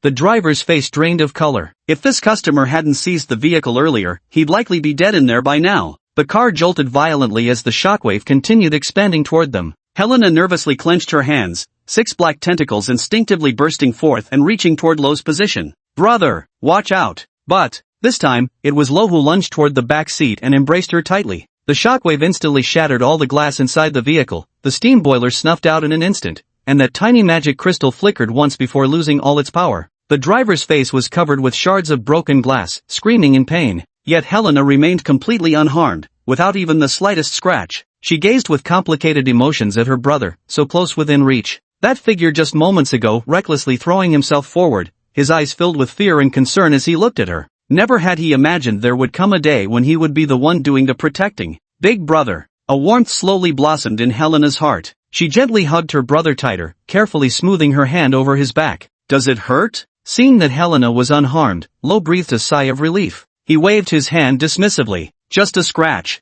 Such minor injuries were nothing to Luo Wei in his current state. Even though his back burned with pain and there were stinging sensations from glass shards, but those wounds didn't linger for long before his skin began healing slowly, pushing out the tiny shards of glass. Oh, Helena finally relaxed. As the explosion ended, Luo Wei kicked open the crumpled car door and silently surveyed the scene before him. In the distance, every building within a 1-kilometer radius of the blast's epicenter stood with exposed outer walls, charred black and billowing thick smoke. Screams filled the streets as chaos spread through the city. Helena stood anxiously behind him, nervously clutching his hand. Such a scene was something she had never witnessed in her life. The city of St. Karen hadn't experienced a major incident like this in decades, and Lo vaguely sensed that this peaceful steam-powered metropolis. "I'm afraid the weather is about to change." Chapter 56. I'm back. As the two of them gazed at the explosion's ruins, another steam car, emitting black smoke and having lost its power, slowly came to a stop before Luo Wei. Sheriff Raymond's emerged, thoroughly disheveled. "Lovey, thank you for warning me." He gasped for breath, the tension only now beginning to ease. Otherwise I would have been blown to bits in there." Luo Wei looked at him, no missing parts, just some minor scrapes, still as lively as before. So typical of him. The fastest cop in all St. Colin. The two disheveled men exchanged glances, sharing a bitter laugh before slumping to the ground. Gazing at the ruined structures in the distance, Sheriff Raymond frowned deeply. This is no longer just a simple case of disappearances and thefts. Hearing those wretched screams, his tone grew increasingly indignant. What exactly is the other side aiming for? Targeting so many defenseless civilians goes too far. This is downright monstrous. A bloody ritual by a cult? A declaration of war from an enemy nation? Or perhaps, the more he pondered, the graver his expression became. These possibilities were already far beyond the jurisdiction of an Eastern District police chief. Just as Sheriff Raymond was deep in thought, many of his colleagues in various siren-blaring vehicles were converging on the ruins from all directions. After all, the people gathered in this area were none other than the elite and wealthy. If anything happened to them, the entire St. Carol Police Department couldn't bear the consequences. Lo frowned slightly as fragments of various clues surfaced in his mind. An upscale venue for the elite and wealthy, a hijacked airship, students who could pilot an airship, the truth sect, a modus operandi meant to confuse and mislead. And one more thing, a balloon. In the afternoon, colorful flags fluttered along the streets as the emperor reduced taxes for merchants. It was all in preparation to welcome someone. Luo Wei glared darkly at Sheriff Raymond. Where is the fifth princess attending the banquet? This single sentence sent a shock through Sheriff Raymond's heart. Even the slowest to react would have realized something at this moment. His complexion immediately darkened, surpassing even Rovi's gloomy expression. With trembling fingers, he lightly pointed toward the ruins ahead. Imperial Hotel. It's over. This was Sheriff Raymond's first thought. Everyone said this fifth princess wasn't favored by His Majesty, but ultimately she's still a royal family member, the Emperor's youngest offspring, someone far beyond his wildest imaginings. And judging by today's bustling streets, where was this so-called royal disfavor? Clearly His Majesty adored his fifth daughter dearly. But no matter what, the fifth princess died in the bustling and secure Eastern District, right in the jurisdiction where he was on duty. It's all over now. Raymond's face was ashen as he muttered incoherently under his breath. Assassination. It was an assassination. As for Rove, upon hearing that Ophelia had been in that very area moments ago and likely perished in this explosion, his heart was engulfed by raging tides of shock. No way. How could this be? Ophelia is dead? Just like that, right before his eyes? She died this easily? While he stood there utterly shocked, even questioning reality itself, his palm was suddenly grasped tightly by Helena. Following Helena's vigilant gaze, Luo Wei looked straight ahead. A massive black carriage drawn by 4 spirited horses was rapidly approaching their direction. The carriage moved at an astonishing speed, emitting a faint, mysterious glow. Luo Wei narrowed his eyes and looked carefully. The black carriage bore an intricate emblem depicting a black dragon, a sword and shield, and entwined thorn roses. It was the royal carriage. Raymond shuddered at the sight of the carriage, overwhelmed by a surge of exhilaration and excitement. Of course, he wasn't about to throw his arms in the air and shout "Long live Her Majesty," or anything like that. What crossed his mind was that since this carriage had emerged from the direction of the ruins, it was highly likely to be the crown princess's personal transport. Luo Wei, look quickly. I don't have to lose my job. The princess is still alive. Ha, Luo Wei, what's wrong with you? Luo Wei's expression was completely different from Raymond's. The moment he recognized that royal crest, his face instantly darkened. Then, as if suffering from a stomachache, he squatted down with his head lowered and abruptly pulled Helena down to squat beside him. Don't look back. Don't see me. The royal carriage swiftly passed the spot where Luo and the other two were positioned, heading toward a more distant destination. A cloud of dust billowed up, leaving Luo Wei and his two companions covered in gritty grime. Helena waved away the dust, her brows knitting involuntarily. Her gaze slid toward the recklessly charging carriage, her pupils darkening slightly. Was that her own carriage? Helena turned to look at her brother again, wanting to see his expression. Luo Wei squatted on the ground preoccupied, still not daring to look at the carriage that had already driven far away. Thank goodness, she didn't see me. Although I knew I would meet her someday, I really didn't want to see her at this moment. Helena tilted her head slightly as she observed Luo Wei's nervous demeanor. Big brother? Inside the galloping carriage, a woman with silvery white hair gently lifted the window curtain. All the scenery behind the carriage was rapidly receding: ruins, thick smoke, policemen, and panicked pedestrians. As her gaze swept past unintentionally, Ophelia frowned slightly at the sight of several civilians crouching on the ground in the distance. There's an inexplicable sense of familiarity. But the carriage was moving too fast. The next second, those insignificant commoner figures vanished from sight. Your Highness, what troubles you? The maidservant asked quietly. Nothing important. A faint, desolate voice sounded softly. Perhaps it was a hallucination born of dwelling on thoughts all day. Your Highness, a servant cautiously inquired. His Majesty has ordered your immediate return to the palace. Furthermore, with such dangers occurring outside, do you still intend to visit that place? In the bumpy and dimly lit carriage, the attendant couldn't see Her Highness the Imperial Princess's expression. Yet this wordless silence only made the attendant's heart grow more uneasy. Their Imperial Princess was taciturn by nature, with an aloof disposition. What truly unsettled everyone was Her Highness's ruthless methods. No one could ever fathom her thoughts, making every interaction with her attendants feel like walking on thin ice. The atmosphere remained dead silent, with beads of sweat forming on the attendant's forehead. Just as the princess remained unresponsive and the attendant grew increasingly tense. Let us see His Majesty. The icy voice spoke again. The attendant immediately felt as if a weight had been lifted from his shoulders, but he dared not show it on his face, merely responding with continuous agreement. Yes, sir. The royal carriage slowed its pace, gradually turning at the crossroads ahead. Ophelia glanced at the increasingly familiar St. Karen Boulevard, a trace of nostalgia flickering in her eyes. It's not this city she misses, for she dislikes this city. Rather, in the darkness, Ophelia faintly curled her lips. I'm back. Here's the midnight update. Type these words deep in the mountain wilderness. Please urge for more updates, leave comments, and shower me with little gifts. Chapter 57. Why are you wearing my clothes? I'm home. Luo Wei pushed open the main door in complete disarray, his pitch-black appearance giving Avier such a fright. What's wrong with you? She exclaimed in surprise. Weren't you going to class? Did the school get bombed? I wish the school had been bombed. Luo Wei thought to himself as he glanced at her. Eve was lounging comfortably on the sofa in her home pajamas and slippers, leisurely doing her skincare routine. Living the good life, aren't you? Luo Wei rolled his eyes. Then, he proceeded to tell her about what had happened earlier that evening. Upon hearing about skipping class and going shopping with Helena, she made a disdainful expression. But when she heard about yet another student going missing and the massive explosion caused by the airship crash, her eyes widened in shock. This definitely isn't related to me. Startled, she tore off her face mask and hurriedly distanced herself from the incident. I know. Luo Wei slumped onto the sofa. This matter has escalated to the level of court politics now. If it really was your doing, things would actually be simpler. Looking down on your teacher like that? Yvel crossed her arms and said indignantly, catching me was just luck, otherwise those dumb cops wouldn't have figured a thing out in their lifetime. Luo Wei cast a helpless glance her way. Why were this woman's focal points always so bizarre? Yvel stroked her smooth chin and fell deep in thought as well. Do you think this was an assassination attempt targeting the fifth princess? A courtly power struggle? Her delicate brows furrowed slightly.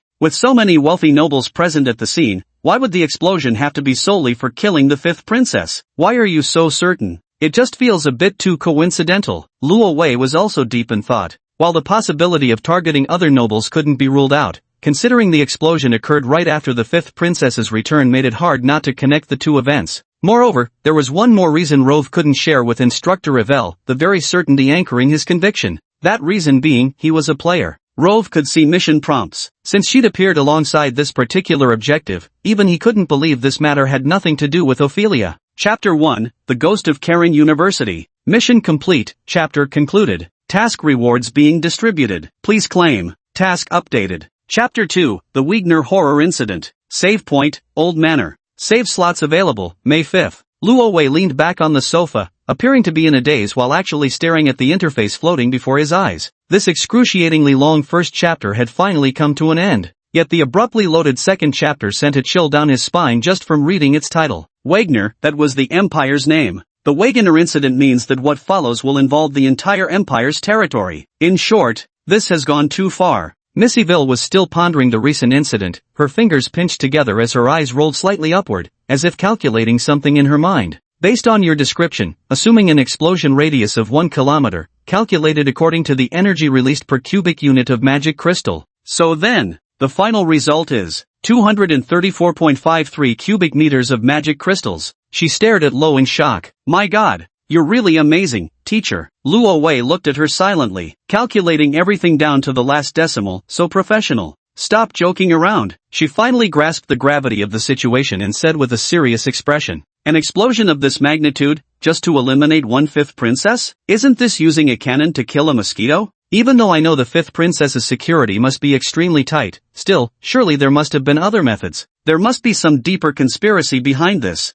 Luo Wei nodded slightly. He had considered this possibility too. Their opponent's grand maneuvers carried an almost provocative arrogance. But with the situation still unclear, he decided to quietly monitor how events would unfold. As their conversation turned serious, the atmosphere grew noticeably heavier. Suddenly, Eviel seemed to remember something. That monster of yours, she glanced at Rovi, then carefully chose her words. Your little sister. Didn't you come back together? Rovi secretly peeked at the half-open door he'd left it ajar on purpose. Outside, all was pitch black, the streetlights dim, with no trace of Helena to be seen. She didn't want to come in. Seeing Lo's expression, Eve immediately understood. She sneered, afraid of being contained by you, is she? That's why she doesn't dare enter. Thought she was so impressive earlier, but now it seems she's nothing special after all. Luo Wei gazed at her speechlessly. Sister, could you keep your voice down? They can hear you. No sooner had Ever's mocking voice faded than the sound of rapid footsteps began approaching from outside the door. Luo Wei tensed up internally and quickly turned his head. The door swung open abruptly, letting in a gust of cold wind.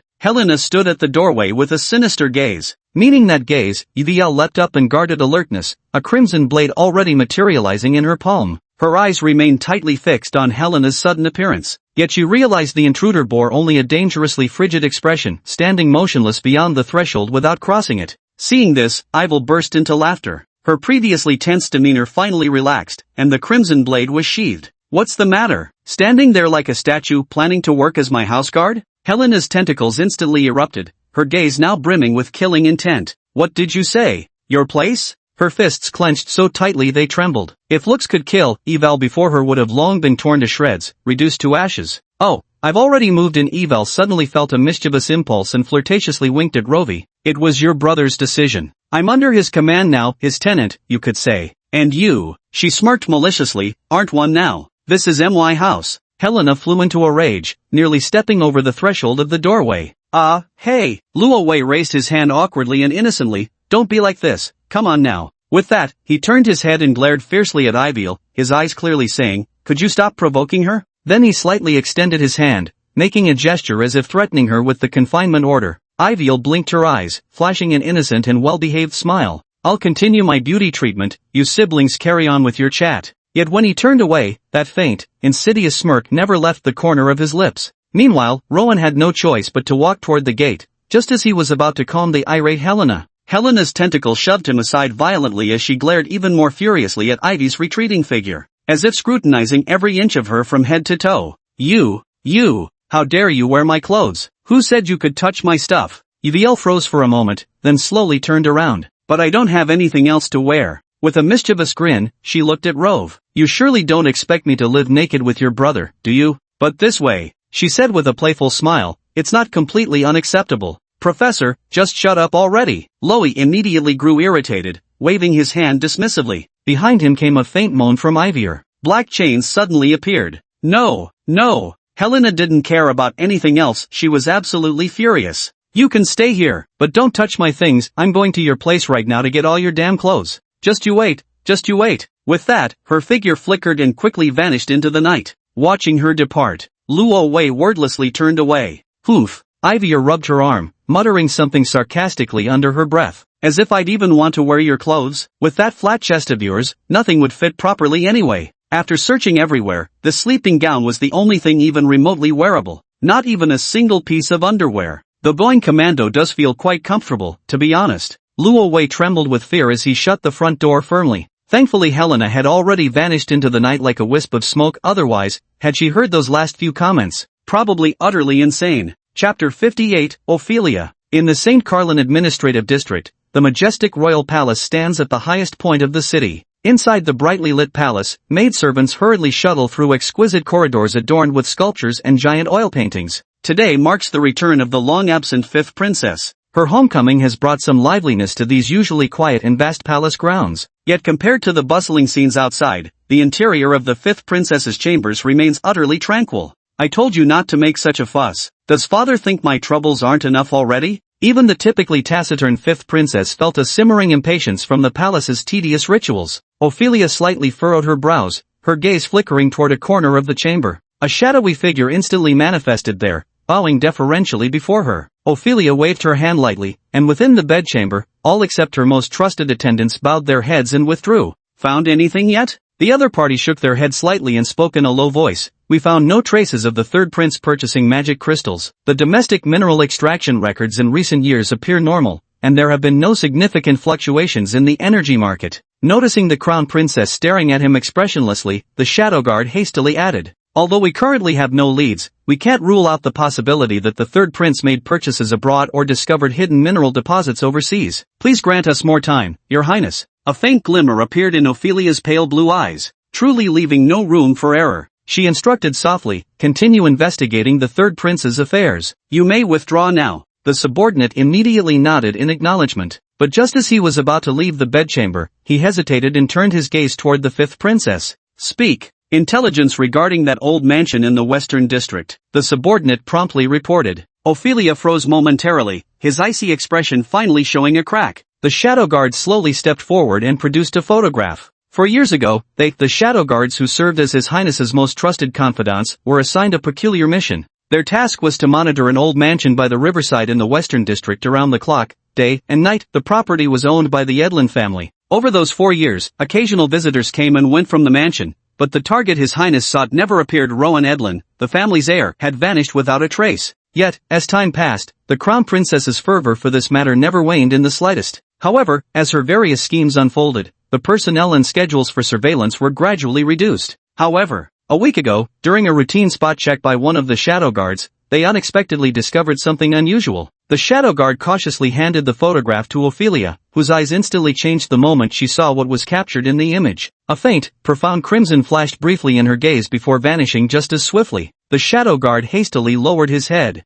Mr. Lowe has returned to the old mansion. We secretly investigated his daily activities and discovered he's resumed his studies at Karen University, currently repeating first year in the Magitech Engineering Department. He later had some contact with his old friend Raymond's, chief of the Eastern District Police, and became involved in the Karen University student disappearance case. Around the time you returned today, the shadow guard added in a low voice, he was also dining simultaneously at the Royal Bay restaurant on Champagne Road in the Eastern District. What? Ophelia immediately looked up from examining the photograph. That explosion, her usually serene voice carried a faint tremble. The shadow guard hurriedly added, Mr. Lowe is unharmed and has already returned to the estate. Your Highness need not worry. Ophelia drew a deep breath. Then, a trace of dissatisfaction appeared in her eyes. My fault. I should have explained everything clearly in one go. The shadow guard lowered his head even more deferentially. Though his expression remained unchanged, tumultuous waves of shock were raging within the shadow guard's heart. When had Her Highness the Princess, usually so aloof and indifferent as frost, her demeanor chilling like ice, ever shown such visible emotion before?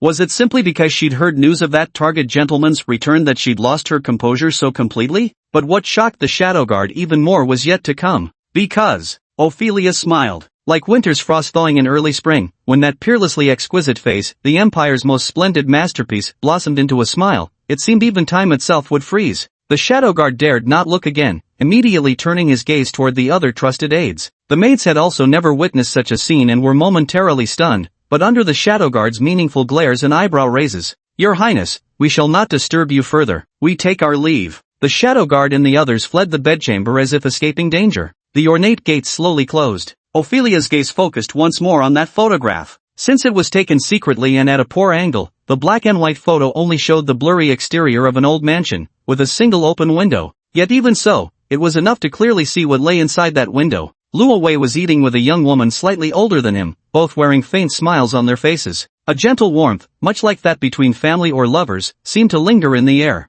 The hand clutching the photograph began to tremble with agitation. Those ice-blue pupils shimmered with a profound crimson glow. This time, it never faded. "He's back! He's back!" Ophelia's gaze seemed fixed on that handsome young man's face, silently watching. She watched for a long, long time. Indescribable emotions welled up in her heart. He hadn't changed at all. As if everything had returned to that peaceful countryside afternoon when the mysterious boy had sneaked her out. That afternoon had blue skies, leisurely drifting clouds, cows in the barn, and so many wondrous things she'd never seen before. She still remembered the taste of the pears stolen from the farmer's house. Hard, very sour, and with a worm inside that nearly frightened her. It also drew the boy's laughter. But from that moment on, she never tasted a pear quite like that again. She would remember that day forever. She also learned what kind of sky-free birds should soar in. Roy. Ophelia's pale fingertips gently traced the young man's face in the photograph. Suddenly, a pang of regret struck again. I shouldn't have let those trivial matters distract me from the old mansion.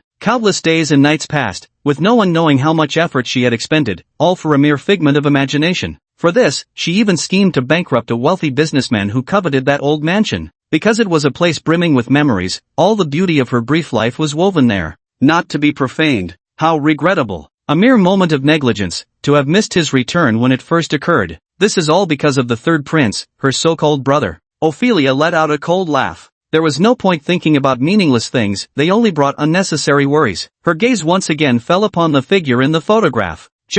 From beginning to end, her eyes never rested on that unfamiliar woman for even a moment, because she had always known that old Manor had only ever had one mistress, herself. Chapter 59, May I Kill the Woman in the House? On Tuesday, the moment Luo Wei entered the classroom, he was met with a buzz of murmurs. The stunned expressions on all the students' faces said it all. Everyone was buzzing about yesterday's earth-shattering explosion. The fallout from the blast far exceeded expectations. Not only did it dominate the front pages of every morning newspaper, but as public outrage grew, it created an additional headache for authorities beyond just grief and mourning. Namely, people in St. Carlin and several other major cities developed a phobia of public transportation, terrified that any vehicle powered by magic propulsion might suddenly explode. So many students arrived late as a direct result. The reason for their tardiness was that their parents didn't dare let them take the commuter bus, opting instead for horse-drawn carriages or even walking to school. Luo Wei listened to their whispered conversations, his brows slightly furrowing. It seemed something rather unusual had surfaced in his mind. After pondering for a while in his seat and greeting his newly arrived female deskmate,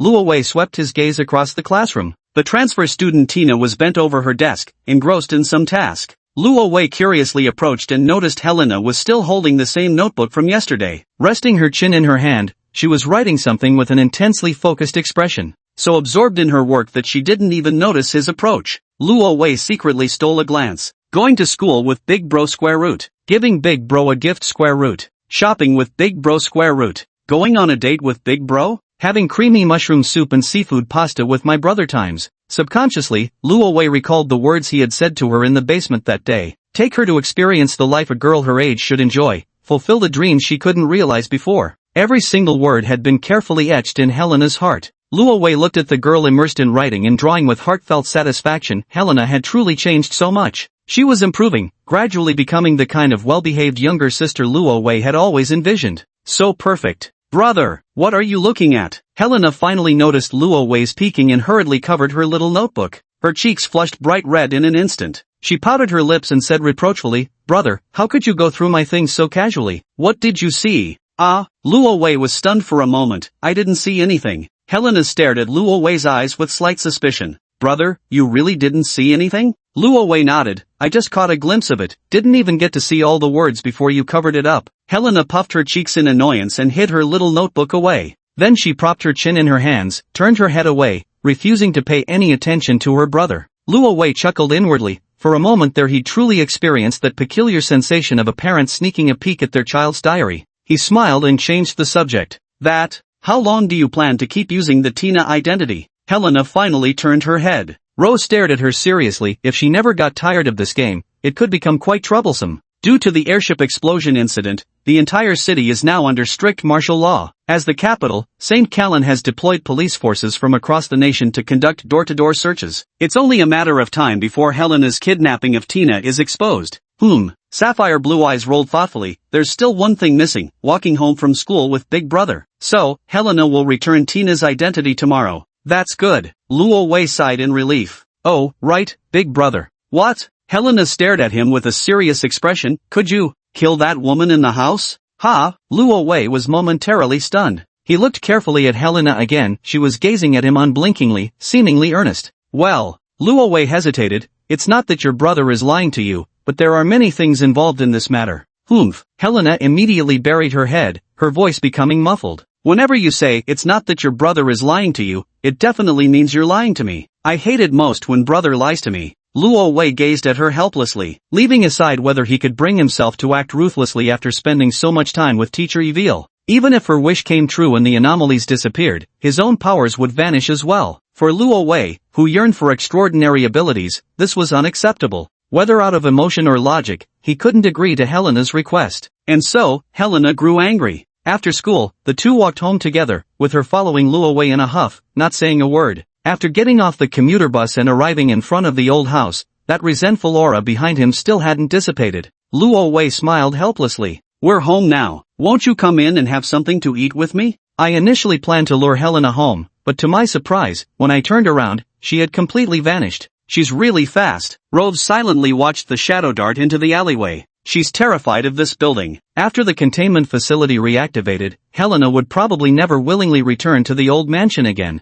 But facing this version of Helena now, he couldn't bring himself to treat her with the same rough methods he'd used on Evier. It's indeed a headache of a problem. The troubled Rovi opened the door, took one glance inside, and suddenly felt his headache intensify. A wave of pungent smoke had filled the parlor of the old house, instantly rushing into his face the moment he opened the door. Rovi immediately started coughing from the irritation. Waving his hands to clear the air, he looked toward the direction from which the thick smoke was coming. I thought Ivel was up to some mischief at home again, probably trying to escape by setting his house on fire with flames. But when I took a closer look, turns out Ivel was cooking in the kitchen. My dear sister, what in the world are you doing? Luo Wei rushed over in shock, only to find Ivel's face all blackened by smoke as she let out an awkward chuckle at him. You always come back so late. I'm starving to death. Seeing there was food in the cabinet, I thought I'd give it a try myself. She awkwardly smoothed her messy hair. Who would have thought? Your human food looks simple, but it's really quite hard to make. Luo Wei's gaze swept across the soot-blackened kitchen, the chaotic mess of pots and pans, before finally settling on the frying pan in her hand. His eyes then widened in shock.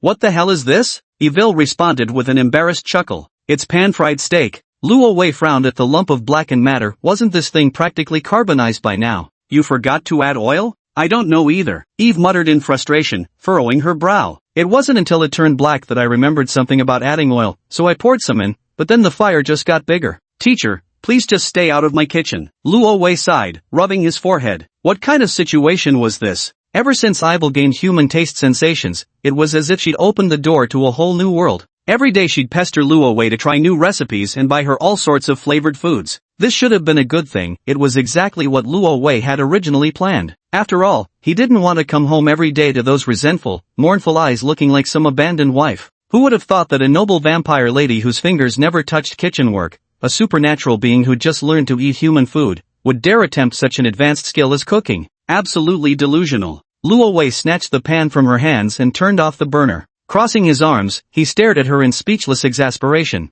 Eve mumbled as she rubbed her stomach. Hungry. Lo glared at her in exasperation. You've wrecked the kitchen, what are we supposed to eat now? Ivel continued staring at him wistfully, still saying, hungry. Luo Wei finally let out a helpless sigh. Let's go eat out. Chapter 60, Luo Wei, fear no harem scenario. After saying they'd eat out, Luo Wei headed to the door and put on his coat. She froze in place behind him. Can I go outside? Luo Wei glanced at her and mentally issued a command to the containment facility. A faint glow instantly flickered across the manor's front gate. Restrictions lifted. Free attack mode. Yandere blinked her eyes, and then an expression of disbelief appeared on her face. You're willing to let me out? Luo Wei looked at her calmly and nodded gently. Yandere was instantly overjoyed like a kitten, darting out from the kitchen in a flash, her crimson shadow arriving at the front door in an instant. Then she paused suspiciously again. Wait, you're just letting me go like this? I'm free now? Aren't you afraid that I might bring my family back for revenge? With your strength, you'd probably be instantly killed. Evil narrowed her eyes. Something was wrong. 9 times out of 10, something was terribly wrong. There had to be some kind of scheme at play here. Seeing that she could actually resist the temptation and forcibly restrain herself from going out, Ro couldn't help but chuckle. Teacher, are you paranoid or something? Evil snorted coldly, recalling the events of the past few days in her mind. Just the thought of those black chains that suddenly appeared on his wrists when he used the command, that instant of searing pain, and the faintly mocking smile on Ro's face. She felt strongly that things couldn't be this simple. You're this cunning, yet you dare let me out so easily. Are you plotting something? Seeing her suspicious expression, Ro curled his lip dismissively. If you don't believe me, then I'm leaving. Starve at home by yourself, I'm going to eat. With that, he strode straight out the door, leaving a stunned Yvel standing there in shock. Hey, don't walk away. You. Luo Wei didn't close the door. As Yvel stared at the wide-open doorway, her gaze grew unfocused. This has to be a trick. There's definitely some scheme. I won't go out. While muttering these words, Yvel clutched her stomach as it let out an embarrassingly loud growl. Her face instantly fell, every ounce of composure shattered by the relentless pangs of hunger. Maybe, just for a little while, this would be a good chance to probe Luo Wei's thoughts. A crimson shadow flickered and quickly followed behind Luo Wei's retreating figure. Luo Wei, no stealing bites. I want some too. Luo Wei chuckled inwardly as he watched her trot eagerly after him. So the mouth says no, but the body's quite honest, isn't it? After wandering around the streets for a while, Luo Wei led Yvel to a small tavern not far from home. The tavern also served meals, and at this hour, it was filled with many city clerks who had just gotten off work. The aroma wafting from the shop made Yvel's stomach growl louder and louder. Seeing Luo Wei's teasing gaze, she lowered her head in embarrassment. Don't just stand here, let's go inside quickly. Luo Wei nodded and was just about to push the door open when a resentful voice drifted out from the alley beside the tavern. Big brother, where are you going? The two quickly turned to look and saw Helena hidden in a pitch-black alley, her eyes unblinking as she stared fixedly at Lo. You scared me. Lo patted his chest in relief. She hadn't run far after all, having followed him the moment he stepped outside. The kitchen at home is broken, so Big Brother came out to eat. Oh, Helena slowly emerged from the darkness, tilting her head curiously. Isn't this woman a vampire? Does Big Brother really have to bring her along just to get food? Your relationship seems unusually close. The faintly emerging murderous intent made Yvel instinctively tense up, her blood magic seemingly ready to unleash at any moment. Wait a minute. Luo Wei hastily explained to her why he needed to take Yvel out for food. Yvel, however, snorted coldly. Do you really need to report to her wherever you go? Is she your sister? Your lover? Or your mother? Luo Wei shot her a speechless glance, thinking, Sister, please don't talk nonsense. Did you eat gunpowder or something? Why so aggressive? Yvel glanced at Rovi, folded her arms, and finally fell silent. Watching the subtle expressions exchanged between the two, though their faces appeared unpleasant, one could clearly sense an intimate atmosphere lingering between them. Helena's gaze grew even darker. So my brother was on a date after all. Did I come at a bad time? Not at all. Luo Wei flashed a broad grin. Then, ignoring Helena's resistance, he yanked her over abruptly. You came at just the right moment. He pulled Helena to his right side, while Yvel stood immediately to his left. Helena wore a thoroughly reluctant expression, especially when she saw Yvel right in front of her. Meanwhile, Yvel blinked in surprise as she stared at Lo. How dare he do this? Luo Wei really dared, especially now that he was. Ever since gaining that overpowered vampire regeneration ability, his audacity had skyrocketed. If this were before, he wouldn't have dared to say even a single wrong word in front of Helena. Not to mention, after clearing Chapter 1, the reward hadn't even been activated yet. This was the confidence bestowed upon him by supernatural power. Luo Wei, fear no battle of romance. Helena hasn't eaten either, right? Let's go together. Luo Wei smiled at her, and after firmly grasping her hand to express his unwillingness to let go, Helena finally gave up resisting. Then, let's go together. She turned her head away and spoke like this. And so, 3 people with 3 different expressions took their seats in the corner of the tavern. Ro, order this for me. I want to eat that. And that one. Yvel was being anything but discreet as she bossily pointed at the menu. Helena rested her chin on her hand, glaring at her with murderous intent. Lo sat between them, trying to prevent the two from wrecking the restaurant. He didn't even get a chance to take a single bite, too busy watching their expressions, terrified they might come to blows over that one piece of fried fish. This warm atmosphere continued until the sound of horses' hooves echoed from outside the tavern. The hoofbeats were heavy and powerful, clearly coming from fast, excellent horses, and there were many of them. The tavern fell silent as all three looked up simultaneously. Several pitch-black carriages came to a halt outside the small tavern's entrance. From the cramped doorway emerged a group of mysterious figures clad in long black coats. Though they carried no visible weapons, they exuded an undercurrent of danger far more palpable than even the special affairs agents he'd encountered before. Lo's brows knitted slightly. The lead figure in black pushed open the door and strode directly toward Lo's table. "Mr. Rovedlin, Her Highness requests your presence. Friendly reminder, your vacation time is running low. Then here's some setting artwork as consolation. Helena, did Big Brother have a nightmare? Steam Capital, St. Karen City, copyright infringement removed. Steam Capital, St. Karen City, copyright infringement removed." Chapter 61, do you like it, Your Highness? Iviel looked at Rove in confusion. Which highness could they mean? There were only a handful in the entire empire who could be addressed that way. How was it connected to Rove? And this suddenly arriving group didn't seem like the friendly sort either, especially their leader. Though his appearance was ordinary, there was an undercurrent of danger about him. This man's strength was undoubtedly formidable. Eve was growing increasingly curious about where Rovi had managed to offend such a group of people. Under the crowd's watchful gaze, Rovi's expression remained unchanged. He simply set down his utensils quietly and looked up to address the man. "Can't this wait? We haven't even finished our meal yet. Having both my sister and teacher eating together is an unprecedented first. It's just a pity it got ruined by this group of people." The other party quickly smiled and said, "Mr. Lovi, His Highness has prepared a lavish banquet for you. There's no need to worry." Though the smile was sincere, their eyes carried an unyielding insistence that brooked no refusal. Luo Wei stared at him expressionlessly, sighing inwardly. What must come will come. There was no avoiding Ophelia's trial. Just as he slowly rose, preparing to follow the man in black, Helena suddenly clenched her fists and blocked his path. "You can't take my brother away." Everyone turned to look at her. Her shoulders and arms began trembling violently. His gaze remained unflinching, steadfastly locked onto the man in black, the tension so palpable it seemed the coiled tentacles might strike at any moment. Observing her demeanor, everyone immediately became wary, their hands moving toward weapons concealed beneath their coats as if preparing to converge upon Helena should she make another move. "Helena!" Roy immediately tried to pull her back, but it was too late. The moment their leader noticed Helena stepping forward to interfere, he erupted with a surge of power. Luo Wei didn't even see how he struck. A chaotic gust of wind whipped across his cheek as Helena staggered back with a muffled grunt. "Don't touch my sister." Luo Wei shot the man a cold glare while swiftly steadying Helena. Helena's agitation kept escalating, and Luo Wei worried she might transform into something terrifying right in this tavern, instantly plunging them into a besieged situation. There wasn't a single decent person among Ophelia's subordinates. "Miss, His Highness's orders cannot be disregarded," the man in black warned. Luo Wei ignored him, instead casting a reassuring glance at Helena. "Big Brother needs to go out for a while. Wait here obediently, I'll return soon." With that, he winked at Iviel despite Helena's struggling protests. "Teacher, please take good care of my younger sister." Then, without so much as a backward glance, he followed that group out of the tavern. "I don't need her taking care of me. Big Brother." Helena's voice called out from behind, but before she could finish, Iviel yanked her back abruptly. "Don't act rashly. Those guys, they're even more troublesome than the agents from Special Affairs." Iviel kept a wary eye on the retreating figures of that group.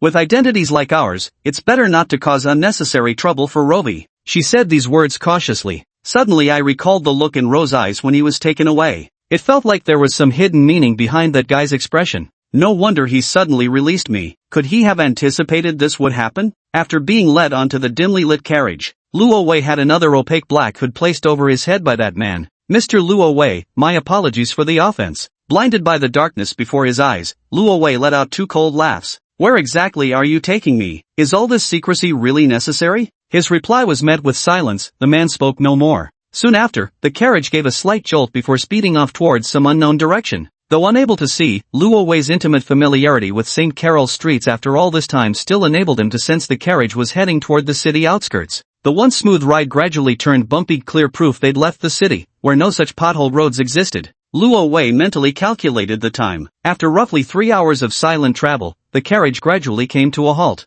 Luo Wei's blindfold was removed, and the sudden exposure to light made him instinctively squint. "Mr. Luo Wei, please follow me." After stepping out of the carriage, Luo Wei was surprised to find himself at a rural manor during twilight. He gazed into the distance, where endless farmland stretched before him. The windmill atop the mill creaked slowly in rotation, and along the country path, the chirping of insects rose intermittently from the wheat fields. A gentle breeze brushed past as Rovi took a deep breath. Unlike the stifling air of St. Callan City, this atmosphere carried an invigorating sense of crisp freshness. Rovi glanced around, and his gaze settled on the estate not far away. He stiffened in utter bewilderment, not startled by the picturesque beauty of this idyllic scenery, but startled because he'd been here before. This was the very countryside estate where he'd first met Ophelia during his first playthrough. She actually brought him to this place? Luo Wei followed behind the man in black, his gaze continuously surveying the surrounding environment. But as he observed, he suddenly realized something was amiss. That estate from back then wasn't located in the outskirts of St. Carlin, but rather in the countryside of another city. So how could an identical landscape from that rural estate possibly appear here? Could it be? When the man in black led him through the gates and into the mansion's interior, Luo Wei immediately confirmed his suspicion. The mansion was exquisitely decorated and opulent, yet held subtle differences from what he remembered. Though the layout and furnishings were identical, he couldn't shake the feeling that this place seemed newer, lacking that weighty atmosphere of long-neglected maintenance characteristic of a royal family's decaying countryside estate. This proved everything here, from the farmland to the manor, every brick and tile, every blade of grass and tree, had been meticulously recreated by Ophelia. A profound sense of awe washed over Lo's heart. What a relentless obsession, such meticulous replication, how deeply she must have longed for those days spent in that manor. So even in the outskirts of St. Karen's city, where every inch of land was worth its weight in gold, they had aggressively built an identical manor. At the same time as the shock, what filled him more was fear, the terror of the unknown. Luo Wei had no idea what Ophelia was up to. As the imperial princess, she possessed the most assertive personality among them all. Judging by the manner before them, her obsessiveness was no less than Helena's. Moreover, for Rove, her strength and influence made her somewhat more troublesome in a way. "Your Highness, Mr. Rove has arrived." After the black-clad man uttered these words, he nodded toward Rove and quietly exited through the dining hall doors. Chapter 2, The Wigner Horror Incident, %%. Save point, Ophelia's Manor. Save slots available, May 5th. Staring at the suddenly appearing save point prompt, Luo Wei took a deep breath. After mentally preparing himself one last time, he slowly pushed open the grand door. Before him lay an elegant long dining table draped with beautifully patterned cloth, atop which delicate candlesticks held flickering flames. The lady of the manor turned around with a faint smile. The twilight gradually faded. In the dense night, a bright moonbeam streamed in through the glass conservatory windows, illuminating her porcelain-fine complexion and breathtaking beauty. Lovi. She walked slowly with a faint smile, her moonlight silver hair slightly flowing. Ro watched the approaching woman with a gaze and smiled slightly as well. "Ophelia, it's been a long time." Like old friends reuniting after years apart, Ophelia opened her arms and gently embraced Ro. "It really has been a long time." The usually indifferent face she showed to outsiders now wore the mischievous smile befitting a girl her age. "For years have passed, did you miss me?" Luo Wei smiled and wordlessly embraced her. "Of course I do." "Really?" Ophelia released her grip, her gaze tinged with skepticism. "You were gone for 4 years, yet upon returning, you didn't seek me out first. It doesn't seem you missed me as much as you claimed." "Well," Rove instinctively began to explain, "there were many matters I had to attend to. I originally planned to visit you after handling everything. I don't like lies." A cold, quiet voice suddenly spoke. Ophelia withdrew her smile and gently placed her palm on Lo's chest. "Don't try to deceive me, because I know exactly what you're thinking." Lo blinked, his expression shifting to one of innocence. He thought to himself, is this for real? When did Ophelia gain the ability to read minds? He didn't recall that. As their eyes met, the character information for the person before him popped up. Ophelia. Race, unknown. Affection level, 100. Contamination level, 15. Description, yearning for our past, dreaming of our future. The character information is incomplete, lacking a surname, as well as details on race and attributes. This is because she has already escaped her containment status, just like when I first encountered Helena after crossing into the game. But with past experiences as a warning, Luo Wei didn't believe for a second that she was as harmless as the initial prompt suggested. Her species was an extraordinary existence, facing Ophelia required being on 12,000% alert at all times. "Well, since you have your difficulties, I'm not one to press the matter unnecessarily." A faint smile reappeared on Ophelia's face. She took Luo Wei by the hand and guided him to sit at the dining table. "You haven't eaten yet, right? They're busy in the kitchen preparing all your favorite dishes from the manor days." Luo Wei nodded with a faint smile, saying, "Thank you." "Don't be so formal with me," Ophelia replied, her eyebrows lifting slightly. "Everything here was prepared specifically for you." As she spoke, she glanced around, her gaze settling once more outside the window. After father granted me certain privileges, I had intended to purchase that village outright. Unfortunately, she shook her head slightly inside, the entire place has been transformed into an industrial complex thick with choking fumes and polluted waters. All our beautiful memories have been utterly erased by the unchecked expansion of Magi technological industries. But fortunately, the ground beneath your feet, everything here is identical to the manor where we first met back then. Even the surrounding scenery has been perfectly replicated down to the last detail. Ophelia's eyes gleamed intently as she gazed at Ro, her lips curling into a smile once more. Do you like it? Of course I love it, Ro replied with a chuckle, though in truth, what else could he say under such circumstances? Yet the moment those words left his lips, Ophelia, corruption level +1, corruption level +1, corruption level +1. Luo Wei froze instantly. Before him, Ophelia's expression remained unchanged, that gentle and serene smile still gracing her lips. Yet her corruption level had skyrocketed the moment he finished speaking, completely unstoppable. She really can read minds? Chapter 62, The Absurd Need for Control. Luo Wei stared at Ophelia, whose face bore a faint smile. His heart was filled with sheer terror. If she could truly see through his innermost thoughts, wouldn't that mean every scheme he concocted, every unspoken criticism he harbored against her, she would know it all? Doesn't that make me utterly invisible?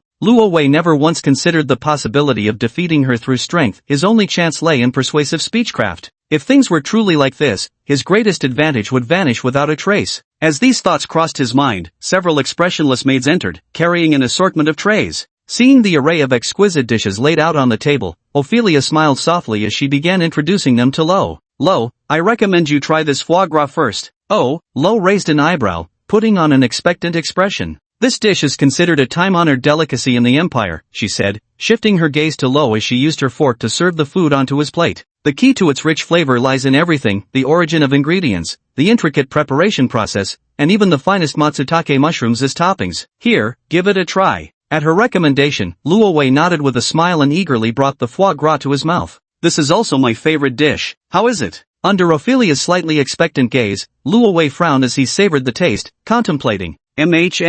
It's actually pretty good. In truth, it was awful, greasy, fatty, and reeking of gamey flavors. Not even close to braised pork intestines. But under that hopeful gaze, Luo Wei could only force himself to give this insincere reply. Yet the moment he finished speaking, Ophelia's smile remained unchanged, but the character information above her head suddenly flickered with an update. Ophelia, corruption level +5, pollution level 23. Luo Wei grew even more puzzled. Could she really read minds? When they first met, she'd already expressed her dislike for lies. If she'd gotten angry just now because she caught him lying, that would at least make sense. But, Luo Wei immediately backtracked. Actually, it's not that delicious, kinda greasy. Contamination level +10. Contamination level 33. Luo Wei's eyes widened in an instant. The contamination level had visibly surged another huge chunk right before his eyes. What's wrong with her? This time, I wasn't lying at all. Whether I said the food was delicious or not, it somehow always managed to upset her. What was I supposed to say? If you don't like eating it, let's take it away then. Ophelia's face still showed no obvious emotion. With a sidelong glance toward the corridor, the maid silently bowed her head and removed the foie gras. The increasingly bizarre candlelit dinner continued its downward spiral. Gazing at the breathtakingly beautiful face so close to his, Luo Wei's heart pounded uncontrollably. How could the contamination level rise so sharply in such a short time? What would happen if it reached maximum? What's even more eerie is, Ophelia's behavior remains completely normal, maintaining that perfectly composed expression throughout. The only fluctuations are those faint smiles she occasionally directs at him. Yet it was precisely this normality that made him vaguely afraid. His body instinctively tensed up slightly. Yet in the end, Loie, why are you standing so far away? Are you afraid of me? Ophelia smiled brightly as she quietly poured him a glass of red wine. This time, Luo Wei remained silent. Contamination level +5. Luo Wei was completely numb. He suddenly realized that Ophelia didn't actually dislike him lying to her. Rather than disliking herself, she detested any thought in others that went against her will. Even something as simple as eating had to conform entirely to her wishes, requiring genuine heartfelt agreement. Isn't this level of control freakery beyond absurd? Cheers, to our reunion. Luo Wei forced a wide smile, looking at Ophelia, whose seat was practically glued to his side, scrutinizing his every move. Luo Wei harbored a suicidal determination in his heart, cursing silently to himself. Silly girl. After cursing, he quickly glanced at Ophelia's character information. The contamination level hadn't changed. He breathed a sigh of relief in his heart and gulped down the red wine in his glass. Not mind reading, but rather an ability to perceive the subtle emotions conveyed through one's speech, even gestures and behavior. The countermeasure was simple. Shut your mouth and talk less. Come to think of it, though this world is bizarre, how could such an absurd ability like mind reading possibly reside in her? At the very least, such power should belong to gods or those eldritch beings who dominate minds with ease. During the meal, Ophelia began reminiscing about the past. Back then, I was probably the most pitiful member of the royal family. My father abandoned me outside the palace since childhood, sometimes not seeing me for an entire year. I heard they're all quite afraid of me. Well, I suppose that makes sense. Ophelia rarely opened up like this, but after meeting the person she'd been yearning for day and night, the words simply kept flowing. I caused my mother's death, and every time I have an episode, I become that monstrous version of myself. That's why they fear me. I could understand if it were just the servants or my siblings, but even father treats me with such cold indifference. She leaned lightly against him, her silvery white hair cascading over Rose's shoulder. If you hadn't appeared, I might have been trapped forever in that manner, like a wingless bird. Ophelia rested quietly against Rose's shoulder like this, speaking in fragments between stretches of silence. Rose listened attentively. During character storyline sequences, he'd already known that Ophelia was never truly the expressionless, white-haired three-nosed girl in the conventional sense. She was actually quite lively. At the very least, that afternoon when he picked the lock and secretly took her out, she revealed her true nature. Disguised as an ordinary village girl, she brimmed with curiosity about everything around her, asking about this and that, even wanting to help in the muddy fields like a real farmer. She ended up completely covered in mud, rolling about joyfully without restraint, utterly unstoppable. At this point in the conversation, Ophelia's smile gradually bloomed at the corners of her mouth. Later, father found out about my sneaking out, and he was absolutely furious. But what I didn't expect was that he actually questioned me earnestly about it. How rare. From then on, Ophelia finally gained a rare shred of freedom. She could follow Rovi to that old mansion, or investigate those strange cases alongside him. Those were extraordinarily wonderful days. Until 4 years ago. Why did you leave? Do you know how heartbroken I was? Her silver white hair, like moonlight, swayed slightly as she gazed intently at Lo with her usual pale blue eyes. Lo had been listening silently, occasionally nodding in agreement. Yet the topic finally came around to where he had to speak. Chapter 63, The Yandere Princess's Forced Affection. Facing her interrogating gaze, Luo Wei slowly began to speak. Because of that final case with the Blackwater town cult, I was injured and had no choice but to recuperate overseas. This is the official answer, because that's exactly how the game's new Game Plus was designed for him. But Ophelia didn't seem to care about his excuses, her pale blue eyes staring unblinkingly at him. But why didn't you take me with you that last time? It was too dangerous, Rove answered. Danger? Ophelia abruptly sat up from Lo's embrace, her faint smile vanishing in an instant as her face became expressionless. Because it's dangerous, so you brought other women instead? Are they stronger than me? Luo Wei stammered, that's not it. That's how it is, just like this. Ophelia's gaze grew even colder.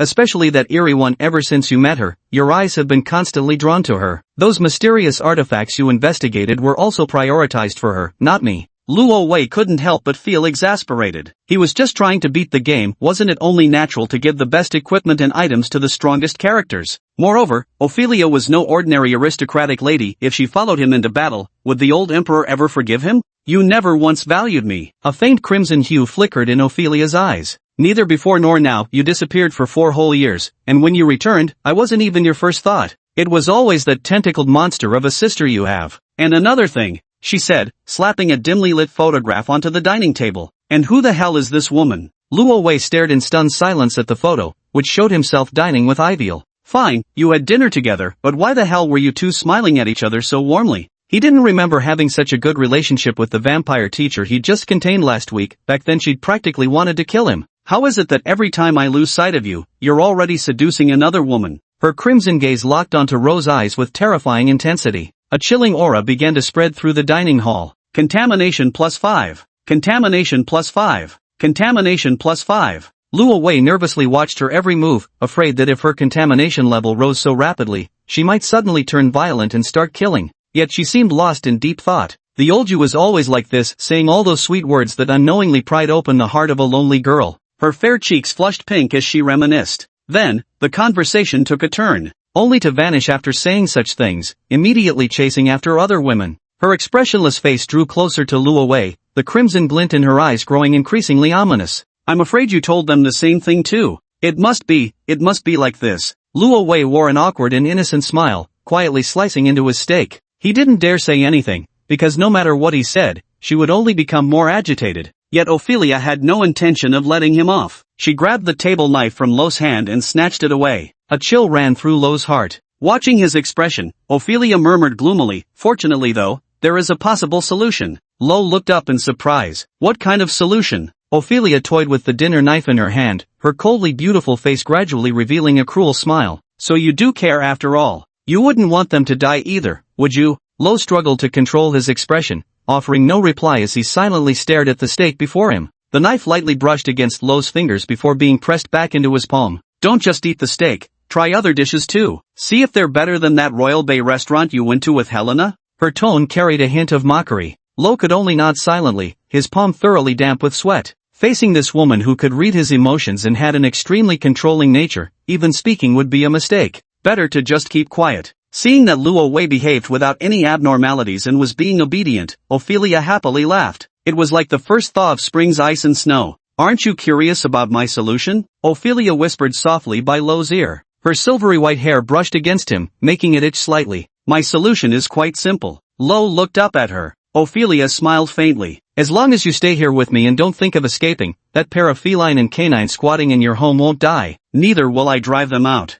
Luo Wei froze. "Feline and canine? Which one is the cat? Which one is the dog?" Ophelia wore a smile that said it should be obvious. "After all, I am the lady of that place, am I not? Just by living here is enough?" Luo Wei asked doubtfully. "Of course," Ophelia nodded seriously. "As long as you stay here with me for a month, or even just 2 weeks, I won't interfere with whatever you do afterward." Luo Wei's eyes widened slightly, his heart filled with disbelief. Just like that? Spending half a month with her in this suburban estate would solve everything smoothly? How could it be that simple? As if sensing Luo Wei's confusion, she smiled brightly and emphasized again. "It's true, I mean what I say. In the future, even if you want me to live with you in that strange old house of yours, it wouldn't be impossible." "But," Luo Wei thought for a moment, yet ultimately didn't voice his thoughts. The old house possessed containment abilities, it was the root of her power's existence. Given her current threatening demeanor, what fool would dare live there? He frowned as he gazed at her delicate face flickering in the candlelight, alternately illuminated and shadowed. There must be a conspiracy here, one far beyond his expectations. But there are too few clues at present. "I promise you," Luo Wei nodded. If he wanted to uncover what tricks Ophelia was truly playing, this show was absolutely worth continuing alongside her. "I know what you're thinking," she fluttered like a butterfly to whisper at Luo Wei's other ear. "Since we've made our agreement, I should tell you some rules about this manor." She raised a single finger. 1. Don't attempt to venture beyond the manor's surroundings. Of course, escape is fundamentally impossible, but should you try, punishment will come swiftly. 2. Don't make me angry, be good, and obey me, otherwise, you'll face punishment too. 3. Ophelia gazed at Rove and slowly extended her third finger. Her tone grew deadly serious. 3. The punishment I mentioned earlier is death. Even though I like you very much, even I cannot prevent this death. It is death in the truest sense, the worst outcome neither of us would ever wish for. She asked softly, "Do you understand?" Chapter 64, Now even clothing freedom is gone. Outside the manor, the night grew deeper. After this nerve-wracking candlelit dinner that kept Ro on edge finally concluded, the maids filed in to clear the table, while Ophelia approached slowly. She gave Ro a light hug, as if bidding farewell. "I still have some matters to attend to. It's getting late. You should go to sleep like a good girl." "Attend to matters?" Luo Wei instinctively asked. Ophelia nodded softly and began complaining slightly. "After returning to the palace, father assigned me many tasks. It's my first time handling them, so it's inevitable to feel a bit overwhelmed." "That's a good thing," Ro smiled. Ophelia had been left unsupervised for years, rarely appearing in public view. One could say she was quite mysterious. In fact, many citizens didn't even know the youngest fifth princess existed at all. Her older siblings, meanwhile, had each secured some measure of power and influence. That's precisely why Ro said it was a good thing, at least her father was finally beginning to value her. Ophelia smiled as well. "If you need anything, you can always ask the servants here, but..." She stared intently into Lo's eyes and added, "Be sure to remember what I told you earlier, and don't wander around." Lo silently nodded as he thought back to the 3 manner rules she had just explained. "Then I'll..." Ophelia gently loosened her embrace, gazing at the person before her with a hint of reluctance in her eyes. But as her gaze slowly drifted downward, she suddenly froze. It was as if she had spotted something that made her eyes sting. "This is..." She reached out and brushed her fingers against the checkered scarf around Ro's neck, her brow slightly furrowing. "Did Helena give this to you?" Ro actually wanted to say he bought it himself, but he felt that as soon as he opened his mouth, he wouldn't be able to deceive her keen eyes. "Yes." Ophelia immediately scoffed coldly. She yanked the cravat from around his neck. "Such a tasteless thing shouldn't be worn around one's neck." With that, disregarding Rose's expression, she folded the handkerchief Helene had given him a few times and casually tossed it aside. What's the matter? She raised an eyebrow. Judging by your look, can't bear to part with your sister's gift? Rose shrugged to himself. It wasn't that he couldn't bear to part with it, but rather, do all the gifts from those siblings come poisoned or something? Whether it was the teddy bear he gave his younger sister or the plaid scarf she gave him in return, no one has survived beyond 3 days so far. While mentally complaining about this, Ophelia crossed her arms and sized up Roby's physique with an appraising look. Her smile carried a hint of mockery as her voice grew increasingly frosty. From now on, I'll decide what you wear. I want my man to be an elegant and proper gentleman, dressed head to toe in only the finest things, not some factory owner nouveau riche desperately chasing after so-called urban fashion trends.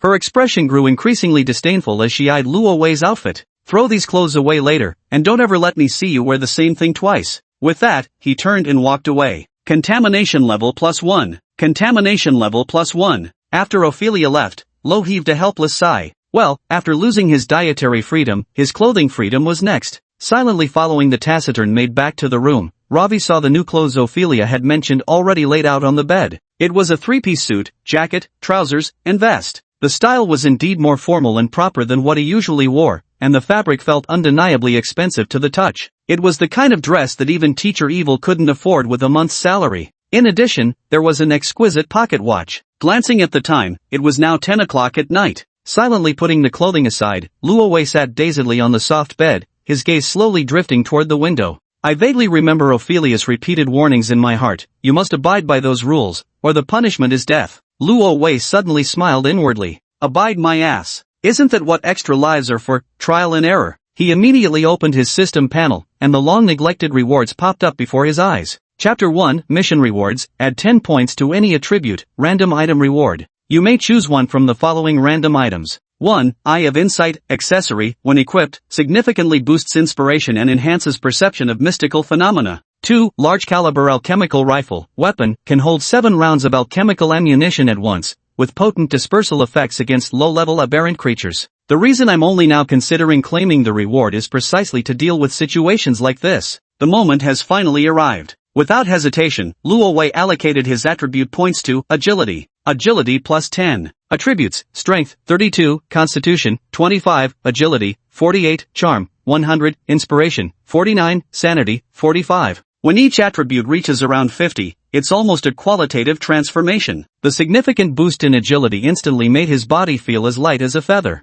Gently pulling open the door, Luo Wei's figure vanished from his room in an instant, not making the slightest sound. The manor at night was eerily quiet as Luo Wei tiptoed along the endless corridor. He had always sensed something peculiar about this estate, and now he finally had time to investigate it himself. With each step, the strange atmosphere grew increasingly oppressive. Luo Wei glanced around, not a single room had its lights on, and the entire manor was shrouded in deathly silence. But he distinctly remembered there being many maids in the manor. Growing increasingly bewildered, he casually pushed open a random door out of curiosity. The room was empty, clearly showing no signs of habitation, yet it was spotlessly clean, as if someone had specially tidied it. Nearly every room was exactly like this. Maintaining such a vast estate in such pristine condition undoubtedly requires meticulous upkeep. There must normally be no shortage of servants and attendants. Yet as he explored step by step, he was shocked to discover every single room was empty, and not one had its lights turned on. A peculiar unease began to spread through Luo Wei's heart. How is this possible? The maid had just brought me to my room a moment ago. How could all the maids vanish in the blink of an eye?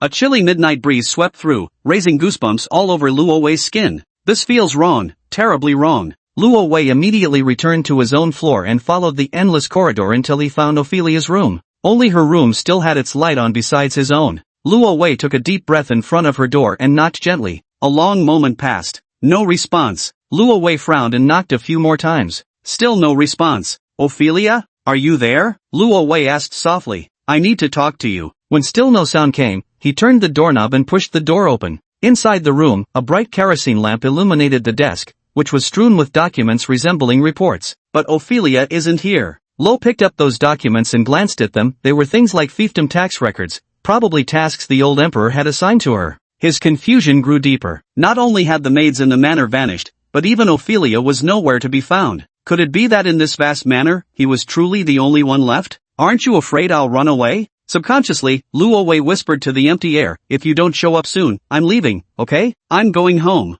Come out already, stop trying to scare me, this trick doesn't work. Only dead silence answered him. Luo Wei grew suspicious in his heart and finally decided to leave the room. He placed the documents in his hands down and slowly walked toward the door. And just at that moment, in the quiet, empty office, a strange squirming sound suddenly arose. Chapter 65, Sanity Fully Depleted. After that eerie voice appeared, Luo Wei was startled out of his wits. As if reacting instinctively, a crimson blade instantly materialized in his palm. Luo Wei concentrated blood magic in his grip, surveying his surroundings with wary vigilance. The room remained bright and spacious, yet still completely empty. The inexplicable sound that had appeared moments ago never rang out again, as if it were an illusion. But Luo Wei was absolutely certain it was no illusion. He had truly heard some viscous, squirming, eerie noise coming from the room. As if defying superstition, Luo Wei searched through Ophelia's room, but the space could be taken in at a glance. There was simply nowhere to hide anything. He even suspected there might be a hidden room, but after knocking along the entire perimeter, he found no hollow walls. This eerie situation gradually made Luo Wei's heartbeat accelerate. What exactly was Ophelia playing at? Finally, Luo Wei cast one last deep glance at the room. He pushed open the gate without looking back. The interior of the manor at night remained eerily silent. Luo Wei gazed beyond the estate grounds, where the pure moonlight bathed vast wheat fields, while a gentle breeze rustled the stalks. It should have been a tranquil and picturesque scene, but after what had just occurred, everything seemed to be shifting towards something profoundly unsettling. Luo Wei pushed open the manor gate, resolving to take a stroll, but at that very moment, an expressionless maid suddenly appeared before him. Damn it! Luo Wei instinctively cursed aloud. Mr. Luo Wei, Her Highness has instructed that you must not go out. It was the first time he'd heard a maid in this manner speak. Low, hoarse, unlike any human voice. Where's Ophelia? Where did she go? Rove immediately demanded. But the figure gave no reply. What about the rest of you? Don't you usually live in this manor? Luo Wei asked again. The other party still remained silent. Faced with this clueless maid who knew nothing no matter what he asked, Luo Wei no longer paid her any attention. Instead, he shoved the door open outright. A gloomy, chilling wind poured in.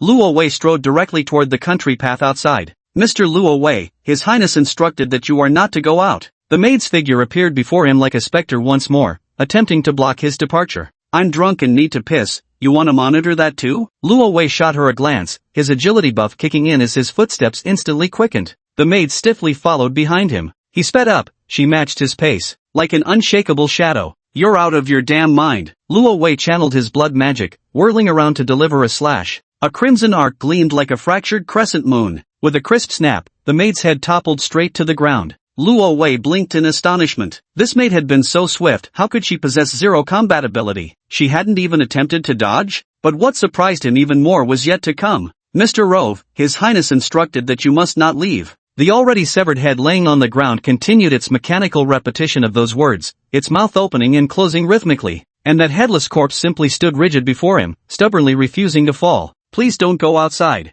Don't go out. The head on the ground struggled to turn toward Luo Wei's direction, yet even this movement revealed no discernible expression. Luo Wei could only feel the scene before him made his scalp tingle with dread. Everything here has been steeped in an eerie atmosphere since Ophelia left. No, Luo Wei thought it should be traced back to the moment he first arrived at the manor. This place, meticulously reconstructed to replicate the original scene, had been peculiar from the very beginning. Without stopping, he swiftly dashed toward the direction of the wheat field. He wanted to see for himself what exactly lay beyond the manor. After all, he's got lives to spare. He'd rather die knowing what's coming than perish in ignorance. The wheat field beneath the night sky remained deserted, only the soft rustling of the breeze passing through. Luo Wei moved forward nervously, trying to discern exactly where he was. But the night was too dark. Before his distant gaze stretched what seemed like endless wheat fields without a horizon in sight. Moreover, the punishment mentioned by the rules still hadn't arrived. There were no twisted monsters lurking in the wheat fields, nor were there suddenly maids and attendants with murderous intent. Nothing at all. Yet my heartbeat involuntarily grew faster and faster. A certain great mind once said, the oldest and strongest emotion of mankind is the fear of the unknown. This was precisely his current situation. He had absolutely no idea what awaited him next. Lo wielded blood magic to slash through the increasingly obstructive wheat fields, advancing steadily toward the depths. On and on he walked, trudging endlessly. Just when he thought he was about to reach the edge of the wheat field, he raised his head in astonishment. A massive pitch-black manor appeared before his eyes. Even one of its windows was illuminated. It was his own room. Wait, if the mansion is in front of me, then what's behind me? Luo Wei abruptly turned his head around. The moonlight was bright, casting a cold glow over the endless wheat fields stretching before his eyes. I'm back again? Ghost wall. Luo Wei couldn't help but shiver. This situation had never occurred before, not even when he investigated those bizarre cases during his first playthrough. Nothing this ghostly had ever happened. Luo Wei had no choice but to steel himself and continue walking towards the manor. The headless maid who had been by the entrance earlier was nowhere to be seen. He slowly approached the main gate. Through the half-open door, a pitch-black hall could be seen inside. Though everything appeared exactly as before, he couldn't shake off a vague sense of unease creeping into his heart. Somehow, he felt certain that something terrible was about to happen, because he had already broken the rules. Luo Wei clenched his wrists, feeling the rapid surge of blood within his body as the blood core pulsed violently, pushing his blood magic to its absolute limit. The crimson blade in his hand instantly expanded another size, wreathed in a bloody mist. This was all the strength he could muster now. Luo Wei took a deep breath and stepped back into the darkness of the manor. The moment his foot touched the ground, the quiet, empty hall once again echoed with that eerie squelching sound. Luo Wei sneered. Since he wasn't even afraid of losing his life, there was nothing left to fear. He clutched the crimson blade and followed the direction of the sound. As he ventured deeper, the squirming noise echoed through the manor once more, closer this time, almost within arm's reach. Luo Wei froze momentarily, coming to a halt as his gaze fixed onto the wall beside him. Crash! Gurgle! That spine-chilling squirming sound seemed to be happening right before his eyes. Soon, an incessant squirming answered him. Every direction Luo Wei faced, left and right, the walls, the ceiling, every room, was now echoing with the same sound in unison. Omnipresent, clinging like maggots to bones. Subconsciously, Luo Wei's fingertips lightly brushed against the wall. Smooth, cold, utterly unremarkable at first contact. Yet an indescribable suspicion coiled in his chest. He couldn't shake the conviction that these walls were breathing, alive. The manor at this moment felt like a writhing monster on the verge of awakening, ready to devour him whole. At last, the moment had come. Luo Wei opened the panel once more. To find answers, he had no choice but to exchange for that item. 1. Eyes of Insight accessory, when equipped, significantly enhances inspiration and boosts perception of mysterious phenomena. A delicate piece of jewelry appeared in the palm of his hand, an exquisite glass craft in the shape of an eyeball brooch. Simultaneously, a peculiar description emerged. Sometimes, seeing the truth is not a good thing, investigator. Luo Wei knew all too well what would come with excessively high inspiration. In this world teeming with indescribable entities, sometimes gazing too deeply and knowing too much would only plunge one into irreversible horror. Inspiration is precisely such a thing. It can assist you in investigating mysteries while also enhancing your innate talent for learning supernatural abilities, though more often than not, it also serves as a team-like mechanism. Luo Wei lowered his head and gently fastened the brooch in place. Initiating inspiration check. He lifted his head once more. In that instant, before him appeared a scene so horrifying it defied description, one that made his hair stand on end and his entire body tremble with terror. This was a twisted world. The walls before him appeared as if constructed from minced flesh mixed with congealed blood. Every structure in the manor was covered in revolting, tumor-like growths resembling a grotesque amalgamation of internal organs and rotting meat, a living hell of endlessly piled flesh. And worst of all, they were pulsating slowly, like a human heart, throbbing again and again. With each pulsation those gory masses squirmed and spawned tangled networks resembling blood vessels or lymph, dense, sprawling, creeping like mold until they soon filled every corner of Ro's vision, even crawling gradually up his trouser leg. Alive! They're all alive! Alive! Luo Wei's wide-staring eyes were bloodshot to the extreme. He burst into mad laughter. He's gone insane. Your sanity has been depleted. Game cannot continue. Initiating forced reload. Chapter 66, Unwilling to Recall. When the cool breeze brushed against his face again, Luo Wei's eyes snapped open abruptly. Like a drowning man gasping for air, he panted heavily, his forehead drenched in cold sweat. Mr. Luo Wei? The black-clad man tasked with guiding him turned to look at him with bewilderment. Luo Wei didn't answer, instead immediately surveying his surroundings. Endless wheat fields, mills and windmills, the manor bathed in golden light beneath the setting sun. Back again. Chapter 2, The Wigner Horror Incident. Save point, Ophelia's Manor. Load count, 4/5. Though he had survived once more, his mind was far from calm, for this situation differed greatly from all previous ones. The reason for regression wasn't death, but rather, in the game, sanity serves as another form of health bar. When witnessing mind-shattering horrors, one's sanity takes severe blows until it completely depletes, at which point the player becomes irretrievably insane, making it impossible to continue the game, forcing players to reload a previous save. This was precisely such a situation. But Luo Wei kept wiping away cold sweat, unable to recall what had just happened, knowing only that it had been an utterly terrifying scene. Moving stiffly behind the black-clad man, gazing at the manor gates growing ever closer, he strained to remember the final moment before madness overtook him. Just what had he seen? Writhing, flesh and blood, living, In an instant, that familiar yet unprecedented negativity enveloped him again. Luo Wei's head throbbed with excruciating pain. Sanity -10. No more reminiscing now. Luo Wei immediately reined in all his wandering thoughts. He was absolutely certain that in that final moment, he had glimpsed something indescribable, the true nature of this eerie manor. But now, he needed to forget. Just remember, what Ophelia said was true, the rules of escaping this manor must not be broken. For now, he still needed to bide his time. Thinking this, Luo Wei silently removed the checkered scarf from his collar and stuffed it into his pocket.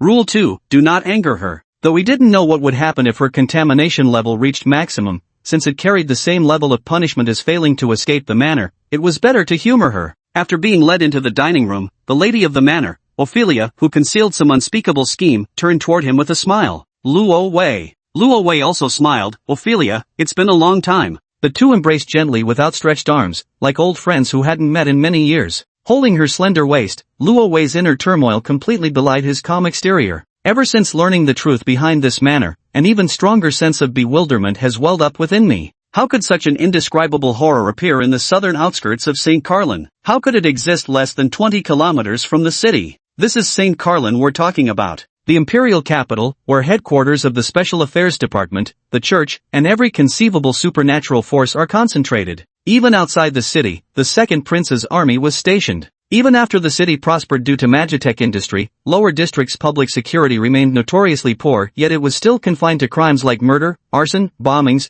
and clandestine cult gatherings. How could such a terrifying entity have infiltrated unnoticed? How had Ophelia managed this? Luo Wei loosened his grip slightly, his gaze meeting those pale blue eyes. Has it been 4 years already? Did you miss me? A rare mischievous grin tugged at his usually solemn face. Luo Wei looked at her and didn't respond, but hugged her tightly and firmly in his arms. Luo Wei. Ophelia let out a small gasp. The man in black and the maid hastily took their leave. Feeling the faint struggle of the girl in his arms, Luo Wei showed no intention of letting go, answering her in this manner instead. Joking aside, when facing a woman who could easily read his emotions, charging straight and worked better than anything else, Lo held her for a long time until Ophelia's soft body finally stopped resisting, and she lowered her head somewhat shyly. Missed me that much? So unlike you to be this affectionate. As Lo loosened his embrace slightly, Ophelia slipped out of his arms like a mischievous fawn, laughing as she did. Turning back to glance at him, she said with a playful smile, "Don't think hugging me like this will make up for staying away for 4 years. Roy also chuckled, clutching his stomach with an innocent expression. After all this traveling, I've gotten quite hungry. That wasn't a lie, he genuinely was hungry. Scared into hunger. Then let's eat quickly, she said cheerfully, clapping her hands. A line of expressionless maids promptly brought forth a lavish meal. These are all your favorites, go ahead and try them. After they took their seats, Ophelia, just like last time, recommended the foie gras to him. Luo Wei devoured the food with great relish. This is also my favorite dish, what do you think? Ophelia rested her chin on her hand, gazing at Lo with mild anticipation. Lo chewed for a moment, then frowned slightly. What's wrong? She asked. Not tasty? After some contemplation, Lo replied, how should I put this, mediocre. The moment Ophelia's expression showed the slightest change, Luo Wei gave her a gentle smile. Not as good as what I can make. Tomorrow I'll cook you a dish myself, you'll have to taste it. Ophelia froze for a second, not expecting Luo Wei to say such a thing. Within moments, a soft smile bloomed across her cheeks. Rare to see you cooking. What? Did you disappear for 4 years just to secretly practice your culinary skills? She said with a playful tone.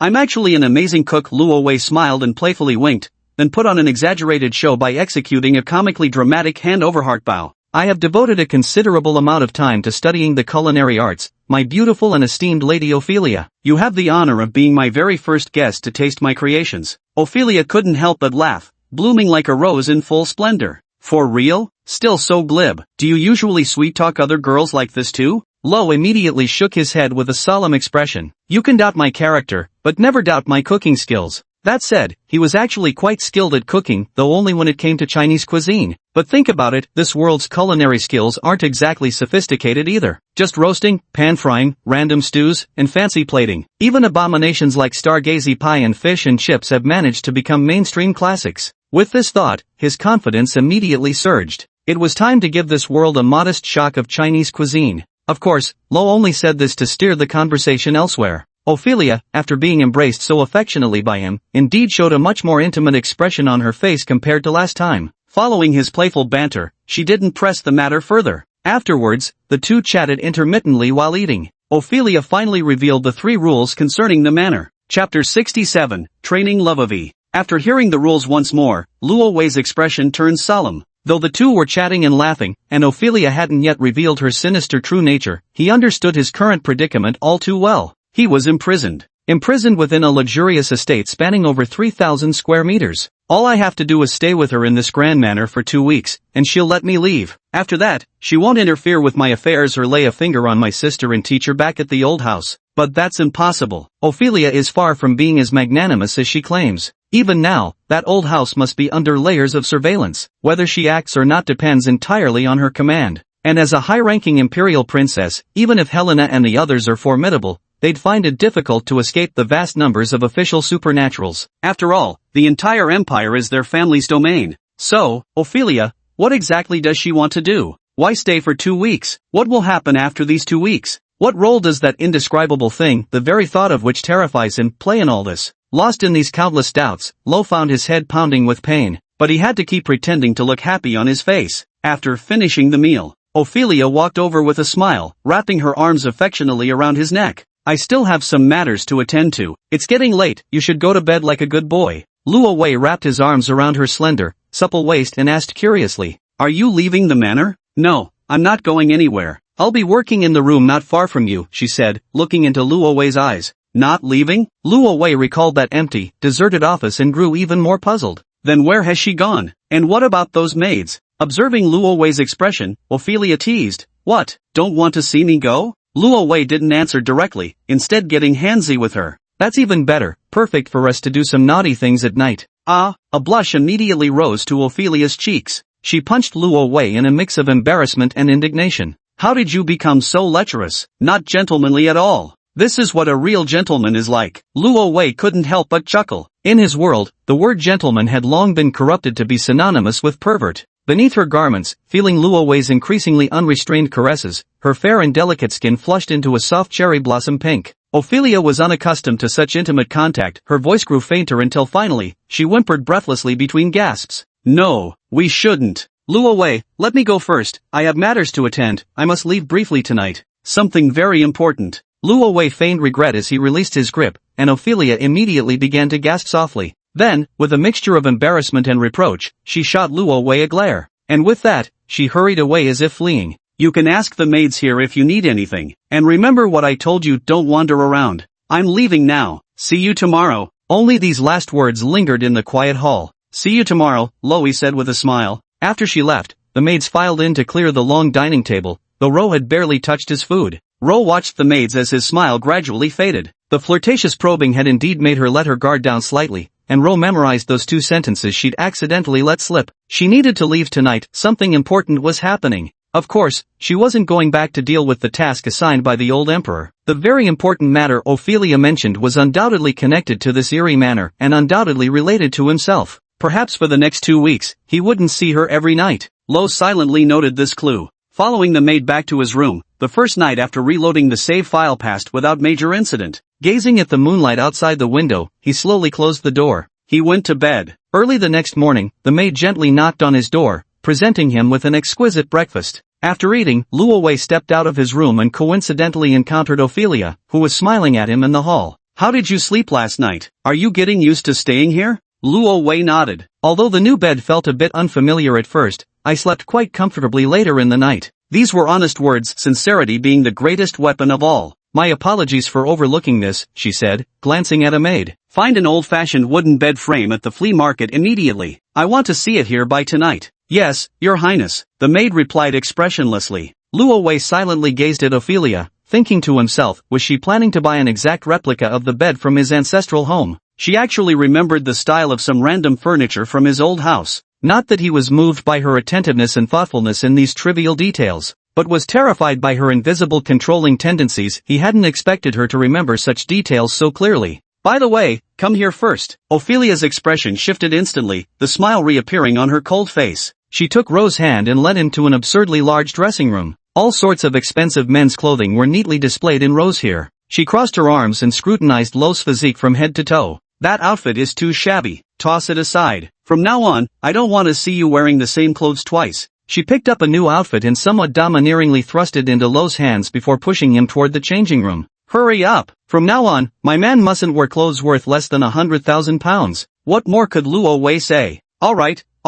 After changing into his new attire, Luo Wei reappeared before her dressed in a proper three-piece suit and a top hat. Ophelia gazed at the elegantly handsome and completely transformed Luo Wei before her, her eyes gradually growing fervent. She gave a satisfied nod. That's more like it. A man worthy of me should be like this. Everything must be the finest. Luo Wei gazed at her helplessly, suddenly feeling like he was being kept by a sugar mommy. He lowered his head and rubbed the fabric of the garment. 100,000 pounds for clothes? Are they insane? What material is this even made of? Stitched with gold thread? The extravagant spending habits of the imperial aristocracy truly left him in awe. Stop looking like some country bumpkin. Ophelia had been quite cheerful, but the moment she saw his provincial demeanor, her mood instantly soured. Ha? What do you mean, ha? She grabbed Luo Wei's hand and pulled him out of the dressing room. You'll have to appear before all the great nobles of the empire soon, and even impress my father the emperor. How can you present yourself in such a shabby manner? Luo Wei, being dragged along by her, asked puzzledly, where exactly are you taking me? And who are these people we're about to meet? Ophelia turned away with a cold snort. What other occasion could there possibly be? The royal wedding, of course.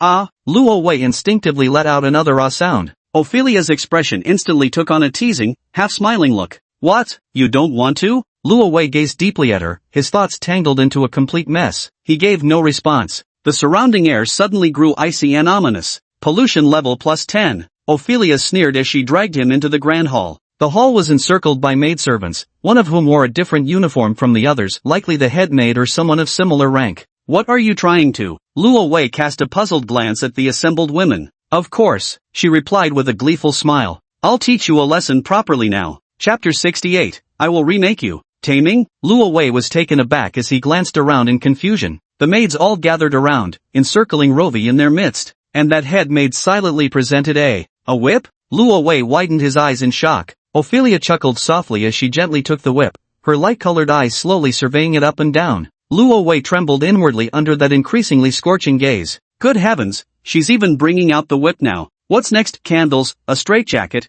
maybe even a ball gag? In broad daylight, right in the hall, with so many young maids watching, is Ophelia some kind of psychopath? Going this far? About that, Ophelia. Luo Wei glanced somewhat awkwardly at the surrounding maids. This kind of lover's play, could we save it for tonight? Seeing Ophelia's expression remain unchanged, he lowered his voice again. If you must play during the day, at least let's go inside, close the door and play by ourselves. With so many people watching, don't tell me you want to invite them to join too? At his words, the faces of the surrounding maids all flushed red. Ophelia burst out laughing. Luo Wei grew even more perplexed, unable to fathom what trick she was up to now. Having finished laughing, Ophelia shot Luo Wei a disdainful glare. What are you thinking? Can't your brain hold anything proper aside from those filthy thoughts? Am I not serious enough? Luo Wei immediately emphasized, I'm a proper gentleman. Rather, it's you. He silently glanced at the whip gripped in Ophelia's hand. Not speaking directly and throwing around words like training, isn't this deliberately misleading people? Ophelia sneered, so it's my fault? The moment you see this thing, your mind goes to such filthy thoughts. Have you been doing that kind of thing with those women in the old mansion?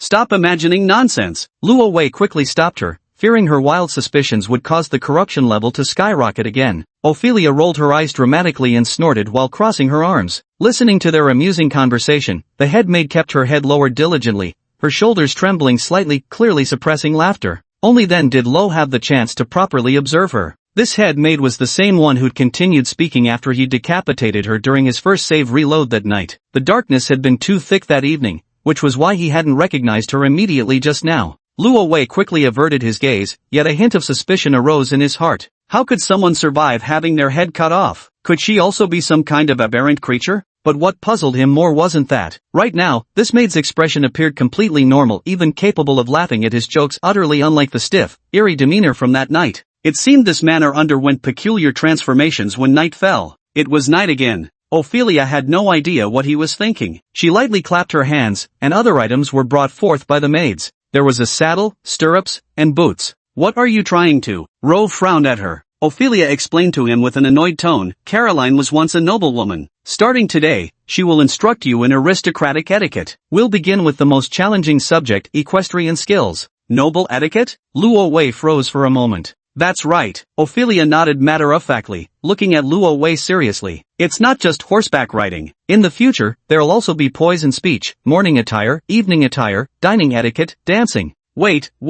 Luo Wei grew confused by her lengthy enumeration. Are you trying to mold me into nobility? I'm just the son of a nouveau riche, why are you imposing all these rules on me? What do you think? She scoffed softly, stepping close to Luo Wei. Her pale hand caressed his cheek as a shadow of deep crimson flickered through her light-colored eyes. I'm going to remake you. From the outside in, I'll transform you completely. I'm going to remake you into the most perfect man in this world, one truly worthy of me. Luo Wei listened to her domineering declaration and could only let out a resigned sigh. And then, marriage. Ophelia nodded, exactly. Luo Wei grew even more exasperated. You didn't really think transforming me into that kind of person would make me worthy of marrying you, did you? Eloping with me would have been more realistic, but turning me into nobility? What were you thinking? The gap between our statuses is too vast. That doesn't matter. Ophelia's voice instantly turned icy. Anyone who objects, I'll kill them. Her low voice was brimming with murderous intent. What about your father? Lo asked. I'll deal with him, Ophelia said. Seeing Lo's lingering skepticism, she added emphatically, trust me, no one can stand in my way. I've known this ever since that afternoon 4 years ago when you helped me escape.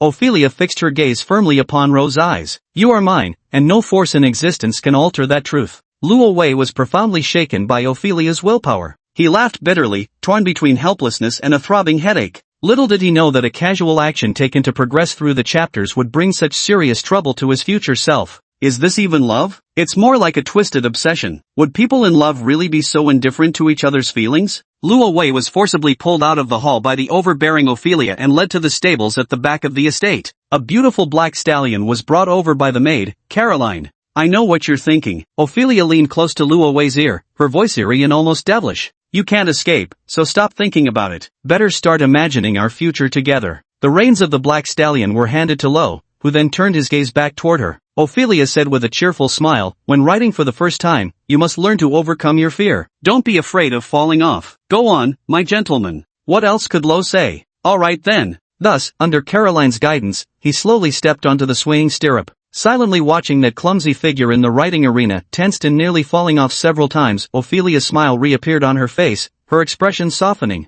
The sounds from the riding arena startled a flock of birds into taking flight toward the sky. Ophelia stared at those birds, gazing so intently she seemed to forget herself. When that girl trapped within a thick cocoon of ice, living a numb puppet-like existence, first witnessed the true expanse of the sky. From that instant, she knew their fates would forever remain entwined. Chapter 69. What did you hear? Time passed. Luo Wei spent the entire day learning horseback riding, practicing almost non-stop except for meals. This full day of training left him more exhausted than a day of classes. By evening, drenched in sweat, he collapsed onto the sofa in exhaustion. Ophelia wrinkled her nose and cast a disdainful glance at him. Go take a bath and then sleep. Don't come near me like this again, I don't like it. Very well, my lady. Luo Wei's gaze lingered on her, noticing Ophelia wasn't wearing her nightgown. I'm going to attend to official matters. See you tomorrow. Wait. Luo Wei grasped her hand. What do you want? She twisted away reluctantly, visibly disgusted by Luo Wei's sweat-drenched state, but still stopped, silently watching him, wondering what he wanted to say. You leave every night, making me feel lonely. Luo Wei chuckled. Why not stay tonight? Stay? For what? She frowned slightly, but when she saw Luo Wei's lecherous expression, she immediately rolled her eyes. I have something important to attend to. Stay here at the manor and wait for me. It was only then that she suddenly realized something. Ophelia crossed her arms, smiling ambiguously at Rove. What exactly are you trying to ask? Rove gazed at her with an innocent expression. I just wanted you to stay and keep me company. Don't you want that? Hope is hope. She hesitated, but didn't say anything more. Luo Wei's expression remained unchanged, but in his heart, he had already confirmed one thing. As expected, she had been lying earlier. She absolutely hadn't stayed at the manor working in the evening as claimed she had indeed left. A momentary lapse let the words slip from her mouth. It's still early, and you don't have anything too urgent, do you? Luo Wei tugged at her, pulling her onto the sofa, then added with a smile, why not keep me company for a chat? Gazing into those puzzled light-colored eyes, Luo Wei silently opened something in his panel. Negotiation/soothing, master level. I really don't know what to do with you. Perhaps having let her guard down, she shifted slightly farther away from Ro, yet was genuinely willing to sit on the couch and chat with him for a while. Ro began talking about his experiences upon returning to St. Karen 4 years later. These past few weeks had been utterly bewildering for him, full of dramatic twists and turns, so much so that one could practically write a novel about it all. Indeed, Ophelia was also quite curious about these experiences of his. Although she had secretly investigated through her subordinate shadow guards, it surely couldn't compare to hearing it directly from Lo himself. Of course, Lo glossed over the important details and didn't dare mention too much about Helena and Yvonne, quickly steering the conversation toward the airship explosion case instead. I truly never expected that you and I were so close at that moment. Thinking back now, she said softly, there's still some lingering fear. I've got lives to spare, death can't take me. Luo Wei joked with a grin. Are you a cat? Do you have 9 lives? She shot him an exasperated glare. From now on, steer clear of such things. Stop investigating those cases. No need to worry, I have divine protection, great fortune, greater destiny. Luo Wei still wore that carefree, devil-may-care attitude. Divine protection. Ophelia chuckled dryly. What? You don't believe in gods? Luo Wei slightly widened his eyes. Without divine protection, how could I have survived till now? And look at you, you've got a tough fate too, surviving that explosion. Surely it's your ancestors watching over you. As he spoke, his gaze casually drifted toward a particular object in the spacious hall. Between the 2 colossal corridors, where sculptures or oil paintings typically adorn such spaces, Ophelia's manner was no exception. At the center of the corridor stood a monumental sculpture, an enormous black dragon, imposing and grand. Although her character information is currently incomplete, since he had contained her during his first playthrough, Luo Wei recalled what was written in her species category. Ancient gods kin. The royal family of Wegner are all descendants of a certain ancient god, and Ophelia is no exception. The imperial family has always proclaimed to the world that they are the descendants of the dragon god from ancient mythology, that they are sacred dragonborn, the most noble and supreme incarnations of divinity in this world. The legendary founding monarch of the empire was said to possess mysterious and formidable power. With his enormous black wings soaring across the sky, he breathed purifying flames that eradicated all corruption upon the evil enemies, rescuing the perilous human territories and earning the jubilant cheers of the masses. Thus, by conventional reasoning, that ancient deity should be the so-called dragon god from the myths, a majestic and sacred black dragon. But Luo Wei didn't believe this narrative. Setting aside the fact that he had perused numerous occult and historical texts, even that so-called ancient myth itself was riddled with inconsistencies, it was merely propaganda fabricated by the Wegener royal family to construct their own divine legitimacy. The most important thing is, there's no damn dragons in this world. No elves, dwarves, dragonkin, or orcs. This isn't your traditional fantasy setting. Instead, it's a bizarre world filled with indescribable entities everywhere. Even magic isn't about wizards flinging fireballs at each other, but rather cursing someone to have their skin fester, pus ooze, and organs explode by the next day. Even if there are so-called dragons or dragon gods, they're eldritch horrors, the kind that drives you mad with a single glance. So the ancient god worshipped by Ophelia's family remains a mystery, likely to be revealed much later in the story. But if he could determine which ancient deity she was associated with, Lo would be able to ascertain the source of her powers and uncover whatever schemes she was plotting. Divine beings. Ophelia murmured the word under her breath. She seemed to be reminiscing about something, her gaze flickering between clarity and shadow. Divine beings.